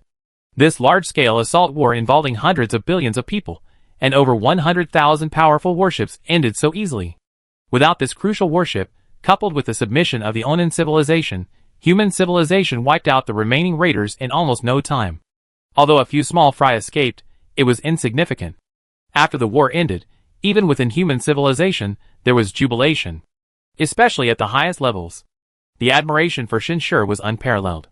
Counselor Shin's command ability is truly breathtaking. The one who said this was none other than Qin Feng, who had once been considered the successor to Shinshur's position as commander-in-chief. Qin Feng has now become a master of origin energy, the third such master in human civilization after Shinshur and Yiwen. His strength is extraordinary, and his command abilities, honed through a long period of study, are equally outstanding. However, the victory brought about by this war still far exceeds his capabilities. Although Shinshur truly played a role in two things, providing a timely warning that reversed the decision of the Onan civilization, and silently dispatching the Yiwen for a decapitation strike. These two actions alone changed the entire outcome of the war. The precision with which Shinshur seized the opportunity made Qinfeng and the other commanders realize that they were simply no match for him. This wasn't about ability, but rather a more obvious and insurmountable gap. The others were also amazed, while Shinshur remained calm. For a prophet, this was utterly insignificant. Go clean up the battlefield, and simultaneously make contact with the Onin civilization. Don't forget the characteristics of the divine civilization. The teachings of the Yuan Pope now have a chance to be put into practice, Shinshur calmly ordered. Understood. Qinfeng and the others responded in unison. The next moment, their auras changed. Magnificent, domineering, and exuding a powerful aura. These weren't characteristics of the Yuan, but rather characteristics imagined by the Yuan's divine court for their divine civilization. Combining Eastern mythology with human civilization to create a false divine civilization was perfectly normal. Shinshur didn't even need to personally communicate with the brain of the Onin civilization, because the Onin civilization wasn't qualified to do so. When the battlefield was initially cleared, and all the relevant data and information were gathered in Shinshur's hands, he was quite taken aback. The spoils of war were simply too abundant. Including the warship with the unbalanced equipment, a total of 36 Class B warships had been captured. Although they varied in shape and configuration, these were all Class B warships. It should be noted that Shinshur, as a sage of the second future timeline, wielding immense power, could only acquire a little over 100 Class B warships at most of which were only Class B1. This time, he had directly captured nearly half of them, and most of them were even more powerful than the Class B1 warships possessed by the human civilization upon its entry. Especially the strongest one. Shinshur was already preparing to disassemble its phase armor and communication system, then install them on the Ivan. At that time, the Ivan would definitely be considered the strongest among the B4 class, and this was only the harvest above the B-class technology level. As for the harvest at the C-class level, it exceeded Shinshur's expectations even further. The Marauders, plus all the C-class warships of the Onin civilization, totaled a terrifying 70,000 ships. This included the Onin civilization's 32 large motherships, plus the 13.2 billion intelligent beings captured by both sides. Indeed, murder and arson bring wealth. Shinshur finally let out a slow breath. The harvest from this single battle far exceeded the harvest from taking down the entire Yuan civilization. If these harvests could be fully digested, they wouldn't even need to wait for the Dake people to attack. They could directly overthrow the Dake civilization. Wait! Shinshur suddenly thought of something, and looked at the future world again. This hall was so immense that, logically, the future timeline should have undergone another significant change. However, in reality, the future 3,000 years later remains largely unchanged. Clearly, something is definitely wrong. There must be a reason for the world's convergence. But the key lies in the direction the problem is heading. If it were a Deus Ex Machina, Shinshur would have returned without hesitation, taking the spoils of war with him.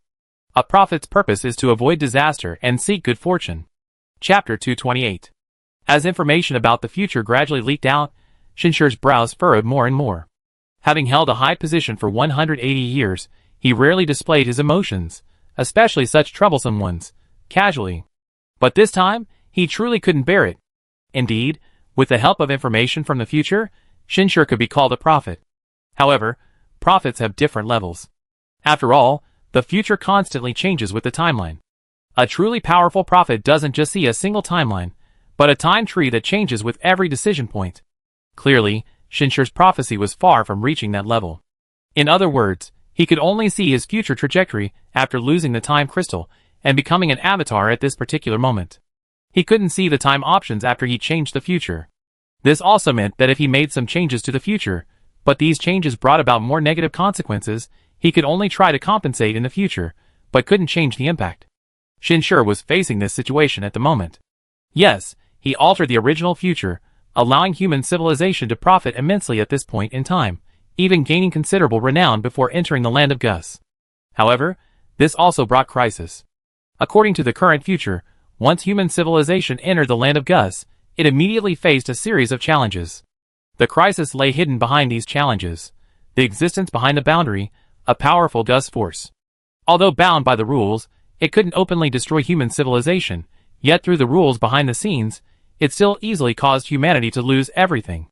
Ultimately, human civilization not only lost this gain, but also suffered heavy losses. Judging from this information about the future, what they shown is only the tip of the iceberg, Shinshur muttered to himself. This was the real reason he frowned. If it were only this much, he would still have some confidence. After all, he wasn't just an avatar who had lost Shi Ling, he was a subject that could trade and contact the future at any time. However, what truly worried him was the crisis revealed behind it. After all, this was someone else's territory. So should he choose to leave or stay?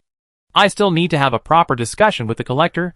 Shinshur decided not to make a decision so soon, and ordered, "Follow the land of Gus, but don't enter." Anyway, he needed some time to sort out this gain. Most importantly, he knew the specific time of the next leap to the land of Gus, so he wasn't worried that simply following without entering would cause him to miss this arrival of the land of Gus. After instructing the others on the follow-up matters, Shinshur once again entered the future world. Now, his access to the future world isn't limited to the trading market. After all, every future world possesses an avatar of his. Therefore, Shinshur can directly enter the body of his avatar through Shi Ling. This power, no matter how many times I experience it, gives me the illusion of omnipotence. Shinshur slowly experiences the power of the sage Shinshur. He needs time to adapt to the power of this avatar, so that he can conduct the following conversation more safely. Even without this conversation, he would still do the same. This would minimize the influence of Sage Shinshur's power and consciousness on him. Although an avatar is just an avatar, if the avatar is too powerful, it will still affect the original body. In short, once Shinshur had barely adapted to Sage Shinshur's power, the collector's communication was restored. "Sage, I am ready and await your arrival." Even in text communication, the collector's voice conveyed an indescribable excitement. This reminded Shinshur of the previous transactions altered by the future timeline. In this current future timeline, Sage Shinshur was not dead, therefore, sage items were no longer relics, and their value should theoretically have decreased. However, this future timeline was also more powerful than during the initial transactions. While it appeared on the surface to be merely some technological breakthroughs to be level, in reality, it was a comprehensive enhancement, in terms of population size, the level and quantity of various devices, and the area of the star systems under their jurisdiction. While human civilization was far from reaching the level of a B-level civilization, it was far beyond the reach of a typical top-tier C-level civilization. Even 100 civilizations like the Onan civilization, which achieved a technological breakthrough to C9 level, a top-tier C-level civilization, combined wouldn't be a match for the current human civilization in future timeline 2. That's the difference. Compared to the initial human civilization in future timeline 2, the current human civilization in future timeline 2 is at least 10 times stronger. And besides this factor, another reason is that the collector is a fervent follower of the sage Shinshur. Yes, this is why, even in this future timeline, a single manuscript of a sage can still be traded for a powerful immigration spaceship like the Cave Heaven. Shinshur didn't know if this was the collector's true nature, or if the causal changes in the future timeline were deliberately distorted to conform to the logic of the transaction. In any case, one thing was certain. This collector, Gong Mo, was a staunch follower of the sages. This was something that was made completely undisguised throughout human civilization. Precisely because of this, the collector Shinshur saw now was completely different from the collector he had seen in the trading market as an antique dealer. He was still as handsome as ever, but he was no longer wearing that flamboyant white ancient robe. Instead, he wore a very restrained and meticulous black suit, somewhat like a Zhongshan suit, but not exactly the same. In short, the overall style was dignified yet respectful. And when Shinshur appeared before him, even in the trading market, he could feel the collector's surging emotions. "No need to be so formal," Shinshur chuckled, recalling the sage's demeanor. "You're also a member of the Supreme Human Council, a person of significant importance in human civilization, so why do you always act like a little kid?" In front of the sage, Gongma will always be a little kid, the collector replied earnestly. The others probably found it hard to imagine that the collector, a crucial trading channel in the land of Gus, a powerful and mysterious figure who wielded considerable influence in the market, could adopt such a subordinate-like attitude. But Shinshur had already seen this many times in the memories of the sage Shinshur. He probably understood that it was impossible to change the collector's mind. After all, this emotion stemmed from a deep love for history and culture. In this future timeline, when discussing history and culture, when discussing the Starry Sky era, Shinshur's existence was indispensable. Perhaps Shinshur's achievements weren't particularly outstanding in the past 3,000 years, but in the first 180 years of the Starry Sky era, his actions were undoubtedly one of the greatest miracles of human civilization, and a continuous one at that. It was precisely because of this love for history that the collector so revered the sage Shinshur. Knowing this perfectly, Shinshur immediately changed the subject and said seriously, I summoned you here today because of important matters concerning the land of Gus that I need to inquire about. You must answer carefully. Yes. The collector also quickly got into focus. Whatever the great sage wanted to know, he would do his utmost to understand. What would happen if we were targeted by the Gus in the land of the ancients? Shinshur asked his first question. That depends on the level of the Gus, the collector replied. In the land of the ancients, the most important thing is the core rights of the Gus civilization. The second most important thing is the Gus's core development path, namely eternal voyage, followed by continuously extracting wealth, technology, and the future from other civilizations, and the third most important thing is the rights of ordinary Gus. Shinshur nodded slightly. It was precisely because he knew this that he didn't immediately turn back to Blue Star. After eliminating the raider fleet and seizing control of the relic possessed by the Onan civilization, human civilization had indeed offended a formidable Gus people, one capable of easily destroying the greatly strengthened human fleet led by the sage Shinshur. However, this Gus force had not accessed the core rights of the Gus civilization. This was certain. In other words, their importance within the Gus region was ranked third, below the Gus's core development path, or the overt rules. You should know that I led a team to the Gus region once, Shinshur said to the collector. Yes, the collector nodded. That was my first crushing defeat after becoming the leader of human civilization, Shinshur said, seemingly reminiscing. Recently, I suddenly thought about that experience. I wondered, if I had turned and left immediately after achieving victory against the raiders, would the outcome have been different? I did have that hesitation at the time. The collector's emotions surged again. And it was a profound excitement. What did he hear? The great sage was discussing that distant history with him. For a collector obsessed with history, this was the ultimate dream. Thankfully, the collector was a master of primal energy. Although his mind was in turmoil, his thoughts became increasingly clear. He didn't dwell on why the sage had summoned him to discuss history. In recent years, the sage had essentially been semi-retired. Reminiscing about the past in his spare time was something many retirees enjoyed, let alone the scene he had dreamed of. He had to seize the opportunity. Even a single revelation from the sage could create a storm in the world of history, because the sage is living history. Therefore, the collector carefully considered his words, finally cautiously saying, regarding the period of history, many historians and I have actually conducted detailed research, but it hasn't been made public. Of course I know. Shinshur felt quite helpless. It was precisely because he couldn't find much analysis of that period of history that he had summoned the collector for detailed questioning. In this current second future timeline, this significant defeat is also considered Sage Shinshur's first defeat, a crucial turning point in his transformation from an invincible, omnipotent god of humanity to a sage on Earth.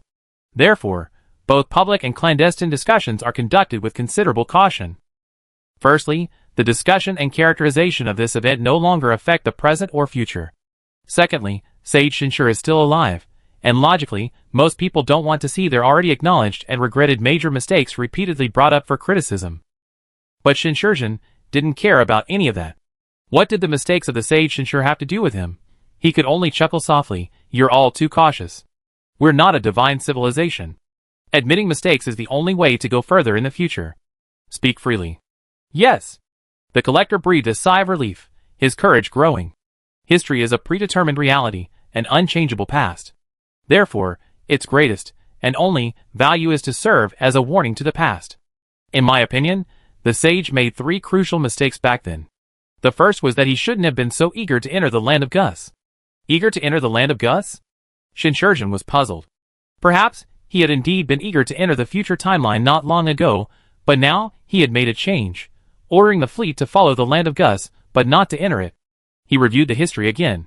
Although he hadn't entered at the exact moment of the timeline, he had indeed delayed for some time. It's clear that the sage hesitated for a moment back then, the collector said again. But after receiving the invitation from the land of Gus, the sage quickly entered. Shinshur seemed to understand. That was indeed a mistake, he said. No, that only shows that the sage at the time didn't understand the land of Gus enough. The collector shook his head sharply, his gaze toward Shinshur still filled with his usual fervor. Gonmo is just being wise after the event. At that time, I had already gathered a lot of information. Shinshur shook his head as well. One of them was that defeating the raider fleet and then entering the land of Gus would gain special attention and certain benefits, but I overlooked the deeper reason behind it. The existence of a raider fleet in the land of Gus, and even the fact that they were encouraging raiding, couldn't be spread carelessly. Chapter 229. The time Shinshur mentioned was actually this time. He had indeed overlooked this point. Why would defeating the raiders garner special attention and even benefits? He had previously thought it was some kind of rule, but now it seemed it was partly due to proven strength, and partly because the victor had the possibility of escape. If the existence of the raiders became widely known, it would inevitably affect some invited casual travelers. But if that's the case, why tolerate the existence of the raiders? Shinshur didn't voice this question, but the collector had already brought it up.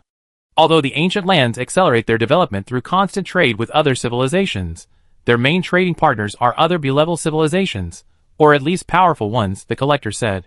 As for the trade volume brought by ordinary spaceships, it doesn't account for much. Their role is to assist the ancient lands in exploring information and searching for those powerful civilizations. I see. Actually, this information is easy to guess with careful consideration. In this endless sea of stars, the differences between civilizations are vast. Powerful civilizations are incredibly powerful, while weaker ones are extremely weak. Simply absorbing scattered spaceships and making contact with small civilizations along the way during a journey, how much help can this provide? However, this allows the ancient lands to quickly understand the civilizations of the places they encounter. If a powerful civilization is discovered, presumably other methods of contact will be found. Looking at the Gus lands of the future world, weren't they connected and trading with most of the B-level civilizations within the entire mud system? With this in mind, a flash of inspiration seemed to appear in Shinshur's mind. What advantage did he possess? The resources of the future world. With these resources, could he disguise himself as an unknown B-level civilization? This was essentially the same as Shinshur's original idea, but now, knowing the true focus and core system of the Gus lands, he had a clearer direction. However, before that, he needed to gather more information. Although the enemy back then was the Gus, they weren't particularly strong. You've been in the Gus lands for so long, have you had much contact with them? Shinshur asked. Contact was inevitable, the collector replied, though with a slightly bitter tone. I never given up on revenge, but their status has risen steadily over the years. It just goes to show that in any civilization, one's own race always carries a natural advantage. It's not easy for outsiders to do anything. Shinshur nodded slightly. Give me all the intelligence you gathered, Shinshur ordered. Yes. The collector seemed to have realized something, and was quite delighted. Shinshur could tell at a glance that he had misunderstood Shinshur's intention to return to the land of Gus. In fact, such misunderstandings were quite dangerous when the past was altered, as it made it easy for others to guess what was going on. However, since the information about Shirling was revealed to a select few in future Line 1, Shinshur's secrecy regarding Shirling, or rather, his time travel, was no longer what it had been initially. Future Line 2 will eventually become a special world like future Line 1. At that point, even if the collector guessed time travel, it wouldn't be a problem. After receiving the information from the collector, Shinshur returned to modern society and made a decision about his next move. We stall, Shinshur said with a light laugh. Stalling? The other high-ranking officials were stunned. Even the IXINer didn't react immediately. That's right, we keep them at a distance, appearing wary but unwilling to leave easily, and then let the land of Gus come to us, Shinshur said. Will they come? Everyone was surprised. In everyone's mind, the land of Gus was an incredibly powerful and mysterious civilization. Even if its strength didn't reach a level, its ability to exist independently outside the mud system was enough to demonstrate its power. Among all the civilizations known to humankind so far, it could be considered unique. However, would such a powerful civilization actively seek them out? The land of Gus is indeed powerful, but since their core interest is to cooperate amicably with other civilizations, they will inevitably have a stance. Our strength is just on the edge of what level they would consider friendly. So do you understand? Shinshur explained with a smile. This is actually not difficult to understand. If human civilization were merely a weak sea-level civilization, or even just a D-level civilization, there would be no need to say more. A flick of the finger would be enough to wipe them out. At worst, they could use raiders as a cover, like the Onan civilization. However, the human civilization at this time was aboard B-class warships, meaning that it was highly likely that a B-class civilization was backing them. Regardless of the likelihood, it meant enormous potential benefits. Friendly trade and mutual exchange with advanced civilizations were core interests of the ancient lands, so they naturally wouldn't risk losing more for less. However, while Shinshur's words were simple, everyone understood that this ultimately meant handing over decision-making power to someone else. If that person genuinely looked down on their demonstrated strength, there was no recourse. But the confidence Shinshur displayed could only mean one thing. He possessed solid intelligence. Counselor Shin is still unfathomable. I suddenly feel that the land of Gus might not be so terrifying after all. Regardless, we must be cautious. Leave the decision-making to Counselor Shin, and at the very least, don't interfere unnecessarily. That's right, Counselor Shin must possess information we don't know. Many high-ranking members whispered amongst themselves, further solidifying Shinshir's orders. The entire cave heaven, to some extent, was already a genuine divine civilization. Everything revered gods. In short, the cave heaven followed the land of Gus at a distance, maintaining a duplicitous stance. Of course, it wasn't idle during this time. The captured raiders were imprisoned on the cave heaven ship, where specialized personnel interrogated them to extract detailed information about the land of Gus. Although the interrogation results were not surprising, as most of the information was already known to Shinshir, it was still a way of conveying an attitude. Shinshir discovered that some of the raiders had special devices in their consciousness, just like the willow leaves that Shinshir had distributed in the Urin world. It was conceivable that someone in the land of Gus was watching the fate of these people. This also serves to convey the cave heaven's wariness of the Gus land. As for the Onin people, Shinshir also took the time to contact the Onin people's brains. After demonstrating a certain level of strength and sharing some of the dangers within the Gus land, the Onin people became even more determined to stand on the side of human civilization. However, Shinshir also knew clearly that the Onin people could not be trusted. This race, to some extent, had detached itself from personal emotions. Moreover, they did not have a leader like the Uran, whom they could control. A single collective brain could not be imprinted with the primal energy steel imprint. Once a greater interest emerged, the Onin people's betrayal would be swift. However, it didn't matter. Shinshir planned to gradually strip them of their various devices, including warships, transforming the entire civilization into a technological force responsible for assisting human civilization in advancing technological levels and developing heavy industry. Simply put, he wanted to directly remove their military force and control their minds. This would take time, but it wasn't difficult to do. Finally, as the next leap to the land of Gus was imminent, their contact was finally established. It wasn't through primal energy communication, nor through information intrusion technology, nor was it the dispatch of an envoy.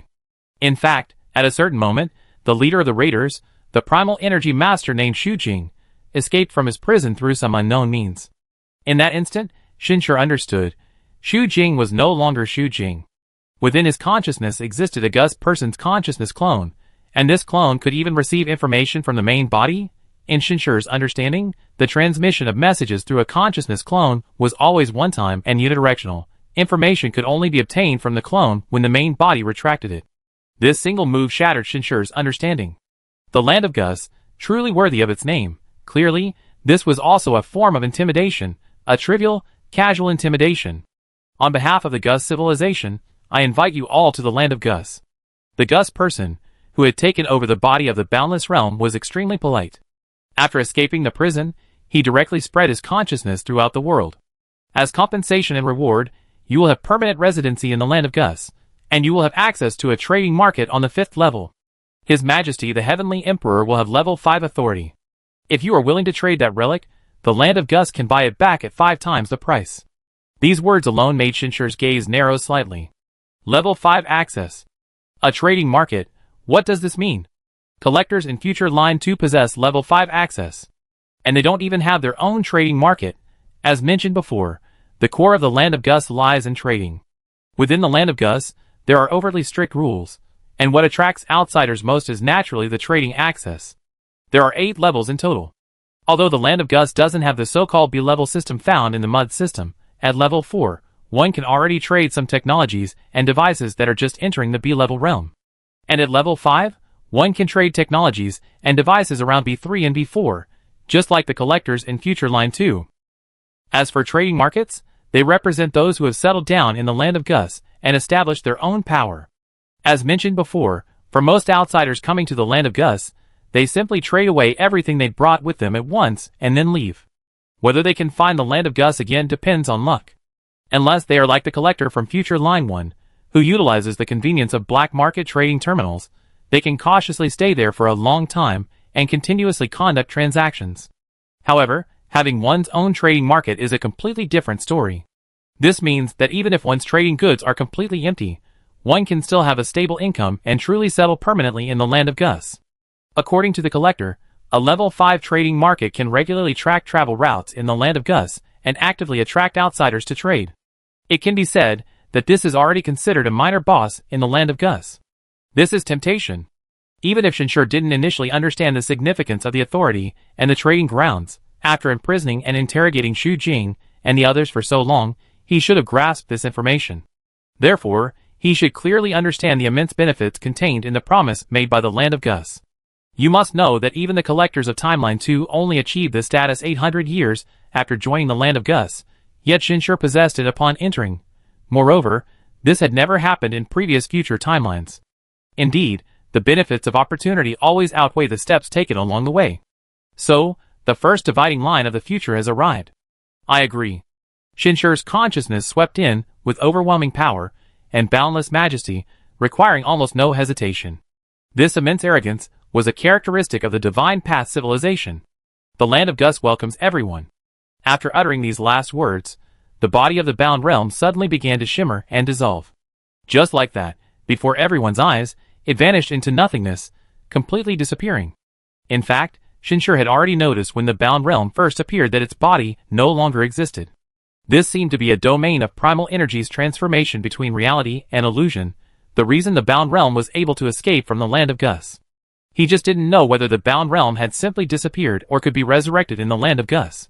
If it was the latter, then this technology was indeed somewhat unbelievable, but if it was the former, then it was nothing special. Even in the future world of Thread 2, it could potentially be achieved with about 1,000 more years of normal development. Shinshur said nothing more. Depart? After issuing the order calmly, he glanced once more at the future world's development. As expected, fate remained unchanged, and the crisis was not resolved. However, this very fact underscored the strength of this world's convergence. When the crisis subsides, the accumulated changes will erupt in an instant. Chapter 230. With the order given, the Dongtian began to accelerate. It must be said here that the travel speed of the Gus land is actually not very high. Although it is in warp drive mode, it only reaches the minimum level of sublight speed. Therefore, even some low-level warships have the possibility of catching up, and with the warp engine technology of the Dongtian, it can approach in the shortest possible time. When it gets close enough, all ships can receive the warp-coded information from the Gus land. Without this, ordinary ships simply cannot directly enter its warp bubble. This is also a manifestation of technology. At least, Shinshur has never seen similar technology before, not even on some B-class ships. Therefore, Shinshur guessed that this should be a high-level B-class technology, or even possibly A-class technology. If the Gus land 3,000 years later has only recently entered A-class, then the Gus land at this moment has definitely entered A-class in some key areas of technology. Ultimately, the measurement of an entire civilization's strength isn't like the individual strength in fantasy novels, which have a clear hierarchical system. The standards of the Mud System's evaluation aren't the only standards across the entire universe. And when the entire Cave Heaven, along with the Onan civilization's fleet, was input into a specific warp drive, Shinshur and the others finally entered an incredibly massive warp bubble. Yes, incredibly massive. Although, like other warp bubbles, various beams of light constantly shifted at the edges, these had been reduced to a minimum by unknown technology. Therefore, upon entering, some even doubted whether they were still in space. Besides this, another rather unusual characteristic is that both warp drives and warp drives are unusable here. All people and all ships are powered by an incredibly massive engine belonging to the Gus civilization. Therefore, with only general-purpose engines available, the roughly 1 light-year diameter within the warp bubble is enormous. Even a Class B ship like the Cave Heaven would need hundreds of years to travel from the edge to the core of the Gus lands. Fortunately, the trade market allocated to human civilization is not far away. The vast majority of outsiders can only stay on the periphery, which is also the most prosperous trading area, concentrating trading markets from level 1 to 5, Shinshur explained to the others on their way to the trading market. The level 5 trading market we acquired is in a relatively open area, on a 4-star planet that has been abandoned for over 4,000 years. Reopening it will likely require considerable effort. Clearly, this is a form of intimidation. Although he readily accepted the offer from the land of Gus, Shinshur wasn't naive enough to believe it would necessarily be sweet. Even if it were sweet, it might harbor malicious intentions that could lead to high blood sugar, high cholesterol, and diabetes. This became especially clear to Shinshur after acquiring information about the future. As he said, in the land of Gus, trade is paramount. A trading market is like a shop, where location and reputation are equally important. And what they were given was like an abandoned supermarket in the suburbs. Yes, the level is a supermarket, not a small shop. But in the suburbs, and with the word abandoned, even a supermarket can't make money. Not to mention, it has to bear high taxes. In the land of Gus, one must have a clear understanding. Behind all the apparent fairness and order lies the truth of rampant wealth accumulation. Unable to pay enough taxes, high-level authority becomes a huge burden. There's no such thing as downgrading authority here, nor can one give up the rewards that come with authority. When one can't pay enough wealth and ends up owing the land of Gus, that's when you witness the fangs behind the glory. Clearly, someone, or rather, some force within the land of Gus, hasn't given up on the relic in Shinshur's hands.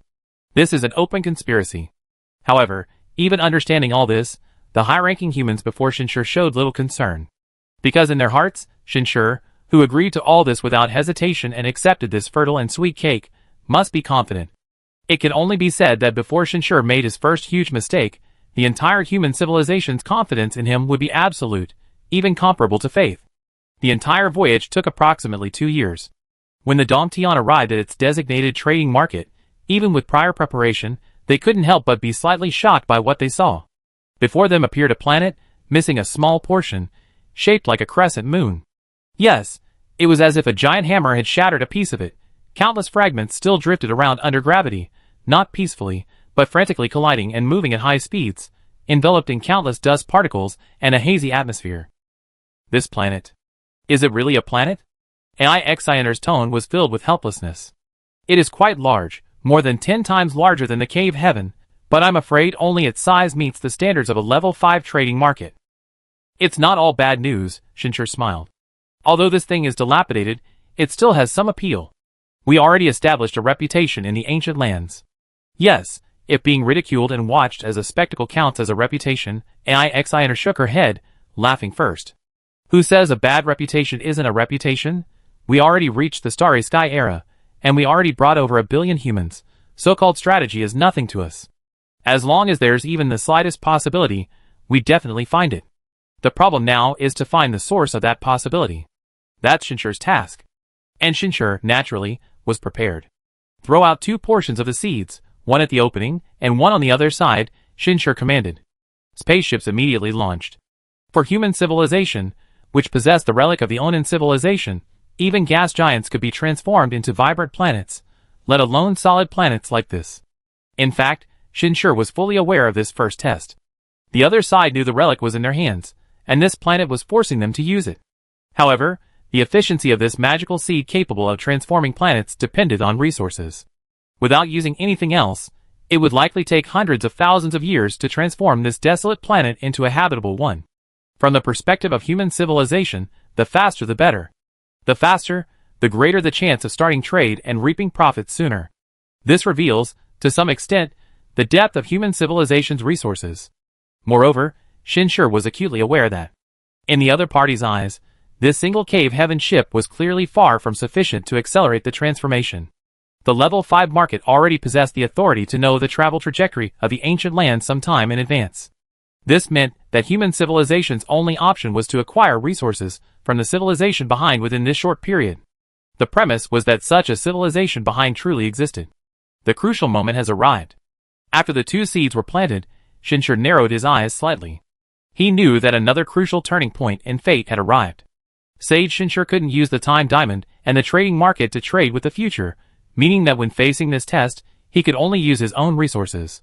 This was one of the fundamental reasons that prompted a series of targeted actions.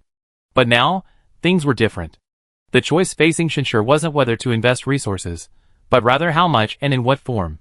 The limitations of a prophet were once again evident. Unable to know the fate after changing one's destiny, Shinshur sighed inwardly. It's best to be cautious. He knew that many people were secretly watching them, including the Gus people and external forces. Among them were likely representatives of B-level civilizations within the Gus region. If he chose to openly, and even openly bring resources directly from the trading market, his public profile would likely skyrocket, and he wouldn't be able to foresee the future this reality would bring until it materialized. Therefore, Shinshur chose the safer path. The germination and transformation of the seeds require a large amount of water and energy. The energy will be supplied using the most advanced phase energy, activating all the spaceships to continuously transport it from the Domtion, Shinshur ordered.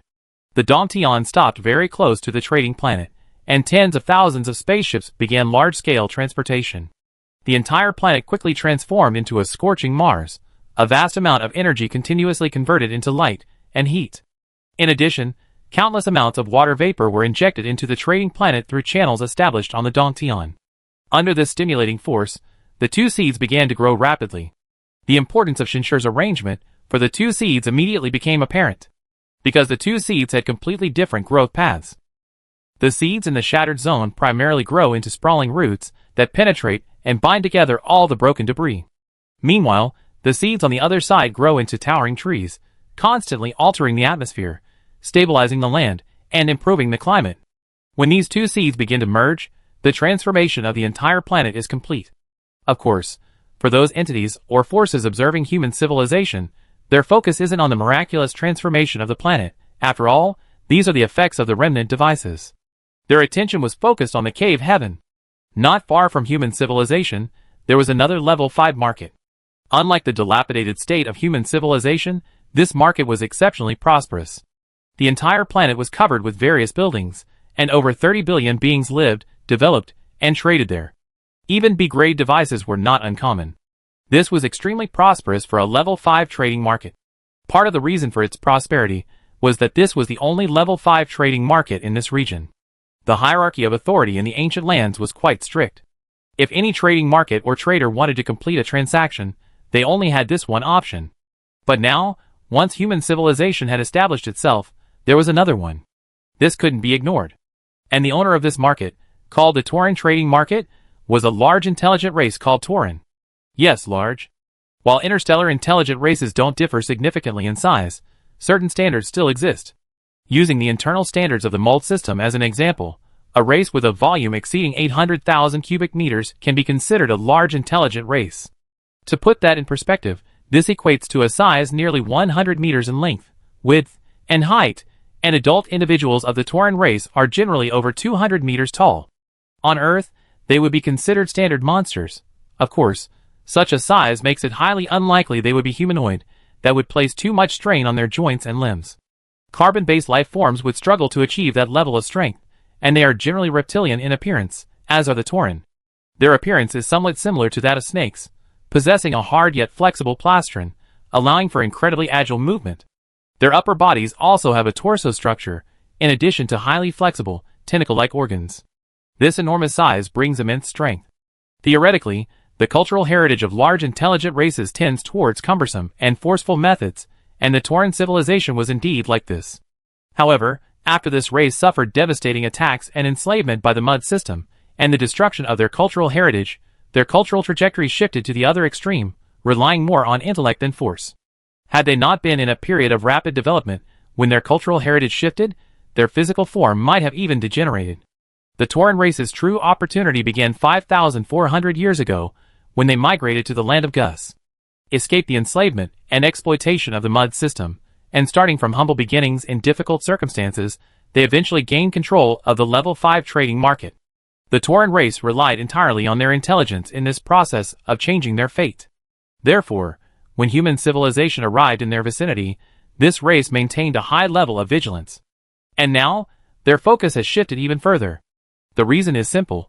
Today, the amount of water transported by the other side has exceeded the theoretical maximum storage capacity of this immigrant spaceship. Chapter 231. The Tauran race dislikes sunlight. Evolved from deep-sea creatures, their primitive form lacked a proper heat dissipation system. Their enormous size often led to excessively high internal temperatures, and their crawling posture further increased their surface area exposed to heat. This is similar to how most snakes prefer cool, dark environments. Of course, with civilization developed to this level, even exposure to thousands of degrees Celsius wouldn't cause them any discomfort. Their dislike of sunlight is simply due to cultural influence. Therefore, at this moment, dozens of Taurans stood quietly in the deep, cold universe. Each possessed an incredibly massive body. Their serpentine lower limbs were coiled and bound to a gigantic spherical machine. This was their throne, a symbol of status, and also their most powerful weapon, essentially an extension of their modified bodies. And when dozens of these behemoths stood silently in deep space, it truly resembled a meeting of demon gods. However, these demons were not in a good mood at the moment. The reason was simple. They couldn't assess the technological level of their new neighbor. They had witnessed everything human civilization had done over the past year, and the reason they hadn't made a move was because they were waiting for the possible forces behind this civilization to be exposed. If it truly was a powerful Class B civilization, then without a doubt, the Tauran people wouldn't be foolish enough to offend it. After all, they lacked any background outside the ancient lands, and even worried about being targeted. But if it were merely a lucky acquisition of a few B-grade spaceships and B-grade devices by a weak civilization, it would be simple. They wouldn't allow such a weak neighbor to seize their interests. And all of this depends on how the other party modifies that dilapidated planet. But now, they can't understand it, because the resources provided by that spaceship far exceed their expectations. Furthermore, they exceed their assessment of that spaceship. Is there any way to infiltrate their spaceship and gather information? A voice message came through. The Tauran civilization employs an elders' council system similar to a parliament. Those present are all elders of the civilization, each a master of primal energy. All the elders remaining at the trading market are personally participating in the meeting. This level of importance is absolutely extreme. If we truly concentrate our forces, we can certainly do it, but doing it silently is impossible. If the other party reacts strongly, we are very likely to be punished, another elder replied. In the land of Gus, there is competition between trading markets, but this competition cannot be transformed into direct conflict. These are the official rules. Of course, the underlying rule is that as long as you're not discovered and no evidence is gathered, you can do whatever you want. But the Tauran civilization has no guarantee of remaining undetected. Although we don't yet know the level of their individual energy technology, their energy equipment is definitely no less advanced than ours. This is undisguised. The technology possessed by their flagship immigrant ship alone is not to be underestimated. Therefore, the discussion within the Tauran civilization inevitably led to a choice. Take the risk of punishment to actively investigate, or continue to observe? Continue to observe for a while, and then decide based on the situation. This was the final choice. Of course, the Tauran civilization could never have imagined that Shinshur was already fully aware of their actions. Shinshur was equally aware of the other forces' observations and related actions. In fact, as he continuously transferred enormous resources from the trading market and invested them in the transformation of this trading planet, the future was constantly changing. After all, in the foreseeable future, there was no trading market where one could trade with the future. Every transaction was a change to the future. And the continuous flow of transactions was even more so. The downside was the inability to obtain an accurate future, requiring constant monitoring. The upside was that much information was being revealed in this constantly changing future. Which one should I choose as the chicken to scare the monkey? Shinshur pondered and analyzed. Because of the limitations of his prophetic abilities, he couldn't control every twist and turn of fate, so he could only rely on constant analysis and reflection. Thanks to his 150 years of persistent learning and experience, and the rich and valuable lessons he learned from the sage Shinshur was now able to make the appropriate choice with the aid of future information. It's half luck, half hard work, Shinshur chuckled self-deprecatingly, having already made his decision. Nothing was more suitable to be the chicken than the Tauran civilization, which had no external forces and, coincidentally, a conflict of interest. Slow down the transport of water resources, but maintain it, Shinshur ordered. Don't underestimate water resources. Outside, a simple material conversion factory, along with a mining and transport fleet, could easily transform ubiquitous asteroids into various resources. Water, minerals, metals, special elements. Even D-class civilizations could perform material conversions relatively easily. However, this resource, insignificant outside, was entirely different in the land of Gus. As a perpetually navigating civilization, the land of Gus didn't have any resource planets within its curvature bubble. All resources found in the land of Gus were centrally extracted. Other factions within the land had to spend considerable wealth to acquire them. Of course, all factions could transport resources from outside themselves. However, with both the warp drive and warp drive within the warp bubble unusable, transportation costs would be enormous. Ultimately, it might even be less cost-effective than purchasing from the official ancient lands. This is why even the seemingly minor modification of resources could serve as a trial. And in the previous year, most people believed that human civilization was using the resources originally carried by the Cave Heaven. As an immigration spaceship, it was only natural that it would store large amounts of super-heavy compressed elements, which take up little space but add weight, for conversion. However, given the amount of investment the Cave Heaven had made in terraforming the market planet, even with ample storage, a year would be roughly the limit. But now, the second year has passed. The Tauran civilization was forced to convene another council of elders. Currently, there are three speculations. First, the phase technology and element compression technology mastered by human civilization far exceed our expectations, at least reaching B5, or even B6 level. Second, other forces are secretly accumulating resources from it, but we haven't discovered them yet. Third, the other side possesses another powerful relic, perhaps a phase device, or something else. The person in charge of summarizing recounted the observations of the past year. All the Tauran elders understood that the situation was dire. This new neighbor displayed remarkable composure. He clearly understood the attention he was receiving, yet showed no panic, demonstrating considerable strength. Therefore, the topic seemed to return to the initial choice. Should we force an investigation, or continue waiting? Let's force an investigation, an elder said. Have you noticed a clear point in their resource investment? After a certain time, the investment rate is 3/4 of what it was before. This aligns with our prediction of their resource consumption limits, which also means that they do indeed have the capability to acquire a large amount of resources sufficient to support the transformation of the trading market. Most importantly, if these resources can be continuously supplied, they can serve as the foundation for the development of the trading market.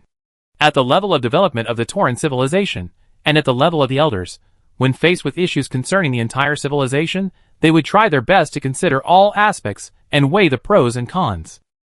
They weren't unaware that the other side was acting intentionally, deliberately luring them into a forced investigation, then extracting a hefty compensation, profiting from their vulnerability. However, even if that were the case, what was destined to happen would happen sooner or later. Furthermore, a deeper analysis reveals that the other side's reduction of resource input at that juncture, whether intentional or unintentional, could be seen as a challenge. Or rather, an invitation. Therefore, the elders of Tauran ultimately made a decision by a very small margin. Conduct an intrusive investigation. They were confident that this investigation would go undetected. If it were discovered, the compensation for violating the rules of the ancient land would be their gift of peace with human civilization. Between civilizations, there is only self-interest, not much hatred. And at the moment they made their decision, Shinshur, who had been keenly focused on the future, also keenly noticed this. Good heavens, mobilizing all the primal energy masters is one thing, but they also spent a fortune renting a B6 level primal energy detection device. Shinshur couldn't help but twitch his lips when he saw what was about to happen in the future. Sage Shinshur's defeat was entirely justified. The Tauran civilization truly did everything they could this time. That was a B6 level device. Even in the future world of Line 2, there were only 1 or 2 such devices, and they were obtained at enormous cost from the A's civilization. It was a trump card of their civilization. Even just renting it would have required an unimaginable price. Plus, there was the compensation. If the Tauran civilization's attempt fails, the very foundation of its civilization will be severely damaged. Coupled with the loss of market share, its development will be significantly slowed, and even if it doesn't collapse, it will certainly decline. For civilizations with weaker cultural strength, such as the Dake civilization, it might be a complete collapse, followed by plunging into the abyss surrounded by powerful enemies. This also made Shinshur clearly realize that in this universe, the rise of a civilization is slow, but its failure often happens in an instant. In any case, the courage and decisiveness of the Tauran civilization's decision are lessons that human civilization needs to learn. Unfortunately, the Tauran civilization encountered a cheat code this time. Evan, lend me your power. Shinshur slowly exhaled and said to Evan. In that instant, all the more than 1 billion humans on the entire planet froze, their eyes blank. Their consciousness, their power, had been forcibly absorbed into the primal energy device on the cave heaven, and then concentrated into Shinshur's consciousness. If that were all, it wouldn't be comparable to the Tauran civilization. Their devices, numbers, and strength far surpassed those of humanity. However, Shinshur wasn't going to fight them. This was a game of catching a thief. No matter how powerful the thief, if they didn't have the courage to escalate from burglary to robbery, once caught red-handed, their only option was to obediently face the police. Escape? Where could they escape to after leaving evidence? Therefore, once Shinshur knew the timing and method of the attack from the future, the outcome was already predetermined. Speaking of which, the title of Divine Civilization is really quite useful. Shinshur even had time to let his thoughts wander. In the future, human civilization failed to discover the Tauran civilization's exploration. Of course, the Tauran civilization also failed to discover human civilization's secrets. This wasn't for any other reason than that in that future, Shinshur no longer had the ability to continuously acquire resources. Therefore, despite the Tauran civilization's enormous efforts, all they witnessed was human civilization finally exhausting its resources in the third year, subsequently trading with other powers, and slowing down the pace of transformation. However, simply failing to discover the exploration caused human civilization to lose its deterrent power and its mystery, ultimately forcing it to retreat. But the sage Shinshur, at that time, used the reasoning of even in defeat, one must know where one went wrong, and at a considerable cost, learned of the Tauran civilization's actions from them. For a divine civilization, wanting to preserve its final pride in this way was perfectly reasonable. The Tauran civilization would never refuse free benefits. But who could have imagined that this very information would provide Shinshur with a trump card to change his fate? Thinking this, Shinshur acted with extreme decisiveness, concentrating all his power into a single point, transforming it into an invisible pair of golden scissors, and biting down hard. The invisible primal energy materialized in the impact. All the elders of the Tauran civilization were in turmoil. Not only had they been discovered by humans, but irrefutable evidence had also been left behind. Chapter 232. Now that things had come to this point, the elders of the Tauran civilization no longer cared about anything else. They stopped concealing their power, and swept across the entire cave heaven in an instant. Shinshur offered no resistance, even releasing the cave heaven's defenses and revealing everything. This was a standard Class B immigration ship, and a standard ship from a divine civilization, so standard that it lacked even the slightest extra equipment. But was this possible? For one thing, the Tauran civilization elders hadn't even located the relic they had obtained from the Onan civilization. "We can't continue. Let's retreat," said one of the Tauran civilization elders of considerable status. Retreating now might result in unbearable losses. Others also felt they should continue searching. "Can't you see? They don't care about our probes at all, and they can't detect anything. Such blatant behavior will cost us dearly every second." The probe quickly ended, which, in a sense, meant the Tauran civilization had completely surrendered. While there were indeed unspoken rules in the land of Gus, this didn't mean the overt rules could be arbitrarily violated. In fact, the rules here were absolute, their status even surpassing that of ordinary Gus people, second only to the ruling institutions within the Gus civilization. And it was precisely because of this that, once the Tauran civilization's actions were exposed, their continued probes changed the nature of the situation. This wasn't merely reconnaissance, it was a blatant, direct invasion. This was absolutely contrary to the status of the ancient lands. Even if they were more powerful than human civilization, it wouldn't change anything. If powerful civilizations and beings could openly and recklessly attack weaker civilizations, the ancient lands wouldn't hold such a massive attraction for so many civilizations and individuals. It's important to understand that within the ancient lands, the number of outsiders and their contributions to the entire ancient civilization actually surpassed those of the ancients themselves. Therefore, Shinshur's act of abandoning defenses wouldn't be seen as weakness, but rather as a symbol of strength and confidence. Human civilization was confident that the Tauran civilization wouldn't glean any useful information from them, and they were blatantly using the rules to plunder vast resources from the Tauran civilization. Request arbitration. After the Tauran civilization withdrew, Shinshur didn't hesitate, nor did he give them the option of a private resolution. He directly used his level 5 authority to request arbitration from the rules-based arbitration organization within the ancient lands. Time, place, event, evidence, everything was crystal clear. Although the Tauran civilization could have countered, faced with this reality, their rebuttal would only have resulted in greater losses for them. Ultimately, within an extremely limited time frame, the Tauran civilization surrendered. A vast amount of resources were forcibly transferred to human civilization. After everything settled down with astonishing speed, the upper echelons of human civilization couldn't help but celebrate. This profit is more than what we made at the start of the war. We were still worrying about how to conduct transactions after establishing the trading market, but we unexpectedly seized a third of the Tauran civilization's trading share in one fell swoop. This is enough to support the rapid prosperity of our trading market. Now we finally established a foothold. If we can bring all these resources back, the mere Dake civilization can be wiped out with a flick of the wrist. As some have said, this gain is indeed far greater than the benefits from capturing the raiders and the Onan civilization through simple warfare. On the surface, it's roughly equivalent to several thousand B-class warships, almost enough to form a small fleet dispatched by a B-class civilization. Don't underestimate this power. The hierarchy within the Mult system is quite strict, with huge gaps between levels. As some have said, if all the resources they currently possess can be safely brought back to humanity, let alone the Dake civilization of 3,000 years ago. Even the Dake civilization that has reached the peak of C-class 3,000 years later could be directly destroyed. However, unlike the excitement of the others, Shinshur, while also quite pleased with this gain, remained indifferent.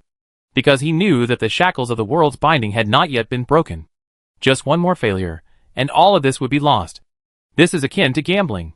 Until you truly leave the casino, the meaning of all wins and losses is extremely limited.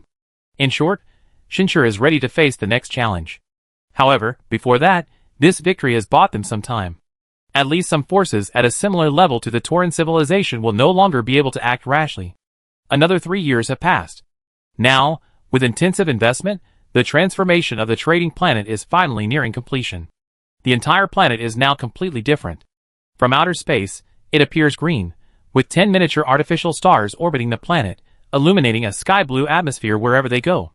While there are no oceans, numerous rivers and lakes can be seen on the surface. Unlike typical life-bearing planets, the shattered area is now completely enveloped in green vegetation. Each fragment has become a vibrant floating island, tightly connected by thick tree roots, forming a unique environment. If this were still on the old blue planet, such a place would be a natural tourist destination, attracting countless visitors.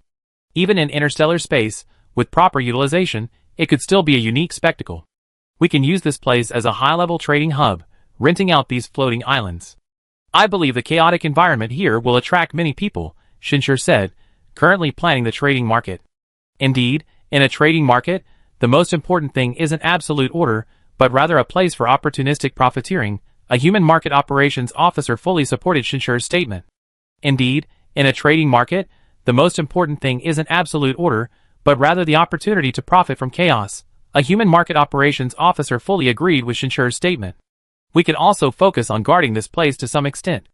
That way, when traders want to escape or double-cross, they can easily scheme through the gaps between these floating islands. I guarantee this will attract a large population. To some extent, this is a characteristic of the trading market in the land of Gus. Here, legitimate trading doesn't actually yield much profit. Instead, the interplay of the real and the unreal, the various ways of exploiting and circumventing the rules, often lead to immense wealth. Even if only a tiny fraction become rich overnight, and the vast majority become victims, so what? No one ever truly believes the land of Gus is above board.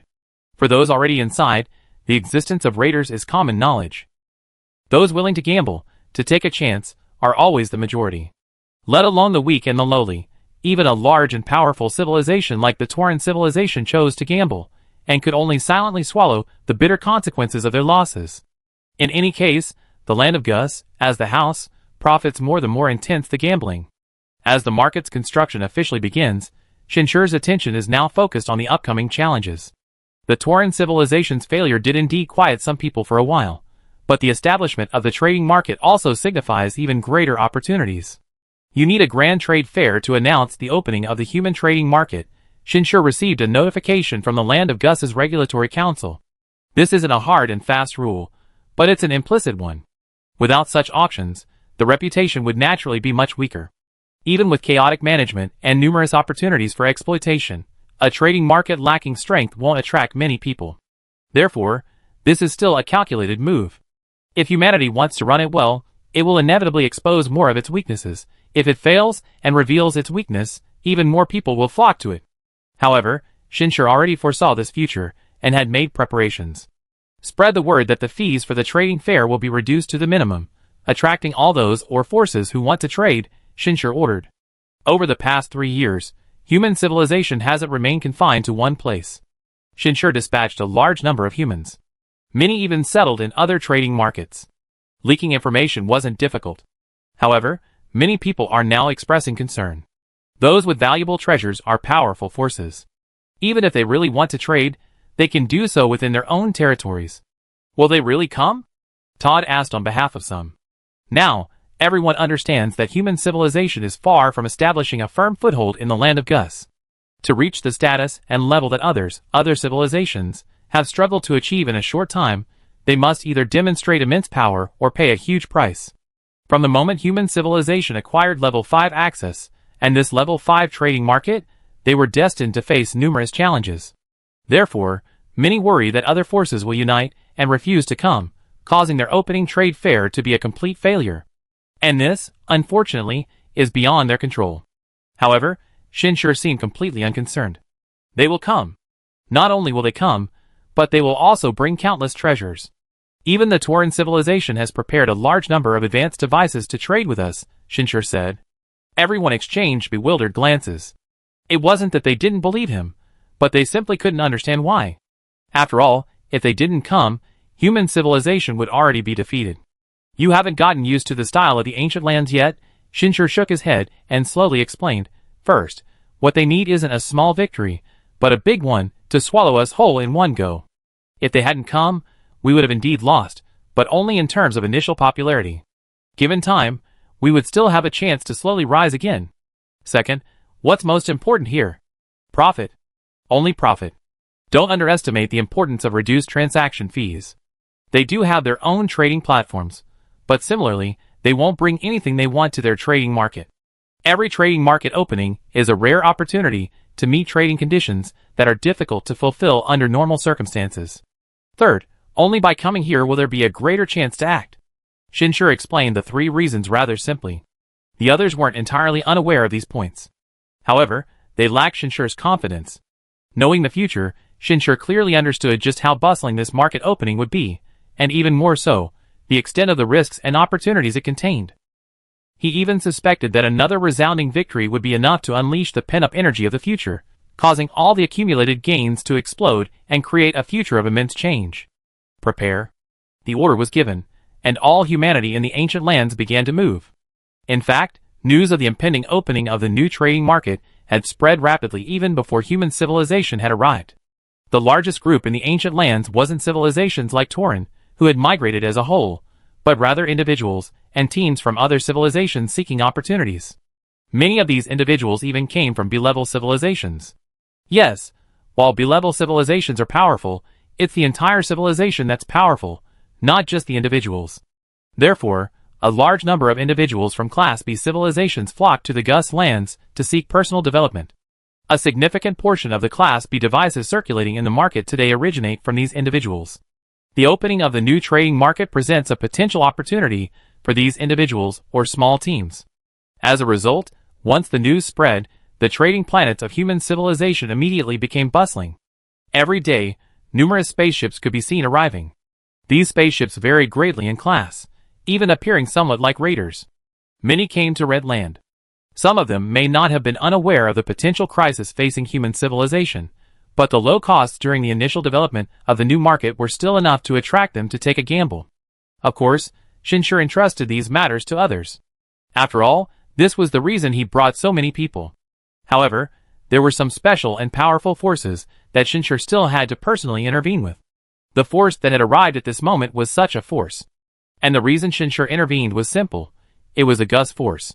Not all Goose people enjoyed the huge profits as market makers from a high position. In fact, many Goose people were deeply involved in the vast peripheral trading market.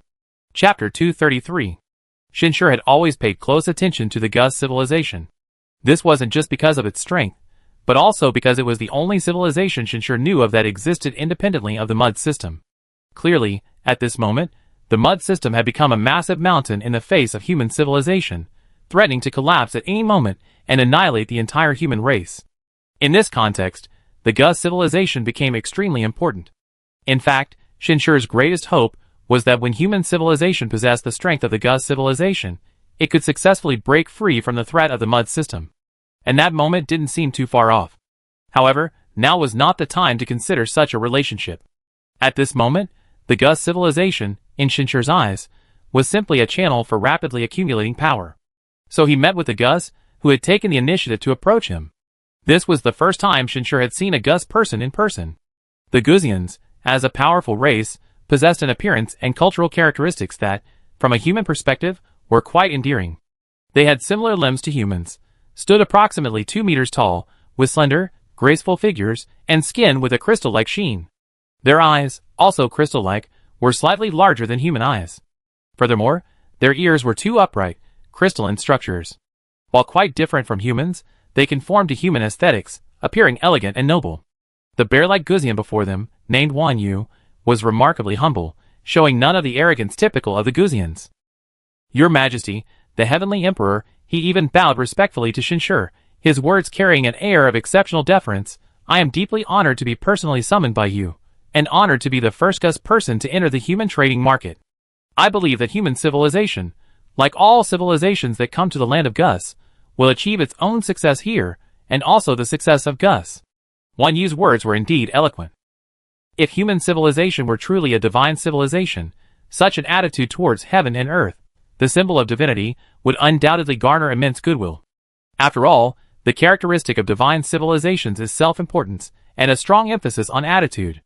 And for a member of the incomparably powerful Gus civilization to possess such an attitude would likely bring honor to the entire human civilization. However, human civilization was not a true divine civilization. Shinshur felt no ripples in his heart. He even keenly perceived the attitude in the other's words. You entered in your personal capacity? Shinshur asked. Indeed, but your majesty, this is only the beginning, Wan Yu replied. Shinshur fell silent, simply watching him. The others in the hall also fell silent. The atmosphere seemed to have shifted slightly. The Gus man before them, named Wan Yu, was not a primal energy master. Therefore, Shinshur could clearly sense the increasing pressure on him. After a long while, until the pressure was almost at its peak, Shinshur slowly said, You're right, this is just the beginning. After uttering these words, Shinshur vanished from the throne. This was, of course, a display of his attitude.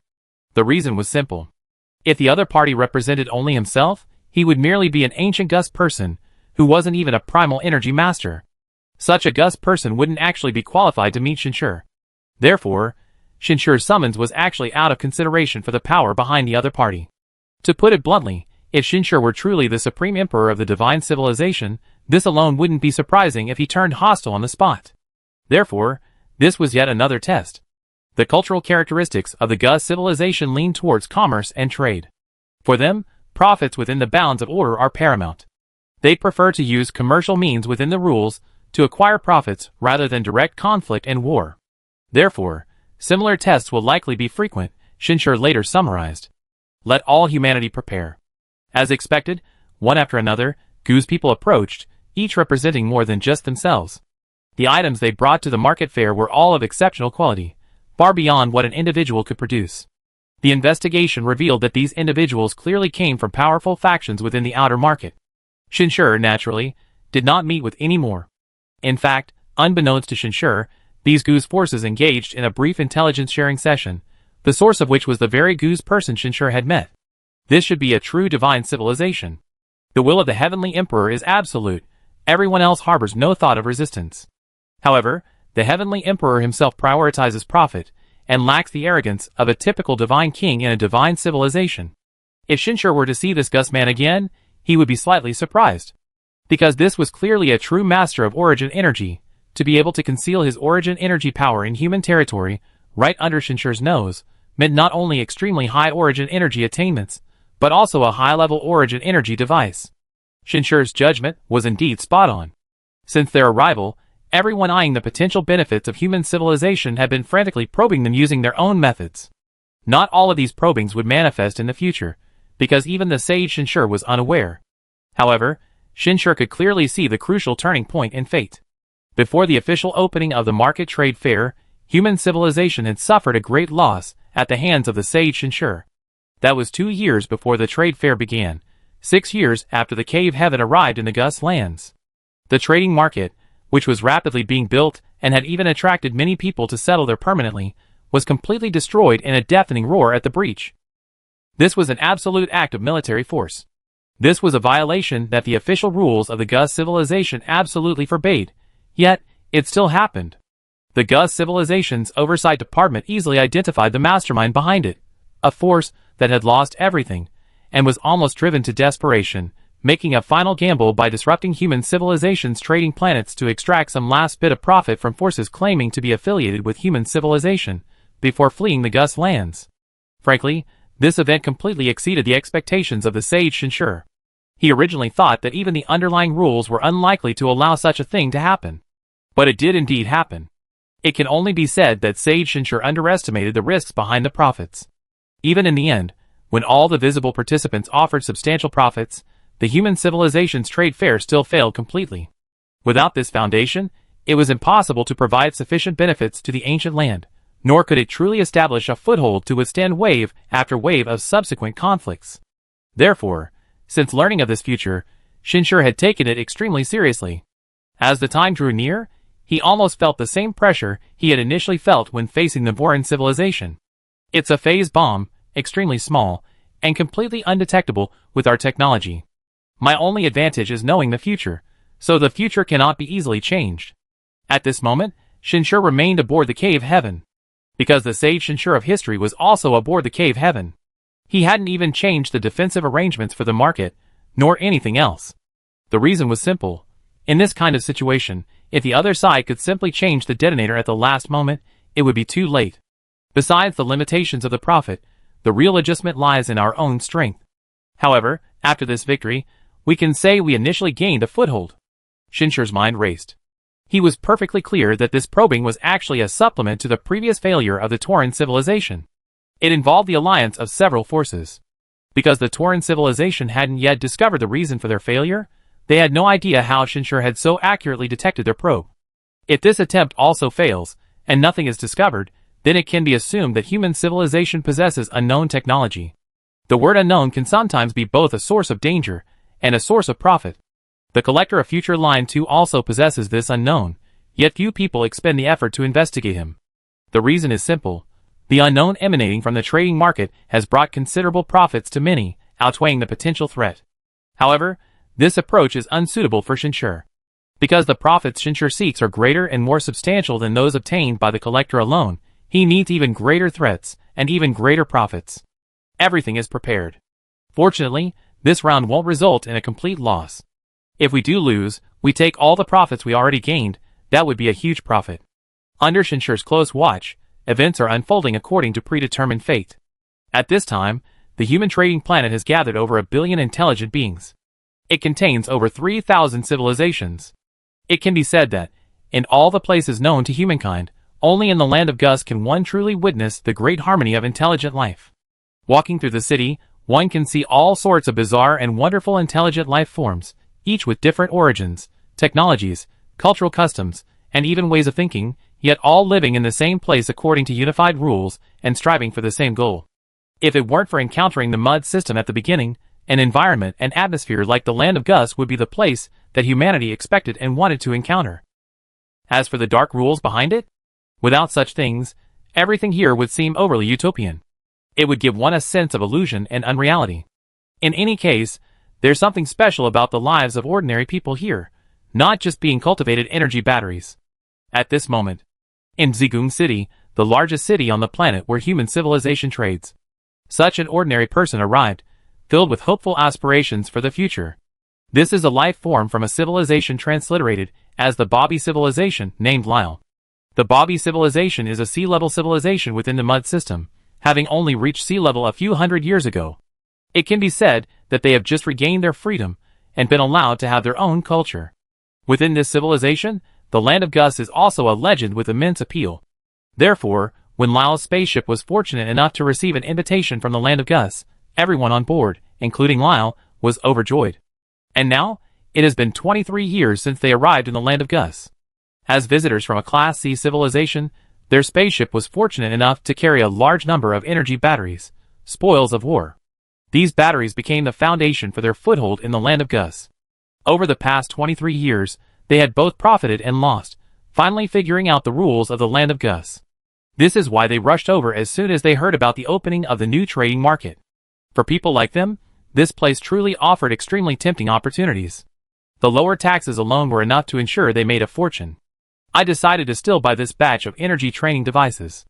Although the profit margin is small, they're easy to sell. Buying them here and transporting them to the primary market only requires 13 round trips. The profits will be enough to buy that C7 class medium warship. When I return to Bobby, that warship alone will be enough to secure my noble status. Lyle was currently painting a rosy picture of the future with his companion. His energy skills weren't actually that high, but his resolve was remarkably strong.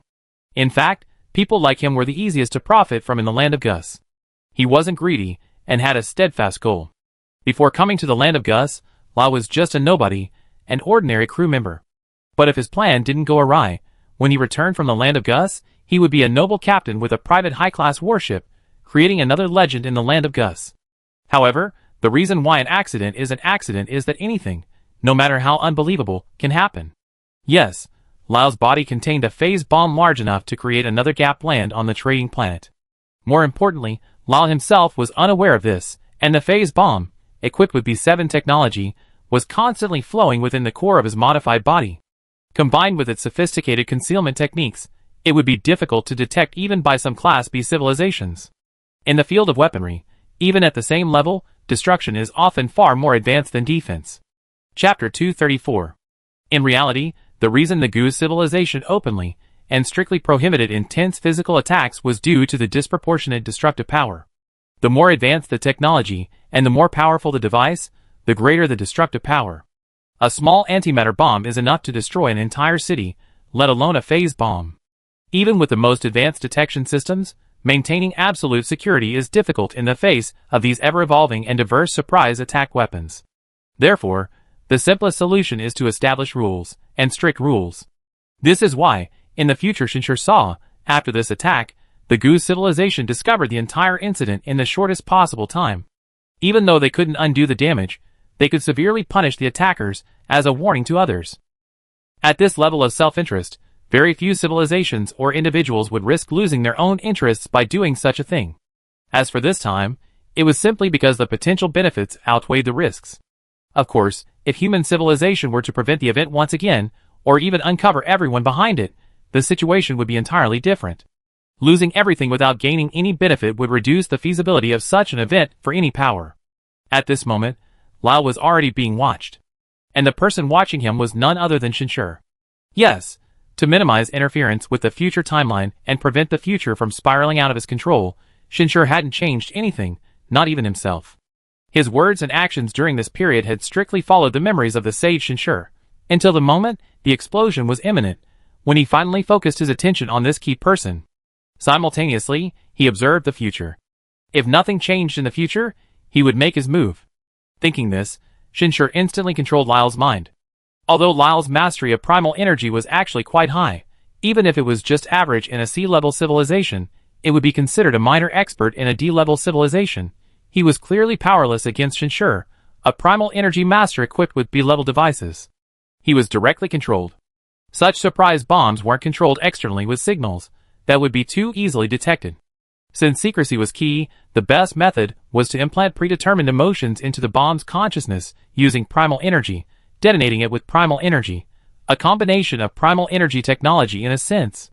Therefore, once the consciousness was completely suppressed, the bomb lost its potential to detonate. But at that very moment, Shinshur's expression changed. There was another one. Yes, the explosion still occurred. He activated the protective measures throughout the entire trading market almost without hesitation. Large amounts of liquid metal churned out from all parts of the city, covering the area where the explosion had occurred. There wasn't enough time to find out who launched the second bomb, but he could ascertain its approximate location and activate the city's protective system. Then, in the next instant, silent annihilation emerged. The phase bomb's destruction wasn't energy-based, but rather warp space-based. It could destroy warp space within a certain range for a short time, causing substantial annihilation. However, initially, it still relied on energy to spread, so liquid metal was equally effective. Having gained the upper hand, the annihilation area was compressed to its limit. It was roughly a few thousand square meters, with approximately 3,000 deaths. Immediately request the review department to seal off the entire area, leaving no one unchecked. Shinshur narrowed his eyes, finally letting out a sigh of relief. Because the future had finally changed. Although he didn't have time to examine it closely, he quickly browsed through the memories of the sage Shinshur in the second future timeline in less than a second. This raid was once again a great victory for human civilization. Yes, although there were still deaths, this time it was a great victory. Because the person behind it revealed more clues. Shinshur hadn't expected that a primal energy master was close by, not far from the second human bomb. When the first one malfunctioned, the second would be manually activated, and then the master himself would be annihilated, destroying most of the evidence. Those who could become primal energy masters were invariably the elite of their race, and inheritors of their race's culture. Putting aside everything else, they wouldn't easily choose death for the sake of the culture inherited in the world of consciousness. And that's precisely why the identity of this origin energy master is immediately clear. He's similar to the one in the initial raiding party, who was a bound realm expert. They were likely both origin energy masters whose races were destroyed, and who were forcibly converted to their original races using technology from the ancient lands. This technology only exists in the ancient lands. Again and again, this time, we finally caught them red-handed. Shinshur narrowed his eyes, finally having time to observe the changing future world in detail. Who else could be the people of the ancient lands, who had a conflict with them? It was none other than the person behind the raiders. Human civilization's initial actions were practically snatching the entire piece of meat from this person's mouth, and even taking a slice from them as well. As long as the other side didn't want to lose, they could only continue to throw chips. However, the second round was lost again. The anticipated future line explosion didn't occur. Shinshur continued to process everything that had happened in the future. After this victory, it took human civilization 20 years to truly obtain the spoils and grasp the opponent's weaknesses. However, according to the future line, the opponent seemed to have admitted defeat and was unwilling to continue throwing chips. Therefore, human civilization lacked the ability to achieve another great victory. After more than 100 years of stable development in the ancient lands, the sage Shinshur led his team back to human civilization, leaving only a portion to continue managing the ancient lands. This indeed had a profound impact on the future 3,000 years later. After all, preserving this industry within the ancient lands would inevitably accelerate the development of human civilization once again. The ancient lands were a civilization even more powerful than the AES civilization, so 3,000 years later, human civilization had taken another significant step towards becoming a B-level civilization.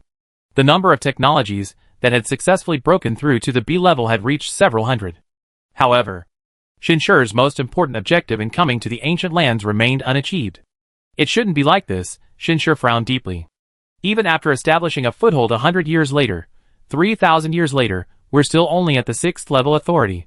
Still don't know why the AES civilization invested so much in support. And besides, such significant achievements have only increased the number of key B-level technologies from a few dozen to a few hundred. Shinshur was indeed somewhat surprised that his alteration of the Gus journey's outcome yielded far fewer results than he had anticipated. According to his prediction, a new future line would emerge after human civilization successfully reached level B civilization 3,000 years later. But now, even disregarding the threat from the AES civilization, human civilization wouldn't truly reach level B for several thousand years. The gap was far greater than expected. Simply overcoming the crisis is far from enough, Shinshur realized. We also need to develop faster than a normally developing future. Numerous opportunities existed within the Gus lands. Since the enemy wasn't willing to concede, human civilization had no choice but to continue increasing its stakes. A careful plan was still necessary. Shinshur felt quite weary. He now held an unparalleled position within human civilization, but he also bore immense pressure. This time, a slight misstep could have led to a major defeat. Although he ultimately won, there was little joy in victory, because the future hadn't reached a point where he could finally relax. One victory was far from enough. While Shinshur further examined the information about the future, attempting to find the next turning point in his fate, the trading planet was also quite lively. Everyone on the entire planet already knew what had happened. However, most people were not frightened by the deaths of the 3,000 people. Instead, they were quite amazed by the reaction of human civilization. The reason was simple. The people living in the land of Gus might not be particularly strong in terms of strength, technology, or equipment, but their vision was basically at a B level. Therefore, they clearly understood the technological level involved in such a miniature phase bomb. Being able to detect it first and compress the damage to such a level meant that humanity's detection capabilities were definitely superior to the technology of the miniature phase bomb, and not just slightly. This technology, even in a place like the land of Gus, is considered excellent. At least in the outer trading market, most forces cannot possess it. Even the forces of the Gus people.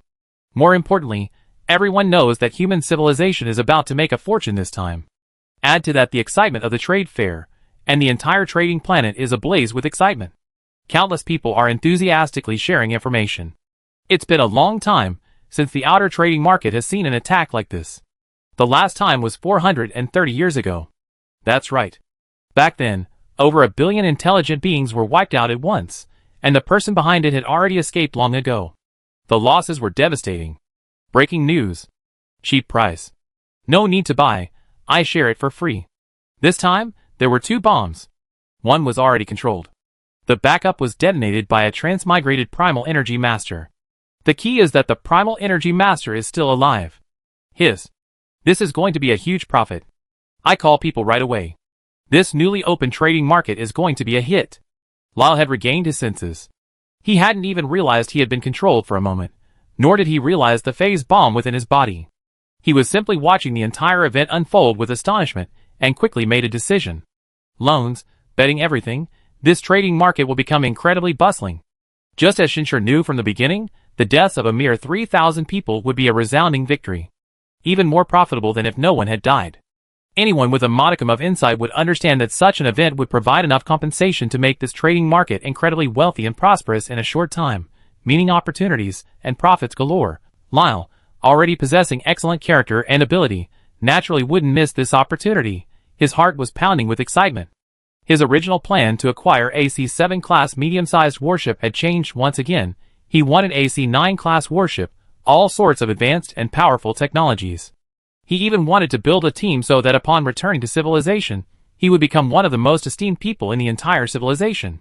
The opportunity was right before his eyes, however. Lyle's seemingly within reach benefit was shattered when two Gus appeared before him. The Gus investigation team arrived much faster than Shinshur had anticipated. We will stake the honor of the Gus lands on it, and we will absolutely give you a satisfactory answer. Those who violate the rules will pay a heavy price. This powerful Gus primal energy master, from the core region of the Gus lands, repeatedly stated his stance to Curtis, the human representative responsible for liaising with the incident. In reality, his status was far higher than the Gus man Shinshur had summoned. Even comparing the two would be an insult to him. However, Shinshur refused to see him. This was a way of expressing dissatisfaction. But this Gus man showed no dissatisfaction whatsoever, even expressing constant apologies in his words. This undeniably gave Shinshur a deeper understanding of the rules of the Gus land. No matter how much they tacitly accept the underlying rules, the Dark Order, when everything is brought into the light, they absolutely do not mind making that light shine even brighter. Even Curtis, who was in charge of this matter, was somewhat astonished. In fact, Curtis was completely certain that long before the incident occurred, the person before him already had a general understanding of the situation. They couldn't possibly be unaware of the conflict of interest between the Gus and humans, nor could they possibly be unaware of it. Yet, despite tacitly accepting everything that had happened, they displayed this attitude now that humanity had won a great victory. Curtis was certain that if this explosion had occurred, and human trade had been completely destroyed, then the person before him would have reacted entirely differently. Is it contradictory? No, not at all. It's just that their behavior and actions follow a logic unique to the land of Gus. However, Curtis adapted quickly after realizing this. There's no need for such meaningless talk, he said, his tone calm, even cold, as he firmly maintained his stance. I can tell you clearly that if we cannot quell His Majesty's anger this time, we will leave. Upon uttering these words, the emotions of the Gus investigation leader subtly shifted. Indeed, this civilization is rapidly adapting to the rules of the land of Gus. Chapter 235. If human civilization were to leave now, it would inevitably have some negative impacts on the Gus civilization. Although the actual impact wouldn't be severe, it would concern the weight of the rules of the Gus land. Because for human civilization to leave after suffering an attack unseen for centuries would be tantamount to distrusting the rules. Worse still, there would be no way to undo it. Even for the sake of the rules, it was worthwhile for human civilization to stay. What do you want?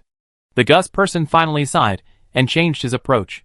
We want to know about the dangers at the higher levels of the mud system. Curtis stated his request in a way that might seem abrupt to humans. In that instant, the Gus person before him understood the purpose of human civilization. You want to join the mud system?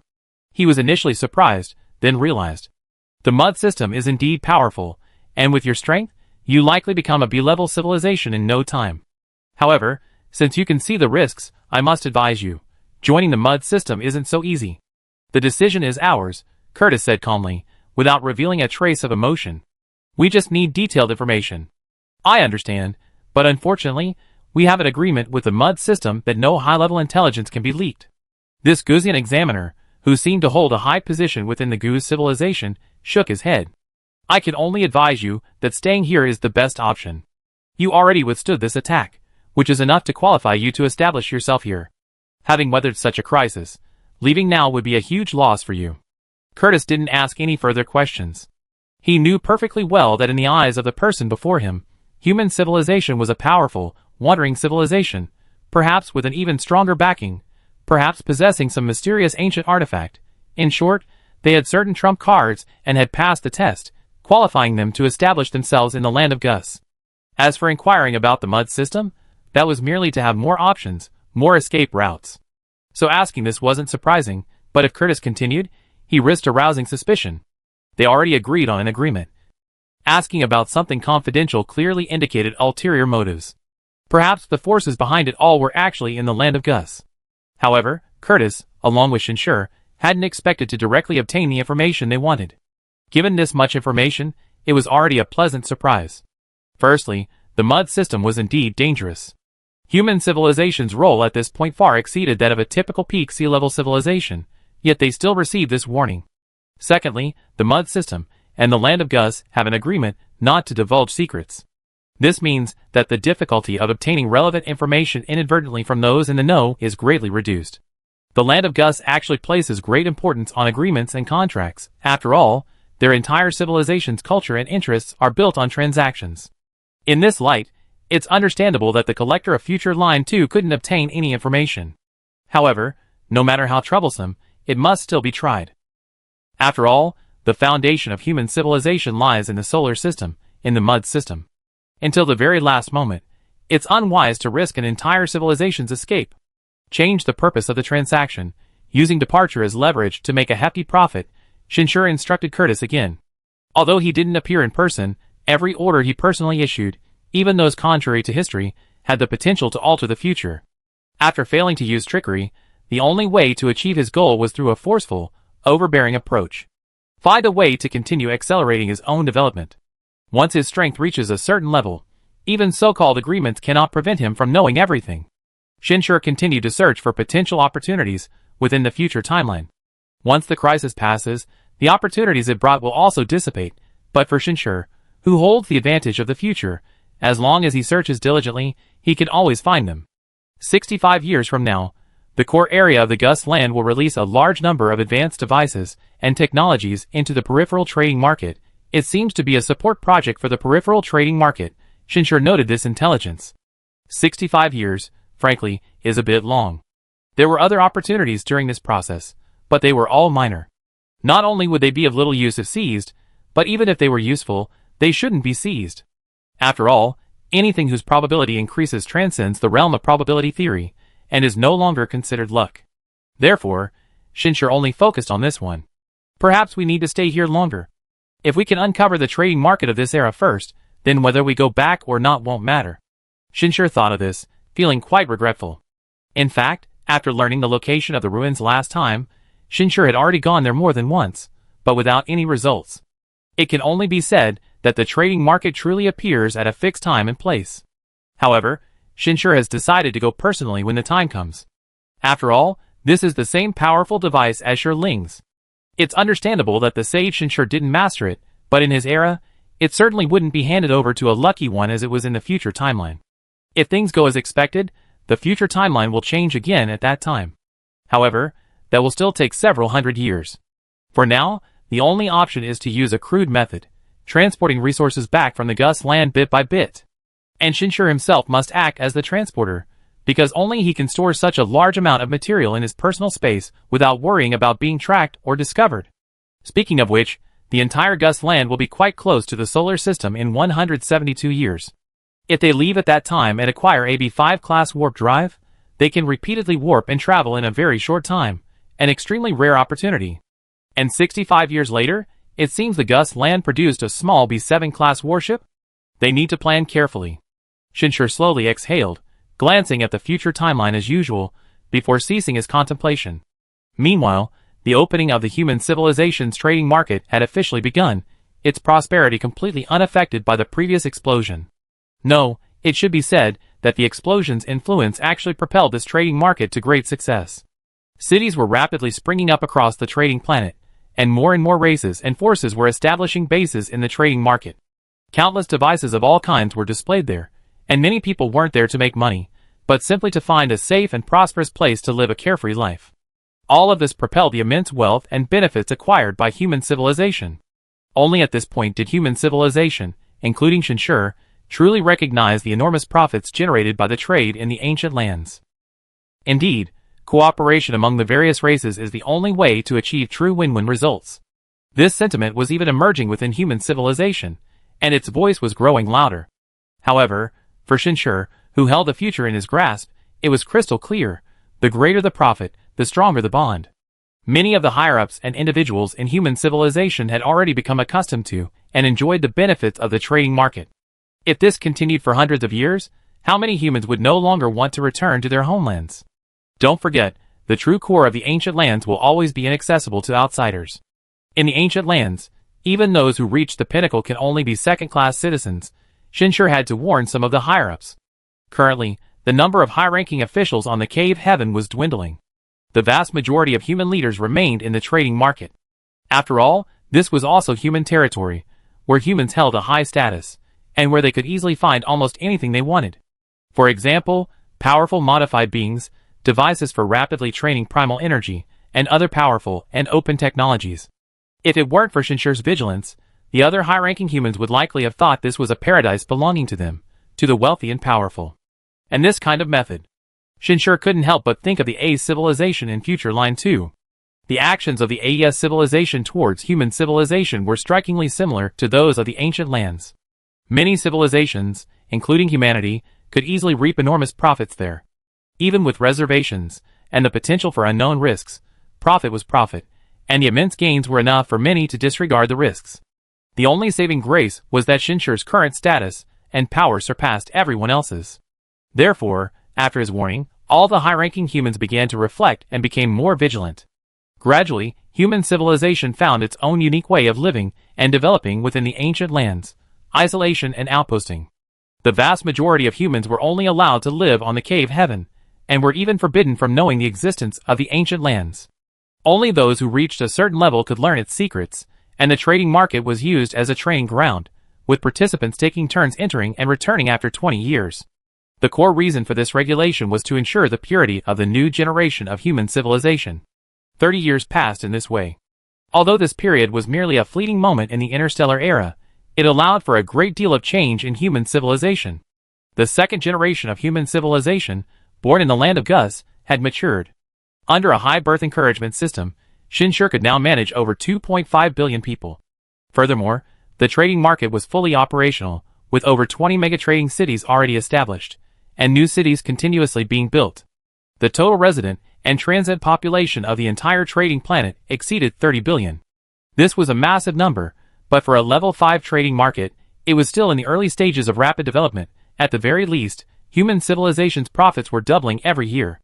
However, the profits from the trade market were far less than the previous compensation for human civilization. The Guzman who orchestrated the attack was recently exposed. The Guzman's investigation team was indeed diligently searching for evidence, without any hesitation. However, the moment the evidence was obtained, the chief investigator severely reprimanded the person behind it, saying things like, "You didn't even know how to eliminate evidence, you found it out so easily, and you completely disgraced the Guzman's reputation." Even so, the punishment was swift and decisive. A large amount of assets and equipment were handed over to human civilization. This even included a B7 level phase weapon production facility. Yes, those miniature phase bombs. Even if this thing were inherited into the future of Future Timeline 2, it would still be an incredibly important trump card for human civilization, greatly accelerating its expansion at the sea level.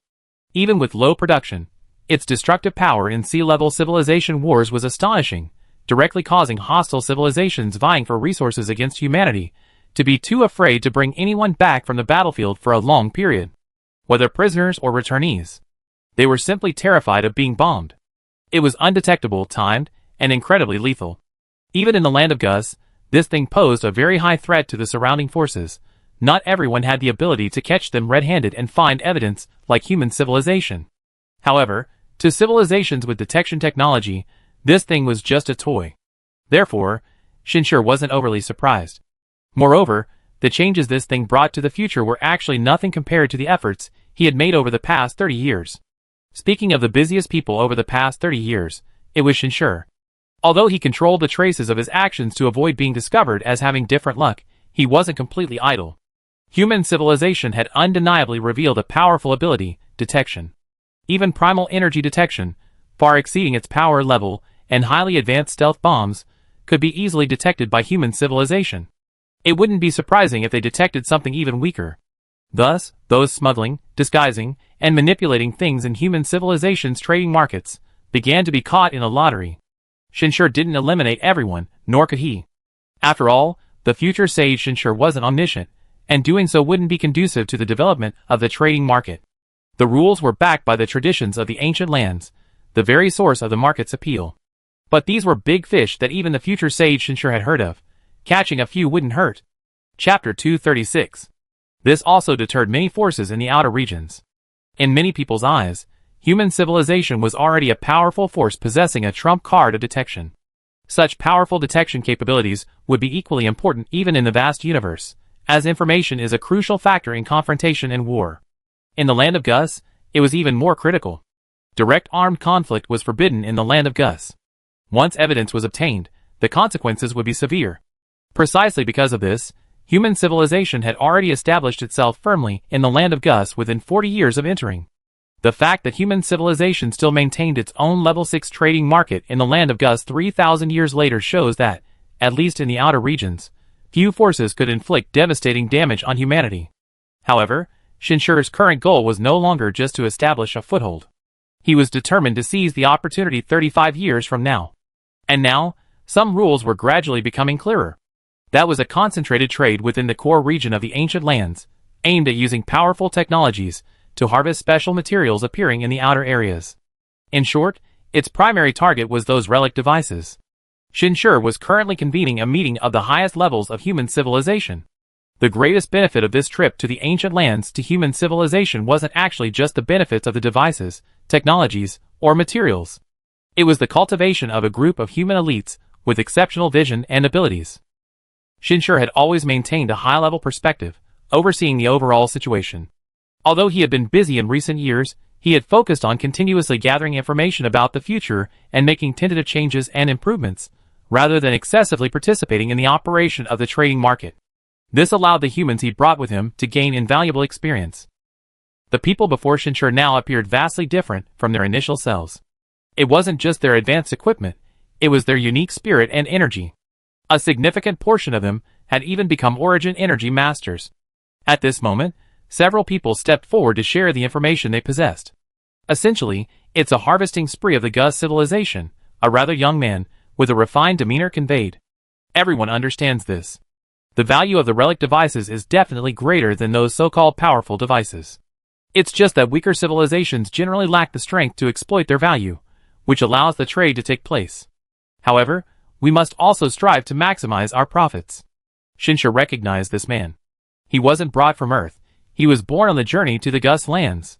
Due to Shinshur's concerns about a soft invasion from the Gus lands, he had gradually restructured the human civilization over the past 30 years. The majority of humanity, the ordinary people, were unaware of what was happening beyond their planet. Because of the alteration of the older generation's memories and subsequent deliberate cultivation, the new generation of humans was born, grew up, learned technology, and trained their primal powers within the cave heaven.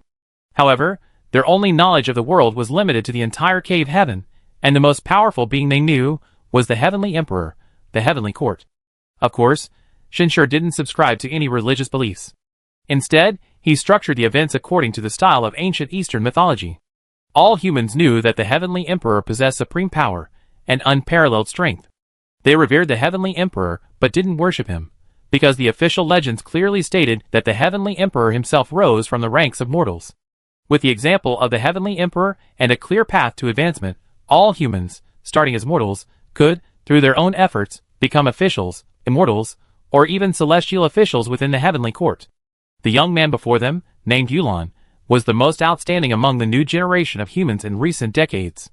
He rose from an ordinary family, an ordinary human, through talent, opportunity, and his own hard work, gradually learning the truth of human civilization, and finally standing here, a testament to his ability. Therefore, when he spoke, everyone listened quietly. Until Yulan revealed his plan. Unite with the other forces possessing relics to form an alliance and negotiate with the core region. These words caused the entire Heavenly Court meeting to stir due to the surge of primal energy. Many couldn't help but speak up. This is too far-fetched. It's simply impossible. Extremely dangerous. We absolutely cannot take the lead in this. A single misstep could lead to utter ruin.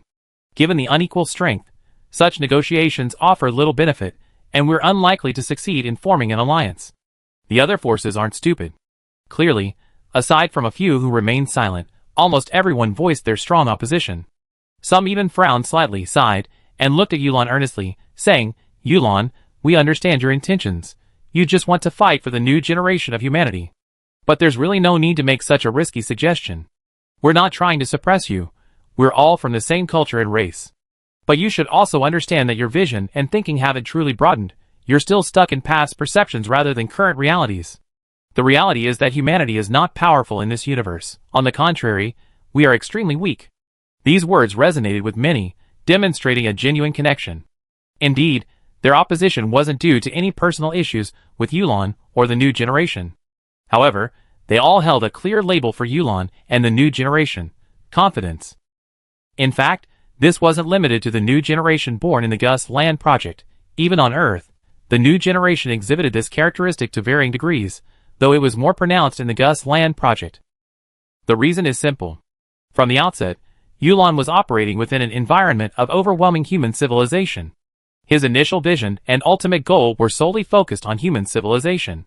Even after learning the truth about the universe, realizing that what he perceived as his world was merely a Class B spaceship, and understanding the power of the Gus Land, his ingrained confidence in human civilization remained. Otherwise, he wouldn't have voiced such opinions. Even now, facing everyone's doubts and opposition, Yulan's expression remained largely unchanged. Instead, she raised her head, gazing at the illusory figure seated high on the throne. Long ago, after learning about the history and origins of human civilization, he understood that while the Heavenly Emperor was not the supreme ruler or emperor of all humankind, he was its savior. Perhaps those around him, who had witnessed it firsthand, hadn't fully grasped the Heavenly Emperor's power, but as a bystander who had witnessed history, he saw it very clearly. The land of Gus was indeed powerful, but so what? Let alone the Dake civilization. Even the Voran civilization was incomparably powerful compared to the earliest human civilizations, wasn't it? Perhaps some argue that strength in childhood is different from strength in adulthood. But in Yulan's eyes, the miracle created by the Heavenly Emperor, or rather, Counselor Shinshur, is an undeniable miracle, even within the context of the Gus lands and the entire mud system. This is the source of Yulan's confidence in proposing this suggestion, this plan, and this information has already been detected by Shinshur. Shinshur knows what this feeling is like. It's like how, even facing adversity, he firmly believes that the level of his time crystal surpasses everything else. This understanding, this confidence, is ingrained in his very being. Silence. His consciousness instantly overwhelmed everyone else's. All the exchanges echoing in the heavenly court meeting vanished in an instant. Sensing Yulan's consciousness, Shinshur spoke, "Tell me your thoughts." This single sentence caused a subtle shift in the emotions of many, not in questioning anything, but rather in their intense focus as they listened to Yulan's words. Perhaps they lacked Yulan's confidence in Shinshur and humanity, but their obedience to his commands was absolute. This was based on the fact that none of Shinshur's decisions so far had resulted in major failures. Even if they harbored internal opposition, once Shinshur made a decision, they would wholeheartedly commit themselves.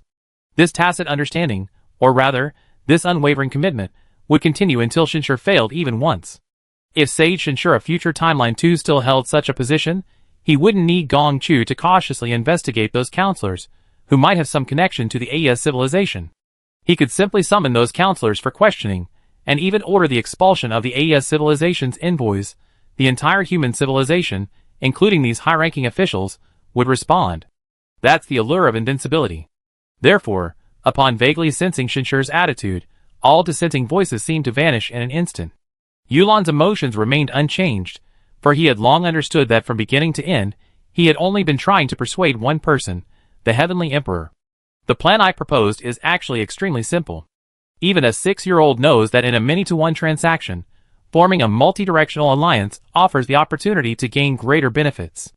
The main reason no power has proposed such an alliance in the past is that the core of the Gus civilization holds an absolute position in these transactions. Whether it's a clean and decisive refusal to trade, punishing the leader through covert rules, or even simply using methods to divide interests, any alliance can be easily broken. Indeed, the core region of the Gus civilization conducts transactions with the outer regions every so often. This wasn't the first time. However, in the past, these outer powers never considered uniting to negotiate with the core region to increase their benefits. The reason, naturally, was that no one dared. To accomplish such a thing, there would certainly be a leader, but this would ultimately harm the interests of the Gus civilization. Even if the other side didn't target the entire outer region, targeting an entire civilization would be effortless. Moreover, is the outer region truly important? Those in the primary or secondary trading markets might believe that the Gus lands profit solely from the luck of these outsiders who arrive. However, at the level of a fifth-tier market like human civilization, it's crystal clear that for the Gus lands, the true core interest has never been the outer region, but rather direct trade with B-level civilizations within the core region. As for the outer region, it's merely a channel for spreading fame, refining the star map, and finding powerful civilizations with trading value. Once the channel is established, it's not particularly useful. Of course, a crucial factor in the Gus lands trade with powerful civilizations lies in their adherence to rules. Therefore, the outer region still has its necessity. Even after Shinshur obtains evidence of the Gus people violating the rules, the Gus civilization's review department will act according to the rules. But even so, no one dares to gamble on uniting to force the Gus civilization to comply. Winning the gamble might only result in exchanging relics for slightly more profit. Losing it means the end. Since you know the risks involved, why did you propose this plan? Shinshur asked again. Because I believe His Majesty can mitigate the risks, to the point that the benefits outweigh the risks, Yulan said without hesitation. This statement stunned everyone. They had initially thought Yulan had some brilliant plan, one that even Counselor Shin was willing to listen to. They hadn't expected that the reason for proposing such a risky plan was simply because of their confidence in Counselor Shin. But that alone wouldn't have been so strange. It was perfectly normal for these new generation humans to admire Counselor Shin. What was truly bizarre was that Counselor Shin seemed confident in his own way. You're right, Shinshur admitted directly. I do have some confidence, but since you proposed it, the detailed planning will be your responsibility. This will be your top priority for the next 20 years, and all other personnel and resources below that level will be prioritized to cooperate with you. Yes, Yulan replied immediately. At that moment, everyone else understood. Counselor Shin had planned this all along. The purpose of this meeting wasn't for them to make decisions, but rather to discuss and develop a detailed plan. Only tasks requiring focused thinking and meticulous planning need to be distributed. They followed Counselor Shin for so many years, and they hadn't even thought of this habit, yet the only new generation human had. The younger generation is truly formidable, Todd sighed softly. He hadn't expected to utter such a sentiment, but he understood that if Yulan performed well in this task, she would likely become one of Shinshur's most valued subordinates. Chapter 237. In fact, Shinshur hadn't expected Yulan to make this suggestion. This was indeed his original plan. The reason is simple. This kind of alliance appeared 1,300 years later, led by a newly arrived top-tier sea-level civilization in the Gus lands. Unexpectedly, the Gus lands agreed to the alliance's demands, not only increasing the price of the trade, but also refraining from any subsequent actions. This allowed the newly arrived civilization to quickly establish itself in the Gus lands and reap enormous benefits. This can be considered one of the future opportunities. While the situation 1,300 years ago might not be the same as now, aside from the passive approach of the past, achieving development and change in a short time without taking risks is impossible. Moreover, the turning point of this action is not instantaneous. From the decision to its realization, the future will continuously change with Shinshur's actions, allowing him to maximize the success of this operation. In short, the long-term future allowed Shinshur to see an opportunity, while the short-term future allowed him to see the possibility of seizing that opportunity. However, discovering Yulan, a capable individual, during this process wasn't entirely unexpected. As Yulan's performance in the future was already quite outstanding, he had been able to stand at such meetings for decades before Shinshur first noticed his history. After all, for Shinshur, who possessed foresight into the future of the broader environment, discovering outstanding talents in advance was merely basic practice. Besides Yulan, many of those present were actually capable individuals of this era unearthed by Shinshur, whose growth was ensured. With the general direction provided by Shinshur and the efforts of this group of human elites, a seemingly impossible plan was rapidly being perfected. Soon, a preliminary plan was completed, and Yulan personally presented it to Shinshur. Similar to her image in the consciousness heavenly court, Yulan appeared as a refined scholar in white robes. However, Shinshur knew very well that beneath her good looks and demeanor lay a rather ruthless and ambitious personality. Due to the discrepancy between her initial understanding of life and reality, Yulan and many of the new generation of human elites were particularly eager for the strength of human civilization.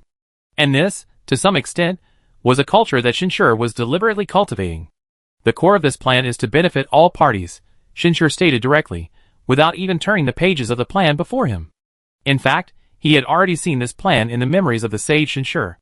This advantage of his mastery of primal abilities is that no matter how distant or vague the details, he can find them in his mind in the shortest amount of time if he so desires.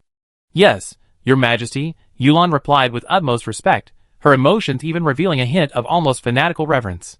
It was like a modern-day Easterner facing the ancient Chinese gods Yin and Huang, or the mythical figures like Niwa and Fuxi. However, Shinshur shook his head. Just call me Counselor Shin, he said. It's not that I'm being considerate of anything, but rather that I don't want to shoulder responsibilities that aren't mine. You won't need to use the title Your Majesty anymore once you step into true human civilization. Yes. Yulan was actually already a primal energy master, but at this moment, Shinshur could still sense the disappointment in his heart. Clearly, compared to the true human civilization he knew, Yulan preferred the human civilization he had known since childhood. The heavenly court governs the human world, and the heavenly emperor is the supreme ruler. This is a common ailment among the new generation of humans. However, it doesn't have a significant impact. Tell me about it, Shinshur said. Yes. Yulan quickly got to work. Just as Counselor Shin said, the biggest challenge facing this plan is actually the attitude of the ancient lands. This is also the main reason why the other forces are unwilling to take the risk of leading the way. But since we decided to do it, we must minimize this difficulty. In the ancient lands, the most important thing is profit, so what we need to do is simple. Let the ancient lands also obtain as much profit as possible. And that is the ruins. Shinshur nodded slightly. This was indeed the concept emphasized by the future leading civilization. No matter how friendly or rule-abiding the ancient lands are, you are ultimately foraging on their territory.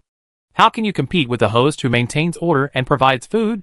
Therefore, the only possibility of success is to bring some profit to the ancient lands as well. To achieve this, the only breakthrough lies in the ruins. This is also the greatest benefit that the outer base can offer the ancient lands in such transactions. As far as I know, although the ancient lands' aristocratic families conduct such transactions periodically, and have indeed acquired quite a few relic devices, they haven't actually obtained everything.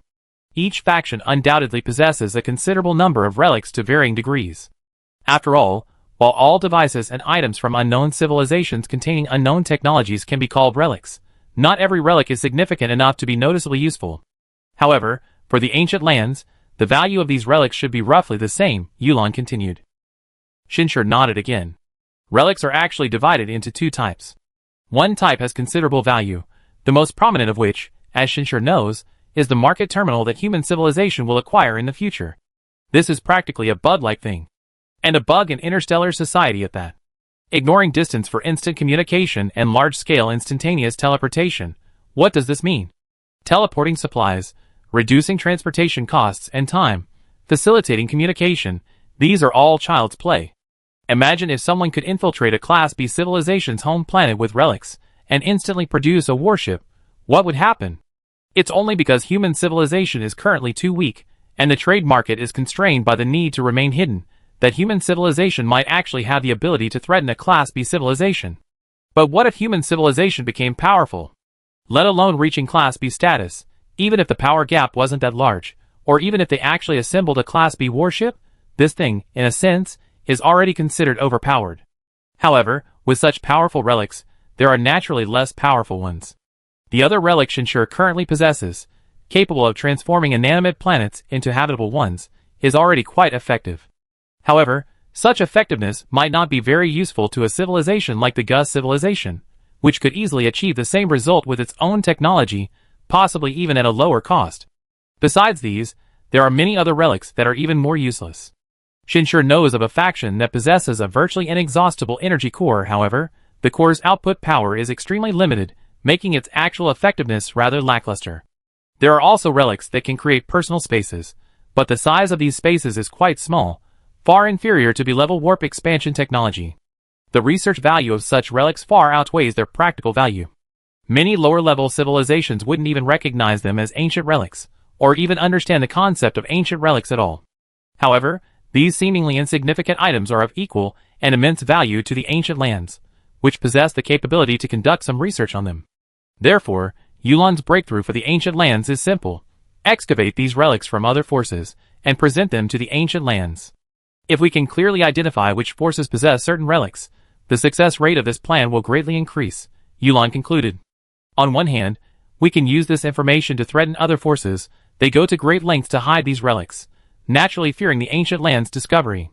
Secondly, this can bring even greater benefits to the ancient lands. According to the ancient lands' rules, they must provide an equivalent return. This is both the stated and unspoken rule.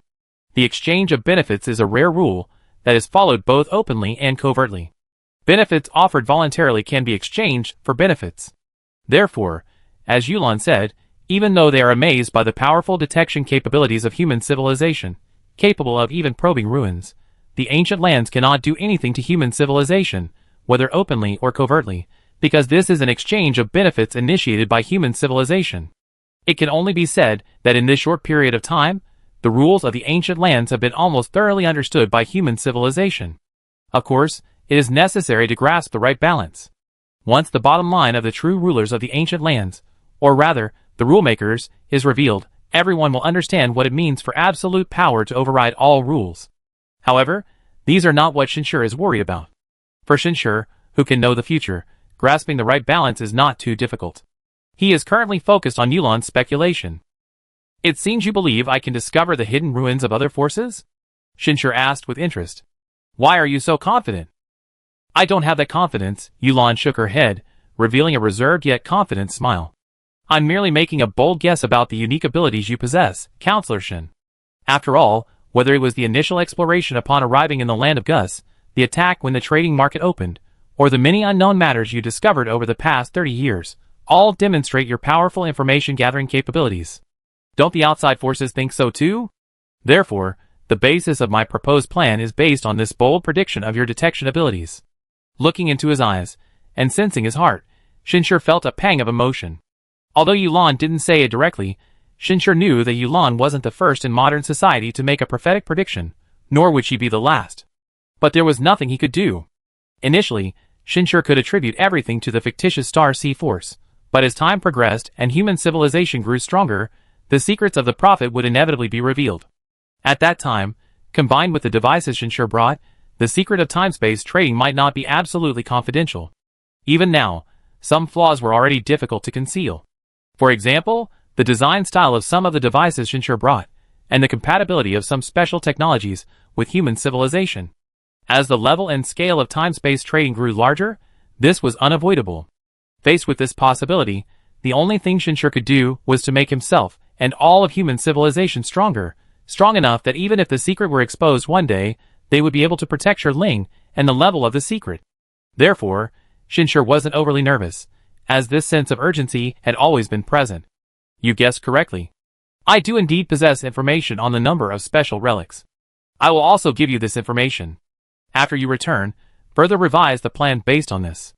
Remember, this is absolutely confidential, Shinshur said. Your Majesty. Yulan suddenly knelt on one knee, addressing him as Your Majesty once more, her emotions clearly surging. I am willing to voluntarily inscribe the primal energy steel seal. Shinshur remained silent for a long while, then suddenly chuckled. No need for that. It's all for the sake of all humanity. Precisely for the sake of all humanity. Yulan's determination was unwavering. From the moment I began studying true human history, I understood that the only one who can truly change humanity's destiny, and who has been changing it all along, is Your Majesty. Yulan has no other desires in this life, but to hope that human civilization will continue to grow stronger, until the heavenly court becomes the true heavenly court among this infinite galaxy, and Your Majesty becomes the true heavenly emperor among countless civilizations. At this moment, Shinshur somewhat understood what those emperors in history felt when their subordinates begged them to bestow the imperial robes upon them. He felt a mixture of emotion and helplessness. The Magnolia and Gonchu before him shared the same character, dedicating their lives and pursuits to the glory of human civilization. Human civilization is full of people like them, and as civilization develops and grows stronger, such people will only increase. Finally, Shinsharen simply said, I understand your will, but precisely because I understand, I don't need to confirm it with the primal energy seal. Go back and complete your mission, fulfill your duty. That's where this will truly needs to be put to use. Chapter 238. Shinshur wasn't being polite. He genuinely didn't need Yulan to inscribe the primal energy steel seal. In fact, the main reason Gongchu and Gongmo inscribed the primal energy steel seal was because their strength was comparatively weak, lacking the power to protect themselves against those two. But now, things were completely different. Even if Yulan's attitude changed someday, Shinshur was confident he could easily detect it beforehand. Even if he didn't, Yulan was unlikely to cause him any significant loss. Of course, more importantly, this avenue couldn't be easily opened. If Yulan inscribed the primal energy steel seal, and was then given important responsibilities, others would inevitably perceive it as a necessity for inscription to gain favor. This would undoubtedly harm the harmony within human civilization, as Shinshur didn't want to assume the responsibilities of an emperor. After his attitude was clearly expressed, Yulan said nothing more. She left directly. Using the information Shinshur had given her, she further refined her plan.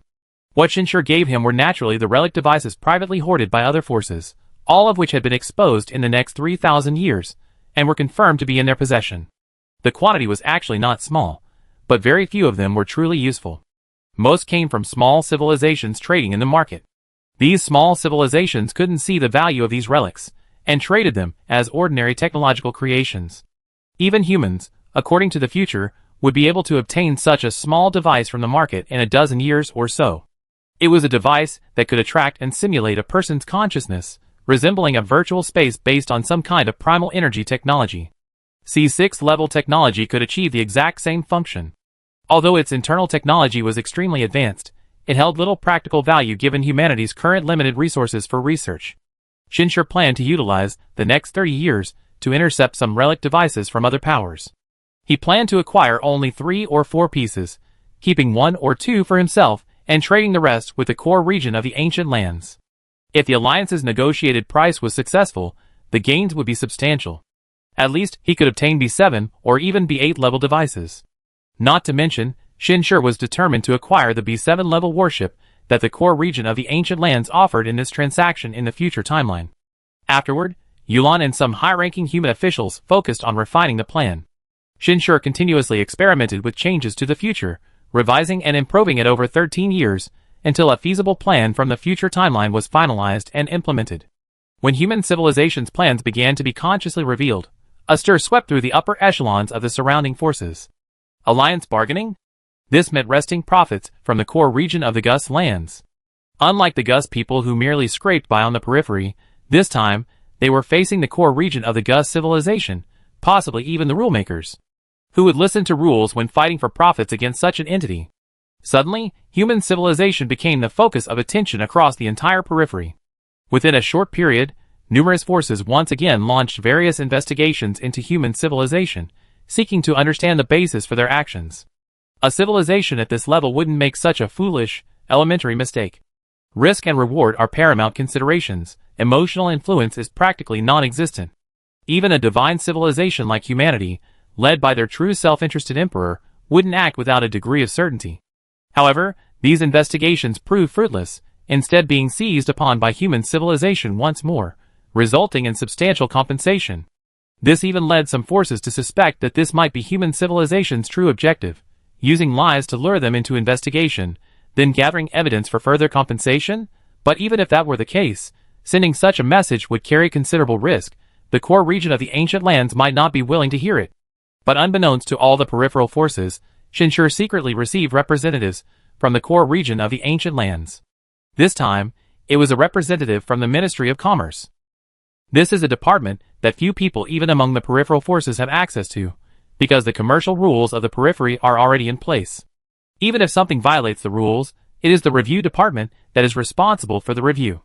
As for the commercial department, it probably only appears during the periodic relic transactions, and the level of appearance is not high. Most of the time, it is just to quickly conduct transactions and then return. This time, however, the Gus person who came was a true ruler. The internal hierarchy of the Gus civilization was quite mysterious, but Shinshur knew clearly that the person before him was at least a vice minister of the Ministry of Commerce. How did he know this? Naturally, it came from his level 6 access in the future world. But knowing the identity of the person before him made Shinshur even more certain of the importance the core region of the Gus lands placed on this project. I must say, human civilization is indeed more adventurous than I imagined. Is this the romance of the divine civilization?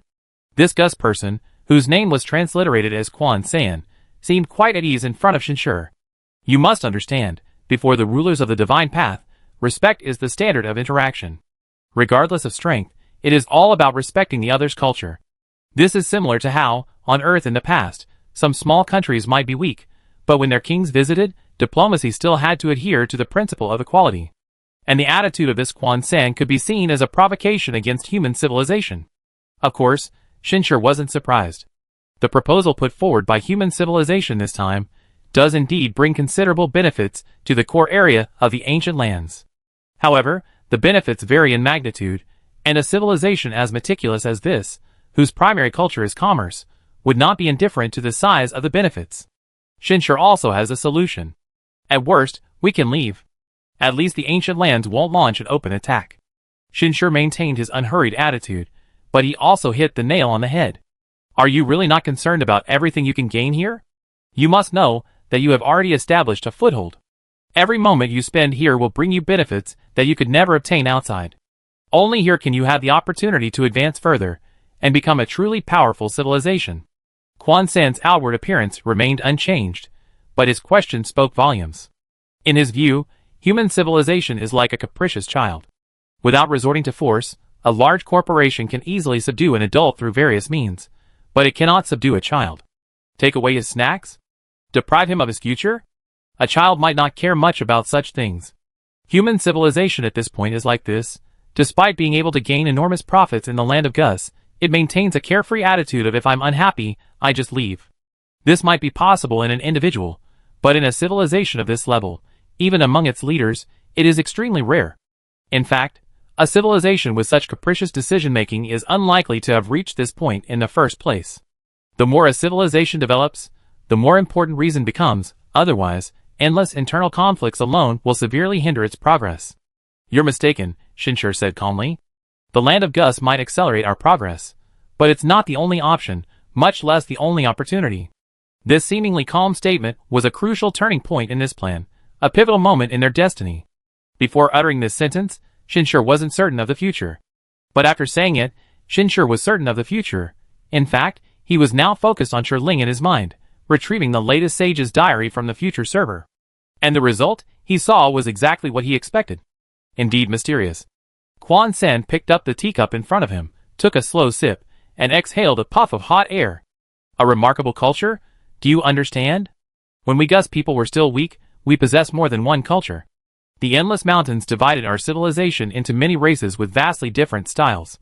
Through long-term interaction, we established our current culture, avoiding conflict, exchanging trade for common progress, and embracing diversity. We can learn from and understand any culture. Shinshur's expression remained unchanged. But this wasn't because he lacked understanding. It was because he already knew this from the information about the future. Even upon learning it, he was quite astonished. Despite the large number of people from different civilizations residing in the ancient lands of the outer regions, the ancient civilization remained incredibly mysterious to them. Few truly understood the cultural style of the ancient people. This was crucial for understanding the behavioral logic of a civilization and a race. But now Shinshur knew. A tribal civilization formed in the endless mountain environment. Such a culture, having reached a period of great integration, indeed needed to prohibit open warfare. Otherwise, internal strife alone would be enough to destroy the entire civilization. I will keep this a secret for you, Shinshur said calmly at the end. Human civilization's strength is enough for you to know this, and we welcome further developments in our relationship. Although you haven't yet qualified for the core area, we can still offer you some more advanced treatment. Quan San didn't start recounting their racial culture out of the blue. It was a custom, a way of expressing their stance, using the proactive sharing of their culture to seek a closer relationship. Clearly, Shinshur's words had an effect. Because this kind of abnormality didn't exist in the original future. To some extent, this was also thanks to the primal energy technology. Primal energy technology allowed for the verification of honesty in communication. With both sides holding lie detectors, communication became much simpler. Even though Shinshur hadn't revealed his trump card, just the fact that he possessed one was enough. At the very least, in Quan San's eyes, this trump card, even if inferior to the ancient lands, surpasses all other forces on the periphery. This makes human civilization a unique entity situated between the periphery and the core. Of course, many factors are involved. For example, the core region of the ancient lands already agreed with the human proposed solution in terms of interests. The ancient lands' culture would make them avoid open and intense conflict as much as possible, and there are indeed aspects of human civilization that they cannot understand. All these factors, coupled with future development trends, are also reasons for Shinshir's risky actions. It can only be said that Shinshir's prophetic abilities, while not reaching the level of completely controlling fate, can certainly make fate favor him as much as possible. So, when news spread that the land of Gus had agreed to a unified trade agreement with the alliance led by human civilization, the entire outer region was in an uproar. No force had expected that human civilization would actually succeed. According to their calculations, the probability of success wasn't enough to justify the risk, but regardless of the probability or the risk, at the moment of success, all risks vanished. Every force knew that human civilization was about to make a fortune, but after the brief euphoria, all civilizations and forces began to consider how to use this method to increase their own interests. They easily came up with an idea. That was a secondary alliance. Since the land of Gus had agreed to negotiate with human civilization, they would unite and engage in secondary negotiations. The success rate was not low, because if the alliance failed to truly form, it would be equivalent to human civilization abandoning the land of Gus, which would be extremely dangerous for human civilization. On this basis, they might be able to get human civilization to relinquish all the benefits that should belong to the leader, and even more, however. Just as this secondary alliance was about to be established, several major forces received information from humanity. The information was extremely simple. It was information about the ruins they had secretly hidden. In an instant, these forces that sought to threaten human civilization felt an immense threat from it. It should be noted that the ancient lands even allowed alliances to negotiate prices, clearly demonstrating the importance they placed on the ruins. Chapter 239. Under these circumstances, concealing the ruins and refusing to reveal them through an alliance would almost certainly offend the core region of the ancient lands, as this would truly harm the interests of the ancient lands. Furthermore, by this point, the other forces had largely understood why the ancient lands had agreed to the alliance proposed by human civilization. If human civilization could get them to reveal these ruins, then such an alliance would actually be beneficial to the ancient lands. Human civilization was playing both sides, however. Every force could easily see that the key lay in the information held by human civilization. How exactly did they know about these ruins?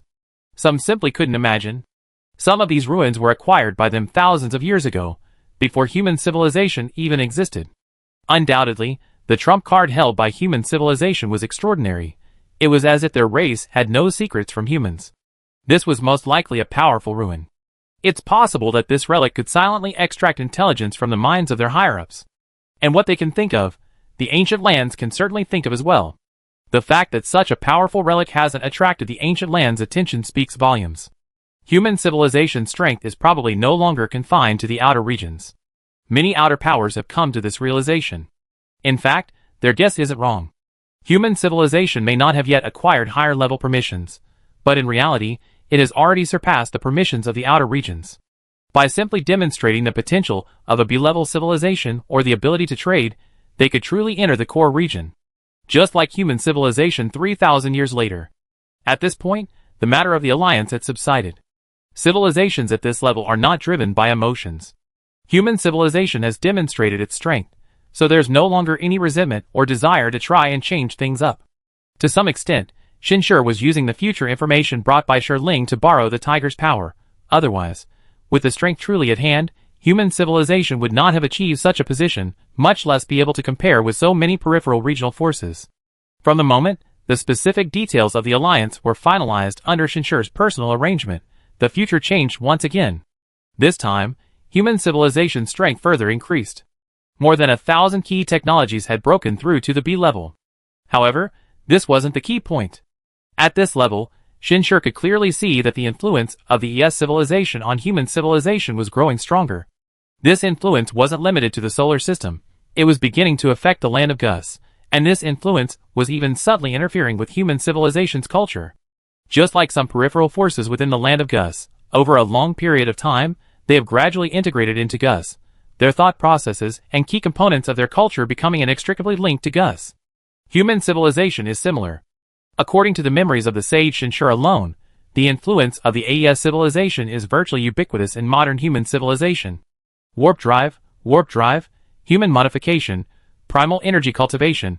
The AES civilization has been involved in almost all technologies in important fields, and this involvement has continuously integrated into every aspect of human civilization and its nascent culture during technological development. Shinshir felt he was beginning to guess what kind of crisis was hidden beneath the friendly and enthusiastic attitude of the A civilization, or rather, these B-level civilizations. This was an attempt to devour all of human civilization, from culture to body. I should have thought of this sooner, Shinshir muttered to himself. Why is the concept of race so powerful in this vast universe? Naturally, it's because of the influence of culture on primal energy. Everyone who wants to become a true primal energy master cannot escape their own race. In fact, each primal energy master can only utilize and absorb the power of their own race. This rule almost binds every race together as a whole. However, the so-called technological development is about turning the impossible into the possible. Clearly, as primal energy technology advances, completely devouring other races, making them a part of oneself from the culture and from the very foundation, is not impossible, and traces of this are already visible in many places. Evan was the first example Shinshir encountered. Despite not being human, after acquiring Shinshir as her master, she integrated human civilization and culture into her own primal energy world, becoming half-human. And when she became a primal energy master, she could also use the powers of other humans. In a way, isn't this a form of cultural and racial assimilation? Because at this point, Evan no longer fundamentally belonged to the race that gave her birth. In that sense, many things become understandable. It's highly likely that the birth of the Ivan race was itself an experiment in the Gus Land's technology of assimilating racial cultures, and now it has yielded clear results. The fact that masters like Shu Ving, who lost their original races, can acquire new racial identities in the Gus Lands is likely also a testament to the practical application of this technology. Similarly, if this conjecture is true, then it's understandable why the Mud system has only had these 18 B-level civilizations for such a long time. It's not that other C-level civilizations didn't become B-level civilizations, but rather that these civilizations have all been assimilated, or rather, devoured, by these 18 civilizations. It's important to understand that once the assimilation at the level of primal energy consciousness is complete, transformation at the physical level is incredibly easy. Not to mention B-level civilizations, even a C-level civilization can easily complete a genetic transformation, completely transforming one race into another at the genetic level. Following this conjecture further, the Mud system's higher-ups, and even the rancher's true nature, are equally aware of this. It's likely that the entire Mudder system is merely nourishment for the ranchers to strengthen themselves. Imagine, when countless civilizations within the Mudder system become the ranchers can layer by layer, the ranchers can concentrate the power of the entire Mudder system. How powerful that would be! Using the destruction of countless civilizations, and the assimilation of countless cultures to forge an incomparably powerful entity. The more Shinshir thought about it, the more terrifying this thought became. It's likely that from the moment the cultures of all civilizations below D-level were destroyed and rebuilt, the seeds of assimilation were sown.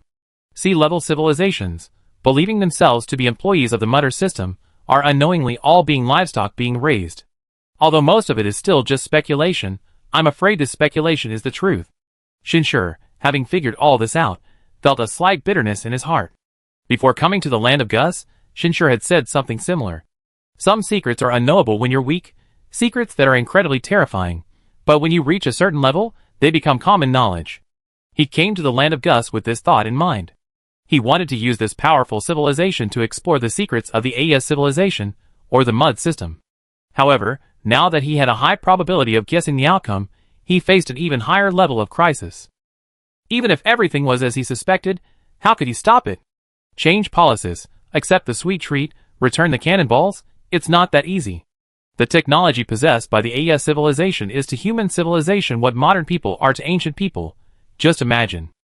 When a modern person, carrying vast resources, advanced technology, and extensive knowledge, transmigrates to ancient times, the impact on that civilization will be unparalleled.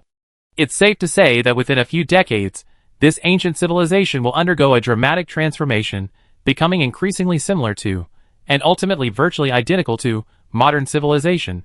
This is because it means greater profits, more advanced systems, and greater power. The pursuit of power is an instinct of civilization. As for how much of its own culture will be altered and its own values distorted in this process, can anyone stop it? Once the tide of history has begun, no one can stop it. The future of human civilization will face this very dilemma. Perhaps some might see becoming another race as a good thing. After all, it would grant them immense power. But this is a path that seems dazzling yet is incredibly perilous, Shinshur murmured to himself. He hadn't forgotten the core interest of the mud system, the primal energy cells. Within the mud system, every single second, countless primal energy cells are sent to higher civilizations. Where do these cells ultimately go? What are they used for? Shinshur didn't know. But this alone prevented him from naively believing that once human civilization truly became the ES civilization, it would usher in a glorious future.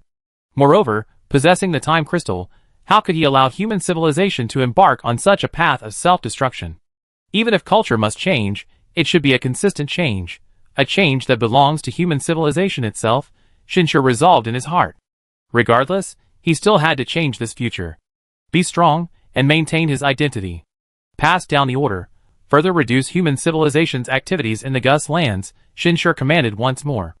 Although it was just a single sentence, it clearly expressed his attitude. Naturally, countless people analyzed the direction indicated by this attitude, and then implemented it into specific policies. This was something only Shinshur, with his current status and reputation, could easily accomplish. The sage Shinshur, having lost the status, naturally could not do it. At this moment, Shinshur felt a faint sense of relief. Fortunately, he had chosen the disguise of divine civilization, and through this disguise, he had greatly reduced contact between human civilization and the ancient lands.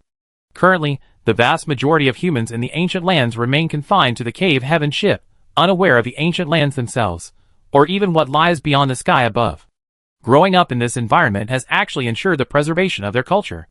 If, like most other powers, they were to disperse all of humanity, the consequences would be truly unpredictable. The power of the ancient lands is awe-inspiring to humanity. Even in these few decades, many high-ranking human leaders have studied the ancient lands system, suggesting that human civilization develop in the same direction, that is, absorbing other civilizations for trade and establishing overt rules and regulations. This is the natural admiration and gravitation of the weak towards the strong. Wait. Shinshur suddenly realized that the ancient lands' easy agreement to the alliance, and even its elevated regard for human civilization, might not only be due to the hidden strengths of human civilization, but also because human civilization had consistently avoided extensive contact. Perhaps, in the eyes of the core region of the ancient lands, behind human civilization lies a civilization aware of the secrets of this cultural assimilation, independent of the mud system. This is quite a coincidence. Shinshur's feelings were rather complex. What he thought was a carefully calculated victory turned out to be an unexpected stroke of luck. In any case, realizing the problem is better than being completely unaware, Shinshur muttered to himself.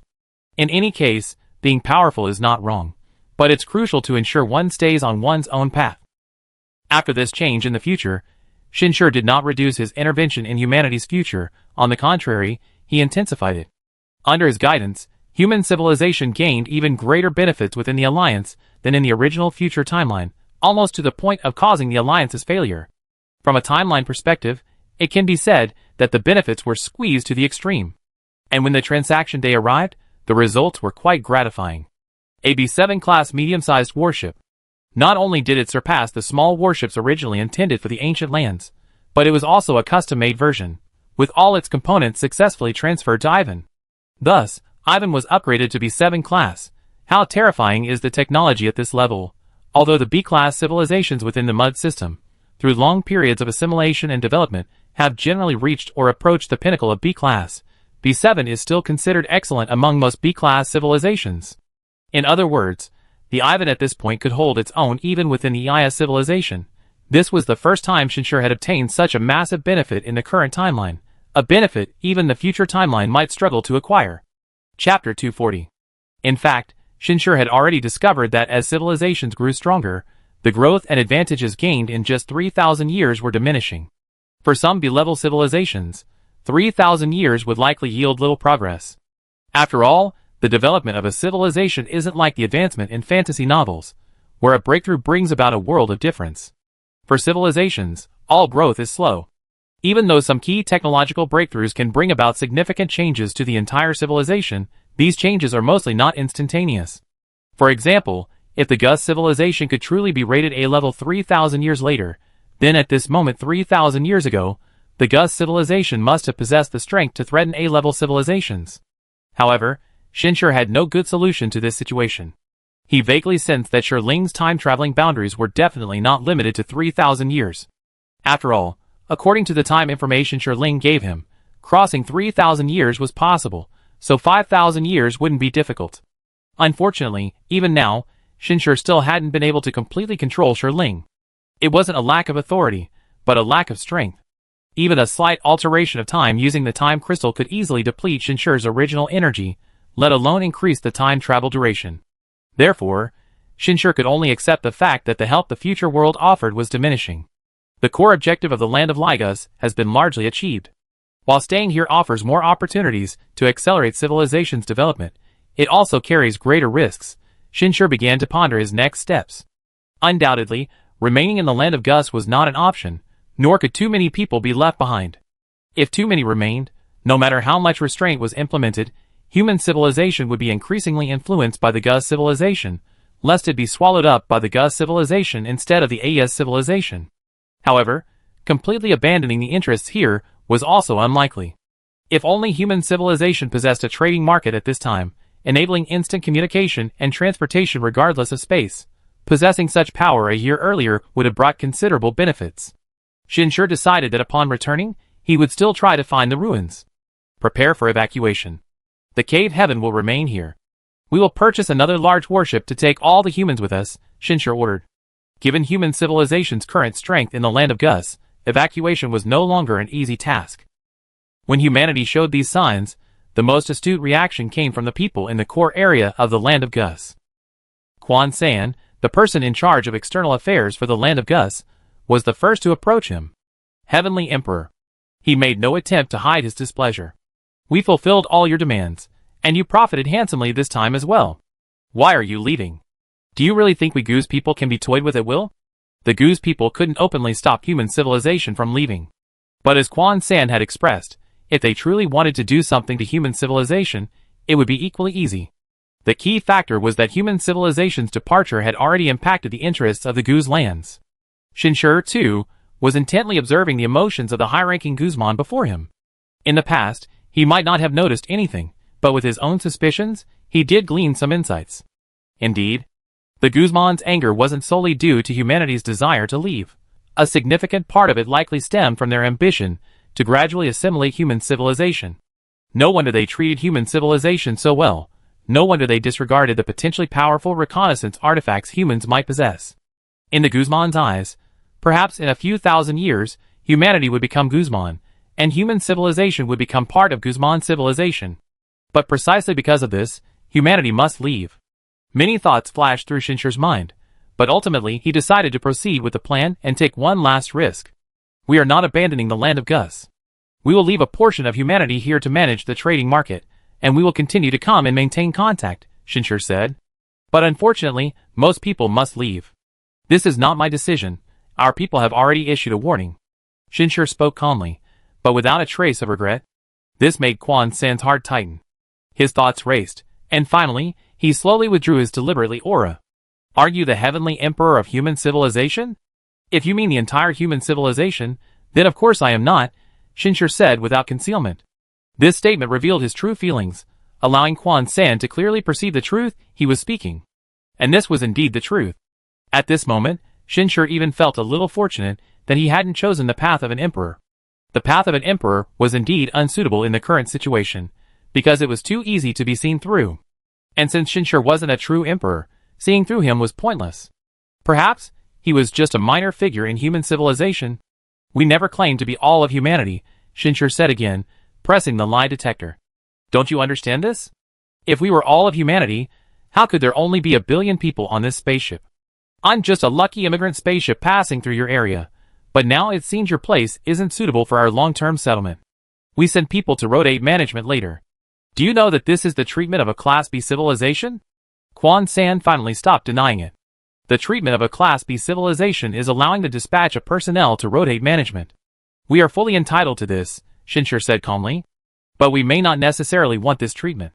You should understand that to us, you are distant and uncertain, merely one of the civilizations a wanderer has encountered by chance. However, rest assured, as the trade grows and the benefits become clearer, we will establish a higher level of connection with you. Perhaps then, you could also evaluate whether we are entitled to this treatment. I understand, Quan San said slowly at the end, his emotions completely calm, seemingly accepting Shinsher's words. But he still added at the end, when do you plan to leave? They're here. Shinsher's heart skipped a beat. As expected, a civilization of this level couldn't be completely convinced by mere words. If he didn't demonstrate some real substance, the relic in humanity's possession would be something they absolutely wouldn't let go of. It seemed the necessary risks were unavoidable. After the message is sent out, all humans outside will be summoned back. This will take about 5 years. Then, the trading market needs to be settled, which will take another 5 years. After that, those who need to leave will be directly recalled by their tribes, while I will continue my journey in a small spaceship. Shinsher seemed to understand Quan San's question, openly and frankly stating his entire plan. Even the key points were stated directly. Being recalled by their tribes? If he could truly be recalled directly from the land of Gus, it would indeed demonstrate the technological foundation behind them, even to the point where their technological practicality could be the sole measure of their success. In other words, whether obtained through ruins, technology, or special devices, as long as this can be achieved, human civilization will possess the exclusive qualification of a Class B civilization, safely departing while retaining the benefits of the trading market. At that time, I will personally come to see the Heavenly Emperor off, Quan San said at the end, his emotions and attitude having returned to normal, even becoming more fervent. As a high-ranking member of an important external department within the core area, Quan San's mission and task were originally to liaise with those powerful civilizations. Human civilization, which previously only operated in the outer areas, did not qualify him to intervene, but clearly, human civilization now does. Shinsher remained expressionless and devoid of emotion throughout. This signified both his complete understanding of the situation and a deep-seated discontent. Only in this way could the Gus lands compensate for the greater good after the main force of human civilization withdrew, thus preserving human civilization's rights and this ever-profitable trading market. After Quan San left, Shinsher couldn't help but sigh. The weak are indeed inseparable from various schemes. This was now the 83rd year since human civilization entered the Gus lands. More than 100 years had passed since they left Blue Star. Fortunately, upon returning this time, facing the Dake civilization again, humanity would no longer need any scheming, but after the Dake civilization, they would face the AES civilization. Thoughts flashed through Shinsher's mind, but ultimately, he returned to calm. Finally, 10 years passed quickly. Human civilization ultimately chose to leave behind a high-ranking human named Yushur, along with 50 million other humans. These were the first-generation humans who had left Earth together. In fact, Yushur had risen through the ranks of humanity since the Earth era, possessing a clear sense of belonging to their native culture. This was to prevent him from being assimilated by the land of Gus. The rest of the population were all relocated to another warship. The cave heaven was left to Yushur. After all, only a life-bearing planetary colony ship like this could guarantee the normal lives and growth of 50 million humans. The warship that carried the rest was a true warship, also the size of a planet, but without an atmosphere or a beautiful natural environment. It was a true metal warship, its surface covered in ultra-high-level black protective armor, concealing countless weapons within. Combined with its numerous subwarships, it was clearly a weapon of war. The overall technical evaluation also reached B3 level. Same as the cave heaven. This wasn't something Shinsher obtained from the ancient lands, but rather from a future world 3,000 years in the future. It was a powerful warship assembled by human civilization using parts they purchased themselves, filled with the design style of human civilization. Without delving into some key technologies, one would absolutely not discover the traces of the ES civilization within it. As they prepared to leave, Quan San, who arrived as promised, was completely captivated by this warship. "You really surprised us," Quan San said, no longer bothering to hide his intentions, directly asking, where did this warship come from? Indeed, such a warship had suddenly appeared in their ancient lands without their knowledge. This alone was enough to astonish them. Their assessment of the strength behind human civilization skyrocketed. It could be said that they didn't even need human civilization to be taken away in front of them. This act alone was enough for human civilization to receive B-level civilization treatment. That's the qualification to enter the core area, establish a trading market, and trade with other powerful civilizations. This kind of spatial jump technology isn't new, Shinsher said calmly. I thought you already noticed. Sure enough, when you initially modified the trading planet, you also used this technology to transport resources from the outside. Quan San's tone was relaxed, and the emotion emanating from him grew increasingly friendly. Back then, we didn't pay much attention to you. Even after we found out, we thought it was just a kind of spatial storage technology. You know, it's normal for this technology to appear on a Class B ship. According to the evaluation in the MUD system, it's only around Class B6, not worth our excessive attention. Well now, you can pay close attention. Shinshir glanced at him. Quan-san wanted to say something more, but the next moment, his emotions abruptly stopped. For a primal energy master, especially one specializing in foreign affairs negotiations, such a sudden change in emotion was simply unbelievable. But he couldn't worry about that now, because the huge metal warship in front of him had vanished so abruptly at that moment. They vanished into their completely sealed warp bubble, their eternally traversing sublight speed base. This wasn't the previous indifference or lack of attention.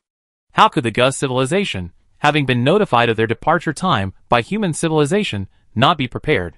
At this moment, the area was filled with at least a dozen detection technologies reaching B7 level or higher, but still, nothing was discovered, nothing was detected. This is a seamless jump? Quan-san uttered a technically difficult to translate term, but Shinshir understood the general meaning. It seems that this move, within the MUD system, would be rated A level. It can only be said that the black market terminal truly lives up to its name.